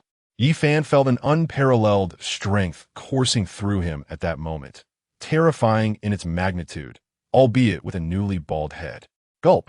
As he reveled in this newfound power, Yifan wasted no time in retrieving a bottle of rapid hair growth elixir from a storage and downed it in one swift motion. A refreshing essence of herbs cascaded down his throat, and the warm energy surged towards the crown of his head. Visibly, on his now smooth scalp, dark roots of hair began to grow at an unnatural speed, defying the laws of nature. In mere seconds, a new head of hair, even denser and more resilient than before, had returned to its former glory. Excellent. The proof of the strong has not faded. Gazing at his own formidable figure in the mirror, Yifan nodded in satisfaction. With the hair growth elixir at his disposal, the enhancement from this testament of the strong could practically be regarded as a permanent buff devoid of cooldown. Let us proceed. Yifan grasped the small hand of Yiliana, and enveloped in that overwhelming power, the two stepped into the shimmering teleportation array, radiant with the light of space. A faint dizziness washed over them as the scenery before their eyes was swiftly consumed by an endless white brilliance. In the next moment, as clarity returned to his vision, a unique atmosphere mingled with sulfur and divine majesty enveloped him. Yi Fan surveyed his surroundings, and despite having anticipated it through the interface, the sight before him still stirred an immense wave within his heart. What was this place? It was evidently a grand temple, hewn from the very heart of a colossal mountain. The temple's dome rose to a height of over 100 meters, adorned with countless lifelike dragon reliefs, each scale shimmering with a dark golden luster, as if they might spring to life at any moment. Beneath his feet lay a floor crafted from an unknown black crystal, smooth yet resilient, with molten gold patterns flowing gracefully across its surface, depicting a magnificent tableau of dragons converging. At the center of the temple was an enormous dragon bloodbath, exceeding 100 meters in diameter, its dark golden blood thick and viscous like lava, radiating an overwhelming vitality that banished fatigue merely by proximity. Behind the bath stood an even grander forge hall, where the massive doors swung open, revealing surging dragon flames that leapt skyward, the terrifying heat distorting the very fabric of the surrounding space. What a magnificent dragon sacred temple! Ye Fan exclaimed it, genuine excitement gleaming in his eyes. The Hall of Heroes, ancient and weighty, was a bastion of iron blood, an epitome of a war fortress. In contrast, this dragon sacred temple, grandiose and domineering, emanated an awe-inspiring majesty, a supreme palace for kings. Two legendary fortresses, each distinct in style, yet complementing one another beautifully. Yi Fan, accompanied by Yi Liana, strolled to the innermost sanctum of the temple, where a colossal throne, forged from dragon bones and gold, stood in serene magnificence. Behind the throne loomed a summoning gate, pulsating with spatial ripples. Without a moment's hesitation, Yi Fan pressed his hand against the cold surface of the summoning door. Summon. With a thunderous command, the immense dragon bone door swung open. This time, from beyond the threshold emerged not the essence of any known troop, but rather two formidable presences, exuding an ancient authority and unyielding dominance. The roar of dragons. Roar! The dragon's cry reverberated through the heavens and earth, causing the entire dragon's sacred temple to tremble violently. In the next instant, two enormous, fearsome heads, entirely cloaked in resplendent golden scales and crowned with sacred dragon horns, thrust forth from the warped portal. Following closely was their colossal bodies, exceeding 30 meters in length, exuding explosive power akin to that of molten gold. When these two magnificent dragons fully manifested within the temple, an overwhelming aura, far surpassing that of ordinary epic-grade troops, engulfed the entire scene. Each of their scales appeared to be forged from the purest holy light, radiating with divine brilliance. Their golden slit-like eyes brimmed with wisdom and majesty. Thus, they were the holy dragons. Ascendant over mere giants, they embodied the aerial sovereigns with a sacred lineage. Unit type: adult holy dragon, quality, epic, level, 25, skills, holy dragon breath, divine scales, draconic magic beginner, claw the demon slayer. Note, they're the embodiment of light, the terminators of evil. Such a formidable presence. Yi Fan gazed upon the two holy dragons, who lowered their proud heads before him, and a flicker of ecstatic joy flashed in his eyes. Although they were both of epic caliber, in terms of level and the comprehensiveness of their skills, these two holy dragons would utterly obliterate the pitiful Black Dragon of Yamamoto. More importantly, a level 1 Black Dragon Lair could nurture a single Black Dragon every 5 days, while a level 2 lair required 3 days. Yet, this holy dragon temple could summon 2 holy dragons in a single day. The blood moon would descend on the 10th day. Yi Fan's gaze burned with fervor, although he had numerous epic and even legendary subordinates. The significance of such aerial units as holy dragons was unparalleled. A graduate of the National Defense University, he understood the paramount importance of air supremacy. With 7 days remaining, I should soon command an aerial formation consisting of a full 14 adult holy dragons. The mere thought of it made Yi Fan's heart tremble with exhilaration. Chapter 43. The Dragon Bloodbath, cleansing the 14 epic adult holy dragons. This formidable power is likely sufficient to sweep away any current lord, even the brash Donald Wilson, who boasts of ending his own legend.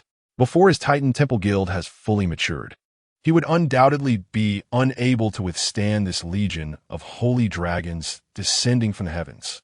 Yi Fan's gaze shifted from the two exceedingly obedient holy dragons to the center of the temple, where the dragon bloodbath, suffused with a magnificent aura of life, awaited him. After days of relentless battles and intense concentration, even he felt a hint of imperceptible fatigue. The dragon bloodbath stood ready to restore all his injuries, including the toll on his spirit. What cost is required to initiate the dragon blood baptism? Yi Fan pondered and inquired. Ding. Initiating dragon blood baptism will consume gold and crystal cores based on the strength and number of bathers.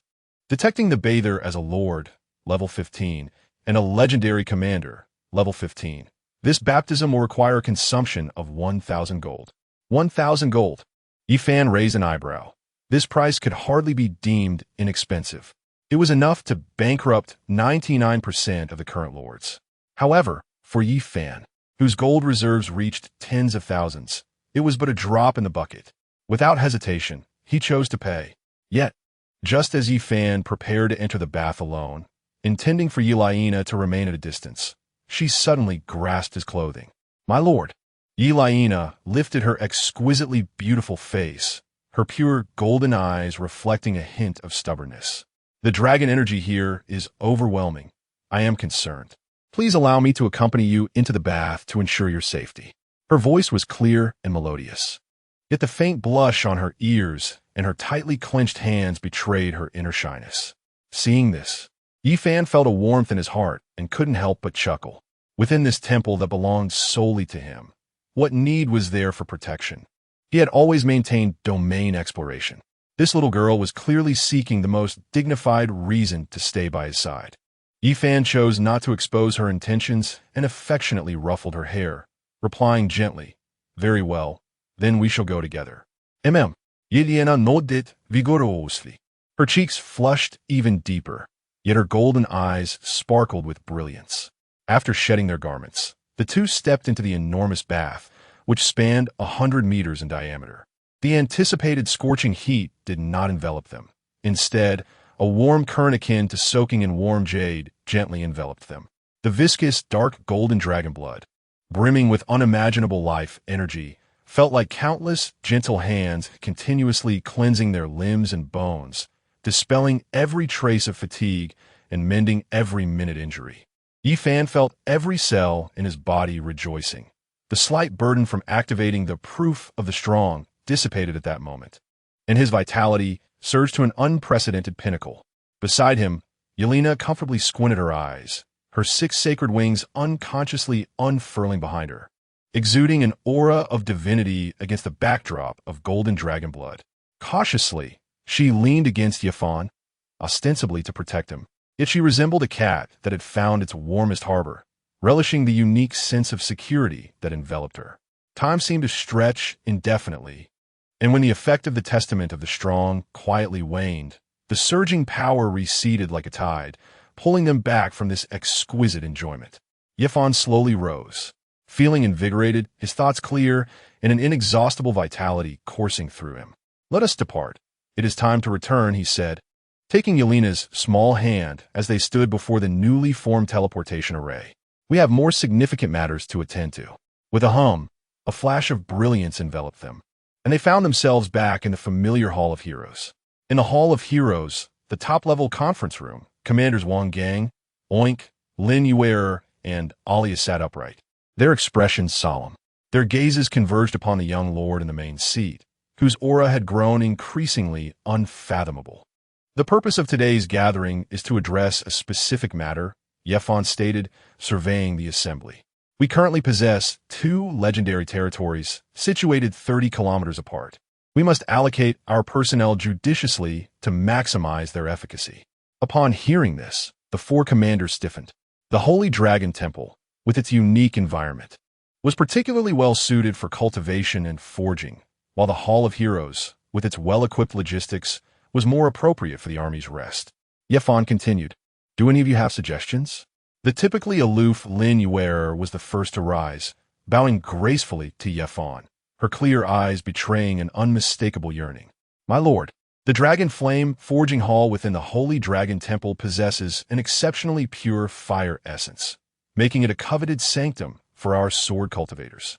I wish to lead my fellow disciples to guard the Holy Dragon Temple, ensuring we do not disappoint your esteemed expectations. Yefan nodded in approval. That is acceptable. Next, the shy leader of the forest elves, Alia, timidly stood. My lord, my sisters wish to tend to the plantation. We would like to remain in the Hall of Heroes to cultivate more fruits and vegetables for you. That is acceptable, Yefan replied, shifting his gaze to the remaining two burly figures. Oink, wielding his enormous dark golden cleaver, chuckled heartily and said, My lord, my kin and I are rugged and resilient. We can work anywhere. Both territories require development, and we pig-headed folk can manage the construction separately, ensuring it is done beautifully. However, the accommodations for sleeping and dining are far more comfortable in the Hall of Heroes, and the kitchen is spacious. That poses no issue, Yefan smiled. The pig-headed clan shall serve as our mobile construction brigade, responsible for the development and logistics of both territories, while daily living will take place in the Hall of Heroes. Finally, all eyes turned to Wangang. The iron-blooded war god suddenly rose, his voice resonant and powerful. My lord, my troops are born for battle. Our destiny lies in forging a path through the chaos of the battlefield for you. As for our stationing, it is entirely at your discretion. The Hall of Heroes provides ample comforts, allowing my comrades to recuperate swiftly, ready to engage in the next confrontation with utmost haste. With that, Yi Fan rose slowly, his determination resolute. Thus it shall be decided.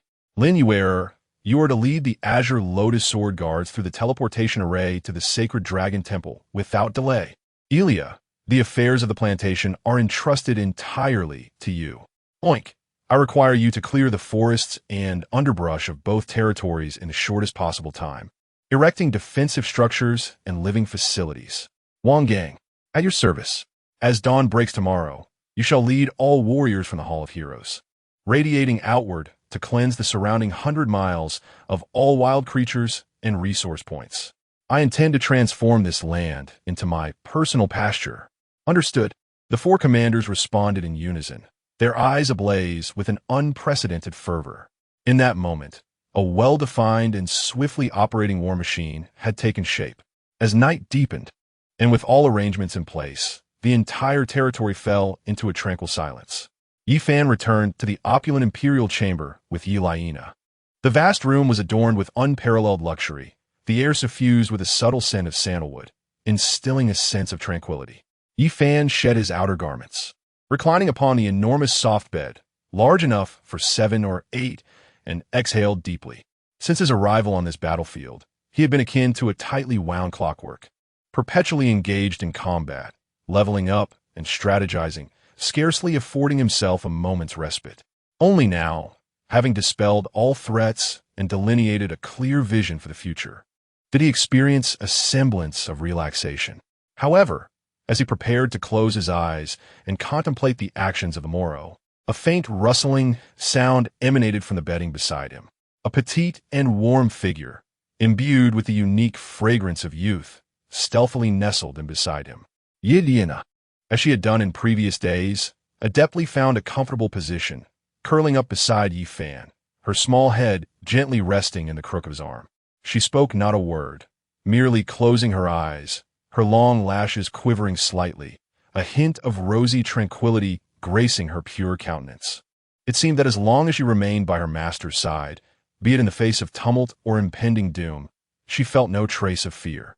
Savoring the gentle warmth of her presence and the untainted, pure reliance she offered, Yi Fan's heart, hardened by days of conflict, softened imperceptibly. He remained still, silent, simply reveling in this tranquility that followed the storm. Outside the window lay a perilous, shadowy jungle, where countless lords wrestled with fear and despair, unable to find rest through the night. Yet within these walls was the warmest, most serene haven amidst the chaos of the myriad realms.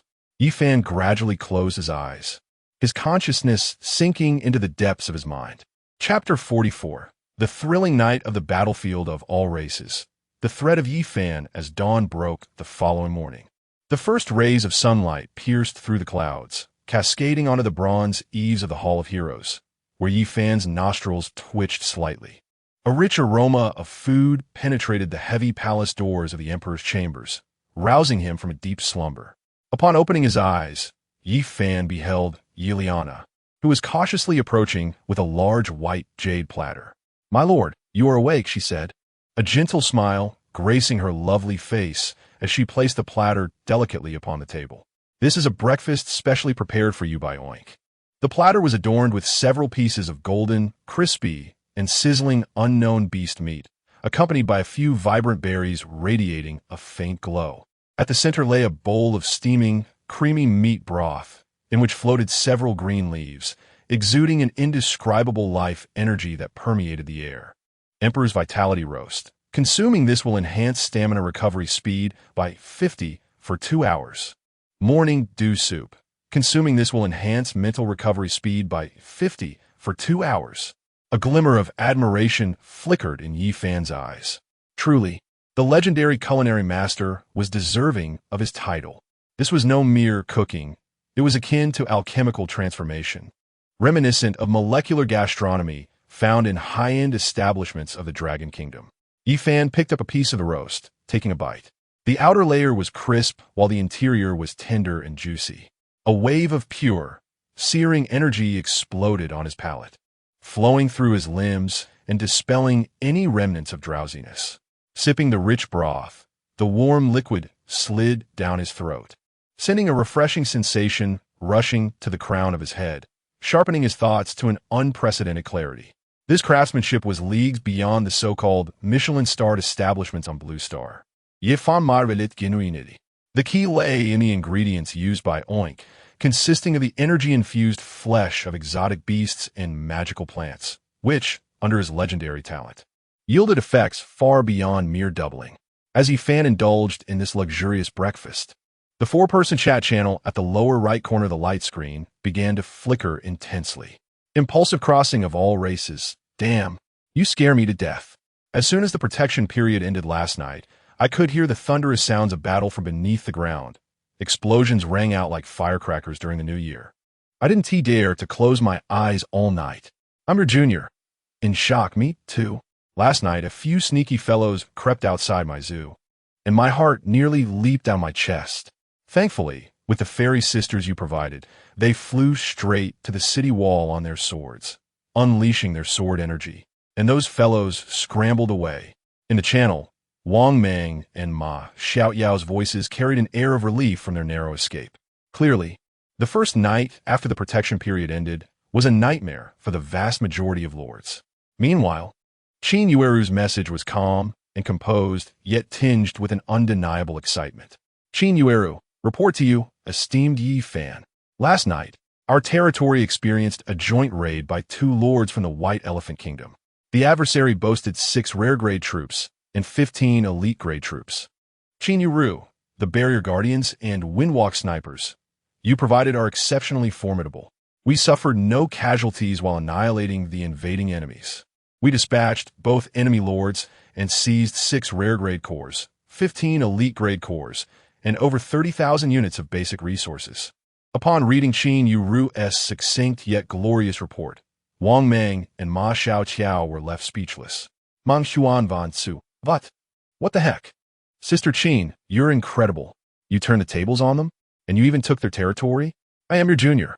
Wow. Sister, you're amazing. Those were 2 lords. Qin Yueru, it's not my prowess. It's the strength of the troops supported by the esteemed Yi Fan. The 2 barrier guardians stood firm, and the enemy's attacks felt like mere tickles. The Windwalk snipers hit their targets without fail, preventing those 2 lords from even approaching within 50 meters of my castle. Her words plunged the channel once more into a reverence for Yi Fan. Meng Chuan Wanzu. Alas, comparing ourselves to others is disheartening. Brother Fan, you're already conquering foreign lands, while I'm still trembling in a cave. By the way, what have you done with that scoundrel Yamamoto Koji? You mustn't let him off lightly. He deserves 1,000 cuts to understand why flowers bloom red. Wang Pongzi expressed his indignation, clearly harboring a deep-seated hatred for Yamamoto Koji. Yi Fan observed their conversation, a playful smirk gracing his lips. Yifan, kill him? That would be too merciful. Yifan, I've planted him in the greenhouse. Watering and fertilizing him daily. By now, he should have sprouted new leaves. The channel fell into a stunned silence for 3 seconds. Mang Chuanwanzu. You planted him? Brother Fan, I'm somewhat bewildered by your actions, yet utterly astounded. I am your junior. Shocked cat emoji. Treating a person like a plant? Senior, you're quite perverse, but I absolutely adore it. Qin Yuru. Yifan paid no mind to their astonishment and dropped another bombshell. Yifan, I also took over his epic-level Black Dragon nest. Having nothing better to do, I casually upgraded it to legendary level 4, and it is now called the Holy Dragon Sanctuary. Boom! If the previous news was shocking, this statement detonated like a supernova in the minds of the three. Legendary. Level 4. Each of these terms, when mentioned alone, could send all current lords into a frenzy. Yet now, they were casually intertwined by Yi Fan's nonchalant tone. Mang Xuan Van Su, E. I can't believe it. Brother Fan, are you even letting anyone live? You call that casual? I've poured all my wealth into this, and I haven't even touched the fringes of a level 3 castle. I am your junior, senior. My knees are no longer my own. Please accept my worship. Qin Yuru. Master Yi Fan, you have undoubtedly forged ahead of all of us. With you in the Dragon Nation, our country is truly fortunate. Qin Yuru's tone brimmed with unrestrained elation. She understood better than anyone the significance of Master Yi Fan's current prowess for the entire Dragon Nation camp. Just as the three were still engulfed in unparalleled astonishment, another message from Qin Yuru arrived, laced with a hint of gravity. Qin Yuru, Master Yi Fan, there is something you must heed. Last night, after you conquered Yamamoto Koji, Donald Wilson from the Lighthouse Nation openly declared war on you in the global channel and established a guild named Titan's Temple, specifically to oppose you.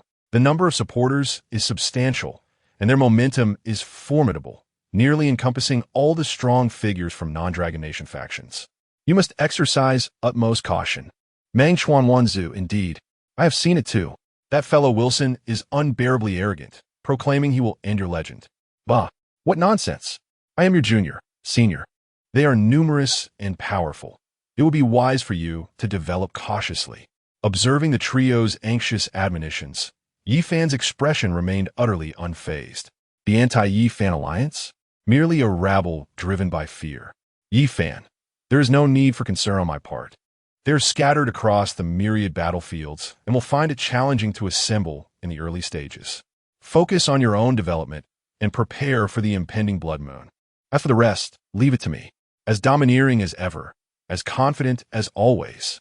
Closing the chat channel, Yi Fan rose slowly, his gaze piercing through the palace windows to the unknown lands of the myriad battlefields. A cold smirk gradually graced his lips.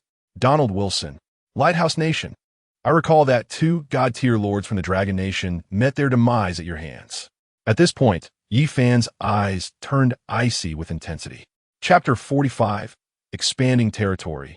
Entering the battlefield. Day 6, a chilling aura of murderous intent emanated from Yi Fan, causing the ever-faithful Yelena behind him to shudder involuntarily. She could sense that beneath her master's calm exterior lay a tempest of wrath potent enough to scorch the heavens and boil the seas. The 2 esteemed god-level lords, who were destined to lead the Dragon Kingdom to glory, had met tragic fates. One perished in the Blood Moon War, besieged by a coalition of foreign powers from the Lighthouse Nation. The other, betrayed by the most trusted companion through despicable means, fell in bitter defeat. National grievances and personal vendettas entwined, a relentless cycle of enmity. Wilson, the Titan Temple, the Lighthouse Nation. Yi Fan gradually reigned in his terrifying bloodlust, his deep-set eyes now reflecting a calm, unfathomable indifference. If you wish to play this game, then I shall gladly indulge you. 3 hours later. Boom! With a thunderous roar, a colossal 30-level epic boss, the mountain giant Tortoise, towering at 10 meters and clad in an imposing shell of rock, was cleaved asunder by a blood-red battle axe. Roar! The blood-crazed warrior Litiniu let out a triumphant bellow, his muscles taut, the crimson totemic patterns swirling wildly across his bronze skin. his fervent battle spirit nearly tearing the heavens asunder. Ha ha! What a thrill! What ecstasy! Behind him, two brawny barrier guardians drove their mountain-like shields into the earth, forming an unassailable steel barricade. No matter how the dying energies of the giant tortoise surged, they remained unyielding. Further back, Wang Gang, wielding a blood-patterned battle knife, wore a stern expression, his gaze electrifying as he issued precise commands. Windrunner archers suppressed the left flank of the Earth Dragons. Centurions form ranks and charge. Break through their formation. All warriors operate in teams to clear the area. Loot to be collected remotely. Do not linger. Under the resounding affirmations, this ironclad legion, forged by Yi Fan's dedication, functioned like a precise and ruthless war machine, unleashing a massacre of astonishing efficiency in this perilous forest. Epic-grade, blood-crazed warriors and barrier guardians sliced through all adversaries with relentless ferocity. Rare-grade centurions and eagle-eyed archers coordinated like a pack of wolves, expertly harvesting the scattered wild beasts. In the span of a single morning, all wild monster tribes and resource points within 30 miles, centered around the Hall of Heroes and the Temple of the Sacred Dragon, were utterly obliterated by this torrent of steel. Ding! Your troops have slain a level 25 rare-grade forest troll, gaining 800 experience points and 1 rare-grade crystal core. Ding! You have captured the troll logging camp, acquiring 8,000 units of wood, with the camp automatically collecting 500 units of wood every hour. Ding! Your forces have vanquished the level 30 epic boss, the mountain turtle, earning you 9,000 experience points, 1 epic crystal core, and 1 rare turtle shell shield. Ding! You have successfully claimed the crystal or vein, acquiring 12,000 units of iron ore, with an automatic hourly collection of 300 units. Ding! Yi Fan reclined upon the soft couch in the Imperial Palace, listening to the torrent of notifications cascading through his mind like a waterfall, a smile increasingly blossoming at the corners of his mouth. This is the bounty of war. As Wang Gang's troops relentlessly advanced, a deluge of resources surged into the warehouse, replenishing his nearly depleted reserves, which had been drained by the upgrade of 2 legendary castles at a terrifying pace. Meanwhile, within the Hall of Heroic Spirits and the Hall of the Sacred Dragon, a scene of fervor unfolded. Thousands of pig-headed warriors, under the command of Oink, transformed into the most skilled builders. They wielded massive axes and hammers, swiftly processing the colossal timber and quarried stone felled by Wang Gang's forces, erecting even sturdier arrow towers, traps, and a second defensive wall around the periphery of the 2 territories. In the plantation, Elia was meticulously leading her kin in planting the peculiar seeds brought back from the wilderness by Wang Gang. Under the nurturing of their life catalyst ability, these seeds took root and sprouted rapidly. One particular plant bore fruits of a brilliant azure hue, resembling translucent crystals. Ding! You have acquired a special item, Dream Fruit X10. Dream Fruit. Upon consumption, it can create an illusion covering a radius of 100 meters, lasting for 30 minutes. Meanwhile, in the Dragon Flame Forging Hall of the Sacred Dragon Temple, the atmosphere was charged with sword energy. Lin Yuer, leading the Azure Lotus Sword attendants, sat cross-legged beside the roaring dragon flames, refining her flying sword and sword intent with the purest fire elemental essence. Hiss! A faint blue flame unexpectedly ignited on the Azure Lotus flying sword of a female cultivator, dramatically enhancing the sword's power. I have comprehended it. Thank you, benefactor, for bestowing upon us such a sacred place for cultivation. The female cultivator, overwhelmed with emotion, bowed reverently towards the Hall of Heroic Spirits, tears of joy glistening in her eyes. Such scenes unfolded repeatedly throughout the forging hall.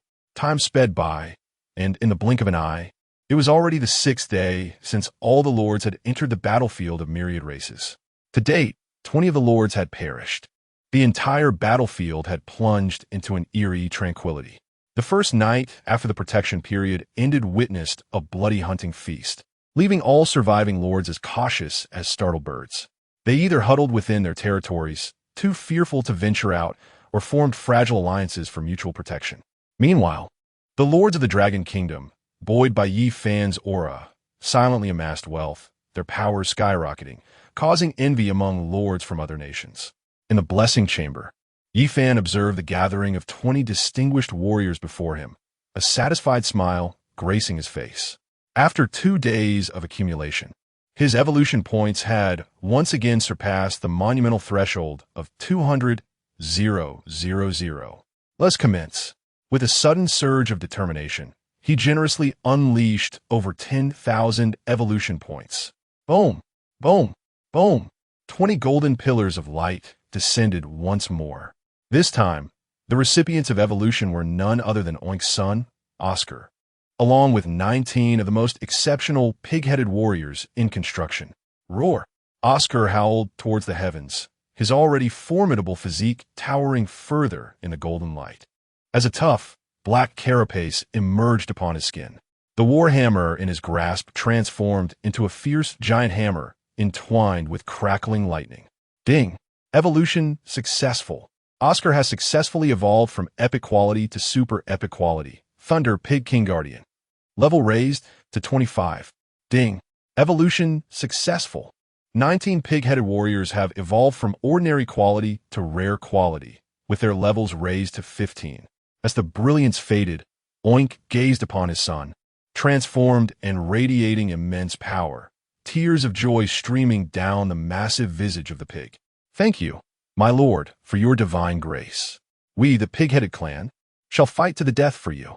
However, just as the strength of the Hall of Heroes swelled like a rolling snowball, thousands of kilometers away, above a magnificent temple of Titans, constructed of countless colossal white stones and floating amidst the sea of clouds, 2 resounding roars filled with ferocity shattered the sky. 2 immense black shadows surged forth. Chapter 46. The Exposure of Coordinates and Information. Before him stood 2 abyssal black dragons, each exceeding 20 meters in length. One, the Black Flame, and the other, summoned by Yamamoto Kofu after his castle reached level 2.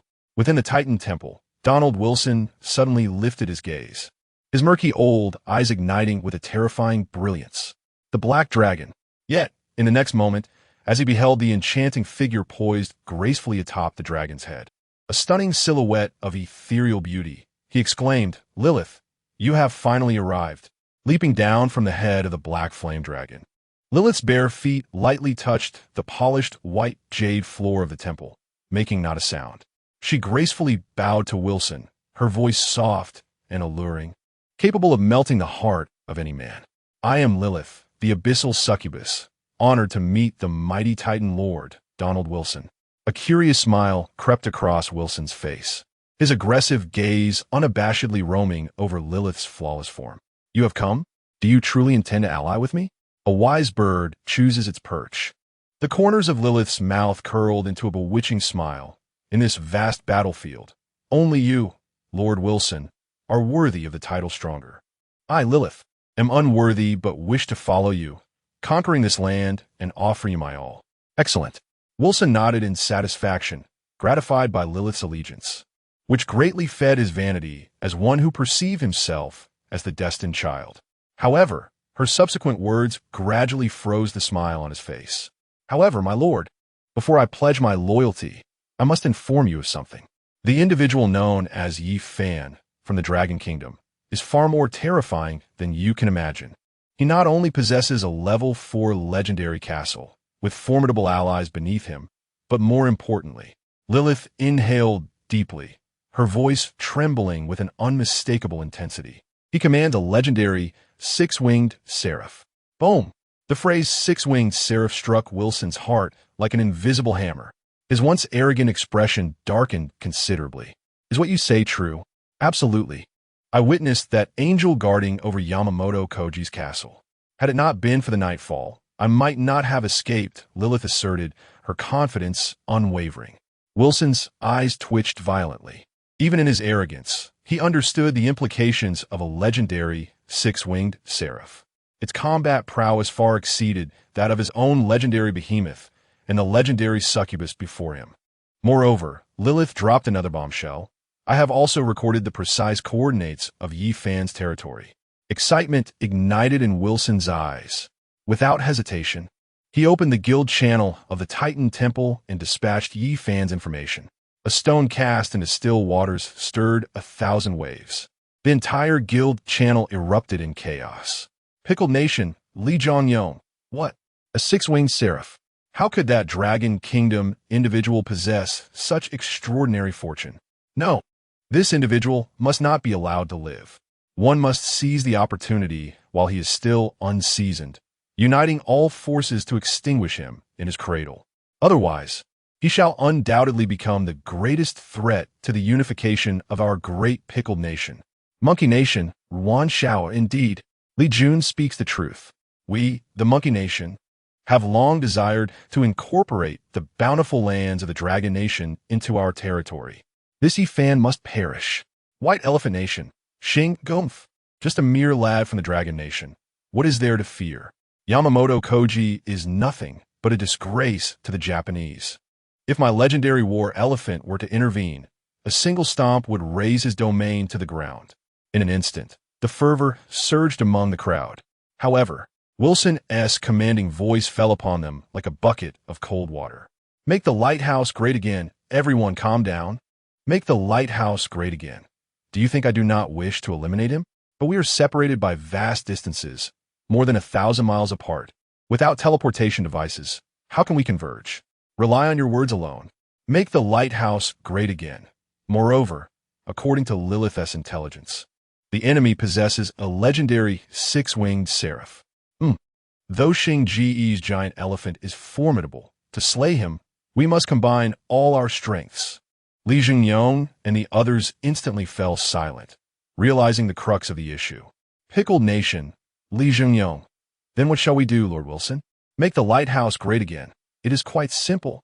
From this moment forth, everyone must set aside everything and at all costs exert themselves to eradicate the wild monsters and bosses surrounding your territories. Our goal is singular. Guild Assembly Order. Make the lighthouse great again. As long as any one of us can obtain this item, I will be able to establish a guild immediately. At that time, I will utilize guild privileges to remotely transport all of your core forces to my Titan Temple. We shall form an unprecedented invincible legion, composed of legends and epics. When that day comes, not just Yi Fan, the very battlefield of myriad races shall tremble beneath our feet. Wilson's impassioned words instantly illuminated the path for all the lords. Yes, Guild Assembly Order. With it, they could transcend the barriers of space, consolidating their powers as one. In an instant, all lords from non-Dragon Nation factions, invigorated as if imbued with the essence of a battle cry, led their forces forth, launching a frenzied assault on those formidable wild monsters. Thus commenced a relentless surge that engulfed the entire battlefield. Meanwhile, in the Hall of Heroic Spirits, Yi Fan remained oblivious to the surging tides of the outside world. He stood before the ancient, colossal bronze summoning gate. After 2 days of intensive purging, his level had soared to 20. Furthermore, the warriors under his command had each experienced a remarkable surge in strength. Yi Fan could summon 100 human warriors each day. In the preceding days, he had summoned the Azure Lotus Sword Servants. Now, Lin Yuer's sisters had swelled to 300. Once they unleashed the sword formation, even Yelena would have to take a drink. Gazing at the bronze summoning gate of the Heroic Spirit Hall, Yi Fan slightly parted her lips. Summon, with Yi Fan's command. The colossal bronze door, embossed with countless totems of heroic spirits, responded with a resounding creak. Boom! A wave of formidable, solemn, and imperial bloodlust surged forth from beyond the gate, more intense than ever before. In the next moment, 100 figures clad in dark golden full armor, wielding standard dragon spears and adorned with rune-etched swords, emerged with a disciplined march from behind the door. Each of them exuded a terrifying aura of rare peak level. The iron-blooded military might, forged from the gathering of these 100 warriors, seemed to condense the very air into substance. Unit type, Imperial Hall Guards, quality, rare, level, 15 skills, armor-piercing dragon spear, Imperial swordsmanship, battle formation, unyielding as a mountain. Remarks. They're the most loyal guardians of the Emperor, the final bastion of royal authority. Presenting ourselves before your majesty. The 100 Imperial Hall guards knelt in unison, their dragon spears striking the ground with a sound akin to metal clashing against stone. Their voices transcended mere volume, resonating with a fervor that originated from their very souls. Good, good, good, Yi Fan exclaimed thrice with elation in her eyes. The emergence of these 100 Imperial Hall guards would undoubtedly accelerate Wang Gang's pace in clearing the wilderness beasts once more. Chapter 47, Dwarven Copperbeard. The Yin-Yang Gemini Dragon Flame Forge on the 9th day of entering the battlefield of myriad races, the territory's surrounding area, within a 300-kilometer radius, had almost been entirely cleared. Simultaneously, the territory had also taken in a scattering of refugees from various races, and with the addition of the summoned Imperial Guards over the past 3 days, the total population had surpassed 2,000. At this moment, Wang Gang, accompanied by his subordinates, was engaged in slaying high-level boss monsters around the territory. Boom! In the depths of the canyon, an epic boss, the Obsidian Golem, towering at 35 meters and composed entirely of obsidian, awakened from its slumber upon sensing the presence of foes. Yet before its colossal fists, capable of crushing hills, could strike, it was met with a forest of steel formed by dragon spears. Formation, unyielding as a mountain. Wang Gang's thunderous roar echoed like a clap of thunder. The 400 Imperial Guards swiftly formed an impenetrable square formation, their dragon spears held firm, and a heavy, earthen-hued glow surged skyward, instantly coalescing into a colossal phantom of a mountain that enveloped the entire military array. Bang! The Obsidian Golem's furious punch crashed against the mountain phantom, producing a deafening roar that stirred clouds of dust. However, that seemingly illusory shield merely trembled slightly, effortlessly absorbing the terrifying force. Within the formation, the 400 Imperial Guards remained utterly unmoved, not even a single footfall faltering. Now is the moment. Li Tianyu. Roar. Without awaiting Wang Gang's command, the impatient Li Tianyu transformed into a crimson blur, bursting forth from the flank of the formation. In his grasp, the blood-red giant axe thrummed with swirling totemic patterns, and he appeared as an ancient war god drenched in blood. Smashed. Taste my axe. The frenzied crimson axe light carved a dominantly fierce arc through the air, precisely cleaving into the ankle joint that supported the Obsidian Golem's massive frame. Crack! A crisp sound of shattering rang out, as the seemingly indestructible obsidian was cleaved as easily as tofu. The immense golem lost its balance and came crashing down towards the ground. And this was merely the beginning. Holy Dragon, breathe. From the Hall of Heroes, Yi Fan's voice drifted coolly. The 12 holy dragons, circling high above, had already received their orders. They simultaneously opened their colossal jaws, unleashing 12 torrents of golden dragon flames, imbued with sacred purifying power, enveloping the fallen golem entirely like 12 judgment spears descending from the heavens. Sizzle. Amidst the piercing cries of energy, the hard obsidian body began to dissolve rapidly beneath the breath of the holy dragons, akin to snow melting under the scorching sun. Ding! Your troops have slain the level 35 epic boss Obsidian Golem, gaining 12,000 experience points. Epic Crystal Core X1. Heart of Obsidian X1. A battle fierce enough to annihilate any lord's army had, before Yi Fan's terrifyingly well-armed forces barely endured for even 5 minutes. However, just as Yi Fan was poised to command Wang Gang to advance further, an awkward transmission emanated from the direction of the Holy Dragon Temple. My lord, could you come here for a moment? It was the deep, resonant voice of King Copperbeard. That girl, Linuer, is trying to seize my dragon flame forge again. Upon hearing this, Yi Fan couldn't help but chuckle. With a thought, he stepped into the teleportation array of the Hall of Heroes. In a flash of light, he appeared within the confines of the Holy Dragon Temple. At that moment, the atmosphere at the entrance of the massive dragon flame forge was tense. Old man, I shall repeat myself. Today is the day my junior sister is tempering her life-bonded sword. You cannot use the dragon flame. Linuer, wielding the azure lotus sword, wore a frosty expression on her delicate face. Behind her, 300 Azure Lotus Sword attendants stood poised, their swords drawn, with a fierce intent directed at their adversaries. Opposite them, King Copperbeard glared, his beard almost bristling with indignation. Behind him, over 50 dwarven blacksmiths brandished freshly forged runic war hammers, undeterred. "Girl, what do you know?" Copperbeard's beard seemed to lift toward the heavens. "Our Lord's army is out fighting, and our weapons and armor are severely depleted. I must harness this dragon flame to forge a new batch of flame dragon battle armor. This concerns the safety of the entire territory. You can wait to temper your sword, but can we afford to wait for battle?" Lin Yuer found herself momentarily at a loss for words. "Greetings, my lord." At that moment, both parties noticed Yi Fan's presence and hastily bowed in respect, yet the tension in their eyes remained palpable.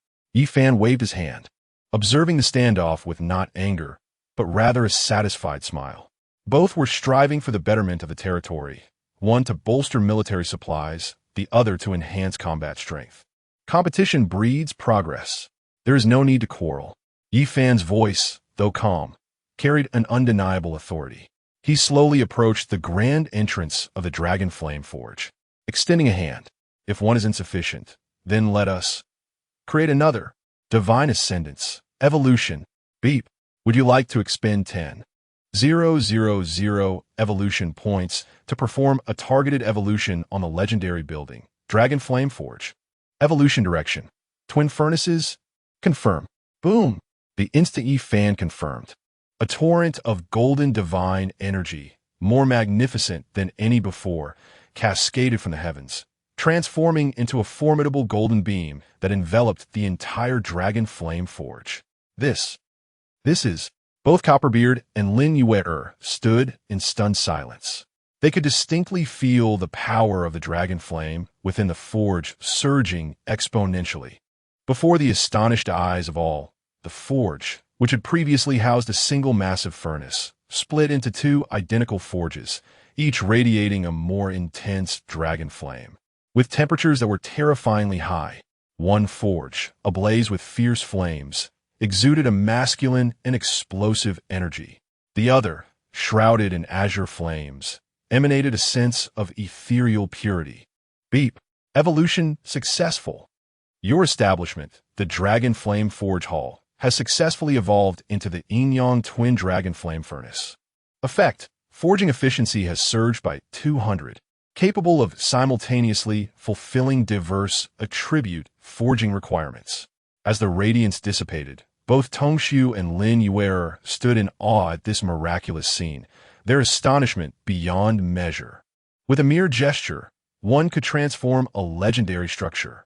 What extraordinary divine power is this? Thud! Without hesitation, Tongshu knelt on one knee, raising a newly forged colossal axe, adorned with flowing dark golden runes and an imposing design, high above his head. "O Lord, your might is unparalleled. Donc suis hommage. This is the Thunderclap Battle Axe I have painstakingly crafted for you. Please accept it, my lord." Thunderclap Battle Axe, legendary, has a 30 chance to summon the Celestial Thunder, inflicting devastating damage upon foes upon attack. Yi Fan nodded in satisfaction, accepting the battle axe, and turned his gaze toward Lin Yuer. "Is this sufficient now?" "Sufficient indeed. Thank you, esteemed benefactor." Lin Yuer blushed slightly, bowing respectfully, her reverence for Yi Fan having reached its zenith. An internal conflict has been flawlessly resolved by Yi Fan in the most formidable and direct manner. Chapter 48. The Guild Assembly Order. Just as Yi Fan was about to turn and encourage the two, a sudden and urgent notification resonated explosively in his mind. "Ding! Your subordinate, General Wang Gang, has successfully led his troops to slay a level 40 epic boss, the ancient Earth Dragon. You have gained 35,000 experience points. Epic Crystal X3, Heart of the Earth Dragon X1, Dragon Blood Essence X10. Ding! Congratulations! You have acquired a special item, Guild Assembly Order." The sound of this notification struck him like a divine thunderclap, stirring an unprecedented storm within his otherwise tranquil gaze. The Guild Assembly Order. It was indeed the Guild Assembly Order. Over the past few days, He had been aware of this item through the World Channel and understood the profound implications it held for the current landscape of the myriad races battlefield. The arrogant Donald Wilson had managed to forge what appeared to be a vast alliance, relying solely on the illusory promises of this very item. And now, this strategic artifact, capable of altering the battlefield's fate, had fallen into his hands. Yi Fan's breath hitched in astonishment. With a mere thought, the token he had just remotely stored in the colossal strategic warehouse materialized in his palm. It was a palm-sized medallion, forged from an unknown dark golden metal.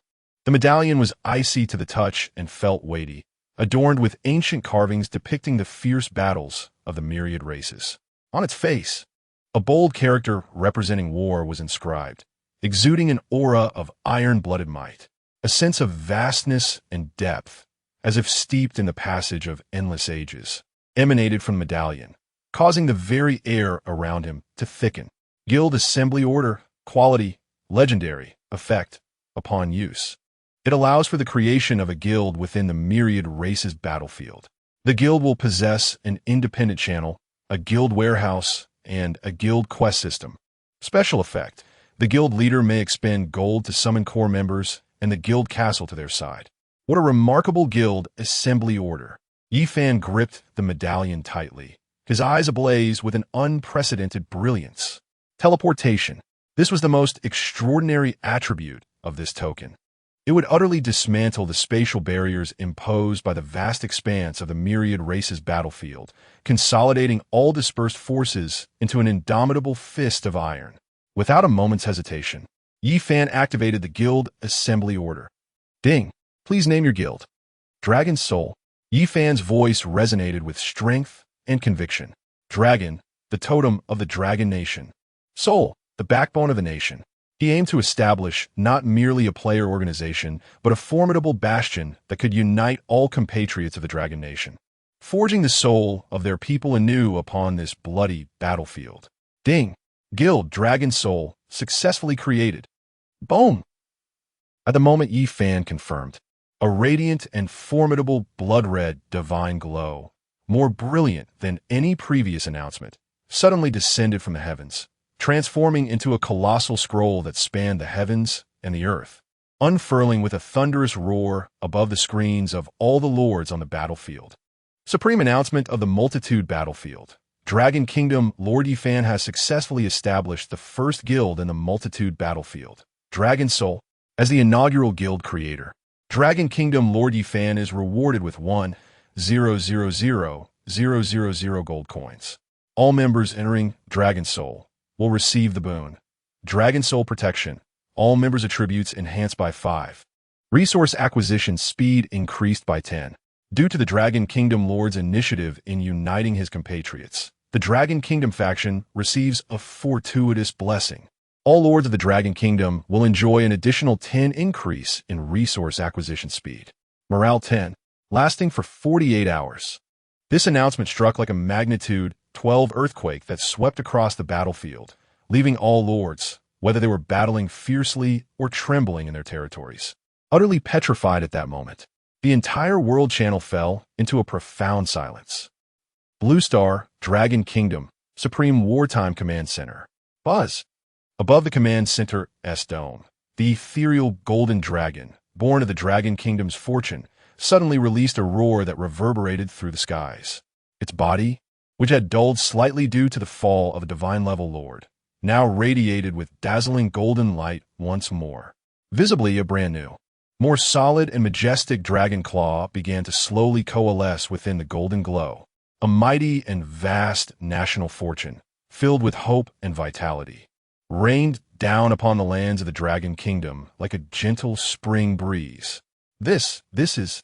Zhu Chong's resolute face became completely dazed as he stared intently at the transforming fortune golden dragon, his lips quivering, unable to utter a single word.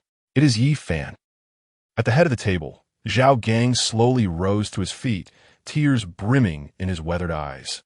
He gazed at the blood-red announcement on the screen, at the two characters Dragon Soul, that made his blood surge, and for the first time, a childlike expression emerged on his usually placid face. He has done it, he truly has. With his solitary strength, he has forged the soul of our Dragon Kingdom on the multitude battlefield. He has rekindled the severed fortune for all of us in the Dragon Kingdom. This elder, who has labored tirelessly for the nation, could no longer contain the excitement within. Inhaling deeply, he shouted with all his might into the empty command center. Long live the Dragon Kingdom! Meanwhile, within the Titan Temple Guild channel, silence reigned supreme. Donald Wilson stared intensely at the blinding blood-red announcement on the screen. His face, flushed with anger, twitched uncontrollably, as if he were on the verge of a cerebral hemorrhage. Fuck! A furious roar erupted, echoing throughout the magnificent Titan Temple. Yi Fan! Once again, it is Yi Fan. That damn Dragon Kingdom mudfish. How could this be possible? How could he possibly unveil the guild summons? Donald Wilson has lost his mind. He is truly spiraling into madness. In recent days, he has mobilized the entire alliance, tirelessly hunting down high-level bosses, expending countless resources and forces, all for this guild summons. His aim was to establish a guild before anyone else, to seize control of the battlefield. Yet now, all his efforts, all his schemes have become a mere joke. That individual he deemed a mere mudfish from the Dragon Kingdom, Yi Fan, once again, in a manner he cannot comprehend or accept, has thoroughly trampled him into the ground. Within the channel, despair reigns supreme. Pickle Nation, Li Zhengyong. This is outrageous. This cannot be. Is that Yi Fan the favored child of the battlefield? How can he possess such absurd luck? My Frost Dragon has nearly broken its wings searching for bosses. White Elephant Nation, Shinga, oh my goodness. He must be cheating. Great God Shiva, please bestow divine punishment upon this shameless Dragon Kingdom dweller. My War Elephant has been wounded and still did not drop anything. So how does he have the right? Monkey Nation, Wan Shower, it's over. All is lost. He has established a guild, and those from the Dragon Kingdom will undoubtedly pounce like rabid dogs. Once they gather, our days of prosperity will come to an end. Fear, jealousy, resentment. A multitude of negative emotions spread like a plague among the anti-Yi Fan alliance. In stark contrast to their gloomy despair, the Dragon Kingdom channel erupted with jubilant cheers. Manchu Wan Clan, incredible. Dragon Soul, Brother Fan is amazing. This name is utterly formidable. Brothers, what are we waiting for? Apply. Everyone, submit your applications. I am your junior, crying with excitement. Wah. Senior, Dragon Soul. I am a descendant of the dragon. We are all descendants of the dragon. Chinuer Dragon Soul. Excellent. What a magnificent Dragon Soul. From this day forth, I, Chinuer, pledge my life to the guild. In an instant, all surviving lords from the Dragon Kingdom felt as if they had found their long-lost kin, their eyes ablaze with unprecedented determination. They surged toward the brand-new guild interface, trembling hands eagerly clicking the application button that stirred their very souls. Ding!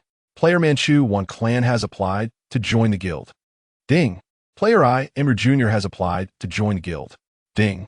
Player Chin Yuer has applied to join the guild. Ding! Player Dragon Ao Tian has applied to join the guild. In the Hall of Heroes, Yi Fan gazed at the flood of applications that threatened to overwhelm the screen, a gentle smile gradually spreading across his face. A single spark can ignite a prairie fire. As long as the lords of the Dragon Kingdom unite, no one can bring them down. Chapter 49. Teleporting to the president's side, Yi Fan took a deep breath, his gaze sweeping over the cascading list of applications.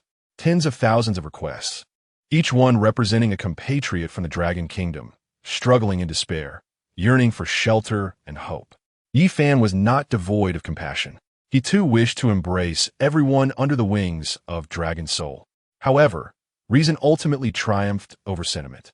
The first-level guild had a member cap of only 100 individuals.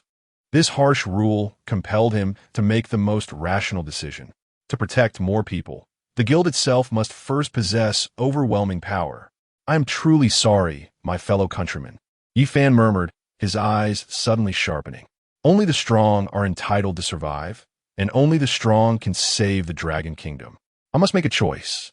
Yi Fan's fingers moved swiftly across the holographic screen, his formidable mental prowess allowing him to absorb all the applicants' information in a mere moment. Player, Lu Tianwang. Castle, Epic Level Light Infantry Barracks, Level 3. Commander, Rare Level Battlefield Commander, Level 15. Approved. Player, Xiao Mai Duo, Castle, Rare Level Terracotta Army Pit, Level 3. Commander, Rare Level Beast Commander Xionda, Level 14. Approved. Player, Qin Kuai, Castle, Rare Level Blood and Sweat Factory, Level 3. Commander, Rare Quality Night Assassin, Level 16. Approved. Yifan's selection was both ruthless and efficient. He focused solely on two criteria: castle quality and level, as well as commander quality and level. In this brutal early stage of the battlefield, these two factors were the only tangible measures of a lord's true potential. Before long, the 100 slots were filled. This select group encompassed nearly the very best of the Dragon Kingdom's lords. Each had emerged from the fierce competition, demonstrating both character and strength of the highest caliber. Having completed this task, Yifan did not pause for a moment. He immediately opened the Dragon Kingdom channel and, under the banner of Dragon Soul, Guild Leader, issued an announcement designed to reassure everyone. Dragon Soul Leader, Yifan. Fellow compatriots of the Dragon Kingdom, I am Yifan.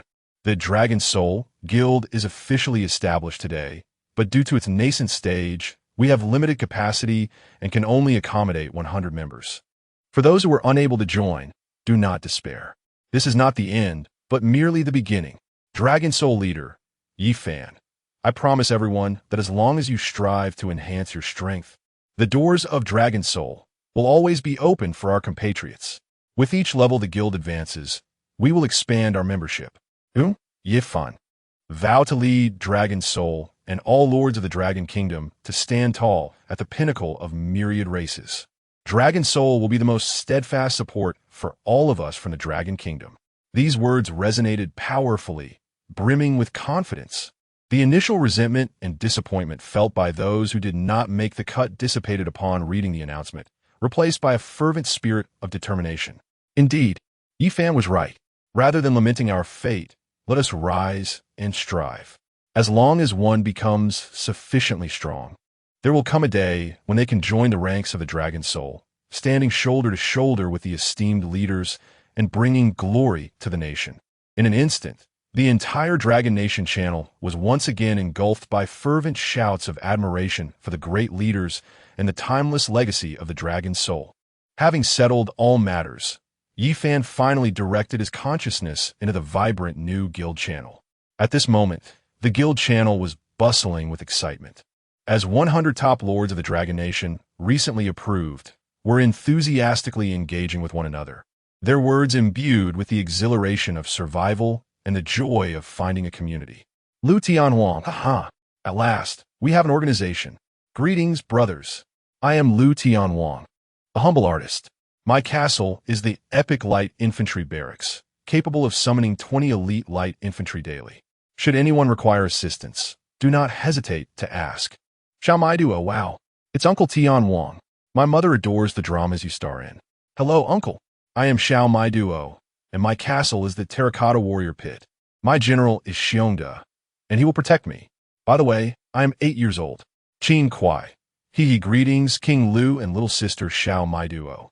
I am Qin Kuai, merely a small merchant, and my castle is the sweatshop, unworthy of mention. However, my commander, Night Assassin, excels at clearing out the rubbish. As the lively exchanges continued, a golden ID quietly appeared at the top of the channel. Dragon Soul President Yifan. Greetings everyone, I am Yifan. This simple greeting detonated within the channel like a deep water bomb, instantly igniting a frenzy. Lu Tianhuang, holy smokes. It's the president, the esteemed Yifan. Greetings, great leader. Xiao Mai Duo, starry-eyed, it's President Brother. You're so handsome, even more so than Uncle Tianhuang. Qin Kuai. I salute you, President. Your might is beyond our reach. In a heartbeat, praises and adulations surged like a tidal wave. Even Yifan, with his composed demeanor, felt a twinge of bashfulness. He swiftly interrupted the exuberant admiration. Dragon Soul President, Yifan, enough. You are all elites of the Dragon Nation. There is no need for such formality. From today onward, we are comrades fighting side by side, akin to family. Dragon Soul President, Yi Fan. The guild has just been established and is in need of development. To elevate the guild's level and increase the member cap, we must all exert collective effort. We can enhance guild experience by defeating bosses or directly donating resources and gold. Everything is for the sake of the Dragon Nation. The words for the Dragon Nation ignited a fervor within everyone. Lu Tianwang. The president speaks true. I shall lead my troops to engage the boss. Damn it, who fears whom? Shall my do? Oh yes. I will send Xiong De to fight the villains. All the treasures we obtain will be given a president brother. The crowd was electrified, and Yi Fan nodded in satisfaction. Unity had been achieved. He then shifted the conversation to the most critical matters at hand.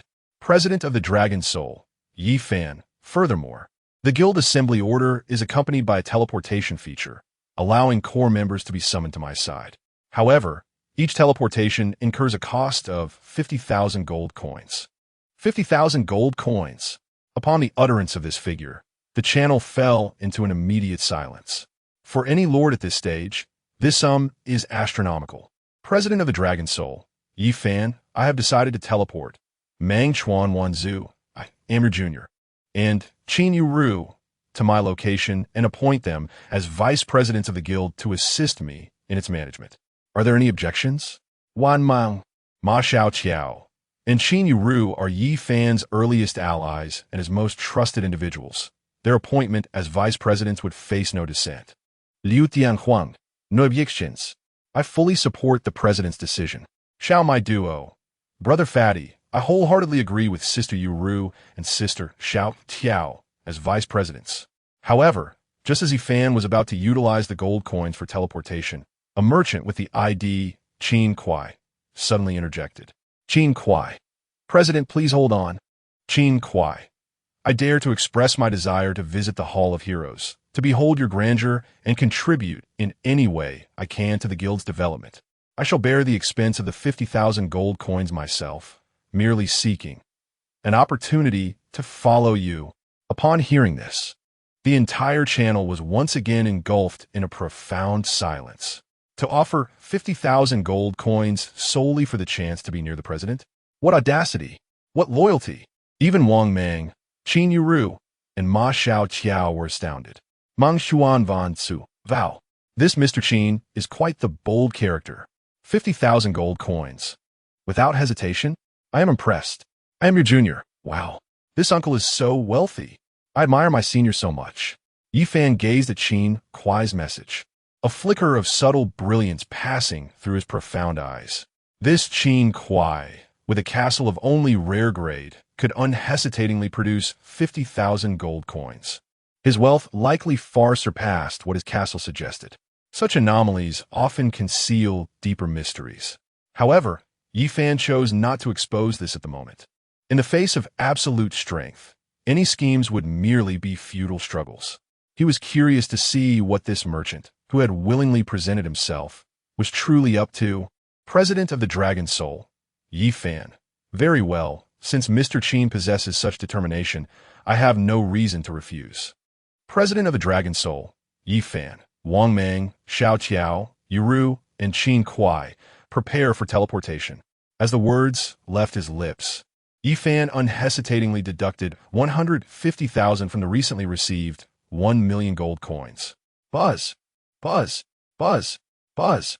4 dazzling beams of spatial light surged skyward from 4 distinctly different corners of the Wanzhu battlefield.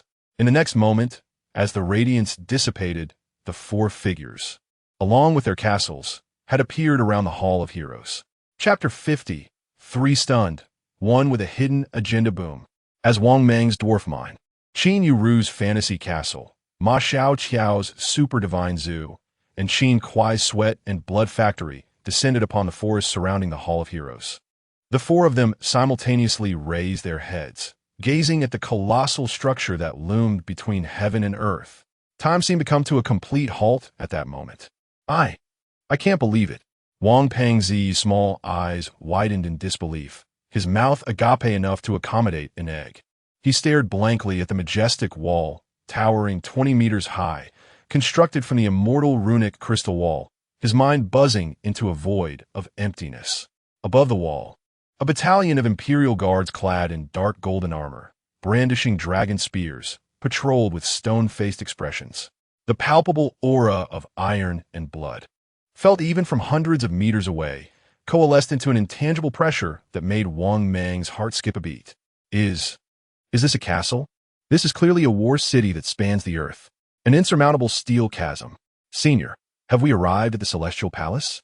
Ma Xiaoqiao's delicate face was painted with shock and wonder, her legendary super divine, Zhu, feeling utterly minuscule in the presence of this grand city. Reduced to the scale of child's toy, Qin Yuru remained the most composed, yet her tightly clenched fists and slightly trembling body betrayed her inner astonishment. As a Special Forces soldier, she immediately recognized the terrifying defensive capabilities of this citadel. The height of the walls, the layout of the arrow towers, the elite caliber of the patrolling soldiers. This was nothing short of an impregnable fortress.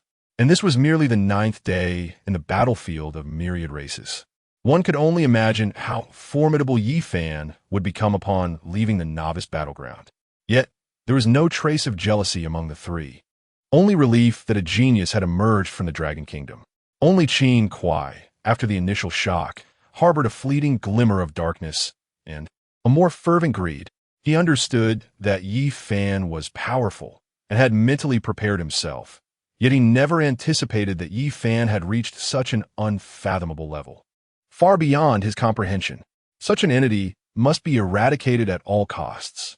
Otherwise, should he fully mature, the entire battlefield of myriad races would be shrouded in his shadow, and he would never see the light of day. Esteemed guests, the president awaits you inside the hall. Please follow me. Just as the four remained immersed in unparalleled shock, a deep voice resonated before them. They turned to see their pupils constrict once more. A figure towering over 3 meters, muscles as if forged from steel, with skin covered in a layer of black keratin, stood at the massive gate, wielding a colossal warhammer crackling with ominous lightning. The expressionless, pig-headed giant gazed at them, emanating an epic-level terrifying pressure that made Wang Mang's legs tremble. Epic level? Wang Pengzi gasped in astonishment. Brother, what level of commander are you? This is simply astounding. However, the pig-headed man merely cast a fleeting glance in his direction and replied in a deep, resonant voice, I am Oscar, merely tasked with guarding the city gate. My master is the true powerhouse. Wang Mang nearly spewed blood in disbelief. An epic-level warrior, here, reduced to a mere gatekeeper? Is there any justice left? Is there even a semblance of law? Ma Xiaoyao and Qin Yueju exchanged glances, both recognizing the profound shock mirrored in each other's eyes. They finally understood that the epic-level troops Yi Fan had previously provided them might indeed be of little consequence to him. Qin Kuai's eyes twitched uncontrollably. He fixated on the thunder hammer in Oscar's grasp, his murderous intent and greed boiling over within him. If he could eliminate Yi Fan, the resources of this city, these formidable warriors, everything, might belong to him. Under Oscar's guidance, the four of them traversed the heavy, suffocating city gates, stepping into the realm of the Hall of Heroes. What lay before them once again shattered their perceptions. A broad main thoroughfare, paved with smooth bluestone slabs, could accommodate 10 horse-drawn carriages side by side. Flanking the road, rows of uniformly styled elite barracks, exuding an aura of iron and blood, rose majestically, stretching endlessly into the horizon. Hundreds of pig-headed creatures were diligently carrying massive logs and wielding iron hammers, fervently engaged in construction and fortification. Their roles clearly defined and their efficiency remarkably high, reminiscent of a professional engineering team from Blue Star. Not far away, within a vast fenced breeding area, thousands of spirited white-feathered chickens were clucking and foraging, the scale comparable to a large-scale poultry farm on Blue Star. Particularly deep within the enclosure, one could faintly glimpse a dozen wild wolves and 2 or 3 earth dragons. Gulp! Wang Pengzi swallowed hard, finally grasping the source of Yi Fan's seemingly endless supply of meat. Wow, so beautiful! Ma Xiaoyao's exclamation captured everyone's attention.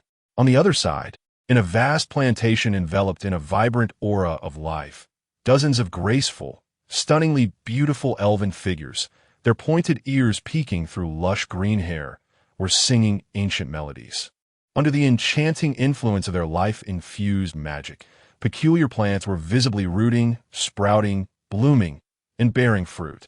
Those exorbitantly priced flame fruits and tough-skinned fruits on the trading platform appeared here as commonplace as apples and oranges, hanging abundantly from the branches. In that moment, all doubts held by Wang Mang, Ma Xiaoyao, and Qin Yueji were dispelled. They finally comprehended the nature of Yi Fan's seemingly inexhaustible supply of extraordinary fruits and the staggering abundance of resources. How utterly natural. With such a formidable logistical base and such immense production capabilities, Yi Fan's rise was not mere luck, but an inevitable outcome. The breath of Qin Kuai had become exceedingly heavy as he gazed upon the enchanting forest elves and the magical fruits adorning the branches. In his murky eyes, a palpable greed shimmered, nearly materializing. Beauty, resources, strength, these were the very essence a man ought to possess. He forcefully suppressed the tumult within his heart, forcing a profoundly humble smile upon his face as he followed closely behind Oscar towards the ancient bronze tower that soared 10 stories high, piercing the clouds. Situated in the heart of the city, upon finally stepping into the grand hall of the Hall of Heroes, the true magnificence and majesty of this legendary castle washed over them. The dome above was adorned with countless murals depicting heroic spirits engaged in battle, exuding a solemn and dignified aura. The floor was laid with an enigmatic black crystal, reflecting light brilliantly. Along either side of the hall stood rows of statues clad in heavy armor and wielding war spears, as though they might spring to life at any moment. At the far end of the hall, before the staircase leading to the upper levels, stood a young figure, tall and handsome, with a gentle smile gracing his face. Beside him floated a stunning girl clad in a pure white gown, her 6 pristine wings unfurling gracefully behind her, her beauty transcending that of mortals. It was Yi Fan and Yi Laina. Welcome to my castle, the Hall of Heroes. Yi Fan's voice was calm, yet imbued with a certain magic that instantly steadied the racing hearts of Wang Mang and his companions, who were overwhelmed with awe. Brother Fan, Senior, Master Yi Fan, Wang Mang, Ma Xiaoyao, and Qin Yu hurried forward, their faces alight with excitement and reverence. Only Qin Kuai lagged half a step behind, bowing deeply and speaking in an almost obsequious tone. I, Qin Kuai, pay my respects to the esteemed president. To witness your grandeur today is to truly understand the vastness of the world. To follow you, president, is a fortune I, Qin Kuai, could only dream of. Yi Fan's gaze swept over him, a mysterious smile gracing his lips, non-committal in response. All right, no need to stand on ceremony. Yi Fan waved his hand, signaling everyone to relax. From now on, this will be our core base. All wild monsters within a 300-kilometer radius of the castle have been eradicated, and my people will patrol at night, so you need not worry about safety. Chapter 51. A Tour of the Territory. Continuous astonishment as Yi Fan prepared to lead a few individuals on a thorough tour of his impregnable war fortress. Qin Kuai, who had been hunched over, suddenly clutched his abdomen, a pained expression crossing his face. Oh dear, Honorable President, I sincerely apologize. Qin Kuai managed to force a smile that was more lamentable than tears. Perhaps I caught a chill during the teleportation. My stomach, it hurts terribly. Might I excuse myself to my humble castle for a moment? Observing his hurried retreat, Qin Yu narrowed her sharp eyes slightly and approached Yi Fan. In a hushed tone, she remarked, Yi Fan, this individual is quite scheming. Though his gaze appears humble, the occasional gleam of cunning within it is unsettling. You should be cautious. Yi Fan, upon hearing her words, merely smiled calmly and patted her shoulder. Do not worry. Within my realm, he shall not stir up any trouble. Yi Fan's composure and confidence reassured Qin Yu, prompting her to refrain from further comments. However, the peculiar sensation on her shoulder caused her cheeks to flush slightly. Meanwhile, Wang Pengzi's beady eyes were already glued to Yi Liana. He leaned closer to Yi Fan, winking mischievously, and whispered, Ha, Brother Fan, this lady. She must be your sister-in-law, right? Wow, truly a celestial beauty. You can rest assured, I understand the rules. A brother's wife is not to be trifled with. I am merely appreciating her beauty, purely admiring. Ma Xiaoyao perked up her ears, her large eyes darting back and forth between Yifan and Yiliana, clearly enjoying the unfolding drama. Yifan found himself both amused and exasperated by Wang Pengzi's words. He glanced at Yiliana, who still wore an innocent expression, seemingly oblivious to the meaning behind sister-in-law, and shook his head helplessly. Stop the nonsense. Her name is Yiliana, and she is my commander. Commander? Wang Pengzi was momentarily taken aback before a look of realization washed over him, his expression suggesting he understood everything. Oh, got it. Love blossoms with time. Huh. Ha ha. Faced with his lewd grin, Yifan chose not to elaborate further, simply throwing out a casual remark. Do you remember the angelic baby that Yamamoto Ko threw to me back then? At this, the expressions of Wang Mang, Ma Xiaoyao, and Qin Yuru instantly froze. In unison, they recalled the adorably foolish angelic baby that could only babble incoherently, appearing feeble and seemingly on the verge of demise. A mere ordinary quality angelic being. Their gazes, akin to those who had encountered a ghost, fixated intensely on the 6 magnificent wings unfurling behind Yiliana, radiating a sacred brilliance. In no way. Wang Pengzi stuttered, his eyes nearly popping out. Brother Fan Yu, do you mean to say that she is the one for back then? Indeed. Ye Fan nodded, as if discussing a trivial matter. Boom!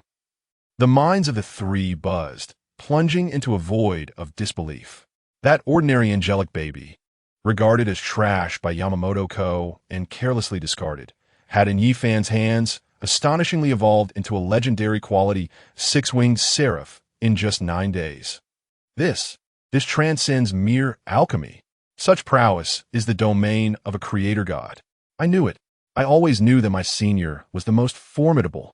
Ma Xiaoyao was the first to react, her face flushed with excitement as she gazed at Yifan with adoration. That Yamamoto Kojuro is undoubtedly the greatest fool on earth for bestowing such an extraordinary treasure upon my senior. Qin Yuru gasped in astonishment, finally comprehending why Yifan was so powerful. It turns out he possesses the ability to elevate ordinary generals into 6-winged angels. This is utterly outrageous. Yifan paid no heed to the trio's astonishment and strode toward the area where the pig-headed men were toiling. As he approached, a rich aroma of roasted meat enveloped him. At the entrance of the expansive central kitchen stood a towering figure, over 4 meters tall, muscles rippling, wielding a dark golden, menacing cleaver. With effortless ease, he lifted a freshly skinned and cleaned giant lizard with one hand, while the cleaver danced in the other, moving so swiftly that it left behind only a blur. In mere moments, that colossal lizard, weighing 1,000 pounds, was expertly disassembled into uniformly sized chunks of meat, the entire process flowing with a grace that embodied a violent beauty. My lord, the imposing figure noticed Yifan's arrival and immediately ceased his actions. Kneeling respectfully on one knee, the oversized cleaver resting against his shoulder, his voice resonant like a bell. Legendary level. Wang Mang stared at the enormous form of Oink, feeling the restrained yet palpably terrifying pressure, his eyes wide with disbelief. Another legendary level. Moreover, this legendary powerhouse is serving as a chef here. This is Oink, the pig-headed emperor, who currently serves as our territory's chief chef and chief architect. Yifan introduced with a smile. Wang Fatty nearly choked on his own surprise, observing Oink's clearly custom-made, oversized apron, feeling as though his worldview had been relentlessly shattered and reassembled today. Yifan dismissed their astonishment and led them to another section of the plantation. My lord, you have arrived.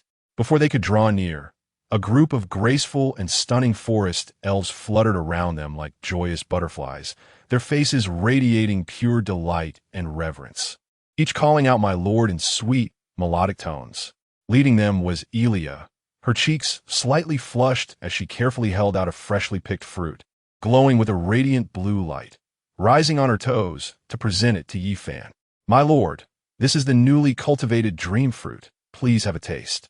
The fruit possesses the ability to conjure illusions, yet even without that, Its taste is exquisitely sweet.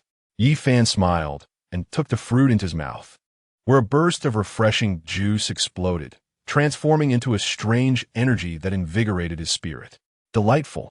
This scene brought tears to Wang Fatty's eyes, as he clutched his chest and sighed dramatically toward the heavens. Oh heaven, oh earth, is this truly the life of a human being? Legendary chefs, exquisite elven maidens queuing to serve food. Brother Fan, you are nothing short of a malevolent feudal lord. I vehemently demand to partake in such a decadent existence. Yi Fan, dismissing his lamentations with indifference, simply smiled and elaborated.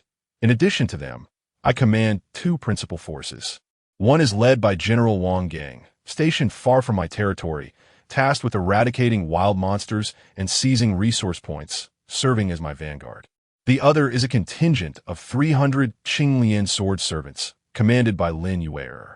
They are formidable sword cultivators, currently stationed in my second fortress, the Sacred Dragon Temple. The mention of the second fortress, the Sacred Dragon Temple, struck the hearts of the 3 like a heavy hammer, stirring their once numb spirits into a tempest of excitement. They harbored no doubt that this castle, bearing the name of the Sacred Dragon, a level 4 legendary fortress, would undoubtedly surpass the illustrious hall of heroes before them. Wang Mang turned to Yi Fan. Brother Fan, I recall you mentioning that this Sacred Dragon Temple is an upgrade from Yamamoto Koji's Black Dragon Lair. Chapter 52. The legendary Holy Dragon Guardian Armor. Upon hearing this, Yi Fan's lips curled into a playful smile as he nodded. Indeed, is that Black Dragon's lair. By the way, you haven't met Yamamoto Koji yet, have you? With that, Yi Fan led the 3 of them toward the corner of the plantation, as leisurely as if they were out for a stroll. Before they could approach, an overwhelming wave of resentment and despair rushed towards them, causing Wang Mang and the others to halt abruptly. Following Yi Fan's gaze, they were met with a sight that left their eyes wide in horror.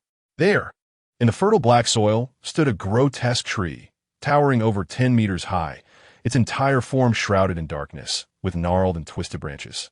Most chilling of all, upon the trunk of this monstrous tree, there was a living human head, a head that belonged to none other than Yamamoto Koji.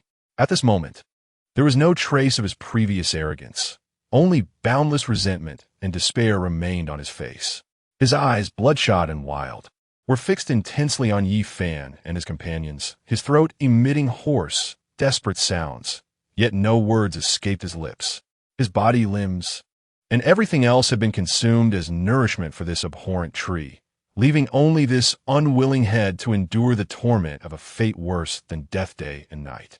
I can't believe this, Wang Mang gasped, a chill coursing from his feet to the crown of his head. Brother Fan, this is even more brutal than death, by 1,000 cuts. You deserve this. Ma Xiaoyao clapped her hands in glee, sticking her tongue out at the head. This is what you get for bullying your seniors. Now you've turned into a tree. Qin Yuru's cold visage also betrayed a flicker of satisfaction as she coldly remarked, any punishment for such a butcher, with hands stained in the blood of his own kind, is well deserved. Yi Fan merely cast a dispassionate glance at the resentful head, losing all interest thereafter. He turned to the still-shocked trio and smiled. Would you like to see the Holy Dragon Temple? It is now a level 4 legendary castle. This statement instantly piqued their interest. Let us go. We absolutely must. Wang Fatty jumped up 3 feet high, his flesh quivering with excitement. The earlier shock replaced by boundless enthusiasm. Brother Fan, take me there. I want to see what you've transformed that dog's den into. Ma Xiaoyao and Qin Yu shared expressions of eager anticipation, unable to fathom the splendor of Yi Fan's second legendary castle. Observing their impatient demeanor, Yi Fan smiled indifferently and led them to the central teleportation array of the Hall of Heroes, shimmering with spatial brilliance. Steady yourselves. With a hum, a flash of light enveloped them, and in an instant, the 4 figures vanished from their location. When their vision cleared once more, they were met with an atmosphere that was entirely different from the ironclad solemnity of the Hall of Heroes. A presence filled with sanctity, majesty, and dominance washed over them. My heavens! Wang Mang stood dazed, his mouth agape, as if he could swallow a whole roast chicken. This is no mere cave. This is undeniably a magnificent temple, hewn from the very core of a colossal mountain, crafted from pure, resplendent white jade imbued with sacred light.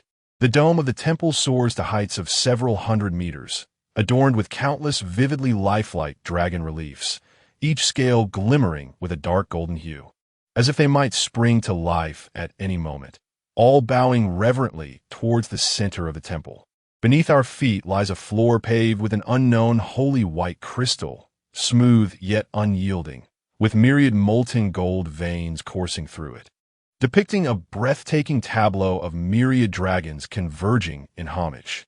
At the heart of the temple, a massive dragon's blood bath, exceeding 100 meters in diameter, contains viscous dark golden dragon blood that flows like magma, emanating a tremendous aura of vitality.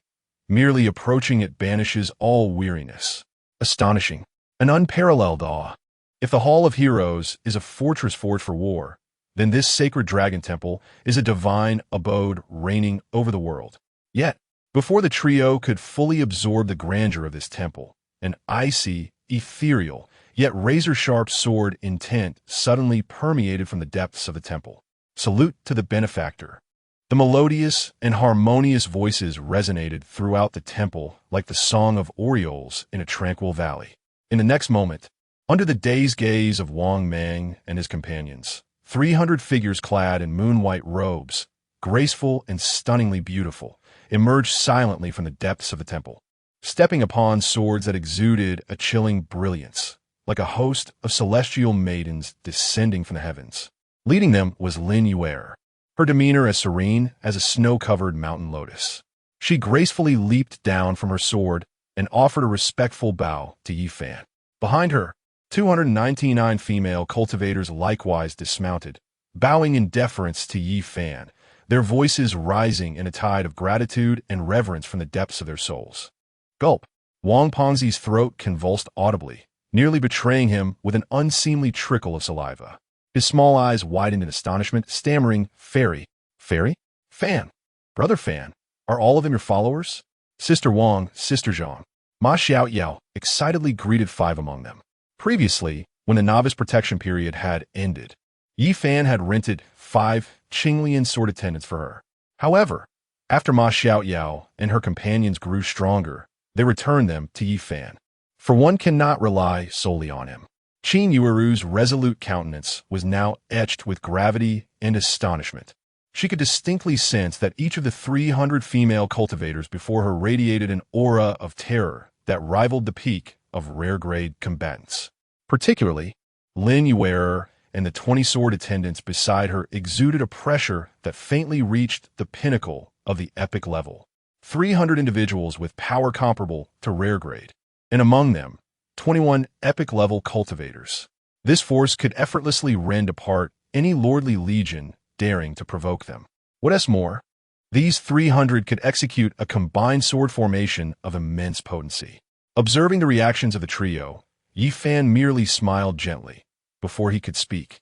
A robust and boisterous voice echoed from the opposite side of the temple. "Ha ha, my lord, you have arrived." Before them stood a stout figure, scarcely measuring 1.5 meters, yet robust as a barrel, with a face adorned by a wild, bushy beard. It was none other than the dwarven king, Copperbeard, accompanied by over 50 similarly proportioned dwarven blacksmiths, striding forth with great purpose. "Hail, my lord," Copperbeard proclaimed, kneeling respectfully before Yi Fan, raising high a freshly forged piece of armor that emanated an astonishing heat. This was a suit of armor crafted entirely from dark golden dragon scales, shimmering with runic brilliance akin to flowing lava, an imposing set of heavy armor, a weighty, immortal aura, seemingly capable of withstanding all worldly harm, emanated from the armor, solidifying the very space around it. Holy Dragon Guardian armor, quality, legendary, effect. Upon equipping, defense is increased by 500, immunity to all physical damage below rare grade, and activates Holy Dragon Guardian, forming a protective barrier capable of withstanding the full force of legendary level attacks, once per day. Legendary armor. As the attributes of this armor came into view for Wang Mang and his companions, their hearts, which had just begun to settle, were once again gripped tightly in awe. Legendary. Such a quality of equipment was unheard of, let alone sold, in the entire world. Wang Fatty gazed at the armor, his eyes nearly popping from their sockets, acutely aware of the terrifying defensive power contained within. Copperbeard smiled broadly, revealing a set of pearly white teeth, pride radiating from his face. This is the Holy Dragon Guardian armor, forged from the reverse scales of the ancient Earth Dragon, infused with the blood of the Holy Dragon, and tempered in dragon fire for 49 hours. It is a special gift from my lord, to showcase your divine might. Yi Fan nodded in satisfaction. Indeed, Copperbeard was a master craftsman. The attributes of this armor were nothing short of extraordinary. However, just as he prepared to take it, Wang Fatty suddenly lunged forward, hugging Yi Fan's leg and weeping profusely. Brother Fan, my dear brother, this armor, may I borrow it for a few days? Observing Wang Fatty's childlike antics, both Ma Xiaoyao and Qin Yuanzhu were left in a state of amused exasperation. Yi Fan, too, felt a sense of helplessness, well aware of his childhood friend's nature. While the armor was powerful, for him, it was merely an embellishment. Yet for Wang Fatty, whose strength was still relatively feeble, it was a lifesaver, a divine artifact. Moreover, it was Wang Fatty who had provided the treasure map leading to Chuck Norris's razor. Therefore, all right, enough of this nonsense. How embarrassing, Yi Fan said, giving him a light kick. He then turned to Copperbeard, instructing Copperbeard, let him have the armor. In the future, please take care to forge some equipment tailored for my friends here as well.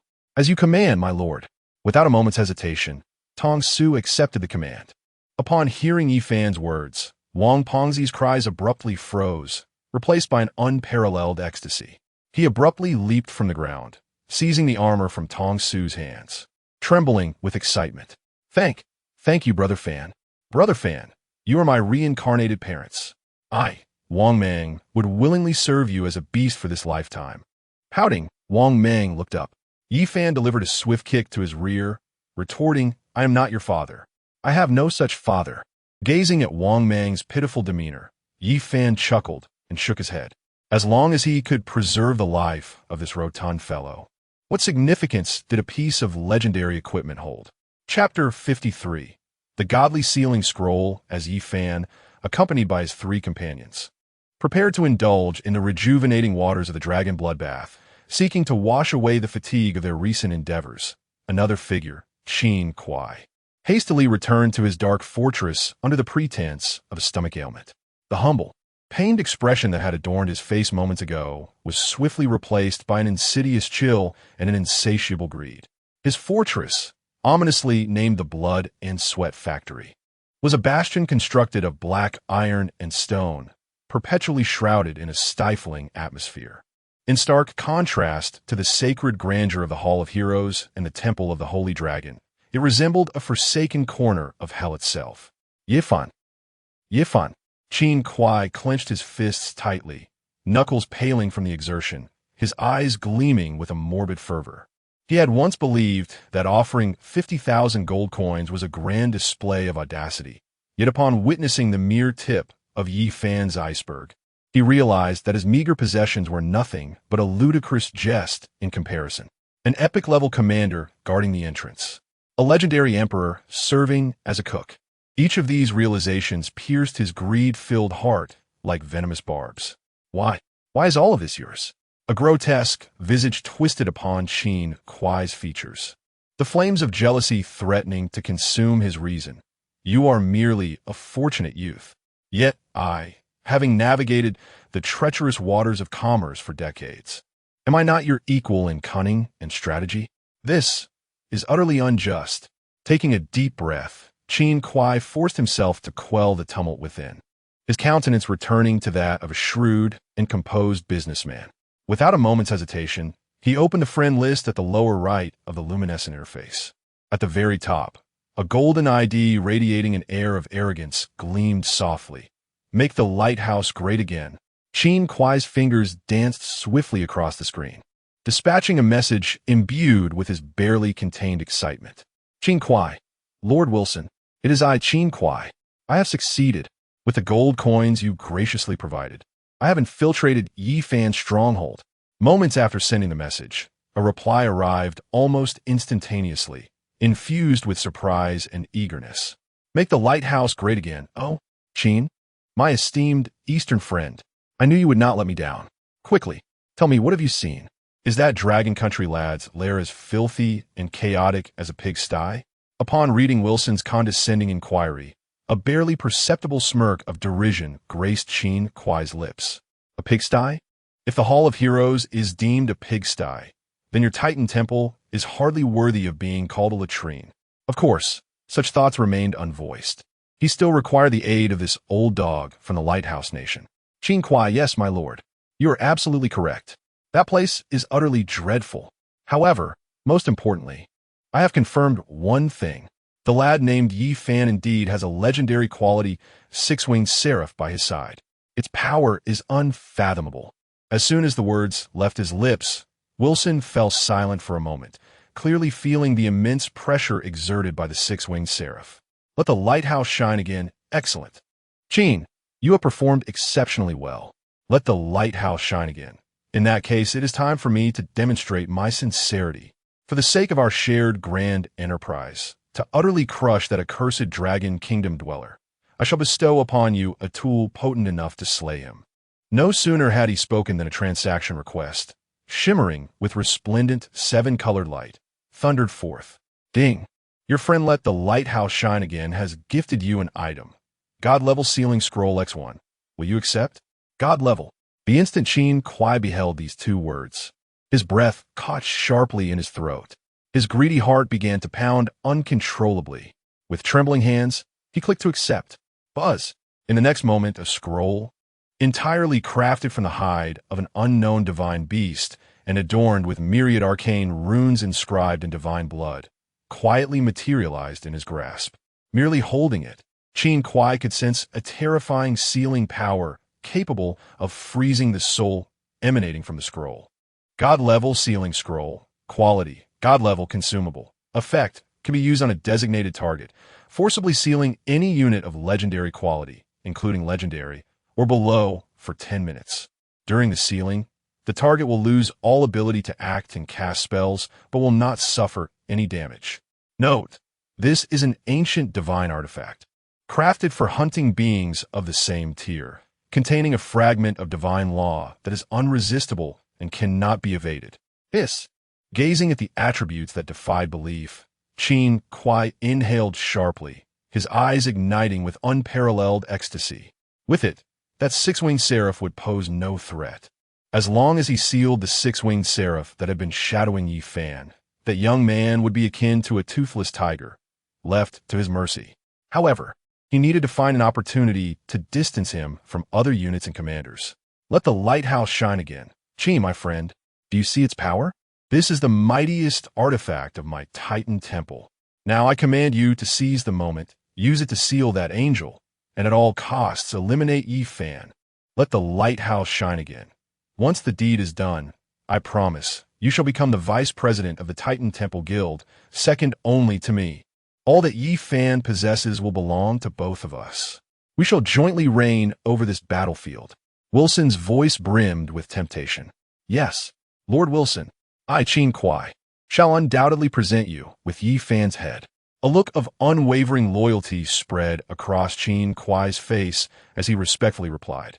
Yet in an instant he lowered his head. A glint more avaricious than a wolf's and colder than a serpent's flickered in his murky eyes. Vice President? Ha, Wilson, you arrogant old hound, do you truly believe I, Qin Kuai, would settle for being subordinate? Wait until I eliminate Yi Fan and inherit all his resources, along with the formidable warriors under his command. At that moment, I, Qin Kuai, shall be the sole sovereign of this novice battlefield. What do you even amount to? Meanwhile, within the sacred dragon temple, Yi Fan and his companions were luxuriating in the immense dragon bloodbath. Oh, what bliss! It was utterly divine. Wang Pongzi was completely submerged in the viscous dark golden dragon blood, with only his head protruding, his face adorned with a transcendent expression. He could distinctly feel torrents of vigorous life, energy flowing into his limbs, cleansing his excess flesh. Ding! You have received the dragon blood baptism. Your physique 10, strength 5.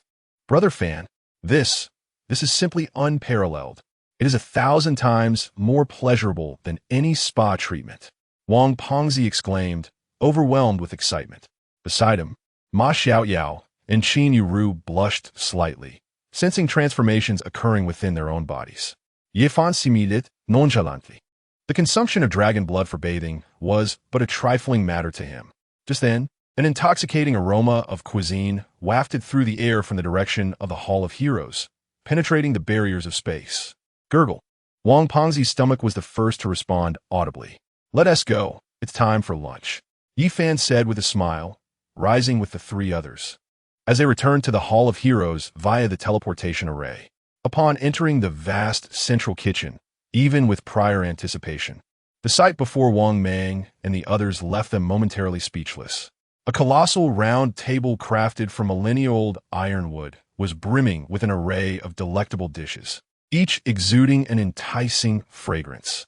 There was the imperial dragon tendon soup, simmered with the blood of the sacred dragon and dozens of magical herbs. Its broth a dark golden hue, with ethereal dragon shapes dancing within. There was the lava chilan heart, derived from the heart of the epic boss, Obsidian Golem, roasted to perfection with a crispy exterior and tender interior, oozing with juices. And there was the herbaceous spirit salad, made from over 100 unique tender plants of the elven race, tossed with the juice of cleansing berries. Each dish radiated a shimmering energy, and beside each, terrifying attributes comparable to top-tier potions were inscribed. Imperial Dragon Tendon Soup, consuming grants permanent strength 3, physique 2. Lava Chilan Heart, consuming grants permanent fire resistance 5. Strength 5. Herbaceous Spirit Salad, consuming grants permanent mental power 2. Mana recovery speed increased by 5. Is this truly a meal? This is clearly an attribute feast that would drive any lord to madness. Are you joking? Wang Pengzi gazed at the miraculous dishes, saliva cascading like a waterfall. Permanent attribut incréase? Brother Fan, do you eat this regularly? Pretty much, Yi Fan casually replied. Oink's culinary skills are quite acceptable. PFF, Wan Mang, Ma Xiaoyao, and Qin Yuru all felt as though their hearts had been ruthlessly pierced once more. While other lords were engaged in fierce struggles over a piece of roasted meat or a bowl of meat soup, Yi Fan had already come to regard the divine delicacies that permanently enhanced attributes as mere staples of his daily fare. If not for the limitations of his stomach, he would have likely transformed into a superhuman by now. The disparity between individuals was simply staggering. Enough dawdling, let us feast. With Yi Fan's command, the ever-eager Wang Fatty was the first to leap forward, devouring voraciously as if he were a wild boar that had gone 3 days and nights without sustenance. Delicious. Absolutely delightful. However, as his gaze fell upon the centerpiece of the table, a dessert crafted from a translucent, jelly-like substance and adorned with vibrant red fruits, his actions abruptly halted. His small eyes suddenly sparkled with an alarming brilliance. For inscribed upon that dessert was a striking label. True Man Tough Fruit Pudding.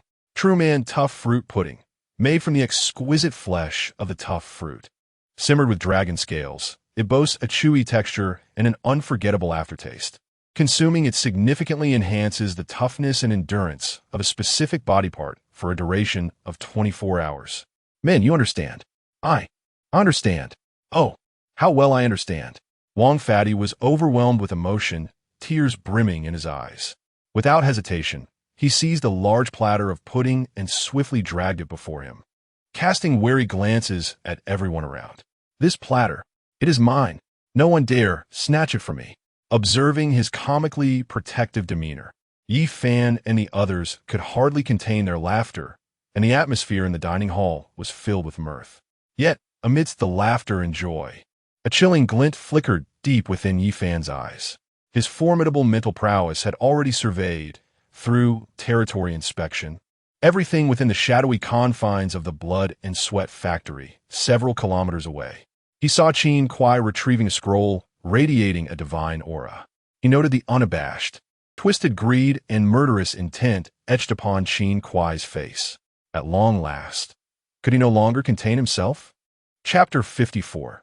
the trap of Qin Kuai within the hallowed halls of the sacred dragon temple. A sumptuous feast reached its conclusion, marked by the contented belch of the corpulent Wang. Ah, what bliss! He reclined in his chair, caressing his rotund belly, a visage radiating delight. Brother Fan, your lifestyle is such that even deities would envy it. I have resolved to remain here indefinitely. Enough of that, Yi Fan chided with a playful reprimand. Before adopting a serious demeanor, let us discuss matters of importance. His gaze swept over the three individuals present, and he spoke gravely at midnight tonight. The blood moon shall descend. According to the rules of the multitude battlefield, its arrival will initiate the monster kill leaderboard. The individual who claims the top position will bestow immense fortune upon their nation. At this proclamation, the expressions of Wang Mang, Ma Xiaoyao, and Qin Yueru turned somber. National fortune. The weight of those two words was as heavy as a mountain. Brother Fan, are you implying? Wang Mang, shedding his playful demeanor, now appeared unusually serious. Indeed, Yi Fan affirmed, his eyes gleaming with fierce determination. The top position is mine to seize. Therefore, during tonight's blood moon, I may not be able to assist you much. I must focus entirely on climbing the leaderboard. Absolutely. Qin Yueru was the first to rise, her voice resonating with strength. Rest assured, Brother Yi Fan, though we may not possess your prowess, defending our stronghold is well within our capabilities. We shall not distract you, right? Ma Xiaoyao clenched her tiny fist, her expression resolute. Senior, you need not worry. I will ensure that Kung Fu Panda and the Boar Snake guard our home. No one shall disrupt our efforts. Brother Fan, just watch. Wang, thumping his chest, declared, with the legendary Holy Dragon Guardian armor in my possession, any intruder shall find themselves met with formidable resistance. You focus on the fight. Show those foreign fellows just how fierce the prodigies of our dragon kingdom truly are. Observing the unwavering trust and determination in their eyes, Yi Fan felt a surge of warmth within. This is camaraderie. This is kinship. Very well. Yi Fan nodded with gravitas. Let us each return to our preparations. Remember, safety is paramount. If you find yourselves overwhelmed, make your way directly to my fortress. Wang Mang and the others exchanged no further words, offering Yi Fan a solemn nod before departing through the teleportation array, returning to their respective strongholds. In the vast dining hall, only Yi Fan and Yiliana remained, alongside the ever-bowing Qin Kuai, who had arrived earlier and seemed to be waiting for something. Once Wang Mang and the others had departed, the humble smile on Qin Kuai's face became even more pronounced as he stepped forward, bowing deeply to Yi Fan, adopting an exceedingly deferential posture. Esteemed President, I have a request to make. Speak, Yi Fan replied, savoring the elven fruit tea that Elia had just delivered, his gaze unwavering. It is thus, Qin Kuai began, rubbing his hands together, a hint of a mysterious smile gracing his countenance. Today, I stumbled upon a treasure map, and unearthed an extraordinary artifact. It is truly wondrous, yet my limited intellect has failed to unravel its mysteries. It seems that only a prodigy, such as yourself, esteemed President, could truly recognize this treasure. Might I inquire if you would graciously consider visiting my humble abode to offer me some guidance? At that moment, a cold smile gradually curled at the corners of Yi Fan's lips. He set down his teacup, and his gaze finally settled upon Qin Kuai. Those deep, starry eyes appeared to penetrate the very soul, causing Qin Kuai's heart to skip a beat and his back to become instantly drenched in a cold sweat. Yet, Yi Fan merely smiled nonchalantly and rose slowly. Given Qin's earnest invitation, it would indeed be impolite for me to refuse. Let us proceed, Yiliana. We shall inspect what treasures await us with Qin. Yes, my lord. Yiliana obediently followed behind Yi Fan, witnessing how effortlessly Yi Fan acquiesced, even bringing along the seemingly delicate six-winged angel. A surge of elation welled up within Qin Kuai. Success! This young man, undeniably arrogant and proud of his youth, truly believes himself invincible. He forcibly restrained his excitement, forcing a more obsequious smile as he hurried ahead to lead the way. However, just as they were about to step through the grand doors of the Hall of Heroes and into the shadows of Qin Kuai's so-called sweatshop, Yi Fan's footsteps abruptly halted. Wait a moment. Qin Kuai's heart raced, fearing that Yi Fan had sensed something amiss, and his smile momentarily stiffened. Yet Yi Fan unhurried, retrieved an item from his storage space. It was a quaintly designed razor. In the midst of Qin Kuai's bewildered gaze, Yi Fan flicked his wrist, and the razor emitted a soft chime as, in one fluid motion, he sheared off a thick mane of black hair, revealing a gleaming, refreshingly bald head. This was the meaning of this. Qin Kuai was utterly perplexed, unable to comprehend Yi Fan's peculiar actions. What need was there to shave one's head merely to visit another's castle? Such eccentricity. Nonetheless, he paid little mind to Yi Fan's antics. As long as he dared to enter his castle, his fate was sealed. His rare breed of night assassin, though as insignificant as an ant before the six-winged angel, would surely have no trouble dispatching an unarmed lord. Very well, let us proceed. Yi Fan caressed his smooth scalp, feeling the terrifying power surging within him like a volcano, and a satisfied smile graced his face. The two of them entered the oppressive, decayed atmosphere of the sweatshop. Upon entry, a pungent aroma of rust and blood assaulted their senses, starkly contrasting the sacred majesty of the Hall of Heroes. Inside the castle, the lighting was dim, revealing rusted iron cages and unknown implements of torture. Dozens of emaciated laborers, their eyes vacant, mechanically repeated their tasks along the assembly line, and the air was thick with an overwhelming sense of despair. Yi Fan surveyed his surroundings before fixing his gaze on Qin Kuai, mockingly inquiring, "So, where are the treasures you promised to show me?" "Qin? Hee. President, do not be anxious." In this moment, the humility etched upon Qin Kuai's face dissipated entirely, replaced by an unbridled expression of distortion and malevolence. Slowly, he withdrew from his bosom an ancient scroll radiating with a resplendent spectrum of colors. A cruel grin spreading across his lips. "The exquisite treasure you seek to behold. Is this?" Before his words could fade, he exerted tremendous force, tearing the scroll apart with a vicious motion. With a resounding rip, the scroll crafted from the hide of a divine beast shattered. Boom! In the instant the scroll disintegrated, a terrifying force, capable of freezing souls and disregarding all rules, erupted violently. Countless arcane runes, inscribed with divine blood, soared from the shattered scroll, transforming into dazzling chains of divinity that, transcending the boundaries of space and time, swiftly ensnared Yelena, who stood beside Yi Fan. "My lord." Yelena's countenance shifted dramatically. The holy light within her surged chaotically, yearning for liberation. Yet, before the chains imbued with divine principles, her judgmental flames, capable of incinerating mountains and boiling seas, were rendered as docile as a flickering ember, easily subdued without raising a single ripple. The divine chains constricted, radiating brilliance, ultimately coalescing into a vast cocoon of prismatic light, thoroughly sealing Yelena within. God-level sealing scroll. Activate. Ha ha, ha ha ha ha ha. Observing the completely sealed, immobile six-winged seraph, Qin Kuai could no longer restrain himself, erupting in a maniacal laughter. His eyes brimmed with extreme jealousy and malice as he fixed his gaze upon Yi Fan, bellowing each word with fervor. "Yi Fan, why? Why do you possess a legendary seraph? Why do you claim that miraculous castle, abundant with countless strong allies and resources?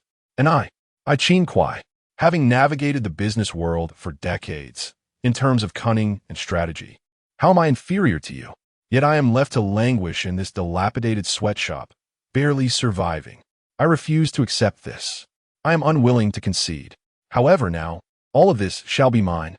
Qin Kuai spread his arms wide, a sickly ecstasy illuminating his visage. "Your resources, your army, your women, all shall become the foundation for me. Qin Kuai, to become the mightiest lord. Now that your strongest guardian has been sealed, do you have any final words?" As his venomous words echoed, a slender, ebony figure, seemingly merging with the shadows, silently emerged from the darkness behind Yi Fan. It was an assassin clad in a black bodysuit, wearing a ghastly mask, wielding a dagger imbued with deadly poison. Rare quality, level 16, night assassin. He gazed at the bald youth before him, seemingly paralyzed with fear, and a glimmer of cruelty flickered in his eyes hidden beneath the mask. In the next moment, his form transformed into a lethal wraith, lunging towards Yi Fan's vulnerable back with deadly intent. Chapter 55. I have become stronger despite my baldness. The knight assassin gazed at the bald youth before him, who appeared so paralyzed by fear that he could scarcely move. A glint of cruelty flickered in the eyes concealed behind the mask. For my master, you shall perish. The knight assassin growled hoarsely, his form suddenly morphing into a shadow that seamlessly blended with the darkness. In his hand, the cerulean dagger resembled the fangs of a venomous serpent, silent yet swift as lightning. It aimed directly for Yi Fan's vulnerable back. This strike contained the entirety of his strength, and the knight assassin was filled with unwavering confidence that he could pierce through the seemingly defenseless lord in an instant.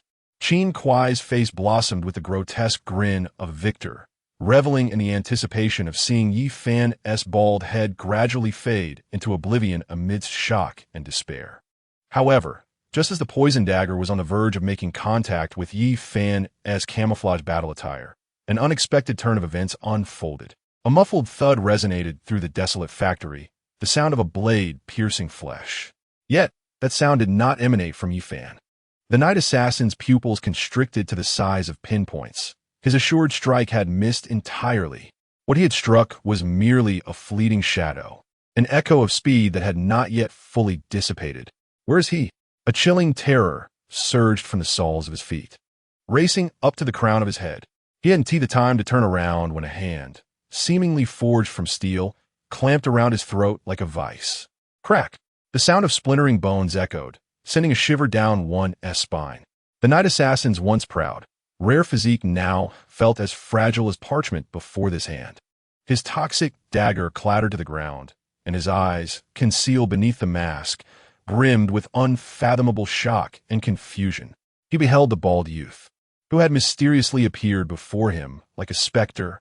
That handsome face still bore a serene smile, yet the depths of his eyes were devoid of any emotion, cold and merciless, akin to gazing down at an ant ripe for extermination. How could this be? Qin Kuai's maniacal laughter froze in place, replaced by a profound fear that seeped into his very bones. He screamed in disbelief. How could a lord possess such strength? You were supposed to be as feeble as an ordinary person. In his understanding, the essence of a lord lay in development and command. Attaining the combat prowess of an elite soldier was already a lofty achievement. Yet, the speed and power exhibited by Yi Fan before him evidently surpassed that of his rare-tier ace assassin by leaps and bounds. This shattered his entire perception. Who told you that a lord cannot be formidable? Yi Fan's voice was icy and devoid of warmth, and with a sudden surge of strength, the hand gripping the knight assassin's throat tightened. Boom! A dure explosion reverberated, and the rare quality assassin of the night let out not even a single cry before his entire head erupted like a watermelon. Red and white matter splattered across Qin Kuai's face, twisted in terror. The headless corpse slumped to the ground. Instantaneous kill. A complete and utter annihilation. Yi Fan casually flicked the filth from his hands, his cold gaze slowly settling upon the quivering Qin Kuai, who trembled like chaff in the wind. Now, it is your turn. Qin Kuai felt a wave of icy dread surge from his spine to his bladder, fear rendering him utterly paralyzed, and warmth flooded his trousers in an instant. He scrambled backward, pointing frantically at Yi Fan, and with a hoarse voice, he screamed at the surrounding dazed laborers, "Go! All of you go! Kill him! For me, kill him! Whoever kills him, I shall make him the overseer. I will feed him meat." Yet, those laborers who had once cowered before him, too fearful to resist, now stood frozen in place, utterly still. Upon witnessing the overseer, the knight assassin who had tormented them, effortlessly crushed as if he were an insignificant insect, something deep within their eyes, long filled with despair and numbness, began to awaken. It was the flame of hatred, long suppressed. You worthless fools! Are you deaf?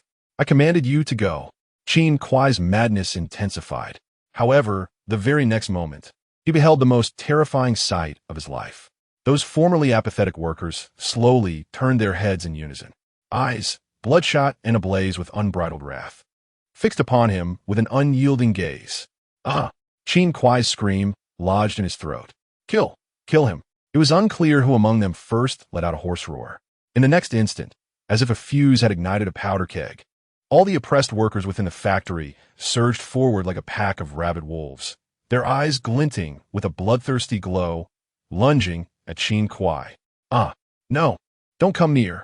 Terrified and losing control, Qin Kuai attempted to flee, but his legs felt as though they were laden with lead, utterly unresponsive to his commands. Thud! A worker tackled him fiercely, baring yellowed teeth that sank into his neck, tearing away a large chunk of flesh. The excruciating pain elicited a scream from Qin Kuai, akin to that of a slaughtered pig. Yet this was merely the beginning. More workers, like sharks sensing blood, descended upon him. They tore at him with their hands, bit him with their teeth, and with their worn-down nails, they frantically shredded Qin Kuai's flesh, venting the pent-up resentment of countless days and nights. Help me, President! Lord Yifan, save me! As he was consumed entirely, Qin Kuai summoned the last vestige of his strength to emit a desperate wail toward the indifferent figure standing tall. For the sake of our shared homeland, I did all this to make our nation stronger. I was wrong. I truly was wrong. However, Yifan merely gazed on, his eyes cold as ice, as if observing a farcical performance entirely unrelated to himself. For the Dragon Kingdom? A traitor who betrays his compatriots and colludes with foreign enemies dares to utter those words? What a monumental irony. The anguished scream of Qin Kuai abruptly ceased. In a matter of mere seconds, his corpulent body was torn asunder by the enraged workers, devoured to the last morsel. Ding! Member of the Dragon Soul Guild Qin Kuai has perished. Ding! Due to the Lord's demise, the castle Blood Sweat Factory is about to collapse. As the system notifications echoed, the entire dim factory began to tremble violently, countless cracks appearing upon the walls, ultimately transforming into specks of light that dissipated into the air. Yifan did not inherit any legacy. Yet, he felt no remorse. Such a filthy establishment, born from the exploitation of others, rife with bloodshed and sin, was beneath his disdain. At that moment, the colorful cocoon that bound Yilaina, having sustained itself for 10 minutes, finally exhausted its energy, shattering with a resounding crack. My lord, as soon as she was freed, Yilaina had no time to dispel the residual waves of law surrounding her, transforming into a white streak of light that instantaneously appeared before Yifan. In her pure, golden eyes lingered profound guilt and remorse. She extended her small hand, anxiously searching Yifan's body, fearful of the slightest harm befalling him. I am sorry, my lord. It is I, Yilaina, who is ineffectual. I failed to protect you. Please punish me. The girl's voice trembled with an uncontainable sob, her angelic face etched with fear. Observing her on the verge of tears, Yifan's heart, once hardened by witnessing the grotesque nature of humanity, softened. He reached out, affectionately tousling Yilaina's small head, and smiled gently. Silly girl, see? I am perfectly fine. Yilaina lifted her tear-streaked face, gazing at Yifan's unharmed figure, and at last, the heavy burden in her heart began to lift. However, my lord, your hair.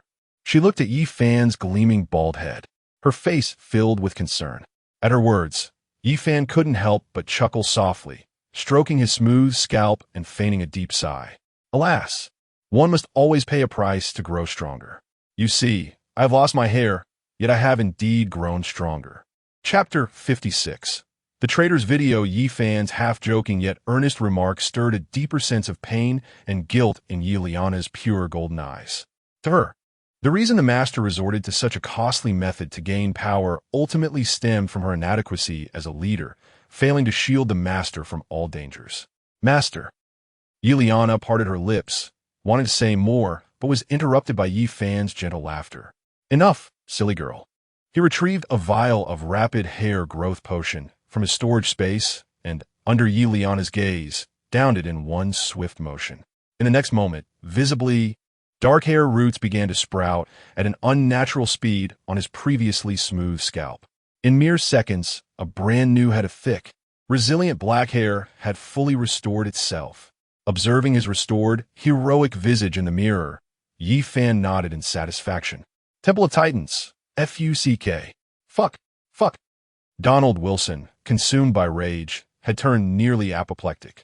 His face, flushed with fury, exhibited muscles that twitched uncontrollably as he smashed the golden goblet before him onto the ground, producing a deafening crash.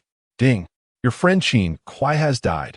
This frigid system notification struck him like a resounding slap, painfully jolting his self-proclaimed identity as the Chosen One. Useless. Fool. Worthless creature. Wilson trembled with rage, his murky old eyes brimming with blood and fury. A divine sealing scroll. Do you have any idea the cost I paid to obtain it? You imbecile. Not only did you fail to kill Yi Fan, but you also sacrificed yourself. The divine sealing scroll was his ultimate trump card, acquired after sacrificing 2 epic Titan Guardians during an exploration of an ancient ruin. He had intended to save it for the most critical moment, to deliver a fatal blow to Yi Fan. But now, this ace had been squandered by a worthless fool. Just thinking about it made Wilson's heart bleed, and his hatred for Yi Fan surged to unprecedented heights. In the midst of his fury, a voice, soft yet intoxicating, reverberated behind him, as if it could turn hardened steel into tender silk. My lord, why should you allow the demise of a mere ant to anger you?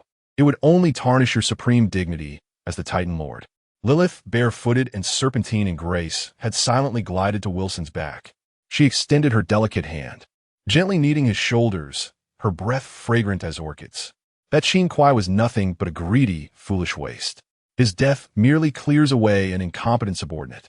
As for that scroll, though precious, I believe that if you so desire, my lord, you will soon acquire an even more powerful artifact. After all, you are the chosen one of this era. That individual named Yi Fan is merely a small stumbling block on your path to dominion. Lilith's voice resonated with enchantment. Her words, akin to the most exquisite poison, deftly soothed Wilson's fury and greatly gratified his morbid vanity. You speak the truth. Wilson's countenance softened slightly as he grasped Lilith's delicate hand, his eyes gleaming with unabashed aggression and desire. A mere Yi Fan hardly warranted my wrath. Your wisdom is unparalleled. Lilith purred, leaning into Wilson's embrace, her captivating gaze shimmering with alluring fervor. The blood moon was imminent, heralding a merciless feast of slaughter. Before that, why not indulge, dear sir, and gather the fullest energy to welcome the impending glory? Ha ha! Well said. Wilson erupted into boisterous laughter, sweeping the infinitely tempting figure into his arms and striding toward the opulent bed adorned with countless animal pelts. My little treasure, you are truly irresistible. Soon, within the grand Titan temple, a symphony of scandalous sounds echoed, starkly contrasting the forthcoming crimson carnage. Meanwhile, within the Dragon Soul Guild channel, chaos erupted. Qin Kuai's ID abruptly turned gray in the member list, a sudden development that left all newly joined members in profound shock and unease. Lu Tianhuang. What the hell? What's going on? That Qin Kuai. Is he dead? Didn't he just enter with the guild master? Could it be that? There is danger in the guild master's castle. Yamamoto, terrified, no way. The guild master is so formidable. How could his castle be in peril? Did Uncle Qin Kuai do something wrong? Wang Mang. Damn it. I always thought that kid was up to no good. He has the look of a scheming merchant.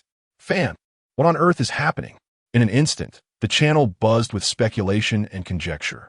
Just then, Yi Fan's golden ID lit up. He said little, simply uploading a video file. Ding. Guild Master Yi Fan has uploaded a file, The Downfall of a Traitor. Avi, would you like to view it? All members unhesitatingly clicked yes.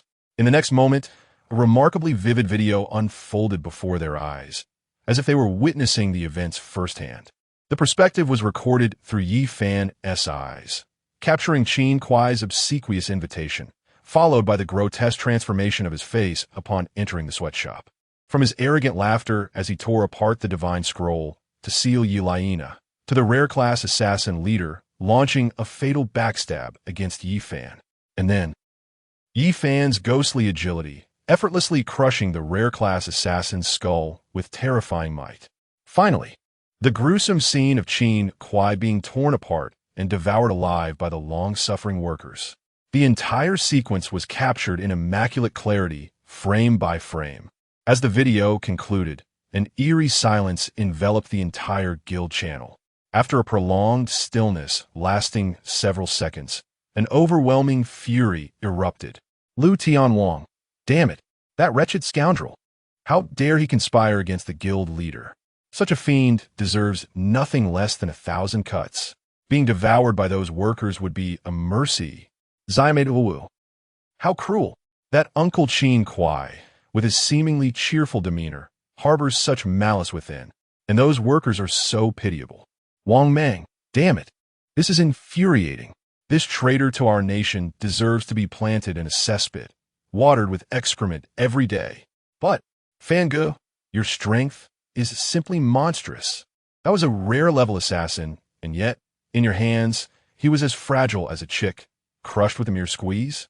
Wang Mang's words instantly awakened everyone, pulling them from their rage against Qin Kuai and redirecting their focus toward Yi Fan's terrifying prowess. Indeed, that was a level 16 rare assassin. Yet before Yi Fan, he hadn't even managed to execute a single move.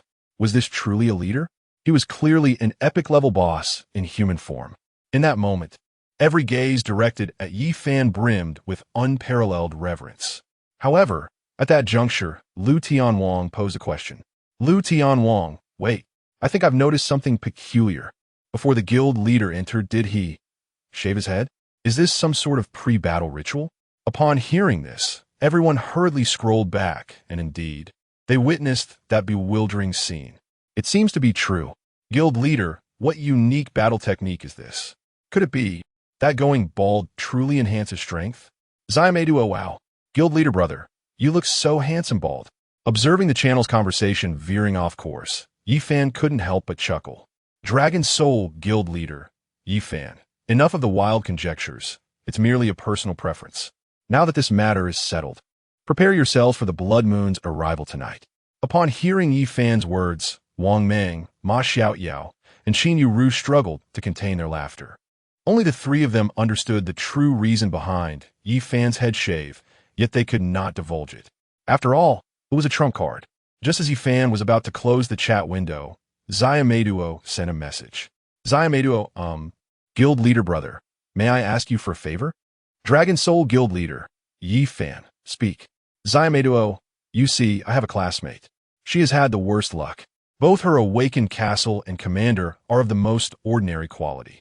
If it weren't for her starting point being on a small island surrounded by sea, she would have perished long ago. Yamamoto, these past few days, she has barely survived thanks to my aid.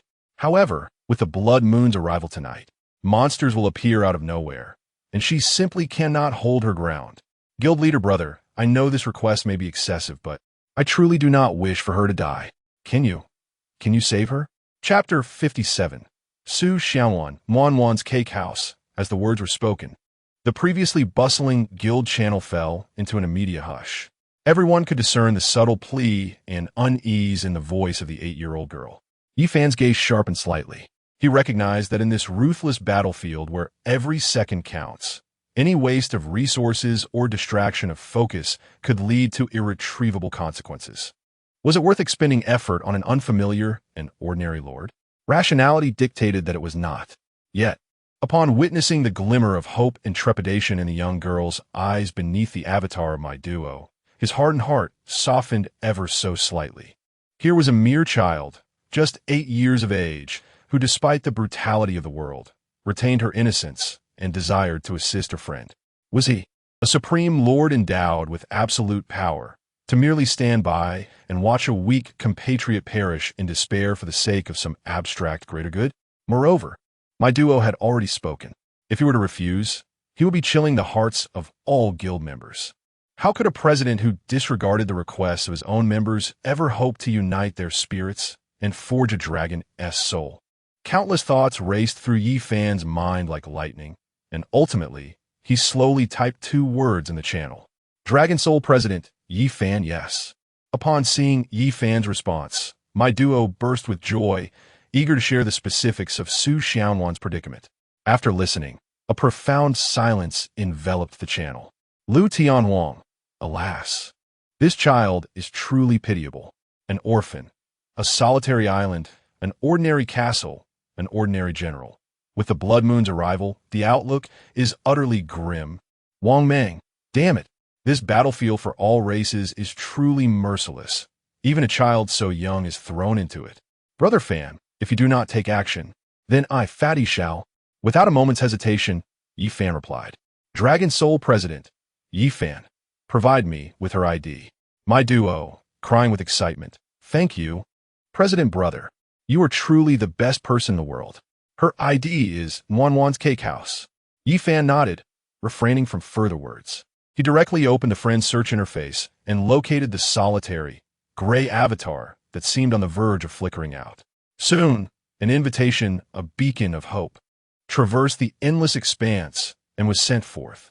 In the battlefield for all races, upon an island encircled by an endless black sea, the salty sea breeze whipped up icy waves that crashed against the barren rocks. In the center of the island stood a diminutive cake house, seemingly on the brink of being swept away by the winds, constructed of plastic cookies and frosting. Before the cake house, a frail little girl with a waxen complexion sat hugging her knees, gazing blankly at the overcast sky. Her name was Su Xianwan, and she too was just 8 years old. Xianwan, we still haven't found much food today. A cat-eared girl, with fluffy ears atop her head and a long tail trailing behind her, approached with a dejected demeanor. In her hands, she clutched a pitiful little crab.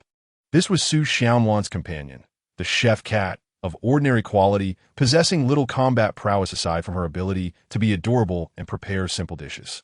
Meow. The cat-eared girl extended the small crab towards Su Xianwan, her eyes brimming with compassion. Please eat it. Consuming it will give you strength. Su Xianwan gazed at the crab, which was hardly substantial enough to fill a gap between her teeth, and shook her head. She reached out her delicate hand to caress the soft ears of the cat-eared girl, her voice as faint as a whisper. Meow, sister, you eat it. I'm not hungry. No sooner had she spoken than her stomach betrayed her with an audible growl. Tears, unable to be restrained any longer, cascaded down her grimy little face. Sister Meow, am I going to die? Fear of death and a longing for the world filled Su Xianwan's eyes. I miss my mom and dad. I long to taste their braised pork once more. Perhaps, upon death, she would reunite with them below. Xianwan. The cat-eared girl could no longer contain herself, wrapping the little girl tightly in her embrace. Together, they wept in despair atop this isolated island, fully aware that the blood moon would soon rise. At that moment, countless terrifying monsters would materialize, ready to rend and devour the island along with them. Perhaps death was a form of liberation. At least it would mean no more hunger. Yet, just as despair enveloped them, a sudden chime echoed in Su Xianwan's mind. Ding! Dragon Soul, Guild Leader Yi Fan has sent you a friend request. Do you accept? Ding! Dragon Soul, Guild Leader Yi Fan invites you to join the guild. Do you accept? Suyone's cries abruptly ceased. She lifted her tear-streaked face, her once dull eyes now wide with astonishment. Dragon Soul, Yi Fan, the man who had single-handedly stirred the tides of battle across the myriad races, a creator of countless miracles, to all the lords of the Dragon Kingdom. He was akin to a deity. How could he possibly send her a friend request and invite her to join his guild? Could it be Little Wheat? Su Xianwan's heart raced uncontrollably. An indescribable glimmer of hope pierced through her heart, which had been encased in despair. Without a moment's hesitation, she tremblingly pressed the golden accept button. Chapter 58. The Salvation of Yi Fan. Ding. Congratulations, you have successfully joined the guild Dragon Soul. Ding. You have received the guild benefit. Dragon Soul Protection. All attributes increased by 5. Resource acquisition speed increased by 10. Ding. The guild leader of Dragon Soul, Yi Fan, invites you to the territory Hall of Heroes. Do you agree? Teleportation will cost the leader 50,000 gold coins. 50,000 gold coins. Upon seeing this figure, Su Xianwan's small hand trembled violently. Although she did not comprehend the enormity of 50,000 gold coins, she was acutely aware that it represented an astronomical sum. The guild leader, Yi Fan, whom she had never met, was willing to expend such a colossal amount for a complete stranger like her. Tears once again blurred her vision, but this time they were tears of gratitude, tears of rebirth. I agree.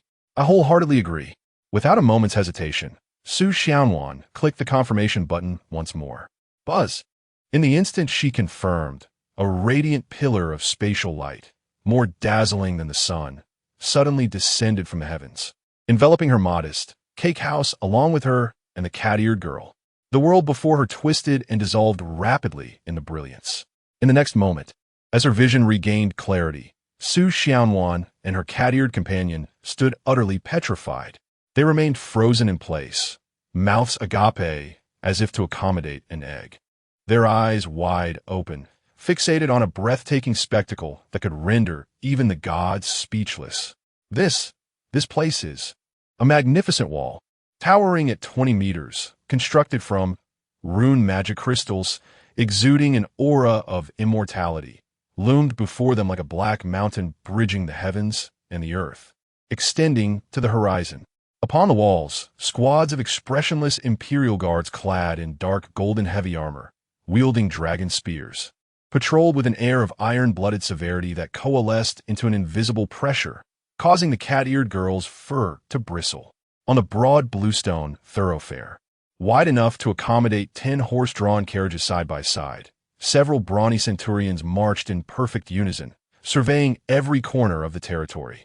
Not far away, in the vast breeding area, thousands of white-feathered chickens clucked merrily. Meanwhile, on the other side, within a plantation suffused with the essence of life, dozens of ethereal forest elves, beautiful beyond mortal comprehension, sang ancient ballads, nurturing magical plants that radiated peculiar auras. This is no mere lord's castle. This is undeniably a divine realm standing proudly upon the earth. A vibrant, yet fiercely warlike city of gods. Meow, meow. The cat-eared girl, terrified, hid behind Su Xianwan, trembling all over, feeling akin to a little white rabbit lost among a pride of lions.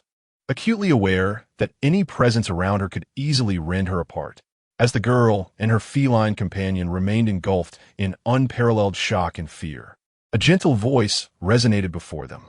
Welcome to the Hall of Heroes. As Su Xianwan turned her gaze, she beheld a tall, handsome young man with raven hair and dark eyes, accompanied by a breathtakingly beautiful girl adorned with 6 pure white wings, approaching them with a warm smile. This young man was none other than Yi Fan. Although he exuded no palpable pressure, Su Xianwan felt as though she were gazing up at a profound starry sky, unfathomable and beyond comprehension. The 6-winged angel beside him was even more stunning, her aura of purity and nobility rendering Su Xianwan unable to meet her gaze. Igriga Fan, President brother? Su Xianwan stammered, her voice tinged with uncertainty. It is I, Yi Fan replied, nodding, a gentle smile gracing his lips. He stepped closer to the little girl and extended his hand, tenderly tousling her somewhat wilted hair. Do not be afraid. From this day forth, this will be your home. No one will bully you again, and you shall never go hungry. His warm hand and soothing voice seemed to carry an enchanting magic, instantly dispelling all fear and unease that lingered in Su Xianwan's heart. In that moment, her weary, battered spirit, having drifted for so long, finally found a harbor where it could rest. Wow! The little girl could no longer contain herself, leaping into Yi Fan's embrace, her cries pouring forth as she released all the grievances, fears, and despair she had endured over the past days. Yi Fan remained silent, simply holding her close, gently patting her back, allowing her tears to soak his clothing. After a while, as Su Xianwan's sobs began to subside, Yi Fan's thoughts shifted. With a soft sound, the cake house, constructed from plastic models, began to rise from the ground, floating gracefully towards the heart of the Hall of Heroes, next to the towering 10-story bronze ancient building. This is the safest place within the Hall of Heroes. From now on, you shall reside here. Yi Fan assured her in a gentle tone.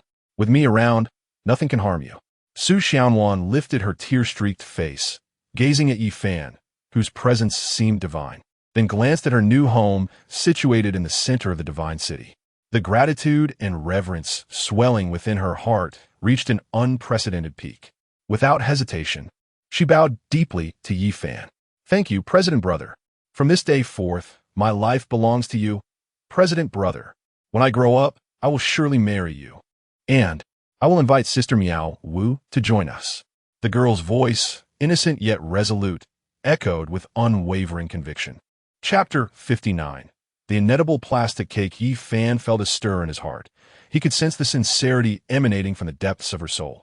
He gently patted Su Xiaowan's little head, his voice growing ever more soothing. "All right, we shall discuss future matters later. By the way, what about your troops? Let them come forth. I would like to see what types they are, so I can assist in planning your future development." Upon hearing the term troops, Su Xiaowan's large eyes, which had only just dried from tears, revealed a hint of grievance.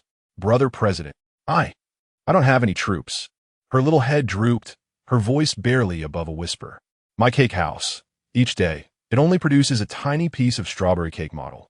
Just a minuscule bit, and Sister Miaowu and I can't even eat it. If it weren't for Xiaomai secretly helping me, we might have starved to death days ago.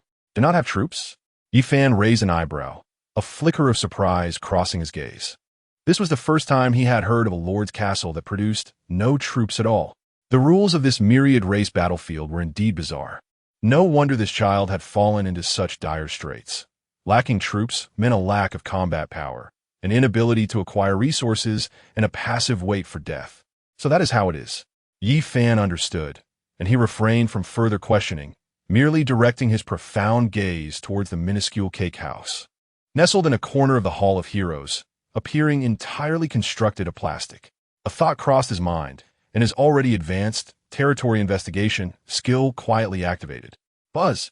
An invisible wave of mental energy spread like ripples, enveloping the tiny cake house entirely in an instant. The next moment, a panel of information, visible only to Yi Fan, vividly appeared upon his retina. Castle, warm cake house, quality, ordinary, level 1, territory area, 10 square meters, castle structures, daily output, a small piece of strawberry cake model. Castle special effects, none. Even with Yi Fan's temperament, upon witnessing such absurd attributes, the corners of his mouth involuntarily twitched. Inedible. Plastic models? After all this, the child could not even consume that piece of cake. She had solely relied on Xiaomai's assistance to survive until now. The rules of this myriad race battlefield were not merely cruel to her. They were a thoroughgoing, malicious jest. "Brother President." Su Xiaowan gazed at Yi Fan's somewhat peculiar expression, her small face filled with anxiety, fearing that her castle was too inadequate and displeased this esteemed brother. Yi Fan returned to his senses, observing the timid appearance of the little girl, and the last shred of doubt in his heart dissipated. Once more, a gentle smile graced his face as he stroked Su Xiaowan's head. "Do not be afraid. Brother will help make your castle stronger, all right? Su Xiaowan nadid bigerisli." Her large eyes brimming with blind admiration for Yi Fan. He smiled lightly, slowly extending a finger towards the pitiful-looking cake house. "Divine development. Evolution. Ding. Would you like to consume 100 evolution points to perform an evolution on the ordinary quality castle warm cake house?" "Confirmed." Buzz. In the moment Yi Fan confirmed, a gentle golden radiance poured forth from his fingertips, enveloping the quaint cake house in a warm embrace of light. As Su Xiaowan and the cat-eared maiden gazed on in astonishment, the once plastic-feeling cake house rapidly dissolved and restructured under the golden glow. The coarse plastic exterior transformed into walls of genuine cookies shimmering with an alluring luster, while the cheap cream model atop the roof morphed into real cream. Exuding a sweet aroma, the entire cake house expanded, evolving from a mere toy model into a resplendent gingerbread house that tempted one's appetite. Ding! Evolution successful. Su Xiaowan's warm cake house has successfully evolved from ordinary quality to fine quality. Castle, strawberry sweetheart house, quality, fine, level 1. Castle building, sweetheart bakery X1, daily output, fresh strawberry cakes X10, consuming restores stamina rapidly. Wow! As the light faded, a rich scent of strawberries and cream wafted through the air, prompting both Su Xianwan and the cat-eared maiden to gasp in disbelief at the transformed castle before them. They could even see within the brand-new bakery 10 pieces of delectable strawberry cake lying quietly upon the baking tray. There's food. Real food, not plastic. Tears welled in the cat-eared maiden's eyes, her body trembling with excitement. Yet, this was merely the beginning. Yi Fan gazed at the fine quality attributes, a glimmer of brilliance flashing in his eyes. There's potential. He did not pause for a moment, his thoughts moving once more. Continue evolving. Ding. Would you like to consume 1,000 evolution points to perform an evolution on the fine quality Castle Strawberry Sweetheart House? Confirmed. Boom. This time, the golden radiance became even more dazzling. The exquisite gingerbread house expanded once again, as if inflated by an unseen force. From the ground, a second layer emerged. Pink frosting walls, chocolate-laden window frames, and a cream roof adorned with colorful candies. The entire castle transformed into a fantastical two-tiered cake villa, the sweet aroma nearly captivating one's very soul. Chapter 60. The Epic Strawberry Sweetheart Sanctuary. Ding. Evolution successful. Su Xianwan Strawberry Sweetheart House has successfully evolved from fine quality to rare quality. Castle. Dreamy Strawberry Castle. Quality. Rare. Level 1. Castle Facilities. Dreamy Bakery X1. Sweetheart Fountain X1. Daily output. Spirit Strawberry Cake X100. Consuming restores a small amount of spirit power, with a slight chance of permanently increasing spirit power by 1 point. As Yi Fan beheld this newfound attribute, his eyes suddenly sparkled with brilliance. A permanent enhancement of spirit power. Though the probability was merely slight, this attribute was enough to drive any lord into a frenzy. What was this? If not a cake castle, it was evidently a strategic base capable of mass-producing divine elixirs. President Brother. Su Xianwan was so astounded by this miraculous scene that she found herself at a loss for words. The gaze she cast upon Yi Fan was akin to that of one reverently gazing at a deity of creation. A confident smile slowly curved Yi Fan's lips. He sensed that the potential of this castle had yet to be fully realized. Thus, with renewed vigor, he resolved to reach the pinnacle. Evolution. This time, Yi Fan's voice carried an undeniable authority. Ding. Do you wish to expend 50,000 evolution points to conduct a comprehensive evolution on the rare quality Castle Dreamy Strawberry Castle? Confirm. Boom. The moment Yi Fan confirmed, a surge of immense pink divine energy, tenfold more magnificent than any preceding instance, abruptly descended from the heavens, transforming into a robust, dreamlike beam of light that enveloped the double-layered cake villa entirely. Boom, boom, boom. The earth trembled violently. Under the utterly dazed gazes of Su Xianwan and the cat-eared girl, the double-layered villa began to ascend under the baptism of the light beam. 3 stories, 4 stories, 5 stories, countless strawberries, blueberries, and cherries, constructed of pure energy, swirled around the castle like celestial bodies orbiting a luminous moon. A cascade of colorful candy rivers poured down from the summit of the castle, transforming into a magnificent waterfall, ultimately converging into the ever-expanding fountain before the castle. What erupted from the fountain was no ordinary spring water, but rather a rich, life-imbued strawberry milk. As the radiance dissipated, a majestic 5-story structure, radiating an enchanting glow and seemingly belonging to the realm of fairy tales, the Strawberry Sweetheart Sanctuary stood resplendently at the heart of the Hall of Heroes. The sweet yet sacred aura softened even the ironclad atmosphere of the Hall of Heroes. Ding! Evolution successful. Your unit Dreamy Strawberry Castle has successfully evolved from rare quality to epic quality. Castle, Strawberry Sweetheart Temple quality, epic level, 1 castle buildings, Sacred Bakery X1, Life Milk Spring X1, Candy Garden X1 daily output, Soul Strawberry Cake X100. Consuming it significantly restores mental strength with a 10 chance to permanently increase mental strength by 5 points. Special output, Candy Sprite. 1 can be born daily from the garden, possessing no combat ability but excelling in nurturing plants and creating desserts. Castle Special Effect. Sweetheart Domain.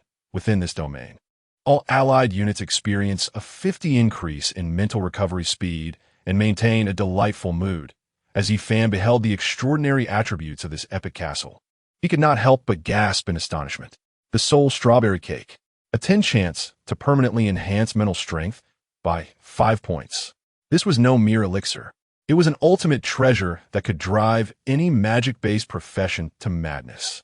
More importantly, the daily emergence of a candy sprite would significantly liberate the productivity of Elia and her 4 spirits. This was akin to discovering a hidden gem. Unable to withstand the overwhelming excitement any longer, Su Xianwan plopped down onto the ground. President Brother, you are my deity. Xianwan doesn't know how to repay you. From this day forth, all the cakes produced by this castle shall be yours. Xianwan won't keep a single piece. The girl's voice was infused with the most sincere and pure gratitude. Seeing this, Yifan felt a warm sensation in his heart. He helped the little girl up, playfully ruffling her nose. Silly girl, this castle is yours. How could I take it all? After pondering for a moment, he continued, how about this? From now on, you keep 10 of the cakes produced by this temple, and the remaining 90 shall count as rent. I will listen to President Brother. Su Xianwan nodded vigorously. For her, being able to keep even 10 and indulge in an abundance of delicious cakes daily was a dream life she never dared to imagine. Yifan nodded in satisfaction. This investment seemed entirely worthwhile, as long as one had a sufficiently large appetite. Even a daily increase of 5 points in mental strength would accumulate to a staggering sum over time. Moreover, it could also be administered to his commanders and soldiers. Just as Yifan reveled in the perfection of his maneuver, he suddenly felt a gentle tug at the corner of his garment.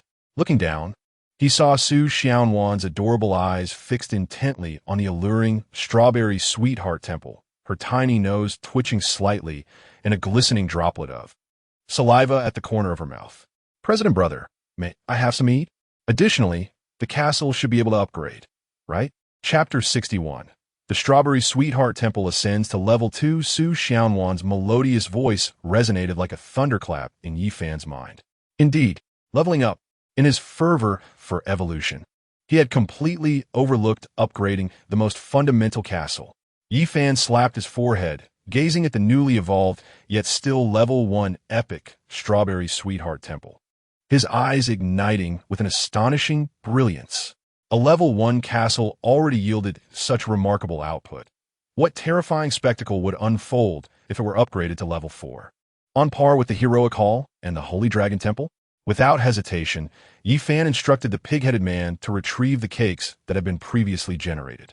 He then allocated the necessary resources for the upgrade to Su Xianwan. Xianwan, upgrade your castle. Huh? Oh, all right. Okay, Guildmaster.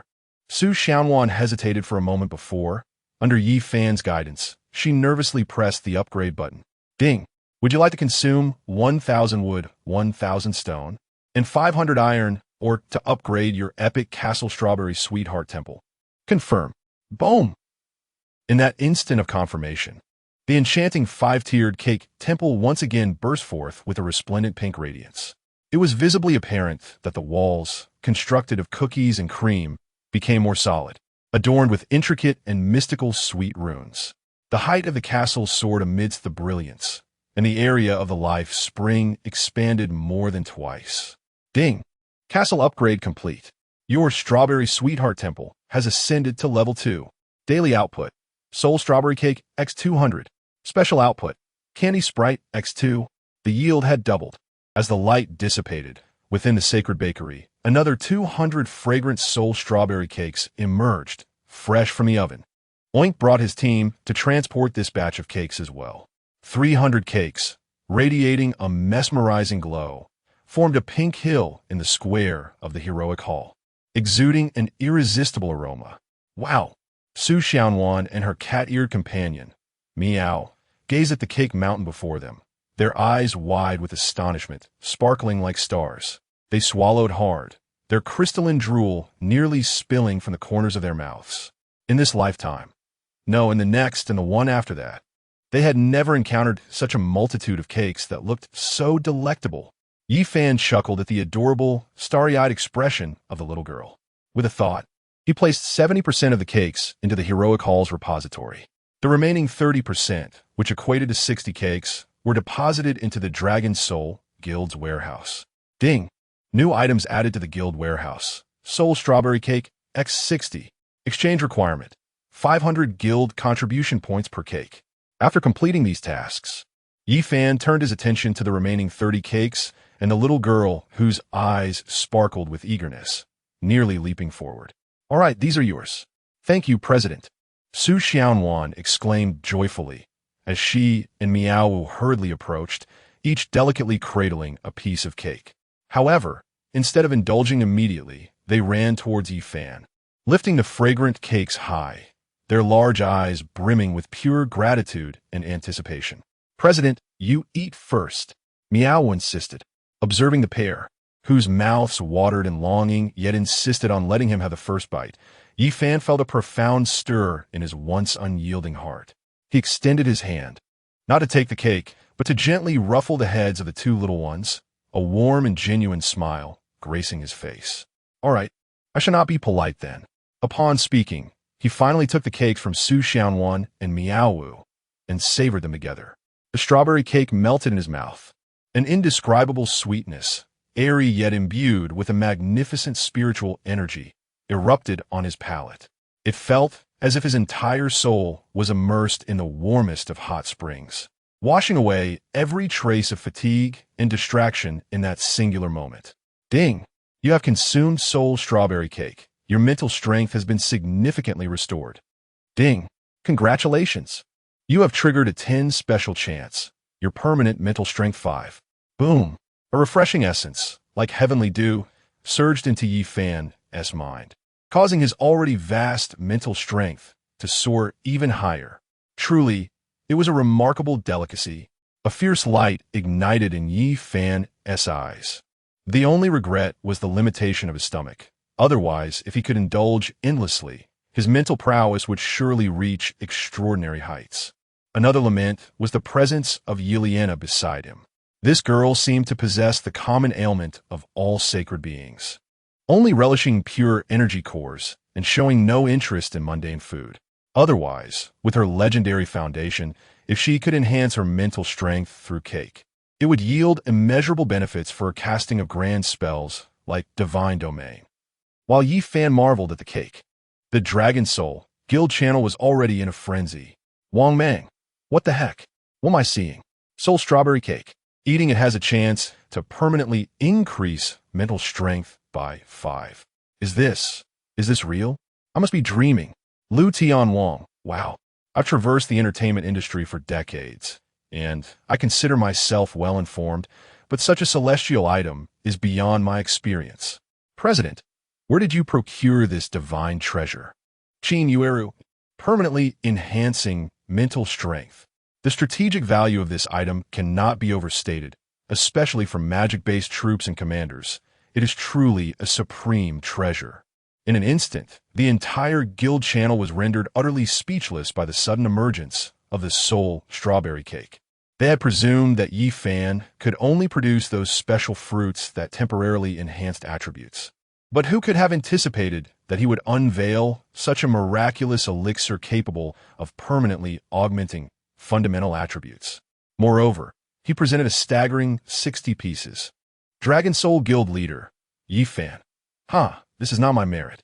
Yi Fan observed the collective gasp echoing through the channel and smiled serenely.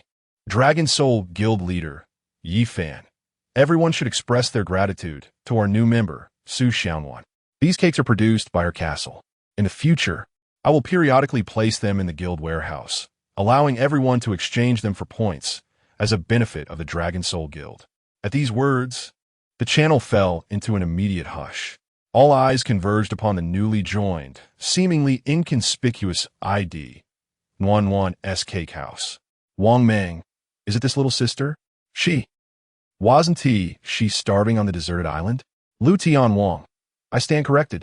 It seems this little sister is truly remarkable. I am in awe. Faced with the adulation and astonishment of the esteemed members, Su Xiaowan's cheeks flushed a deep crimson, and she hastily typed an explanation in the channel. Wanwan's cake house. No. No. Dear uncles, aunts, brothers, and sisters, it is not my prowess. Wanwan's cake house. It is the guild leader. He, with his mysterious powers, transformed my little house that could only produce plastic models into the current cake sanctuary. The guild leader is the truly remarkable one. Boom. If the earlier reaction was one of shock, then Su Xianwan's words at this moment detonated like a supernova, leaving the minds of all present in a complete void. To transmute a castle that could merely yield plastic models into an epic sanctuary capable of producing divine elixirs. Was this truly a lordly talent? This was clearly a power reserved for a deity of creation. At this moment, the members of the Dragon Soul Guild were consumed by an overwhelming, fervent admiration for Yi Fan that resonated from the depths of their souls. They finally comprehended the sheer terror of the individual they chose to follow. In the Dragon Kingdom, with such an individual, what concerns could there be for prosperity? With such a leader, how could the Dragon Soul Guild not ascend to the pinnacle among the myriad races? Chapter 62. Old soldiers never die. Blood Moon descends in the square. Su Xianwan and her cat-eared companion Miaowu were savoring a soul strawberry cake, which was nearly as large as their faces, indulging in it bite by bite, their expressions radiating an unprecedented sense of happiness and contentment. The sweet aroma mingled with the savory scents wafting from the kitchen, lending a touch of warmth reminiscent of home to this ironclad fortress of war. Witnessing the heartfelt unity among the guild members and observing the carefree demeanor of Su Xianwan and Miaowu, Yi Fan felt a deep sense of solace. This, indeed, was the essence of his struggle. Brother President, can the castle be upgraded again? Su Xianwan inquired, her small face brimming with anticipation after finishing a piece of cake. Yi Fan chuckled softly and shook his head. It was not that he was unwilling, but rather that he was unable. Once the Strawberry Sweetheart Temple reached level 2, further ascendance required a consideration of population limits. While he could assign some of the new citizens from the Spirit Hall to Su Xianwan's territory, doing so would impede the upgrade progress of both the Spirit Hall and the Sacred Dragon Temple. One cannot bite off more than one can chew. At present, the priority was to elevate his 2 core castles to a higher echelon as swiftly as possible. Opportunities would arise in due course, Yi Fan reassured gently. As time flowed steadily in this serene yet fervent atmosphere, the last rays of sunlight from the myriad battlefields were devoured by the horizon, and the deep night descended like an unseen beast, slowly opening its gaping maw. The once vibrant atmosphere of the global channel was abruptly shrouded by a pall of dread. Help! Can anyone save me? My wooden walls are about to be torn down by the ogres outside. I don't want to die. I've put all my resources on the trading platform, desperately seeking a rare-level mercenary. Is there a kind soul out there? It's over. Everything is over. Rather than being torn to pieces by those monsters, I might as well end it myself. Farewell, cruel world. Despair, wailing fear. A plethora of negative emotions spread like a plague across the global channel. Some weak-willed lords chose to end their own lives before the Blood Moon arrived, their avatars forever turning gray. In stark contrast to this somber cloud, the Dragon Nation channel ignited with a fervent hope that seemed capable of dispelling all darkness.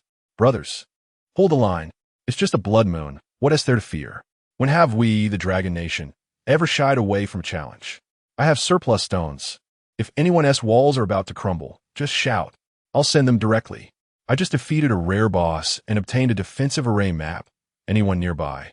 I'll share it for free. Everyone don't panic. We have the great Yi Fan. We have the Dragon Soul. We are not fighting alone.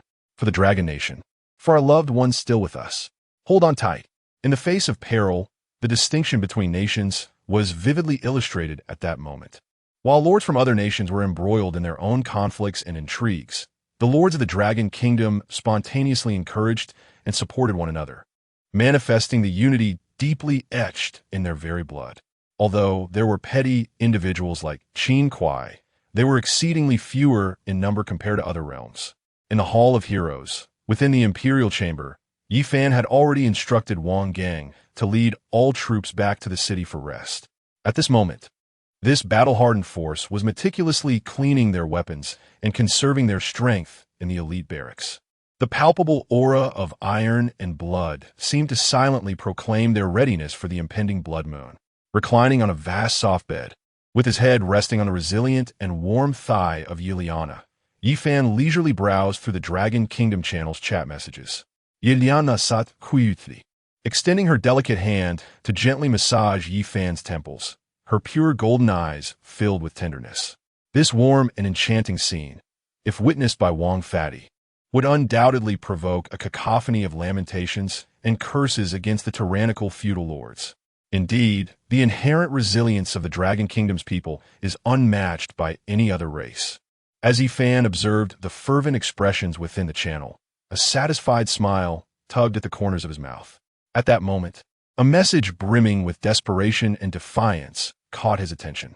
ID, Iron-Willed Veteran, damn it, I finally took down that boss. But my troops, they're all gone. Now I am the sole commander, guarding a dilapidated barracks, and the blood moon is about to descend. Brothers, I fear not death. I simply refuse to accept this.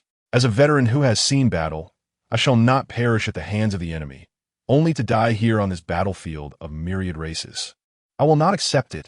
This message, infused with the unique iron will and tragic spirit of a soldier, instantly captivated the attention of many within the guild. Lu Tianhuang, alas, my dear brother, it's a pity.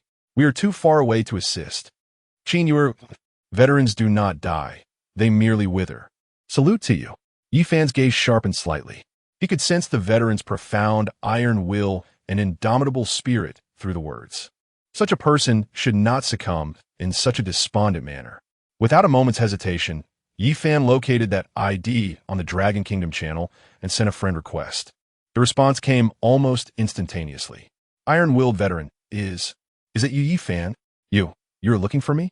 The excitement in the words conveyed a sense of astonishment. Yifan wasted no time and directly accessed the mercenary system. Yifan, I will rent you 5 Imperial Guards for 1 copper coin. Hold your ground and survive. No sooner had he spoken than a mercenary request shimmering with golden light was dispatched. Meanwhile, within the crumbling barracks, a blood-soaked, one-armed middle-aged man, having lost an arm, gazed at the 5 Imperial Guards clad in dark golden heavy armor, their presence as deep and profound as the abyss, and in his remaining eye, an unparalleled brilliance suddenly ignited. He abruptly straightened his posture. The heart that had long been consumed by despair was, at that moment, reignited by a fervent flame. He faced the luminous screen, addressing the unknown ID with a slow, yet impeccably precise military salute. Long live the Dragon Kingdom. After completing this gesture, Yifan shut the channel, gently closed his eyes, and savored the last tranquility before the storm. Time flowed languidly in the oppressive silence.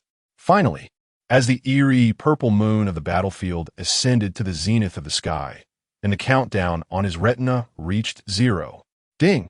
A cold, vast, and utterly emotionless system notification resounded like the final judgment, echoing through every corner of the battlefield, reverberating within the very souls of the lords. Blood moon descends. Monsters will assault in 10 waves. All must be defended to reach the conclusion. After 10 waves, lords may choose to continue the challenge. However, it cannot be halted midway until the energy of the blood moon is exhausted. Defensive waves will be counted in the blood moon kill leaderboard. Lords are encouraged to give their all. Boom! At the moment the announcement rang out, the entire battlefield seemed to tremble. Above, the purple demon moon was suddenly drenched in endless blood, transforming into a blood-red orb, exuding an aura of unrestrained fury and slaughter. The scarlet light poured down like viscous blood, enveloping the land in a heart-pounding crimson haze. Roar!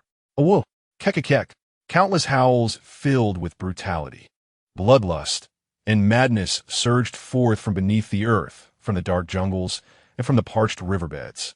One after another, the blood moon monsters, each with diverse forms, glowing red eyes, and a breath far mightier than their equal wild counterparts, emerged as if sprouting from the ground after the rain. Their sole aim was clear, to obliterate all fortresses erected by the lords within sight. The slaughter had commenced. On the terrace atop the 10-story bronze ancient tower of the Hall of Heroes, Yifan stood with his hands clasped behind his back, his camouflage attire fluttering in the blood-colored gale. Behind him stood Wang Gang, Li Tinu, Oink, Elia, Linuer, and Copperbeard. All the generals were present. Below them, 300 Imperial Guards, 300 Qinglian sword servants, and hundreds of centurions and eagle-eyed archers had already formed a formidable military formation, their iron-blooded aura coalescing into a force that pierced the heavens. In the sky above, 12 massive holy dragons circled, their golden eyes ablaze with raging flames. The pig-headed men brandished shields and weapons crafted by dwarves, standing atop the walls, ready to defend their homeland at a moment's notice. This was the foundation of Yi Fan's confidence. My lord, the first wave consists of 10 level 3 ordinary forest wolves. Wang Gang's voice carried a hint of disappointment. The onslaught of monsters they had envisioned had not materialized. Chapter 63. The Blood Moon Descends. Monsters assault the city in Wang Gang's imagination. The arrival of the Blood Moon should herald a cataclysmic onslaught of monstrous beings, overwhelming the skies and surging forth like a tidal wave. Yet, to his astonishment, it was merely a meager pack of 10 emaciated wolves, hardly sufficient to serve as a meal for any of his centurions. Nevertheless, these 10 wolves were still formidable creatures, as they were 2 of the Lord's monsters, with Su Xianwan also within the territory. Yi Fan stood with hands clasped behind his back on a high platform, his expression indifferent. He was acutely aware that this initial wave of monsters was merely an appetizer for him. However, for the ordinary lords grappling with the struggle for survival, it posed a significant challenge, particularly for Su Xianwan. Whoosh! There was no need for Yi Fan to issue a command. Atop the city wall, an eagle-eyed archer, without even activating eagle-eye vision, casually knocked an ordinary iron arrow, which then soared through the air. The arrow traced an impeccably precise arc, as though guided by an unseen force, instantly piercing the skull of the foremost wolf. Its momentum unabated, it subsequently skewered 2 more wolves behind it.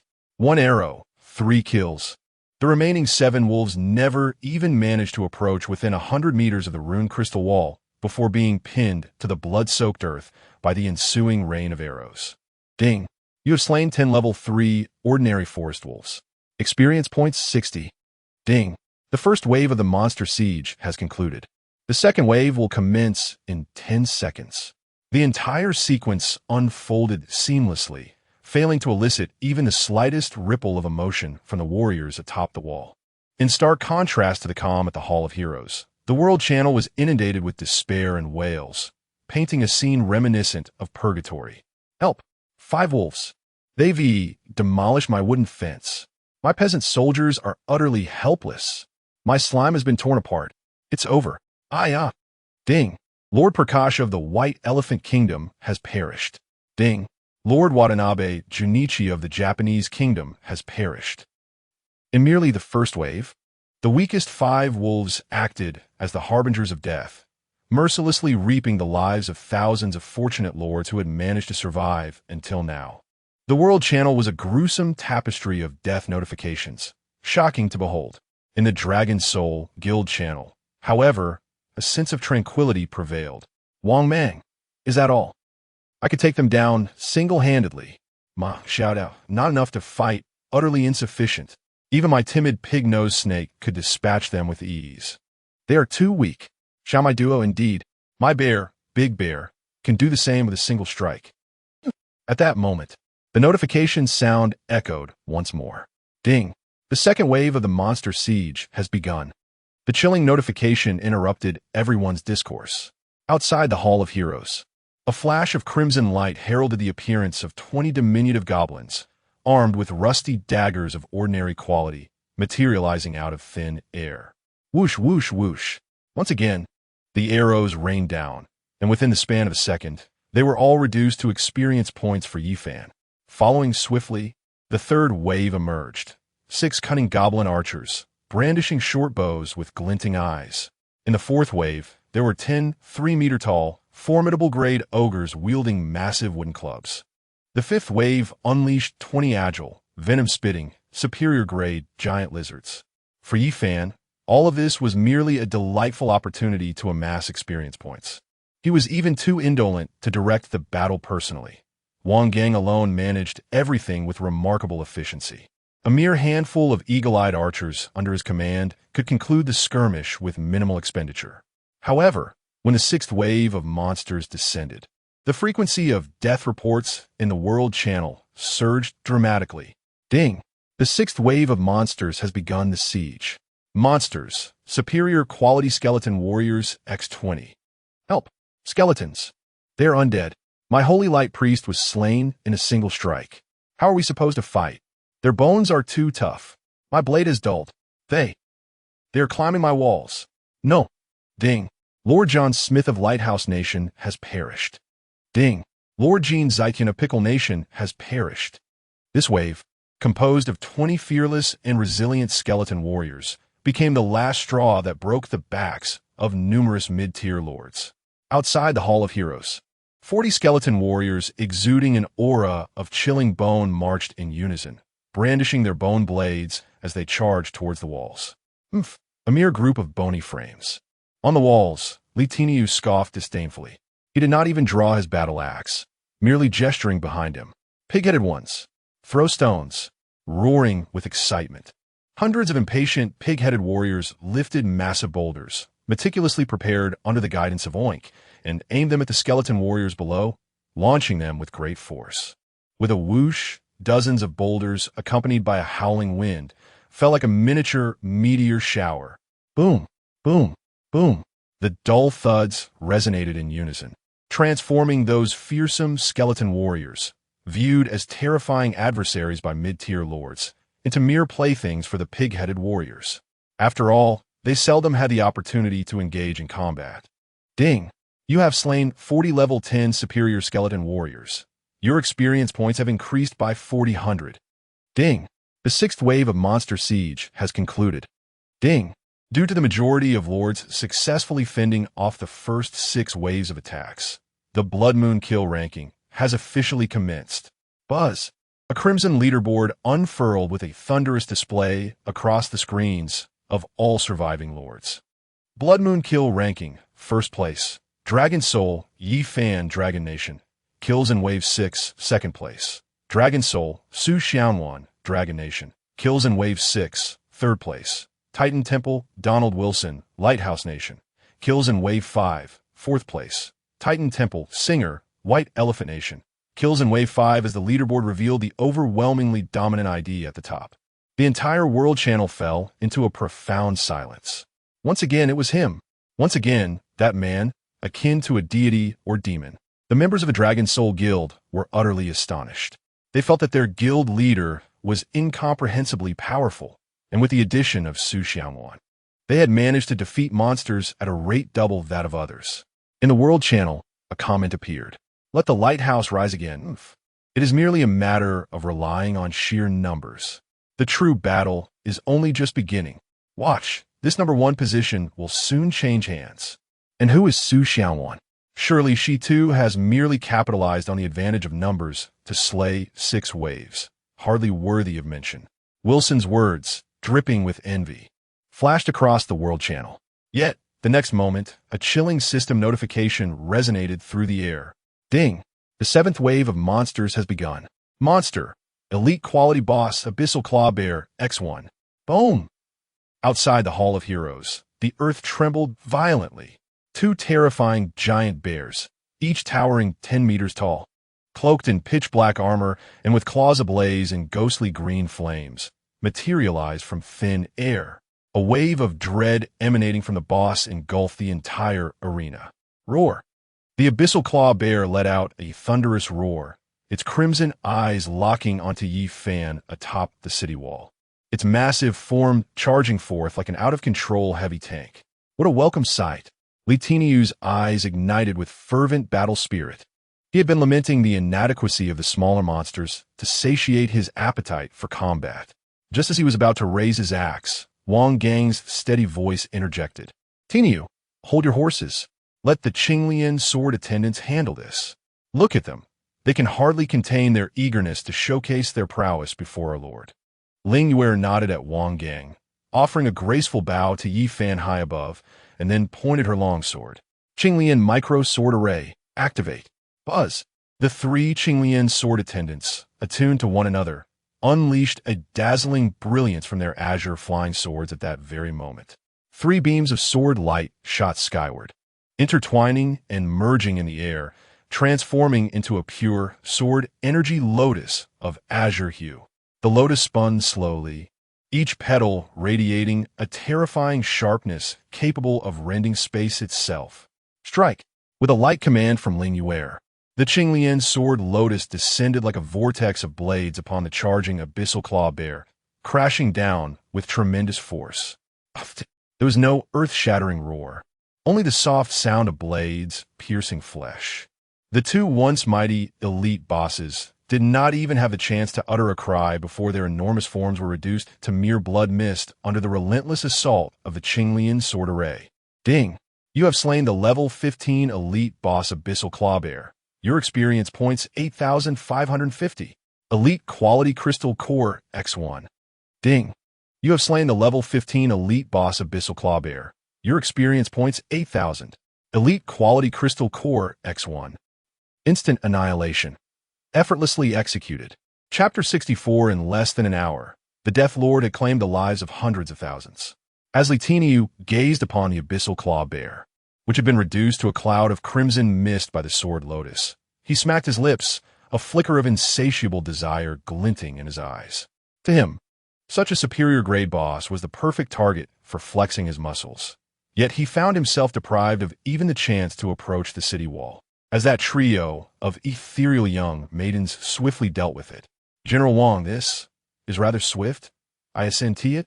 Li Tinyu grumbled, hefting his blood-red giant axe. Wang Gang's demeanor remained tranquil as he replied nonchalantly, "This is merely the seventh wave. The true battle has yet to commence." However, what was a gentle breeze for the Hall of Heroes during the seventh wave was a complete nightmare for the other lords on the battlefield.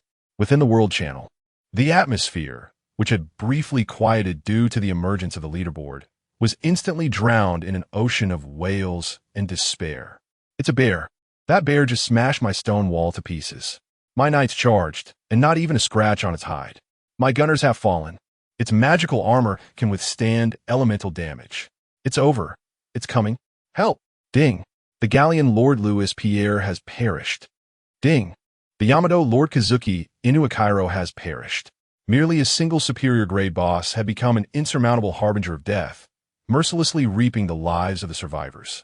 Even the Dragon Kingdom's channel echoed with sporadic cries for help and news of fallen comrades. "Brothers, I can't hold on. This bear is too fierce. My rare grade sword and shield warrior was reduced to pulp with a single swipe. Ding! The Dragon Kingdom Lord Zhao Ritian has perished." The brutality of the battlefield was vividly laid bare at this moment. In the wake of the Blood Moon, within just 7 waves, the number of fallen lords surpassed the total of the previous 10 days combined. Amidst this hell's cape of sorrow, a cold, resounding system notification once again echoed in the ears of all surviving lords. Current number of surviving Blue Star lords, 563, 824. Only 3 waves of attacks remaining. All lords, do your best. This figure struck like a bucket of icy water over their heads. In a mere instant, nearly 300,000 lords had vanished forever from this blood-soaked battlefield. However, before the crowd could fully comprehend this staggering toll of death, the announcement for the 8th wave of attacks had already arrived. Ding! The 8th wave of monsters is about to commence. Monsters, 30 superior grade half-orcs. The lords who slay the superior grade boss, Abyssal Claw Bear, will respawn in 10 seconds. This time, it was not a solitary formidable boss, but rather a structured army.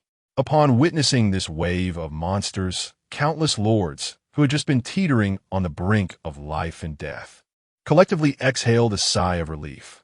As long as it wasn't a boss, they could surely find a way to wear them down, no matter how numerous they were.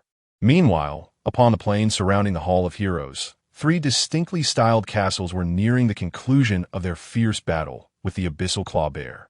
Huff, huff. Finally vanquished this beast. Wang Mang gasped as he emerged from a dwarven mine, revealing a faint claw mark upon the chest of his holy dragon guardian armor. However, The marks soon faded away. Had it not been for the legendary armor's Holy Dragon Guardian ability to absorb a lethal blow, he would surely have been reduced to mere fodder. Damn it, had I known, I wouldn't have come to witness the commotion. I should have let Brother Fan's pig-headed minions handle it. Nevertheless, the armor proved formidable, truly deserving of its divine status. Outside Wang Mang's castle, beside the corpse of the abyssal claw bear, dozens of dwarven miners swung their pickaxes, clanging rhythmically as they endeavored to extract useful materials from the tough magical hide. 5 pig-headed warriors stood proudly with their weapons in hand. Fortunate Sinum, meanwhile, was feasting on the bear's flesh from within its maw. On the other side, outside Chinyuru's potion castle, the battle unfolded with remarkable order. 2 towering bastion guardians stood resolute, like immovable mountains, firmly anchoring the massive tower's shield to the ground. Despite the bear's furious roars and relentless assaults, the defensive line remained unyielding. Behind them, 2 windwalkers, with eyes sharp as hawks, drew their longbows to their full moons, unleashing arrows imbued with the power to pierce armor, accurately targeting the bear's eyes, nostrils, and other vulnerabilities. After several assaults, the elite-level boss, the abyssal claw bear, could only succumb to a pained cry as it fell. A hint of victory finally graced the cold visage of Chinyuru. Chapter 65. Not yet using full strength. How could they all perish? In contrast to Wang Mang and Chinyuru, the one who appeared most at ease was Ma Xiaoqiao with her super divine Zu. Kung Fu Panda. Go! Beat it! As she cheered, the seemingly clumsy Kung Fu Panda unleashed a terrifying force and agility that belied its size.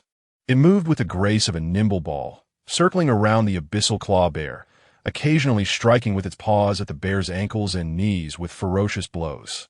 Meanwhile, the seemingly harmless and timid pig-nosed snake transformed into a streak of pink lightning, coiling around the bear's neck and unleashing streams of pink venom that left the raging giant disoriented and unstable. Above, a legendary green young dragon breathed forth a torrent of dragon flames. Boom! The dragon flames met the toxic mist, resulting in a violent explosion. Ultimately, this unfortunate boss was thoroughly overwhelmed and defeated by the combined efforts of a bear, a snake, and a dragon. Just as the trio paused to catch their breath in preparation for the next wave of assault, a flash of bloodlight erupted. Outside the Hall of Heroes, 60 towering half-orcs, their skin a deep green and wielding rusted giant battle axes, materialized, roaring with bloodthirsty ferocity. Their target was unmistakably the majestic walls of the Hall of Heroes. Finally, some worthy adversaries had arrived. From his high vantage point, Yifan observed the 60 elite half-orcs below without so much as raising an eyelid, calmly uttering, "Wang Gang, let the newcomers have some practice." "At your command, my lord." Wang Gang's eyes glinted with understanding as he suddenly turned, his gaze electrifyingly sharp, landing on the 100 Imperial Guards who had just been summoned today and had yet to engage in battle. "Imperial Guards, heed the command. Charge!" 100 guards roared in unison, their voices resonating across the battlefield. The overwhelming aura of iron and blood even caused the blood clouds in the sky to churn. Formation. Prepare to face the enemy. Roar.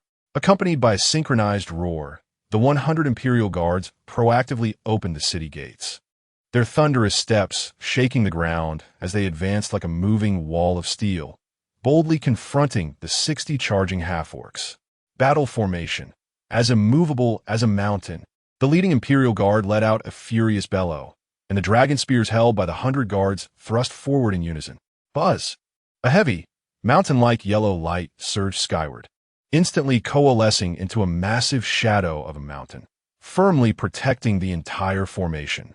For the tribe, the half-orcs, seeing their opponents daring to emerge from the city to engage in battle, were instantly stirred into a frenzy. They swung their giant axes, striking fiercely against the yellow shield. Clang, clang, clang. A series of resonant clangs echoed as the colossal axes, capable of cleaving rock, struck against the shield, only to spark and leave no trace of a crack, as if striking the hardest divine metal.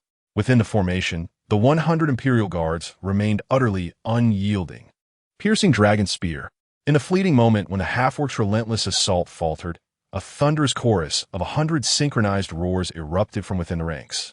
In the next instant, 100 razor-sharp dragon spears surged forth from the obsidian yellow shield, akin to 100 poised venomous dragons ready to strike. The sound of blades piercing flesh resonated continuously, sending shivers down the spine. The half-orc's prideful tough skin, before the dragon spears infused with armor-piercing might, proved as fragile as mere parchment. In an instant, amidst the clash, over half of the 60 half-orcs found their chests pierced, their crimson blood staining the earth. Observing this, the remaining half-orcs exhibited a flicker of dread in their blood-red eyes. They sought to retreat, but it was already too late. With the royal swordsmanship, 100 imperial palace guards simultaneously retracted their spears, drawing their rune-etched swords from their waists. A cascade of golden swordlight, imbued with the majesty of royalty, ascended skyward, weaving an impenetrable web of death that descended upon the remaining half-orcs with a thunderous crash. The chilling screams abruptly ceased. When the sword light dissipated, all that remained was a ground strewn with severed limbs and no half-orc left standing. Ding! You have slain 60 level 15 elite half-orcs. Your experience points 66,000. Ding! The 8th wave of Monster Siege has concluded. The entire process was a relentless force, utterly dominating. The Imperial Palace Guards concluded the battle without exerting significant effort. Upon witnessing the resplendent and fiercely intimidating ranks of the Imperial Palace Guards below, Yi Fan beamed with satisfaction from atop the Hall of Heroic Spirits. Chapter 66. Exquisite Quality Goblin Riders X50. Meanwhile, across the battlefield of myriad races, those who prided themselves as the foremost might of their kind finally faced their 8th wave of adversaries. Above the clouds, in the floating Titan Temple, Donald Wilson remained seated, leaning against the grand throne crafted from pure gold, cradling a figure of exquisite beauty that could enrapture any male. Roar! Outside the temple, a legendary behemoth, towering like a mountain and clad in a hide of impenetrable rock, was effortlessly dispatching a throng of elite half-orcs, shredding them to pieces as if swatting flies. This was an unmitigated massacre. It was a dimensional assault of legendary beings upon mere elite cannon fodder. Yet, Wilson's gaze never strayed from the enchanting Lilith in his embrace. His gnarled hand roamed over her satin-smooth skin, his murky eyes brimming with unabashed possessiveness. "My little darling, do you see? This is the power of my Titan Temple." Wilson's voice exuded arrogance. That young lad from the Dragon Kingdom, Yi Fan, was merely fortunate enough to have tamed some subpar troops and 6 winged angels. Before my magnificent behemoth, his so-called army is naught but a flock of lambs awaiting slaughter. Soon, I shall usurp his top position. Indeed, Lord Wilson, you are the true destined one of this battlefield, Lilith gasped, her delicate fingers entwining around Wilson's neck, her breath fragrant as orchids, her voice sultry to the core. That Yi Fan is not worthy to even carry your shoes. Once the blood moon wanes, I shall personally sever his head for you. Ha ha! Excellent. Lilith's flattery greatly gratified Wilson's morbid vanity. He leaned down and pressed a fervent kiss upon her alluring crimson lips, eliciting a breathless gasp that was all the more intoxicating. Wilson laughed boisterously. Ha ha ha! Once I establish my guild and gather all the members of the Titan Temple, with but a flick of my finger, I shall reduce all those Dragon Kingdom insects to dust. Wilson envisioned himself reigning supreme. At this tense juncture of the blood moon's rise and the lamentations of myriad races, this lord from the Lighthouse Nation audaciously enacted a vivid display of passion with the legendary abyssal Succubus upon his throne. Meanwhile, in other corners of the battlefield, before the legendary Shiva Temple of the White Elephant Kingdom, a war elephant, towering 50 meters and covered in pristine white, effortlessly swept up dozens of half-orcs with its pillar-like trunk, only to smash them down into a puddle of flesh. In the skies above the Frost Dragon Lair of the Pickled Vegetable Kingdom, several epic frost dragons unleashed their bone-chilling breath, encasing all invading half-orcs in a lifelike ice sculptures. In the realm of the Monkey Kingdom, the formidable tree fortress of Ruan Shower came to life as countless robust vines surged forth like colossal serpents, piercing through the half-orcs and reducing them to desiccated corpses. These elite lords, in the face of the 8th wave of assault, appeared to handle the situation with remarkable ease. Yet, unbeknownst to them, while they reveled in their triumph over a score of superior half-orcs, Yifan had already shifted his gaze towards the impending 9th wave of adversaries. Alert! The 9th wave of monster siege is about to commence. Monsters, 50 elite goblin riders. A flash of crimson light illuminated the battlefield as 50 diminutive yet grotesque goblins materialized, mounted upon ferocious battle wolves, their eyes aglow with a menacing red light. This was a combination of combatants possessing agility and aggression far surpassing that of the previous foes. Unaware of their impending doom, the valiant guards of the Emperor's Hall, still buoyed by their recent victory, charged forth once more without awaiting King Gang's command. Formation: Imperial Charge. 100 guards of the Emperor's Hall boldly initiated an offensive. With their dragon spears held aloft, the entire battalion transformed into an unstoppable golden torrent, embodying the indomitable spirit of a sovereign, instilling even the fierce battle wolves with a sense of trepidation that manifested as pitiful whines. With no room for doubt, under the relentless onslaught of the Emperor's guards, the 50 goblin riders, along with their wolves, could not muster even a semblance of effective resistance before they were pierced through by 100 dragon spears, pinned to the blood-soaked earth. Alert! You have slain 100 level 20 elite goblin riders, earning 150,000 experience points. Alert! The 9th wave of monster siege has concluded. However, for the other lords, this 9th wave heralded a grim toll. The goblin riders' extraordinary mobility rendered many lords, who relied on fortifications, utterly defenseless. Countless castle defenses were effortlessly breached, leading to merciless slaughter. When the notification of the end of the 9th wave echoed, the number of surviving lords on the battlefield plummeted to a chilling figure. Current number of surviving lords in Blue Star, 291, 754, fewer than 300,000. Even the Dragon Kingdom channel was rife with reports of casualties, casting a somber pall over the atmosphere. Those who had managed to endure thus far were undeniably the true elite, the future hopes of their respective nations. Yet even so, they continued to wither away in droves beneath the blood moon. Nevertheless, the notification offered no respite. The cold, vast, and utterly emotionless voice of the final judgment resounded with thunderous finality. Alert! The 10th wave of monster siege is about to begin. Monsters, rare quality boss, ancient earth dragon, X1, rare, boss. Upon witnessing these two words, the expressions of all surviving lords in the global channel froze in an instant. What replaced them was a profound, bone-deep despair. A rare level boss? What kind of ist is this? The elite level boss nearly cost me my life. How on earth are we supposed to fight this? It is over, utterly finished. The earth dragon, that is the legendary subdragon species, possessing the bloodline of a true dragon. We are doomed. Let it go. After struggling for so long, we cannot escape death. Within the Titan Temple, having just concluded a battle, Wilson, with a satisfied expression, caught sight of this notification.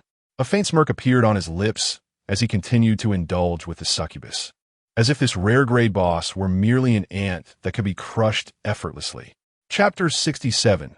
Rare level boss, ancient earth dragon, upon the grand heights of Valhalla. Yifan gazed down upon the resplendent ranks of the Emperor's Guard, whose aura radiated with an overwhelming sense of lethal intent, a satisfied smile adorning his countenance. Yet, before he could utter a word of commendation, the cold and merciless chime of the system notification reverberated through the air once more. Ding! The 10th wave of monster siege has commenced. Monster, rare level boss, ancient earth dragon.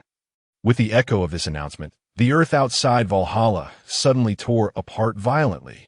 Two terrifying roars, imbued with the essence of antiquity and savagery, erupted from the depths below. In the next moment, two colossal creatures, each exceeding 40 meters in length and cloaked in thick, rock-like, ochre scales, with fearsome horns adorning their heads and limbs as robust as ancient pillars, emerged abruptly from the fissures. It was none other than the level 25 rare level boss, the ancient earth dragon. Within their murky draconic eyes, a fierce desire for destruction and brutality gleamed. Upon their emergence, they gaped their cavernous maws, capable of devouring hills, unleashing massive spikes of earth, formed from highly concentrated earth elements, which surged toward the walls of Valhalla like bamboo shoots breaking through the soil. What a welcome sight! This time, without waiting for Wang Gang's command, the ever-eager Li Tinyu could no longer contain himself, his eyes igniting with a fervent battle spirit that seemed almost tangible. He stepped forward, his formidable frame cracking with the sound of breaking bones, muscles swelling like coiled dragons as blood-red totemic patterns surged across his skin, transforming him into a blood-soaked demigod emerging from an ancient battlefield. "General, leave this beast to me." Li Tinyu's voice resonated like a mighty bell, brimming with unparalleled confidence. Wang Gang regarded the fervor radiating from him, slowly nodding in assent, and solemnly declared, "Make it swift. We must not keep our lord waiting." "Understood," Li Tinyu bellowed, his excitement reaching a fever pitch. With a powerful stomp, he drove his foot into the rune-imbued, impervious city wall, creating a shallow dent. Like a crimson cannonball, he leaped from the towering 20-meter-high wall, his blood-red giant axe tracing a formidable arc in the air as it descended upon the encroaching earth spikes. "Shatter for me." Boom! A circular wave of crimson axe light, stretching over 10 meters, erupted forth. The earth spikes, sharp enough to pierce steel, were effortlessly cleaved asunder, crumbling into a cascade of debris. Roar! Witnessing their attack thwarted, the two ancient earth dragons were instantly consumed by fury, their heavy footsteps echoing like moving mountains as they charged recklessly toward Li Tinyu. The earth trembled violently beneath their weighty passage. "Ha ha ha! Come forth!" In the face of this collision that could terrify any legion, Li Tinyu pressed forward instead of retreating, his eyes gleaming with a mad light. Blood-fueled battle body. He roared towards the heavens, his entire body enveloped in a crimson totem that seemed to come alive.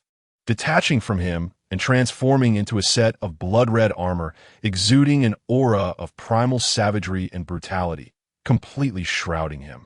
In that moment, his presence surged, faintly reaching the zenith of an epic caliber. Death! Li Tinyu's figure moved with the swiftness of thunder, boldly confronting an ancient earth dragon. With his colossal axe raised in a manner reminiscent of the creation of the world, he struck fiercely, colliding head-on with the menacing dragon's head. A thunderous sound, capable of shattering eardrums, erupted with a cataclysmic force. A visible shock wave emanated from the two combatants, radiating wildly in all directions and lifting a thick wave of earth from the ground. The ancient earth dragon, with a force potent enough to shatter mountains, was abruptly halted by this axe strike. Its massive head, encased in heavy scales, shattered inch by inch, and blood gushed forth. Yet Li Tinyu did not retreat a single step. Again, with his initial strike successful, Li Tinyu's fighting spirit intensified. He wielded the blood-red axe like a whirlwind, unleashing a torrent of domineering axe lights that rained down mercilessly upon the ancient earth dragon. Observing this, another earth dragon swiftly changed direction, opening its gaping maw to deliver a fierce bite to Li Tinyu's back. However, at that moment, "Your opponent is me." A roar, equally filled with a savage aura, resounded. Oink! The colossal figure had appeared on the battlefield unbeknownst to anyone. The dark golden cleaver in his hand glimmered with the brilliance of the Pig King totem as he swung it, unleashing the sound of thunder. Two heroes battled two dragons. In an instant, the entire battlefield was enveloped in a tempest of chaotic energy and thunderous roars. Above in Valhalla, Yi Fan observed the violent clash below, a satisfied smile gracing his face. Oink appeared to toy with his adversaries, exuding ease and delight. Yet, Li Tinyu grew ever more valiant, single-handedly driving the rare-level boss, the ancient earth dragon, into a retreat, leaving it utterly defenseless. With a sharp sound akin to a blade piercing flesh, Li Tinyu seized an opening, his massive axe carving a cunning arc from below, cleaving the ancient earth dragon's jaw in twain. A roar of immense pain erupted from the ancient earth dragon. Yet this became its final wail. Li Tinyu leaped onto the dragon's head, raising his axe high and plunging it mercilessly into the gaping wound. Boom! The enormous headless dragon's corpse collapsed with a thunderous crash, sending a cloud of dust soaring into the air. Chapter 68. The 10th wave completed, temporarily in first place. Ding.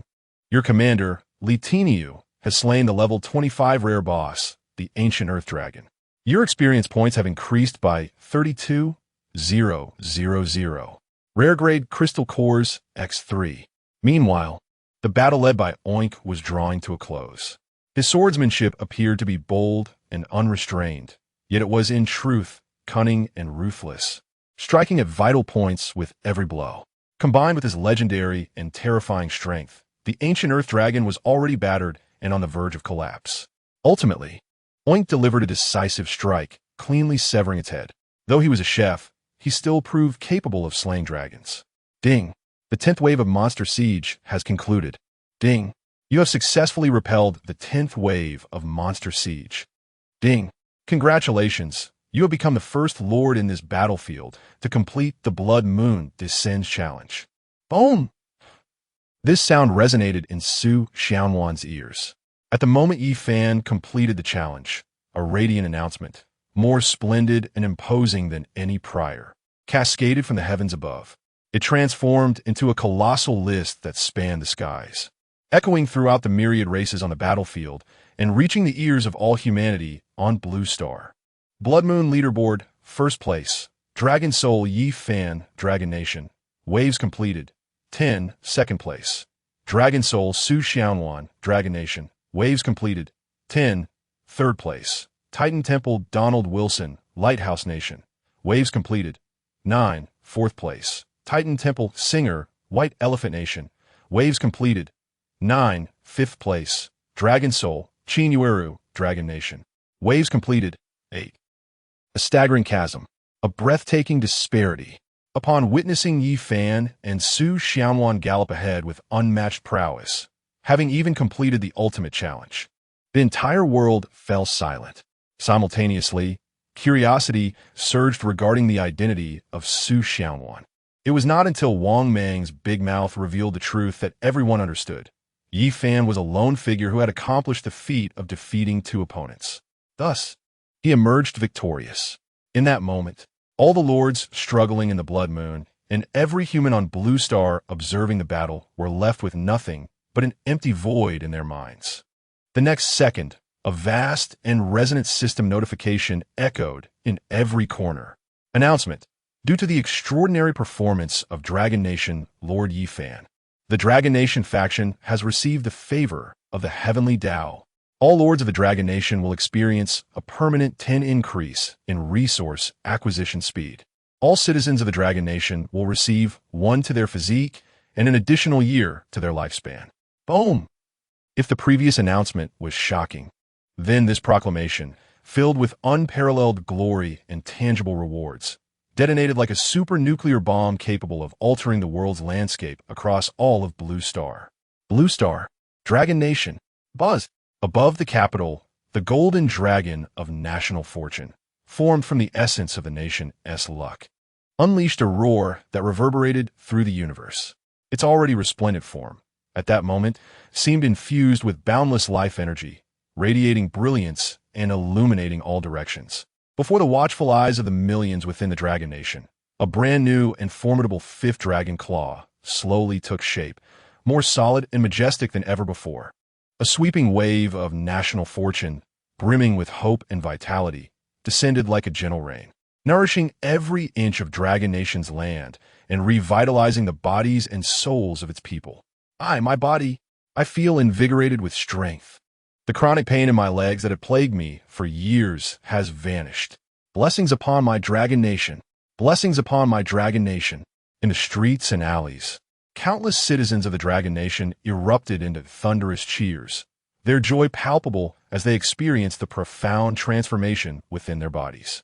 They rushed out of their homes, embracing each other in tears, calling out Yi Fan's name until their voices were hoarse. At that moment, Yi Fan stood as the sole hero of the Dragon Nation, the only deity. Within the highest wartime command center, Zhao Gang and Zhu Chong, 2 elderly men who had devoted their lives to the nation, gazed intently at the magnificent 5-clawed golden dragon, tears streaming down their weathered faces as they struggled to contain their emotions. The five-clawed golden dragon. It is indeed the five-clawed golden dragon. Zhu Chong trembled with excitement, realizing that the Dragon Nation had finally regained its sovereign fortune. As long as Yi Fan continued to grow, he would undoubtedly become a god-level lord within the remaining 20 days. Clenching his fists tightly, Zhao Gang raised his head, allowing the hot tears to flow freely, and with a voice filled with pride and emotion, he bellowed, "Send forth my command. Today, the entire nation shall celebrate." In stark contrast to the jubilant celebrations of the Dragon Nation, within the Titan Temple Guild Channel, a profound silence and despair reigned. Donald Wilson stared intently at the glaring announcement on the screen, his face, marred by age spots, twisted in extreme anger and jealousy. "No, this is impossible. It cannot be." In a fit of madness, he smashed the priceless jade table in the temple with a single blow. He could not comprehend. He could not understand. Why? Why was it once again that Yi Fan? Yet, while the entire world was still engulfed in the massive waves stirred by Yi Fan, a notification sound echoed once more in his ears atop the Hall of Heroes. "Ding! You are the first lord to complete the 10-wave challenge, and you have earned the qualification to continue the challenge. Notice, subsequent challenges will exponentially increase in difficulty, but the final rewards will be extraordinarily rich. Once the challenge to continue is initiated, it cannot be halted. Do you wish to proceed with the Blood Moon Challenge?" Yi Fan gazed at the option glowing with a blood-red hue, and within his profound eyes there was no hint of hesitation, only an unquenchable fighting spirit. Burning like a fierce flame, he slowly raised his hand. "Continue." Chapter 69, 11th Wave of Monsters, 30-level Epic Quality, Void Ripper, X30. These words, though plain, resonated with unparalleled confidence, echoing like an oracle throughout the blood-soaked realm. Ding! The Lord Yi Fan has chosen to continue the challenge. The 11th wave of monsters is about to commence. Booming thunder. At the instant Yi Fan made his decision, the blood-red moon in the sky suddenly contracted. A surge of crimson light, 10 times more intense than before, cascaded down like a torrential river breaking its dam. The entire land seemed to be submerged in a sea of blood, the brutal, frenzied, and bloodthirsty atmosphere nearly solidifying the very air itself. In the World Channel, the silence that had enveloped the atmosphere following Yi Fan's ascent to the pinnacle was instantly shattered by this unexpected turn of events. What? What did I just witness? Continuing the challenge? Is Yi Fan mad? He has already secured first place. Why push further? My God, does he not realize that the subsequent challenges increase in difficulty exponentially? Is he jesting with his own life? Insane. Utterly insane. This is no longer confidence. It borders on arrogance. Does he truly believe himself invincible? Within the Titan Temple Guild Channel, Donald Wilson gazed at the system prompt indicating the choice to continue the challenge. His face twisted with jealousy, momentarily stunned, before erupting into a fit of maniacal laughter. Make the lighthouse great again. Ha ha. Foolish. Truly the epitome of foolishness from the Dragon Kingdom. He is courting death.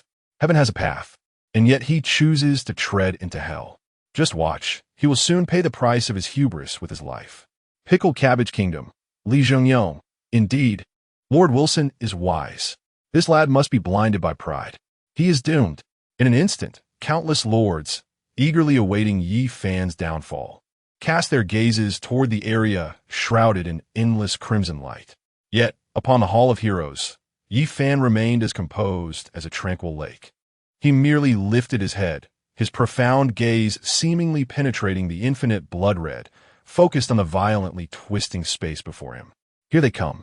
No sooner had the thought formed than a sound akin to silk being torn echoed, and the sky above the Hall of Heroes was brutally rent open, revealing a pitch-black fissure extending 100 meters. A wave of terrifying energy, filled with void and chaos, surged forth from the chasm. In the next moment, 30 shadowy figures, appearing as if conjured from pure darkness, with broken bat-like wings and claws as sharp as blades, screeched down from the fissure. Their bodies seemed to be woven from pure shadow, impervious to all light. Wherever they passed, the very fabric of space left behind faint traces of distortion. 11th wave of monsters, 30-level epic quality, Void Ripper X30. They are aerial units, and they are of epic caliber. Wang Gang's expression turned grave for the first time. These Void Rippers, swift as phantoms and endowed with the innate ability to traverse the void, present an unrelenting nightmare for ground forces. Yet, a chilling smirk slowly curved upon Yi Fan's face. Flying units? Holy dragons, engage!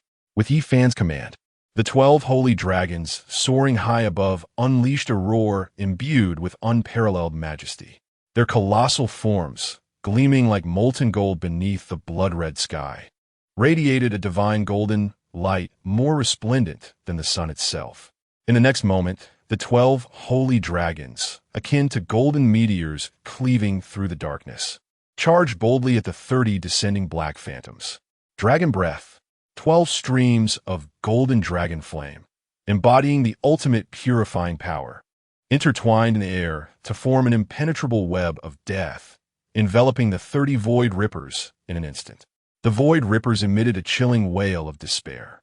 Their ethereal bodies, immune to most physical and elemental damage, melted before the sanctified dragon flames, akin to snow under the blazing sun, producing a hissing sound as they disintegrated.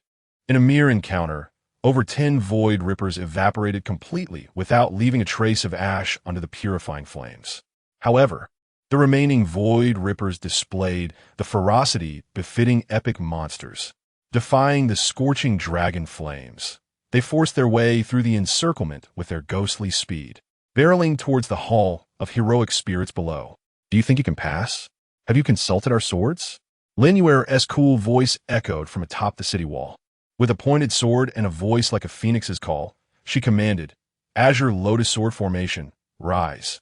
In unison, 300 Azure Lotus Sword attendants, their minds attuned, launched 300 azure swords emanating a chilling brilliance into the sky. The fierce sword lights intertwined and merged, forming a vast azure sword net, spanning 1,000 meters, composed purely of sword energy. The net spun gracefully, shimmering with colors, yet exuded a terrifying sharpness capable of cleaving through the stars of the heavens. Converge. With a soft command from Lin Yuer, the colossal azure sword net suddenly constricted. Those Void Rippers that had narrowly escaped the dragon flame net barely had a moment to react before the contracting sword net sliced them into countless fragments, dispersing them into the ether as a cloud of black mist. You have slain 30 level 30 epic Void Rippers, gaining 300,000 experience points. Epic Crystal Cores X30. The entire process was utterly devastating. The flawless synergy between air and ground rendered what could have been a nation-destroying aerial assault in the eyes of other lords. Merely a ripple before Yi Fan, raising not even a splash. The 11th wave of Monster Siege has concluded. The 12th wave will commence in 30 seconds. Chapter 70, Level 30 Epic Boss, Abyssal Titan Worm. The world channel was enveloped in an eerie silence. All the lords, who had reveled in the misfortunes of others, now found themselves choked by an invisible hand, rendered utterly speechless. They could hardly fathom that those 30 epic flying monsters, which had instilled terror merely by their presence, had simply vanished.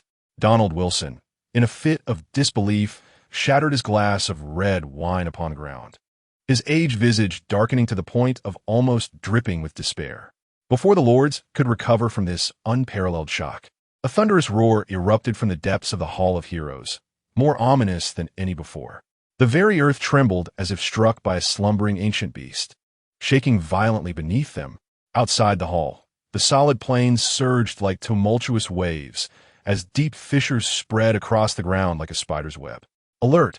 The 12th wave of the Monster Siege has commenced. Monster, Level 30 Epic Boss, Abyssal Titan Worm.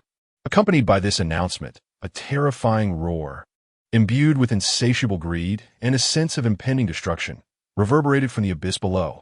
In the next moment, to the horror-stricken gazes of all, a grotesque head, exceeding 20 meters in diameter and adorned with layers of menacing, circular teeth, burst forth from the earth like a monstrous maw from the depths of the abyss. Following this, a colossal body, over 100 meters long and enveloped in a dark purple, viscous exoskeleton, emerged, brimming with countless writhing tendrils of despair. This was the terrifying embodiment of an epic boss, the abyssal Titan worm. As it materialized, its abyss-like mouth gaped wide, unleashing a torrent of dark green, highly corrosive acid, akin to a flood breaching its dam, aimed directly at the walls of the Hall of Heroes. "This is dire." Wang's expression shifted dramatically. The corrosive nature of this acid was potent enough to dissolve the runic crystal walls. "Sing the Song of Heroes." At that moment, Yifan's calm voice resonated throughout the battlefield. In an instant, the entire Hall of Heroes radiated a brilliant bronze glow. An ancient, melancholic, yet fiercely inspiring battle hymn surged forth from the bronze edifice, echoing in the ears of every warrior. Yifan's subordinates felt an overwhelming surge of power coursing through them. Their eyes ignited with a crimson hue, and a faint golden aura enveloped their beings, enhancing all attributes by 30. "Fight! Fight! Fight!" The 400 Imperial Guards bellowed in unison, their dragon spears striking the ground with authority. Battle formation, Imperial Guardian. 400 streams of golden Imperial Dragon energy soared skyward, intertwining to form a majestic phantom of a towering emperor, crowned and robed in dragon garb, steadfastly shielding the Hall of Heroes behind him. The corrosive acid, potent enough to dissolve mountains and rivers, splashed upon the ethereal form of the emperor, as if it had encountered its nemesis, swiftly purified and evaporated by the Imperial Dragon aura, causing not even a ripple. Roar.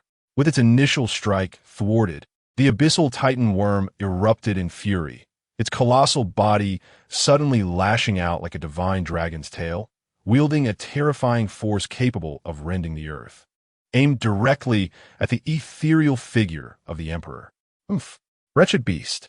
Li Tiniu and Oink looked at each other, their voices merging into a thunderous roar as they leaped from the city walls in unison. They flanked the creature, their battle axe and kitchen knife erupting in resplendent brilliance, delivering a ferocious blow against the sweeping tail. Clang! A deafening sound reverberated through the heavens. The impenetrable shell of the abyssal Titan worm was left with 2 gaping wounds, bones visible beneath, as purple-black blood gushed forth like a fountain. At that moment, a dragon's roar resounded from the skies. 12 holy dragons descended like bolts of golden lightning, their claws sharp as divine weapons, fiercely clawing at the massive body of the abyssal Titan worm. Roar! The creature writhed in pain, desperately attempting to burrow into the earth. Trying to escape? A glimmer of cold, murderous intent flashed in Yifan's eyes. He slowly raised the thunderous battle axe, forged by the dwarven King Copperbeard, high above his head, targeting the enormous body that sought to vanish underground. Rumbling. The blood-red demon moon was engulfed by endless storm clouds at that moment. Countless purple-black divine thunders, as thick as barrels, surged wildly within the clouds, converging into a spear of thunder, stretching 100 meters long, imbued with an aura of utter destruction. The spear of thunder. In my name, I summon the divine thunder of the 9 heavens. Strike! As Yifan's voice, laden with supreme authority, echoed, the spear, formed from myriad divine thunders, descended with the terrifying might of judgment upon all things. Splurt! Without any hindrance, the abyssal Titan worm's once proud defenses crumbled before the law-infused thunder spear, fragile as thin paper. The entire land was forcibly cleaved open beneath the impact of the spear. The once mighty epic-level boss did not even have time to utter a final wail before being utterly obliterated by the furious power of thunder. Reduced to nothing but charred remains scattered across the sky. Simultaneously, the thunderous battle axe shattered into dust. Ding! You have slain the level 30 epic boss, Abyssal Titan Worm. Your experience points, 500,000. Legendary Crystal Core, X1. Heart of the Abyss, X1. Ding! The 12th wave of the Monster Siege has concluded. Chapter 71. The legendary boss, Bone Dragon King, as the colossal form of the Abyssal Titan Worm was reduced to cinders beneath the Spear of Thunder. The chilling notification from the system resonated like the final tolling of a death knell in the hearts of all beings who beheld this miracle. The world fell into an eerie silence. Within the forest surrounding the Hall of Heroes, Wang Mang, Ma Xiaoyao, and Qin Yuru had long since held their breath. They stood like three petrified statues, staring in awe at the young figure standing atop the ancient bronze tower. Crack! A crisp sound shattered the stillness. A handful of five-spice sunflower seeds slipped from Wang Mang's rigid fingers, scattering across the ground. What in the world did I just witness? Wang Fatty stammered, pinching his thigh hard enough to evoke a sharp pain that jolted him back to reality, yet deepened his astonishment. A single axe obliterated such a massive creature? That seemed like the legendary heavenly tribulation, perhaps? Ma Xiaoyao's mouth formed an OS. She gazed at Yi Fan, her large eyes reflecting not mere admiration, but an almost fervent faith. Qin Yuru's cold, delicate features were overtaken by a shock that words could scarcely encapsulate. Taking a deep breath, she slowly articulated, "He has transcended our understanding, hasn't he?" The three exchanged glances, and in unison, they reached into their pockets to retrieve some seeds produced by Elia, cracking them open as they relayed the astonishing battle to the Dragon's Soul Guild channel. Wang Mang, brothers, you won't believe it. That 12th wave was a gigantic worm over 100 meters long, an epic-level boss, and our guild leader took it down with a single axe. Just one axe. Summoning a bolt of lightning from the heavens, he reduced it to ashes.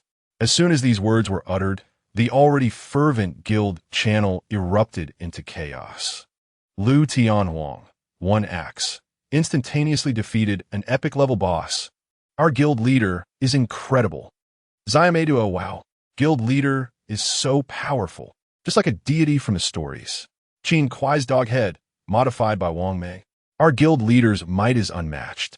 Unifying all races is but a matter of time.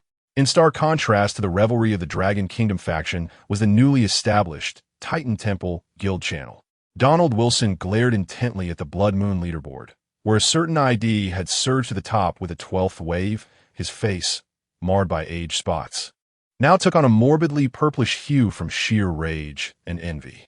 Make the lighthouse great again. Pray. Everyone pray for me. I swear by the last vestiges of my congressional honor. He absolutely cannot withstand the 13th wave. It is impossible. Korean Nation, Li Zhongyong. Exactly. Kill him. Blood Moon. Slay him. Great Tangan. Please bestow your divine punishment. White Elephant Nation. Xingu. O Lord Shiva. This defies all logic. I refuse to believe it. In this moment, the entire anti-Leaf Fan alliance fervently offered the most vile curses for the demise of Leaf Fan. Meanwhile, on Blue Star, a tremendous uproar erupted. The people of the Dragon Nation rejoiced through the night, while citizens from other nations fixated on their screens, fully aware that since the opening of the 10,000 races battlefield, every lord who chose to continue the challenge ultimately met with a singular fate: death. They were both terrified of Leaf Fan's might and morbidly eager to witness the fall of this legendary figure from the Dragon Nation. However, at this moment of collective attention and diverse thoughts among billions of souls, the cold, vast, and emotionless system notification reverberated through the heavens and the earth once more. Ding! The 13th wave of Monster Siege is about to commence. Boom! This time, it was not the tearing of space nor the collapse of the earth. Instead, the entire blood-red sky was ablaze. A deathly and withering aura, tenfold more terrifying than all previous monsters combined, poured down like an invisible river from the burning blood clouds. This mere presence sent chills through Wang Mang and others at the periphery of the Hall of Heroic Spirits, as if they were plunged into an icy abyss, their blood seemingly frozen. What on earth is this? Wang the Fat exclaimed in horror. In the next moment, from within the burning blood clouds, a colossal dragon, over 100 meters in length, and constructed from countless ominous bones, slowly emerged, its eye sockets ablaze with two flickering azure flames of soul. Its wings, formed from the bones of innumerable beings, suddenly flapped, tearing the blood clouds asunder. A terrifying dragon might, belonging to the legendary level, descended with overwhelming grandeur. 13th Wave Monster, Level 40 Legendary Boss, Bone Dragon King. Legendary Level, Wang Gang Li, Tiniu, Oink. All the commanders' faces changed dramatically at this moment. They could distinctly feel that the Bone Dragon King before them was fundamentally different from all previous foes. It was an absolute dominance on the level of life itself. Roar! The Bone Dragon King let out a roar filled with death and decay, opening its massive maw formed from countless blade-like bones. A grayish-white breath, imbued with the essence of annihilation, surged forth like a torrent of death towards the hall of heroic spirits. Saint Dragons, prepare for battle. Li Fan's voice, for the first time, bore a hint of gravity. Roar! 12 Saint Dragons erupted with an unprecedented brilliance of golden light. Fearless, they formed a golden line of defense. 12 streams of divine dragon flames converging into a colossal judgment spear, aimed at the grayish-white breath of death. However, boom! The golden spear, upon contact with the death breath, was swiftly dissolved and disintegrated as if it were snow in the sun.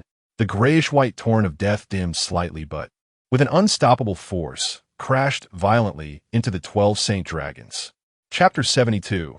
The Angel Strikes. Turning the tide, a mournful wail erupted from the 12 holy dragons. Their golden bodies, once radiant, now marred by the encroaching deathly breath, revealing patches of ash and decay. The divine luminescence swiftly dimmed, akin to a kite severed from its string, plummeting from the heavens. In a mere instant, all 12 epic holy dragons lay grievously wounded. How could this be? Wang Gang exclaimed in shock.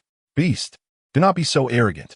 Lin Yor, witnessing the calamity, her lovely visage darkened with frost, pointed her sword, her voice ringing like a phoenix's call. Qinglian extermination, sword formation. At that moment, 300 Qinglian sword attendants simultaneously unleashed their vital essence upon their flying swords. 300 azure blades erupted in an unprecedented brilliance, coalescing into a colossal sword, 1,000 meters in length, etched with myriad arcane runes. A terrifying sword intent, capable of slaying gods and extinguishing Buddhas, surged forth with explosive might. Strike! With a commanding shout from Lin Yuer, the azure giant sword, embodying the supreme radiance that could sever the cycle of reincarnation, descended upon the Bone Dragon King with cataclysmic force. The resounding clash echoed through the cosmos. The enormous form of the Bone Dragon King abruptly sank under the weight of the blow, several of its massive ribs shattering in response. Yet, that ethereal blue flame of its soul merely flickered momentarily before stabilizing once more. With a furious roar, the Bone Dragon King lashed its colossal bony tail, striking the azure giant sword with the force of a celestial whip. Crack! The sound of shattering resonated as the extermination sword formation, composed of 300 flying swords, was violently dispersed by the blow. The Qinglian sword attendants collectively spat blood, their faces turning ashen. Defeated, both the Holy Dragon Legion and the Qinglian sword formation appeared utterly powerless against the legendary Bone Dragon King, unable to mount even a feeble resistance. Such is the terror of a legendary boss. Ha ha ha ha. Yi Fan, your demise is at hand. Within the Titan Temple, Donald Wilson raved like a madman, his eyes alight with the ecstasy of victory. However, just as everyone believed that Yi Fan was about to pay for his arrogance, a tall figure on the Hall of Heroes took a deliberate step forward. Beside him, the six-winged seraph, who had remained silent and doll-like, gradually opened her pure golden eyes. My lord, permit Laina to clear away all your foes.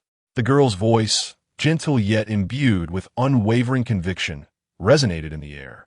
Yi Fan gazed into her eyes, aflame with the fire of judgment, and nodded slowly. Go, as commanded. In the next instant, the 6 sacred wings behind Laina unfurled with a mighty rush. A radiant light, more brilliant than the sun and more majestic than the divine, erupted suddenly from her petite form. In that moment, the realm shrouded in blood and death was violently torn apart by this exquisitely pure holy light.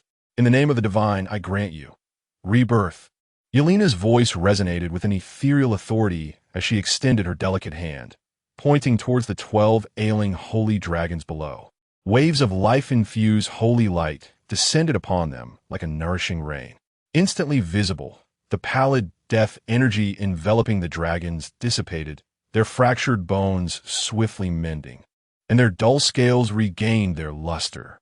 In mere seconds, the 12 holy dragons returned to their peak condition, their vitality even more robust than before. In the name of the divine, cleanse the world of all evil. Yelena's gaze shifted to the 300 wounded Qinglian sword attendants, and another burst of holy light cascaded down, healing their injuries in an instant. Having accomplished this, she slowly lifted her head, her pure golden eyes locking coldly onto the sky, where the invincible Bone Dragon King loomed. Blasphemer, you shall be judged. Sacred domain, arise. As Yelena's voice, imbued with supreme authority, echoed, the 6 wings behind her flared dramatically. With a thunderous sound, a sacred barrier, over 10,000 meters in diameter and forged from pure holy light, erupted forth around her. Within this barrier, hymns resounded, angelic figures danced, and countless holy feathers gently drifted down. The deathly breath of the Bone Dragon King, ignited in flames, sizzled upon contact with this domain, as if it had encountered its nemesis, its power instantly suppressed by more than 30%. Meanwhile, all allied units within the domain were enveloped in a soft holy light, their attributes surging by 50%. With this shift in fortune, the tides of battle were instantly reversed. Now is the moment. All troops, assault! Yi Fan's voice rang out like the final war drum, resounding with urgency. Roar! Kill! The holy dragons roared, the sword attendants shouted commands, and the imperial guards bellowed with fury. Under the dual blessings of the sacred domain and the heroic battle song, all warriors under Yi Fan transformed into an unstoppable torrent of steel, launching their final assault against the immobilized Bone Dragon King. Holy light, judgment. Yelena's figure had mysteriously appeared above the Bone Dragon King, raising the holy light cross sword high. Millions of rays of holy light converged, forming a colossal judgment sword, 1,000 meters in length, capable of adjudicating both gods and demons, which then descended with a thunderous crash. What? The soul flame of the Bone Dragon King emitted a howl filled with fear and resentment beneath this sword. Yet all was in vain. Boom! The heavens and the earth fell silent, losing both sound and color beneath the weight of this strike. As the brilliance faded, the once mighty legendary boss had left behind not even a trace of bone dust. Ding! You have vanquished the level 40 legendary boss, the Bone Dragon King. Your experience points have increased by 1 million. Legendary Core, X1. Heart of the Dragon King, X1. Ding! The 13th wave of the Monster Siege has concluded. Ding! The 14th wave of the Monster Siege is about to commence. Chapter 73. The Corruptor of the Void, Beep. The 14th wave of the Monster Siege is about to commence. As the chilling sound of the system notification resonated like the final toll of a death knell in the hearts of all beings captivated by this divine spectacle, the entire world seemed to be frozen in time. On the Blood Moon rankings, the number that once represented 12, under the scrutinizing gaze of billions, abruptly leapt to a startling 13. Gush! Within the Titan Temple, Donald Wilson expelled a mouthful of blood, staining the map table crafted from the temple's core, white jade of vivid crimson. No, it is impossible. The self-proclaimed child of destiny, a congressman from the Lighthouse Nation, now devoid of any semblance of grace or composure, found his age-spotted face contorted in sheer rage and disbelief. Resembling a demon from the depths of hell, he sprang from his throne, behaving like a madman. A legendary boss. It was the legendary Skeletal Dragon King. How could he possibly defeat it? By what right could he prevail? The entire Titan Temple Guild channel, after enduring a prolonged silence lasting several tens of seconds, was suddenly engulfed by a wave of despair known as collapse. Pickle Nation, Li Zhongyong. This is fake. It must be fake. My frost dragon wouldn't even be able to fly steadily under the oppressive might of that Skeletal Dragon King. How could he possibly slay it? White Elephant Nation singer, this cannot be real. Oh my God, please tell me this is not true. That creature is legendary, capable of obliterating a small nation. Fear, a terror that penetrated to the marrow. If Yi Fan's previous display merely incited feelings of threat and envy at this moment, as he stood triumphant over a living legendary boss, all that remained in their hearts was boundless despair, in stark contrast to the gloom that enveloped others. The Dragon Soul Guild channel had transformed into a raucous sea of celebration. Wang Mang, brothers, You have no idea what just transpired. It was truly magnificent. That six-winged angel. Yelaina, right? With just a wave of her hand, a beam of light descended, and the injured holy dragon was instantly healed. Then, she raised her hand, and the skies lit up. A sword of light, larger than a mountain, cleaved down from above, and the skeletal Dragon King was reduced to nothing but dust. I am your junior, starry-eyed. Sister Yelaina is so cool. She is the embodiment of justice, the messenger of light. She shall be my idol from now on. Qin Yuru. That is no longer mere power. It is a principle. Yifan as commander has begun to touch the realm of the divine. The live broadcast by Wang Meng and his companions acted as a potent stimulant, injecting fervor into the hearts of every lord in the Dragon Nation. They flooded the channel with messages, turning the phrases president is incredible and Dragon Soul is mighty into the singular faith of the moment. Meanwhile, on Blue Star, as Yelena unfurled her six wings, the sacred domain enveloped the heavens and the earth, culminating in the moment when the holy light judgment cleaved through the Bone Dragon King. This scene, transformed by the unique mechanisms of the battlefield of all races, manifested as an exceptionally clear, three-dimensional projection above the skies of Blue Star, appearing on every individual's mobile device and television screen. The entire planet fell into an utter silence. In the Lighthouse Nation's highest military command center, several five-star generals were transfixed by the image on the screen, an ethereal figure bathed in holy light, akin to a deity descending upon mortals. Their cigars had long since fallen to the ground, unnoticed. In the conference room, the silence was so profound that even the sound of a pin dropping could be heard, leaving only heavy, oppressive breaths. Was this the power of the Lord from the Dragon Nation? After a prolonged silence, an elderly general with snow-white hair spoke in a hoarse voice, his eagle-like eyes filled with deep trepidation and an undeniable hint of fear. In the command centers of the Pickled Vegetable Nation, White Elephant Nation, and Monkey Nation, all countries that had eyed the Dragon Nation with envy, the atmosphere was equally somber. They gazed at the legendary boss, now purified by a single strike, and then at their own lord, who had been so heavily relied upon, now reduced to a pitiful rank. A wave of helplessness surged within them. Meanwhile, in the imperial palace of the nation of Yamato, upon seeing the blood-red announcement, the newly appointed prime minister fainted, collapsing to the ground. It was over, completely over. They were painfully aware that once Yefan, now imbued with such terrifying power, had the opportunity to act, a bloody reckoning awaited all surviving lords of Yamato on the battlefield of all races.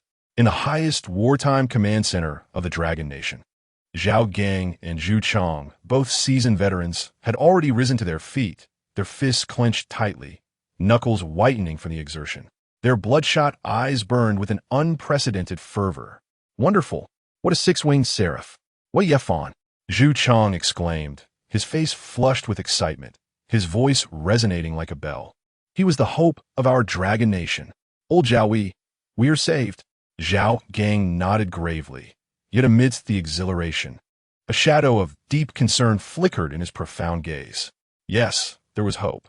But this was not the conclusion. He stared intently at the screen, his voice low. The Blood Moon challenge would only escalate in difficulty geometrically with each wave.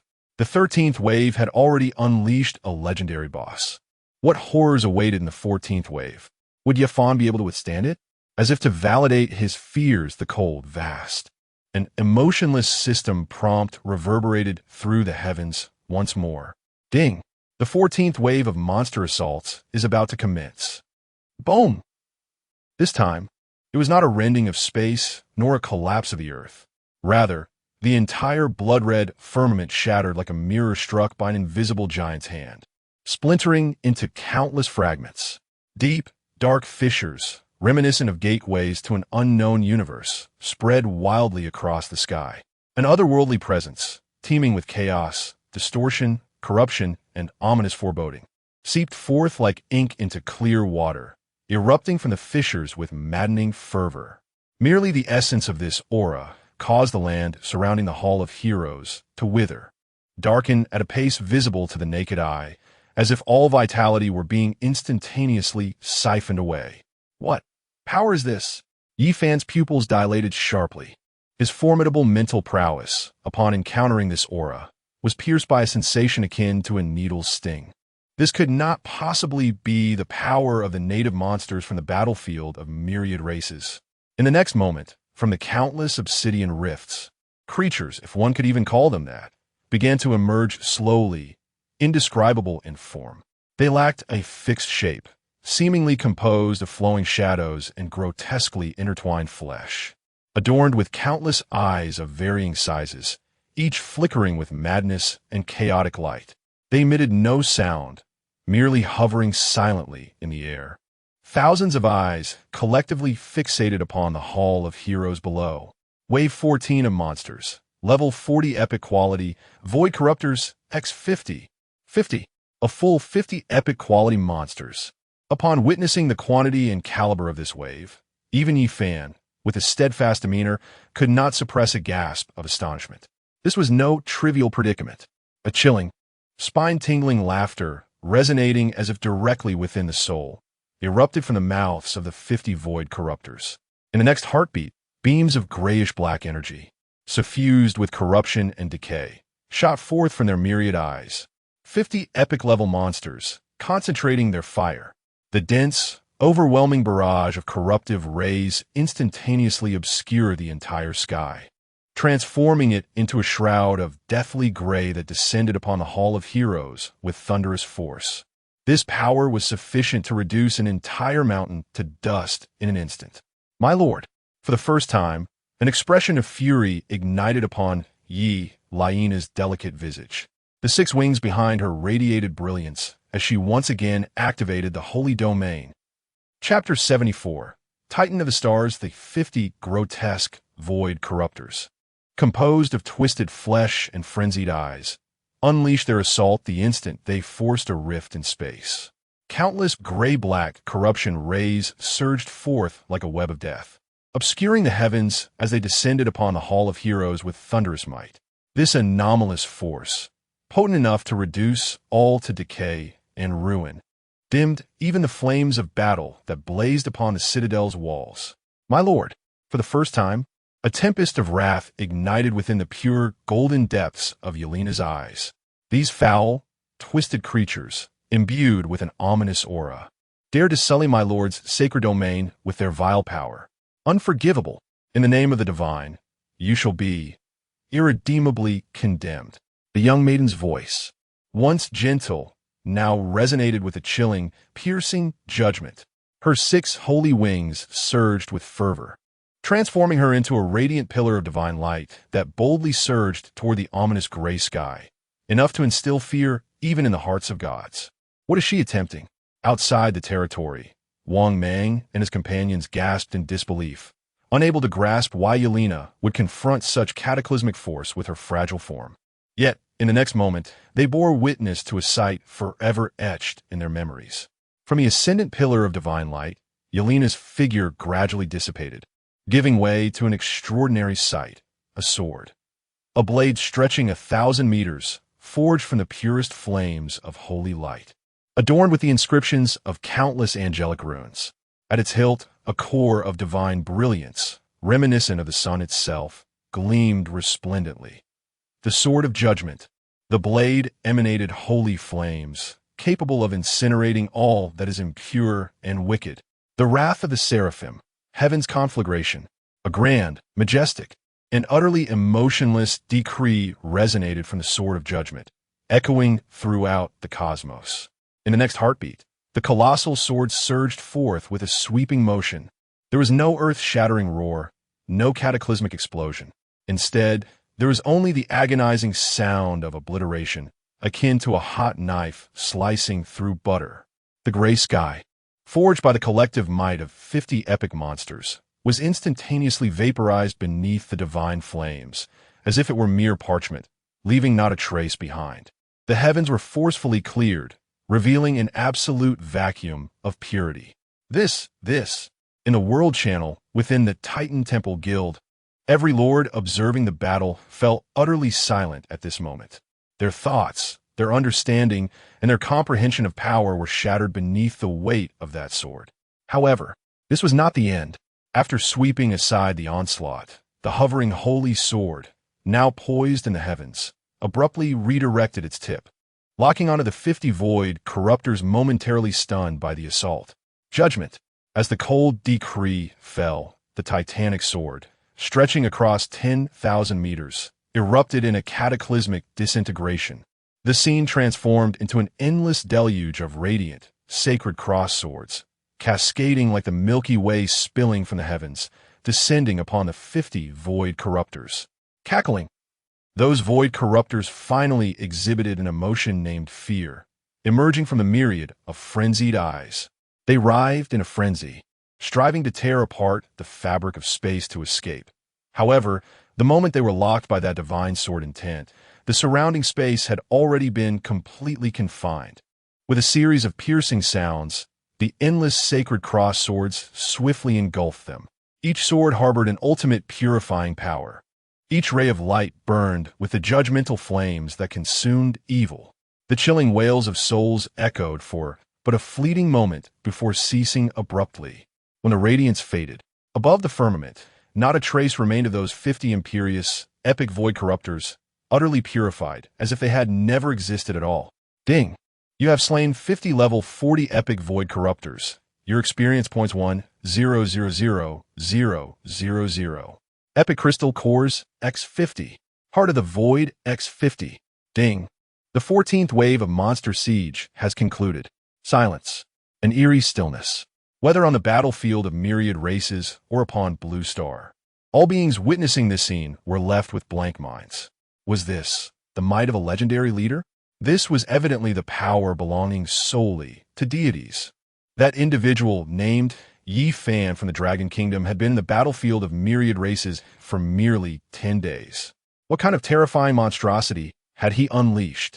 Yet, before the world could fully recover from this unparalleled shock, the cold, resounding system prompt echoed like a death knell, reverberating once more. Ding! The 15th wave of monster siege is about to commence. Boom! This time, there were no strange phenomena.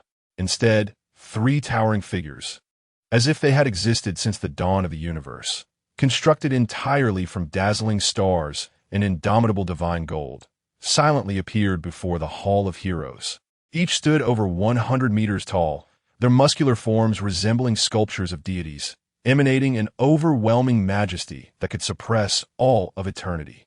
Their eyes were swirling galaxies, filled with indifference and authority, as if gazing down upon humble dust.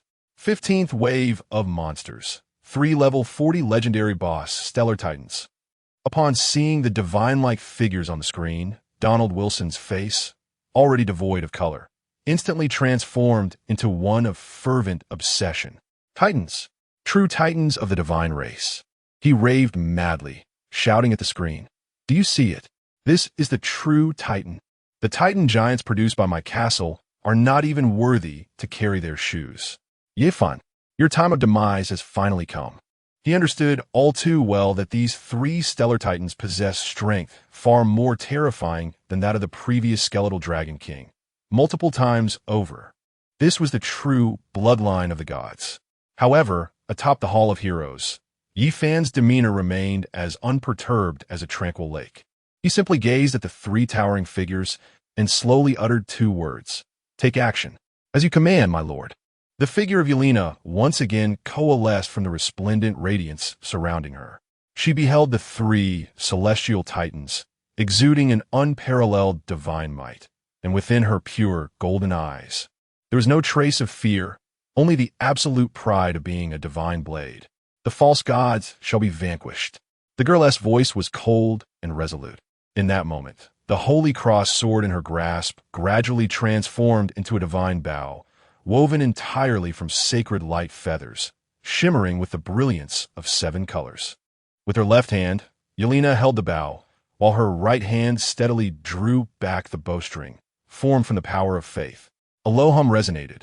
At that instant, it seemed as though all the light of the universe was consumed by the divine bow in her hand.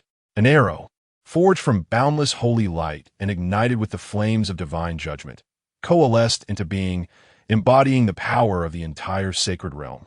potent enough to strike down the sun, moon, and stars. The annihilating divine arrow was taking shape. In my name, I bestow upon you. Your end? As the decree, imbued with supreme authority, fell, Yelena's right hand suddenly released its grip. Whoosh! Time, in that moment, seemed to lose all meaning. Space, beneath that arrow, was effortlessly torn asunder. The annihilating divine arrow disregarded distance and defied the laws of nature, appearing before the three celestial titans with a velocity that transcended causality. For the first time, the galaxies of their eyes revealed an emotion known as terror. They wished to resist, to evade. Yet under the terrifying divine might capable of locking on his souls, their once proud forms could not even twitch a finger. Thud, thud, thud. Three almost imperceptible sounds echoed. The annihilating divine arrow split in midair into three, then rejoined, following an incomprehensible trajectory and with pinpoint precision, simultaneously pierced the foreheads of the three celestial titans. There was no cataclysmic explosion, no apocalyptic surge of energy. In that fleeting moment, the three haughty celestial titans, constructed of indestructible divine gold, were reduced to mere dust, as if they were weathered sand sculptures, fracturing from the center of their brows, ultimately transforming into a cascade of resplendent stardust, gently falling like a celestial shower. Ding! You have slain the level 40 legendary boss, Celestial Titan X3. Your experience points, 3 million. Legendary Crystal Cores X3. Heart of the Titan X3. Ding! The 15th wave of Monster Siege has concluded. Ding! Congratulations. You have successfully repelled the 15th wave of the Blood Moon Challenge. You have shattered the highest record in the history of the Myriad Races battlefield. Ding! The Blood Moon energy in the rookie battlefield has been exhausted, officially concluding this round of the Blood Moon Challenge. Chapter 75. The Blueprint of the Divine Castle. Hall of Eternal Heroes. Ding! The current Blood Moon Challenge has officially concluded. As the cold, vast, and utterly emotionless system notification resonated throughout every corner of the battlefield, echoing deep within the souls of all beings, the entire world fell into an eerie silence. However, this silence lasted less than a second before being shattered by a radiant brilliance, more dazzling and domineering than any previous announcement, infused with unparalleled glory, an iridescent light of 9 colors. Supreme Oracle of the battlefield, Lord Fan of the Dragon Kingdom, having entered the battlefield for 10 days, successfully withstood 15 waves of the Blood Moon Challenge, shattering the highest record in the history of the battlefield. Oracle Reward 1. In recognition of his exceptional performance, a divine grade item will be drawn. Oracle Reward 2. The Dragon Kingdom faction receives the ultimate blessing of the Heavenly Tao. All Dragon Kingdom lords and their subordinate generals will experience a permanent enhancement of 10 to all attributes. Oracle Reward 3. The fortunes of the Dragon Kingdom ascend, benefiting the Blue Star. The lifespan of all citizens of the Dragon Kingdom is extended by 2 years. Boom! If Yifan's previous feats were akin to dropping nuclear bombs into a tranquil lake, then at this moment, these 3 decrees, imbued with supreme divine might and capable of altering the world's order, stirred a cosmic storm upon the already turbulent waters, capable of overturning everything and reshaping the universe. Blue Star Dragon Kingdom. Roar! Above the capital, the fortune-laden golden dragon, having just manifested its 5th claw, unleashed a mighty roar that reverberated across the cosmos, filled with boundless joy and excitement. Its already resplendent form, at that moment, seemed infused with the primordial energy of the entire universe, transforming into a pure hue of purple gold. Mysterious and sacred dragon patterns danced across its massive body as an unparalleled dragon might erupted, enveloping the entire land of the Dragon Kingdom. Countless citizens of the Dragon Kingdom, who were cheering for Fan, suddenly felt a warm, peaceful, and life-affirming energy cascading from the heavens, integrating into their limbs and bones. My heavens, my white hair has turned black. I feel at least 5 years younger. My body is filled with boundless energy. It is the grace of Lord Yi. He has extended the lifespan of all us Dragon Kingdom people.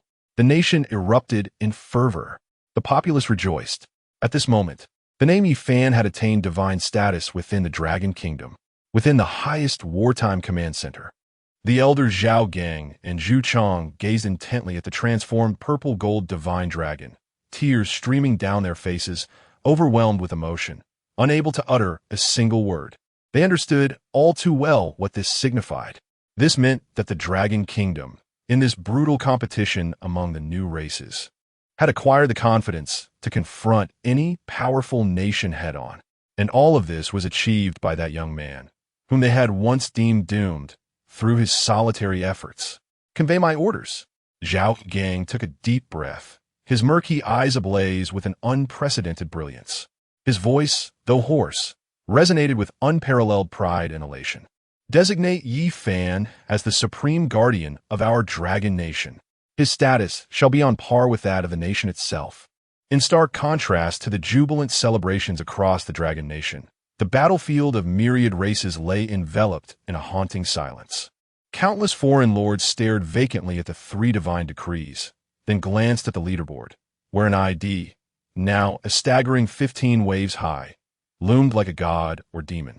A wave of impotence washed over them. They could not even muster feelings of jealousy. Before such overwhelming and crushing power, all emotions appeared feeble. Within the Titan Temple Guild channel, an eerie stillness prevailed. Donald Wilson's face was ashen, slumped upon the throne crafted from the temple's core white jade. His clouded old eyes filled with confusion and despair. He had lost, utterly defeated. His elaborate schemes, his pride, his confidence, all of it had been rendered a complete farce by Yi Fan's miraculous achievements. Beside him, Lilith's enchanting visage had turned ghostly pale, devoid of any color. She bit her lip fiercely, her nails digging deep in her palm, blood seeping out unnoticed. She gazed at the luminous screen, where the six-winged seraph, bathed in holy light, annihilated the legendary boss with a mere stroke of his sword. It felt as though her heart was being mercilessly pierced by a million steel needles. For the first time, a glimmer of regret surfaced in her beguiling eyes. If only she had not chosen betrayal. If only she had chosen to follow that seemingly frail lad from the Dragon Nation. Would it not be her standing high above in the heavens, basking in the admiration of countless races, possessing divine might? This thought coiled around her heart like a venomous serpent, gnawing at her insides and driving her to despair. In the Hall of Heroes, Yi Fan remained oblivious to the tempestuous events unfolding outside. His entire focus was captivated by the radiant orb of 9 colors that descended from the heavens, slowly settling into his palm. The orb was not blinding. Rather, it was remarkably gentle, seemingly containing an entire universe within, stars flickering in their birth and demise, the cycle of all things, suffused with an aura of creation and culmination. Ding! Congratulations! You have obtained a super divine item. Eternal Hall of Heroes. Unique divine building blueprint. Boom! The moment Yi Fan grasped the orb, a torrent of boundless information surged into his mind. In the next instant, a blueprint, crafted from an unknown divine material and adorned with divine blood, depicting scenes of countless heroes in battle, unfurled in his palm. It seemed to carry the weight of ancient epics, imbued with the essence of immortality and eternity. Ancient Eternal Spirit Hall, quality, divine, unique, type, architectural blueprint, effect, can merge with the Lord's Castle, Spirit Hall, to evolve it into the Divine Castle, Ancient Eternal Spirit Hall. Divine Effect 1. Immortal Spirits. Within the territory of the Ancient Eternal Spirit Hall, all allied units will gain the attribute of immortality, allowing them to resurrect instantly within the hall upon death, with no limit on the number of times per day. Divine Effect 2. Throne of Spirits within the hall. A throne can be forged for the most distinguished generals. Those who ascend the throne will attain divinity, breaking the shackles of quality, and possess limitless potential for growth. Divine Effect 3. Summoning of ancient spirits can consume vast resources and divine crystals to randomly summon a legendary spirit from the annals of Blue Star history to fight on your behalf. Require materials, 10 million gold, 500 epic crystals, 10 Titan hearts. As Yi Fan beheld the astonishing attributes of this blueprint, even his usually calm demeanor faltered, and he could not help but draw a sharp breath, his heart racing uncontrollably. Divine. This is the true essence of divinity. Infinite resurrection, the forging of a throne, the summoning of historical spirits. Each of these three effects, standing alone, would drive any lord to madness. Yet now, they converge upon a single blueprint.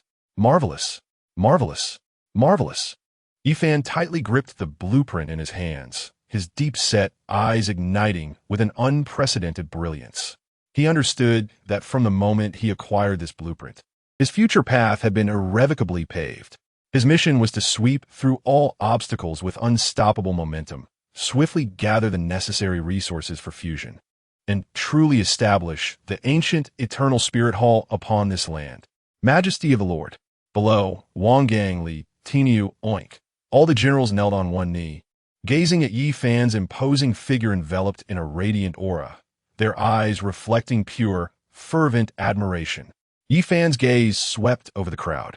He could sense that after the extraordinary battle they had just fought, every general bore an indescribable transformation. Their resolve was more steadfast, their battle fervor more untainted. Their loyalty had seeped deep into their souls. Rise. Yi Fan's voice was calm, yet imbued with a reassuring strength. The blood moon has passed, but the true war has only just begun. Relay my orders. Yi Fan's tone suddenly turned icy and filled with determination. The entire army shall rest for the night. Inventory all spoils and store them. All personnel shall enter the sacred dragon temple's blood pool for recuperation. Tomorrow, we shall begin expanding our territory. Chapter 76. Expanding territory tomorrow marks the beginning of our territorial expansion. Yi Fan's voice, calm yet imbued with an undeniable authority, resonated like a final trumpet call, echoing in the hearts of every commander. At your command, my lord. Wang Gang, Li Tiniu, Aoink, and all the other commanders knelt in unison, gazing upon that towering figure with nothing but the purest and most fervent adoration in their eyes. They understood that a storm destined to sweep across the entire novice battlefield was about to erupt under their lord's will. Once Wang Gang and the others received their orders and led their troops to the dragon blood pool at the sacred dragon temple for rest, a semblance of tranquility returned to the grand plaza of the Hall of Heroes. However, this tranquility was soon shattered by a cacophony of excited exclamations. Goodness! No way! Fan Ye! Are you even human? Wang Pengzi was the first to rush forward, his corpulent frame moving with surprising swiftness as he bounded towards Yi Fan. His small eyes wide with astonishment as he scrutinized Yi Fan from head to toe, as if beholding a creature from myth. One axe. Just one axe. That colossal worm, larger than a mountain, vanished in an instant, and that skeletal dragon king, the formidable titan, Sister Yelena, Miss Yelena, was shot through with a single arrow. This is something even a movie wouldn't dare portray. Following closely behind, Ma Xiaoyao and Xin Yuru caught up, their faces similarly etched with an indescribable astonishment. Senior, you are truly remarkable, Ma Xiaoyao exclaimed, her large eyes sparkling with countless twinkling stars, almost transcending reality. I feel that even against those seasoned lords, you would not falter in the slightest. Xin Yuru, her typically frosty countenance now displaying an unusual flush of excitement, took a deep breath and remarked solemnly, Yi Fan, your current prowess has undoubtedly surpassed our understanding of novices. I even suspect that within 30 days of this novice period, you may ascend directly to the rank of a divine lord. The term divine lord struck like thunder, momentarily halting the breaths of Wang Meng and Ma Xiaoyao. Though they lacked comprehensive knowledge, they understood the supreme significance of the term within the realm of myriad races. Beside them, Su Xianwan, who had just emerged timidly from the cake shop, gazed at Yi Fan with a reverent expression, as if looking upon a deity. In her small hand, she clutched a half-eaten soul strawberry cake, as though it were the most precious offering she could present to this divine being. In the face of the shock and praise from the three vice presidents, Yi Fan merely smiled lightly. He tousled Su Xianwan's slightly wilted hair, but his gaze drifted toward the infinite sky, his eyes deep with contemplation. Divine Lord, for the Dragon Kingdom, I must attain this. Gradually withdrawing his gaze, he turned to his most trusted companions and said earnestly, however, to achieve divinity, relying solely on myself is far from sufficient. As his words settled, he exhibited no hesitation whatsoever. With a mere thought, he shared the recently acquired blueprint of the Eternal Heroic Hall, unique divine-level architecture, into the channel of the Dragon Soul Guild. Buzz! The instant the blueprint information appeared in the guild channel, which had been fervently buzzing with admiration for their president's grandeur, it was abruptly enveloped in an eerie silence. Every member of the guild, whether it was Lu Tianhuang, who was counting the spoils, or the 8-year-old girl, Xiao Mai Duo, directing the terracotta warriors to clear the battlefield, froze as if ensnared by a spell of immobility.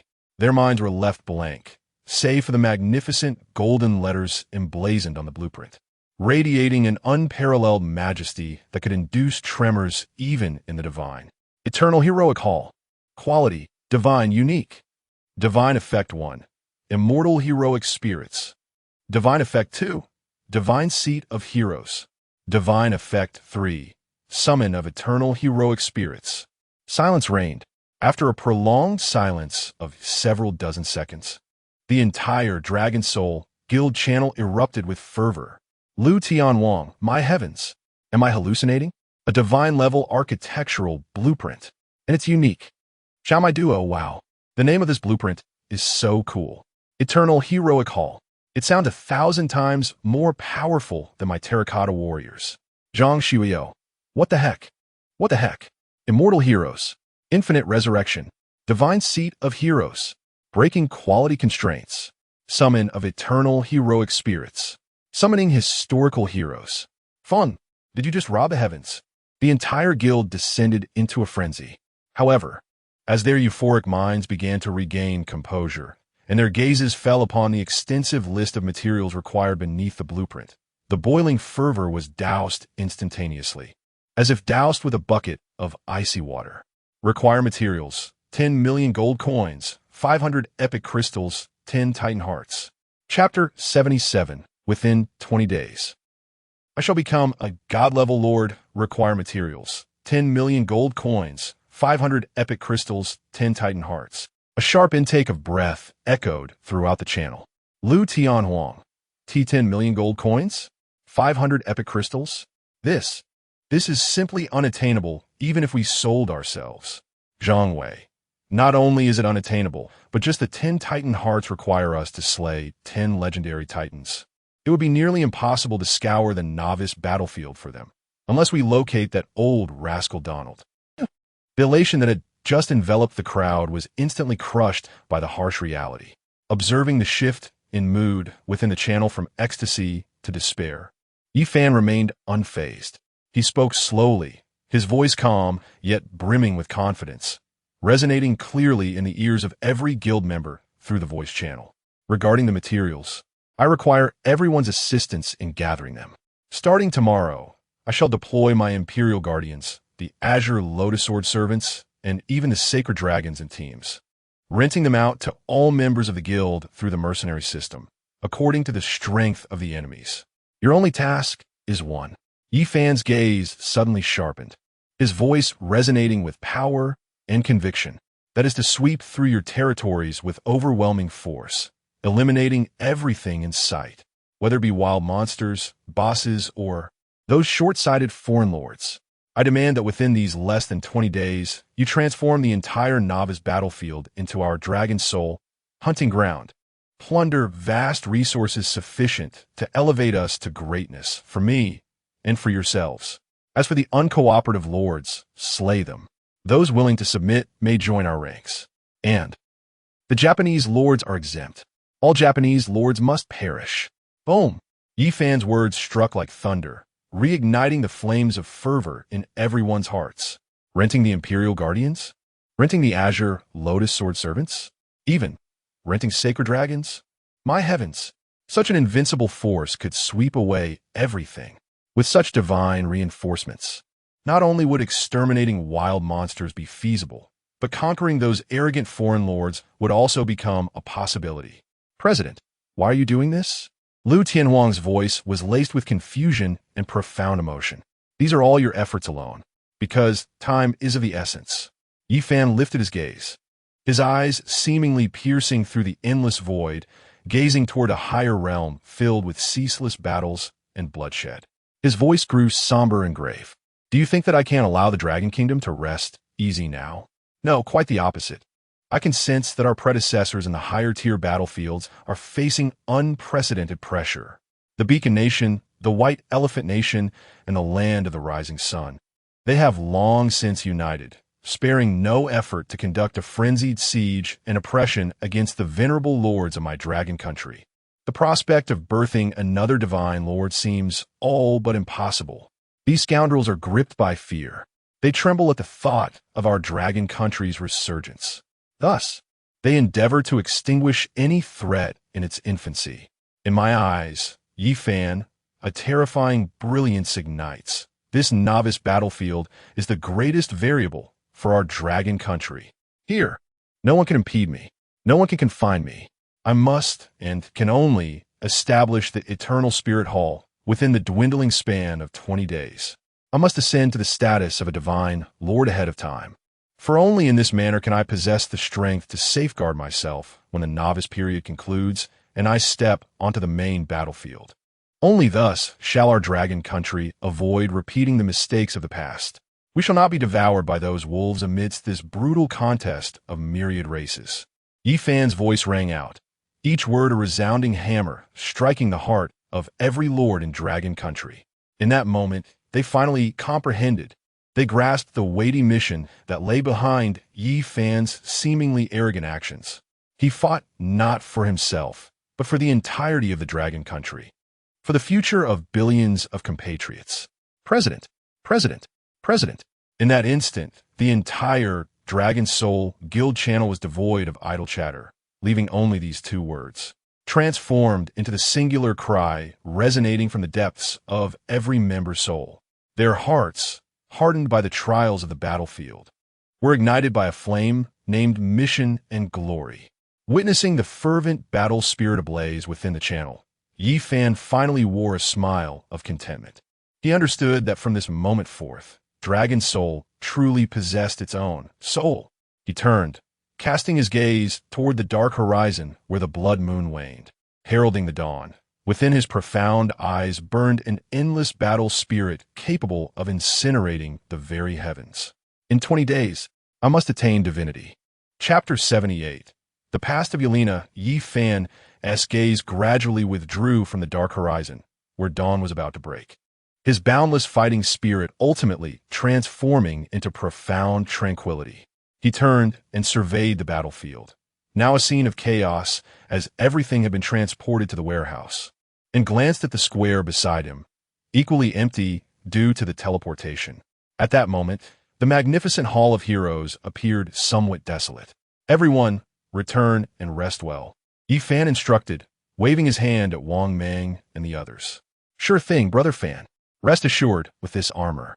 I am the toughest fat man on the battlefield of myriad clans, Wang Mang declared, thumping his chest as the legendary, Holy Dragon Guardian armor emitted a deep sound. With a grin, he pulled the somewhat reluctant Ma Xiaoyao and headed out. Qin Yuera nodded solemnly at Yi Fan and turned to leave, taking Su Xiaowan with her. In the vast square, only Yi Fan and Yelena remained. As the blood moon dissipated and dawn approached, the air was still thick with the faint scent of blood and gunpowder, along with the lingering aura of death from the fallen legendary boss. Yi Fan observed the serene figure beside him, Yelena, who floated quietly with her 6 holy wings now retracted, her exquisite face still bearing traces of fatigue from the fierce battle. His heart softened involuntarily. Since her inception, she had fought tirelessly for herself, never pausing for a moment. Are you tired? Yi Fan's voice softened considerably. It is an honor to fight for my master, Yelena replied, shaking her head slightly, her pure golden eyes filled with genuine joy. Yi Fan noticed a few specks of dust from the battle on her pristine white dress, and his heart stirred. Compelled by an inexplicable urge, he suggested, why not take a bath? I can assist you. At his words, Yelena's eternally pure face flushed a deep crimson in an instant. Her innocent golden eyes darted around like a startled fawn, her small hands unconsciously clutching the hem of her garment, stammering, unable to utter a single word. Seeing her adorable demeanor, a stark contrast to the decisive angel of battle she had been, Yifan could not help but chuckle. He reached out, affectionately ruffling her smooth golden hair. "What are you thinking? I merely wish to wash away the dust from your body and help you recover your strength." I understand, my lord." Yelena's voice was as faint as a whisper. She lowered her head, unable to meet Yifan's gaze, but the slight tremor of her lashes betrayed her inner turmoil. After a moment, it seemed she summoned all her courage and gently nodded. "Yes, even if you wish to do something to Yelena, it is entirely permissible." Within the imperial palace, a vast bathing pool, carved from a single block of warm jade, had already been filled with warm water infused with a blend of dozens of rare herbs, courtesy of the pig-headed servant ink. The rising mist enveloped the surroundings, carrying a soothing fragrance that calmed the senses. Yifan shed his outer garment and was the first to step into the bath, the warm water instantly enveloping him, dissipating the last remnants of fatigue from days of relentless struggle. Yelena hesitated for a moment, her cheeks flushed, and cautiously removed her pure white dress, revealing a petite figure that resembled the most perfect creation of a divine being. Slowly, she settled behind Yifan. Within the bathhouse, only the sound of water filled the air, creating an atmosphere that was both enchanting and serene. After a prolonged silence, Yifan finally broke the tranquility. "Yelena, it seems I have never inquired about your past." Yelena's body trembled slightly. She fell silent for a moment, as if sifting through her not-so-pleasant memories, before she spoke in a voice that was almost dreamlike. I hail from a planet called Heaven. It sounds beautiful, but for a lowly angel like me, it is anything but. Each day, we toil under the weight of monotonous tasks, polishing statues, cleaning the sanctuaries, day in and day out, year after year. We are even required to maintain a smile at all times, regardless of how weary or wronged we feel inside.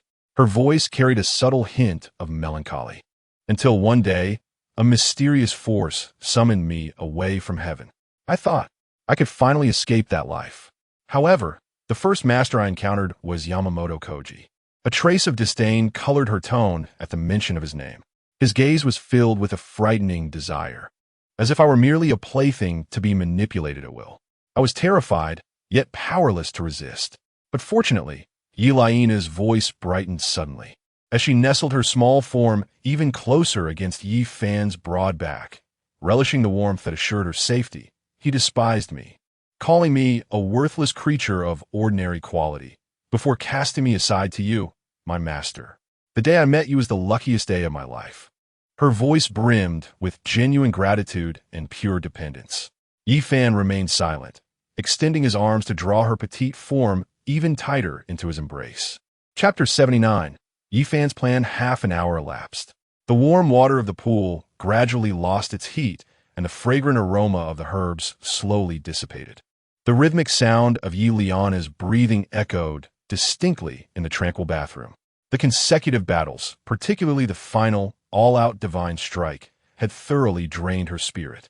At this moment, she lay deeply asleep in Yifan's warm and sturdy embrace. Yifan lowered his gaze, admiring the serene and peaceful visage of the girl. The once cold and imposing expression from the battlefield had melted away, leaving only the pure innocence and dependence of a child. His heart softened as he gently lifted her, cradling her as if she were the most precious treasure in the world. Stepping out of the bath, the warm dragon-skin carpet silently absorbed all traces of moisture.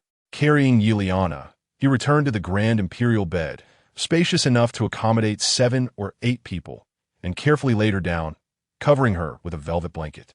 The night passed in silence. The following morning, as the first rays of sunlight pierced through the clouds, casting a soft golden glow over the entire Hall of Heroes, Yifan slowly opened his eyes. He felt refreshed and invigorated, the last remnants of fatigue from the Blood Moon battle having completely vanished. Beside him, there was no one. A rich aroma of meat and the sweet scent of cake wafted in from the direction of the dining room. Yi Fan rose, dressed himself neatly, and upon entering the dining area, he saw Yi Liana quietly awaiting him, holding a large platter. On the platter lay the meticulously prepared lava unicorn heart by Oink, alongside the soul strawberry cake that Su Xianwan had brought over with heartfelt gratitude. "My lord, you are awake," Yi Liana greeted him with a gentle smile. Yi Fan nodded, taking a seat to indulge in this lavish breakfast. However, his thoughts had already plunged into the incessantly flickering Dragon Soul Guild channel. At this moment, the channel was inundated with countless requests from mercenaries. With the blood moon behind them, all surviving lords turned their gaze towards the vast world beyond their territories. Rife with opportunity and peril, to explore and conquer, powerful troops were the most crucial element. Ding! Guild member Liu Tianhuang has requested to rent Human Emperor's Guard, X10, rental duration, 48 hours. Ding! Guild member Zhao has requested to rent Xinglian's Sword Servant, X10, rental duration, 48 hours. Ding! Guild member Qin Yu has requested to rent Giant Tower Shield Soldier, X5 and Eagle Eye Archer X5. Rental duration, 48 hours. Ding! Guild member Wang Meng has requested to rent Holy Dragon X3 and Pighead Oscar. Rental duration, 48 hours. As he viewed the densely packed and nearly overwhelming list of applications, a confident smile slowly formed on Yi Fan's lips. Without a moment's hesitation, his fingers swiftly glided across the screen, approving all requests. Ding! You have agreed to Liu Tianhuang's rental request. The Imperial Guardians X10 have been teleported to the opposing territory. Ding! You have agreed to Xiamijuo's rental application. Ding! In an instant, within the halls of the Spirit Palace and the Sacred Dragon Temple, the once formidable military formations visibly diminished by a significant margin. Out of 300 Azure Lotus Sword Servants, 200 have departed. Of the 400 Imperial Guardians, 250 have left. Moreover, only 2 of the 12 Sacred Dragons remain to guard. Even the 1,000-strong orcs under Oink's command have seen a considerable number depart, citing the establishment of new homesteads as their reason, with 1/10 of their ranks rented out in one go. My lord, Wang Gang's figure strode in with purpose from outside the hall, observing the now considerably vacant square. A hint of perplexity and concern appeared on his resolute face for the first time. With such a plethora of elite forces rented out, would the defenses of our territory become overly vulnerable? What if a formidable enemy were to strike? Formidable enemy? Yi Fan smiled indifferently, setting down his knife and fork, his gaze drifting toward the horizon, where the flames of ambition flickered within his profound eyes. Wang Gong, do you believe that in this novice battlefield, anyone would dare to provoke me now? At these words, Wang Gang fell momentarily silent. Indeed, after the astonishing Blood Moon War, Yi Fan's name had become a sword of Damocles hanging over the heads of all foreign lords. In this moment, their very survival was a challenge. How could they possibly muster the courage to provoke this already deified presence? But, my lord, what is your true intention behind this? For it, Yi Fan's thoughts shifted as he revealed the attributes of the Eternal Spirit Palace, blueprint to Wang Gang. Upon realizing the staggering terms that could make even deities tremble, even Wang Gang's steadfast heart seized, his pupils constricting, breath momentarily halted. Divine level. Indeed, Yi Fan nodded gravely, his voice imbued with weight. This blueprint is the sole hope for our dragon nation's rise on the battlefield of myriad races. Yet, as you can see, the materials it demands are astronomical. Relying solely on ourselves, even if we turn this land upside down for 1,000 miles, we might not be able to gather enough. This novice battlefield is simply too vast. Vast enough that I cannot hope to explore even a fraction within 20 days by my own efforts. Thus, a fierce brilliance erupted in Yi Fan's eyes.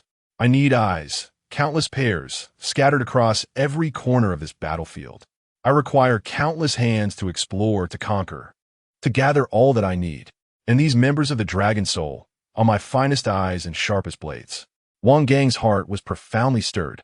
He finally understood the grand scheme hidden behind Yi Fan's seemingly mad actions.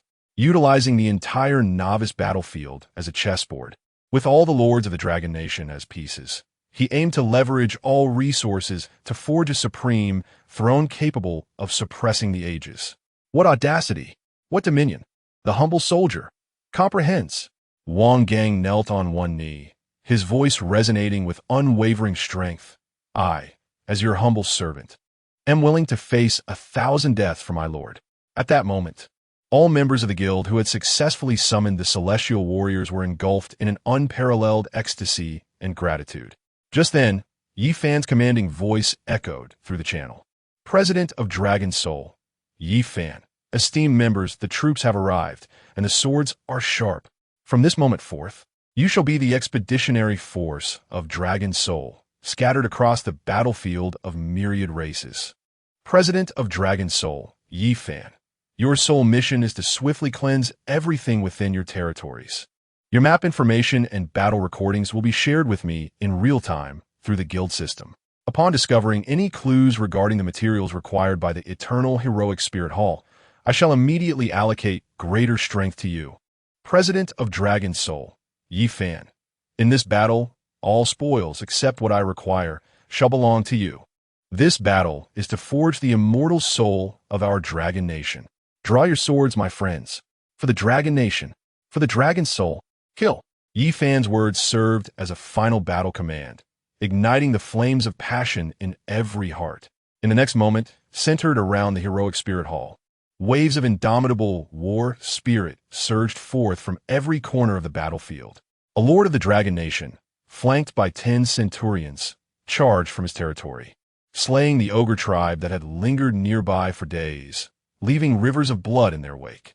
A lord of the Dragon Nation, guided by 5 azure lotus sword servants, soared through the skies, penetrating a treacherous toxic swamp that none had dared to tread, and harvested the legendary dragon's spittle grass. Moreover, 3 lords of the Dragon Nation, having rented Yi Fan's troops, formed a makeshift expeditionary force, uprooting a coalition of dozens of Japanese lords, leaving them crying for mercy on their knees.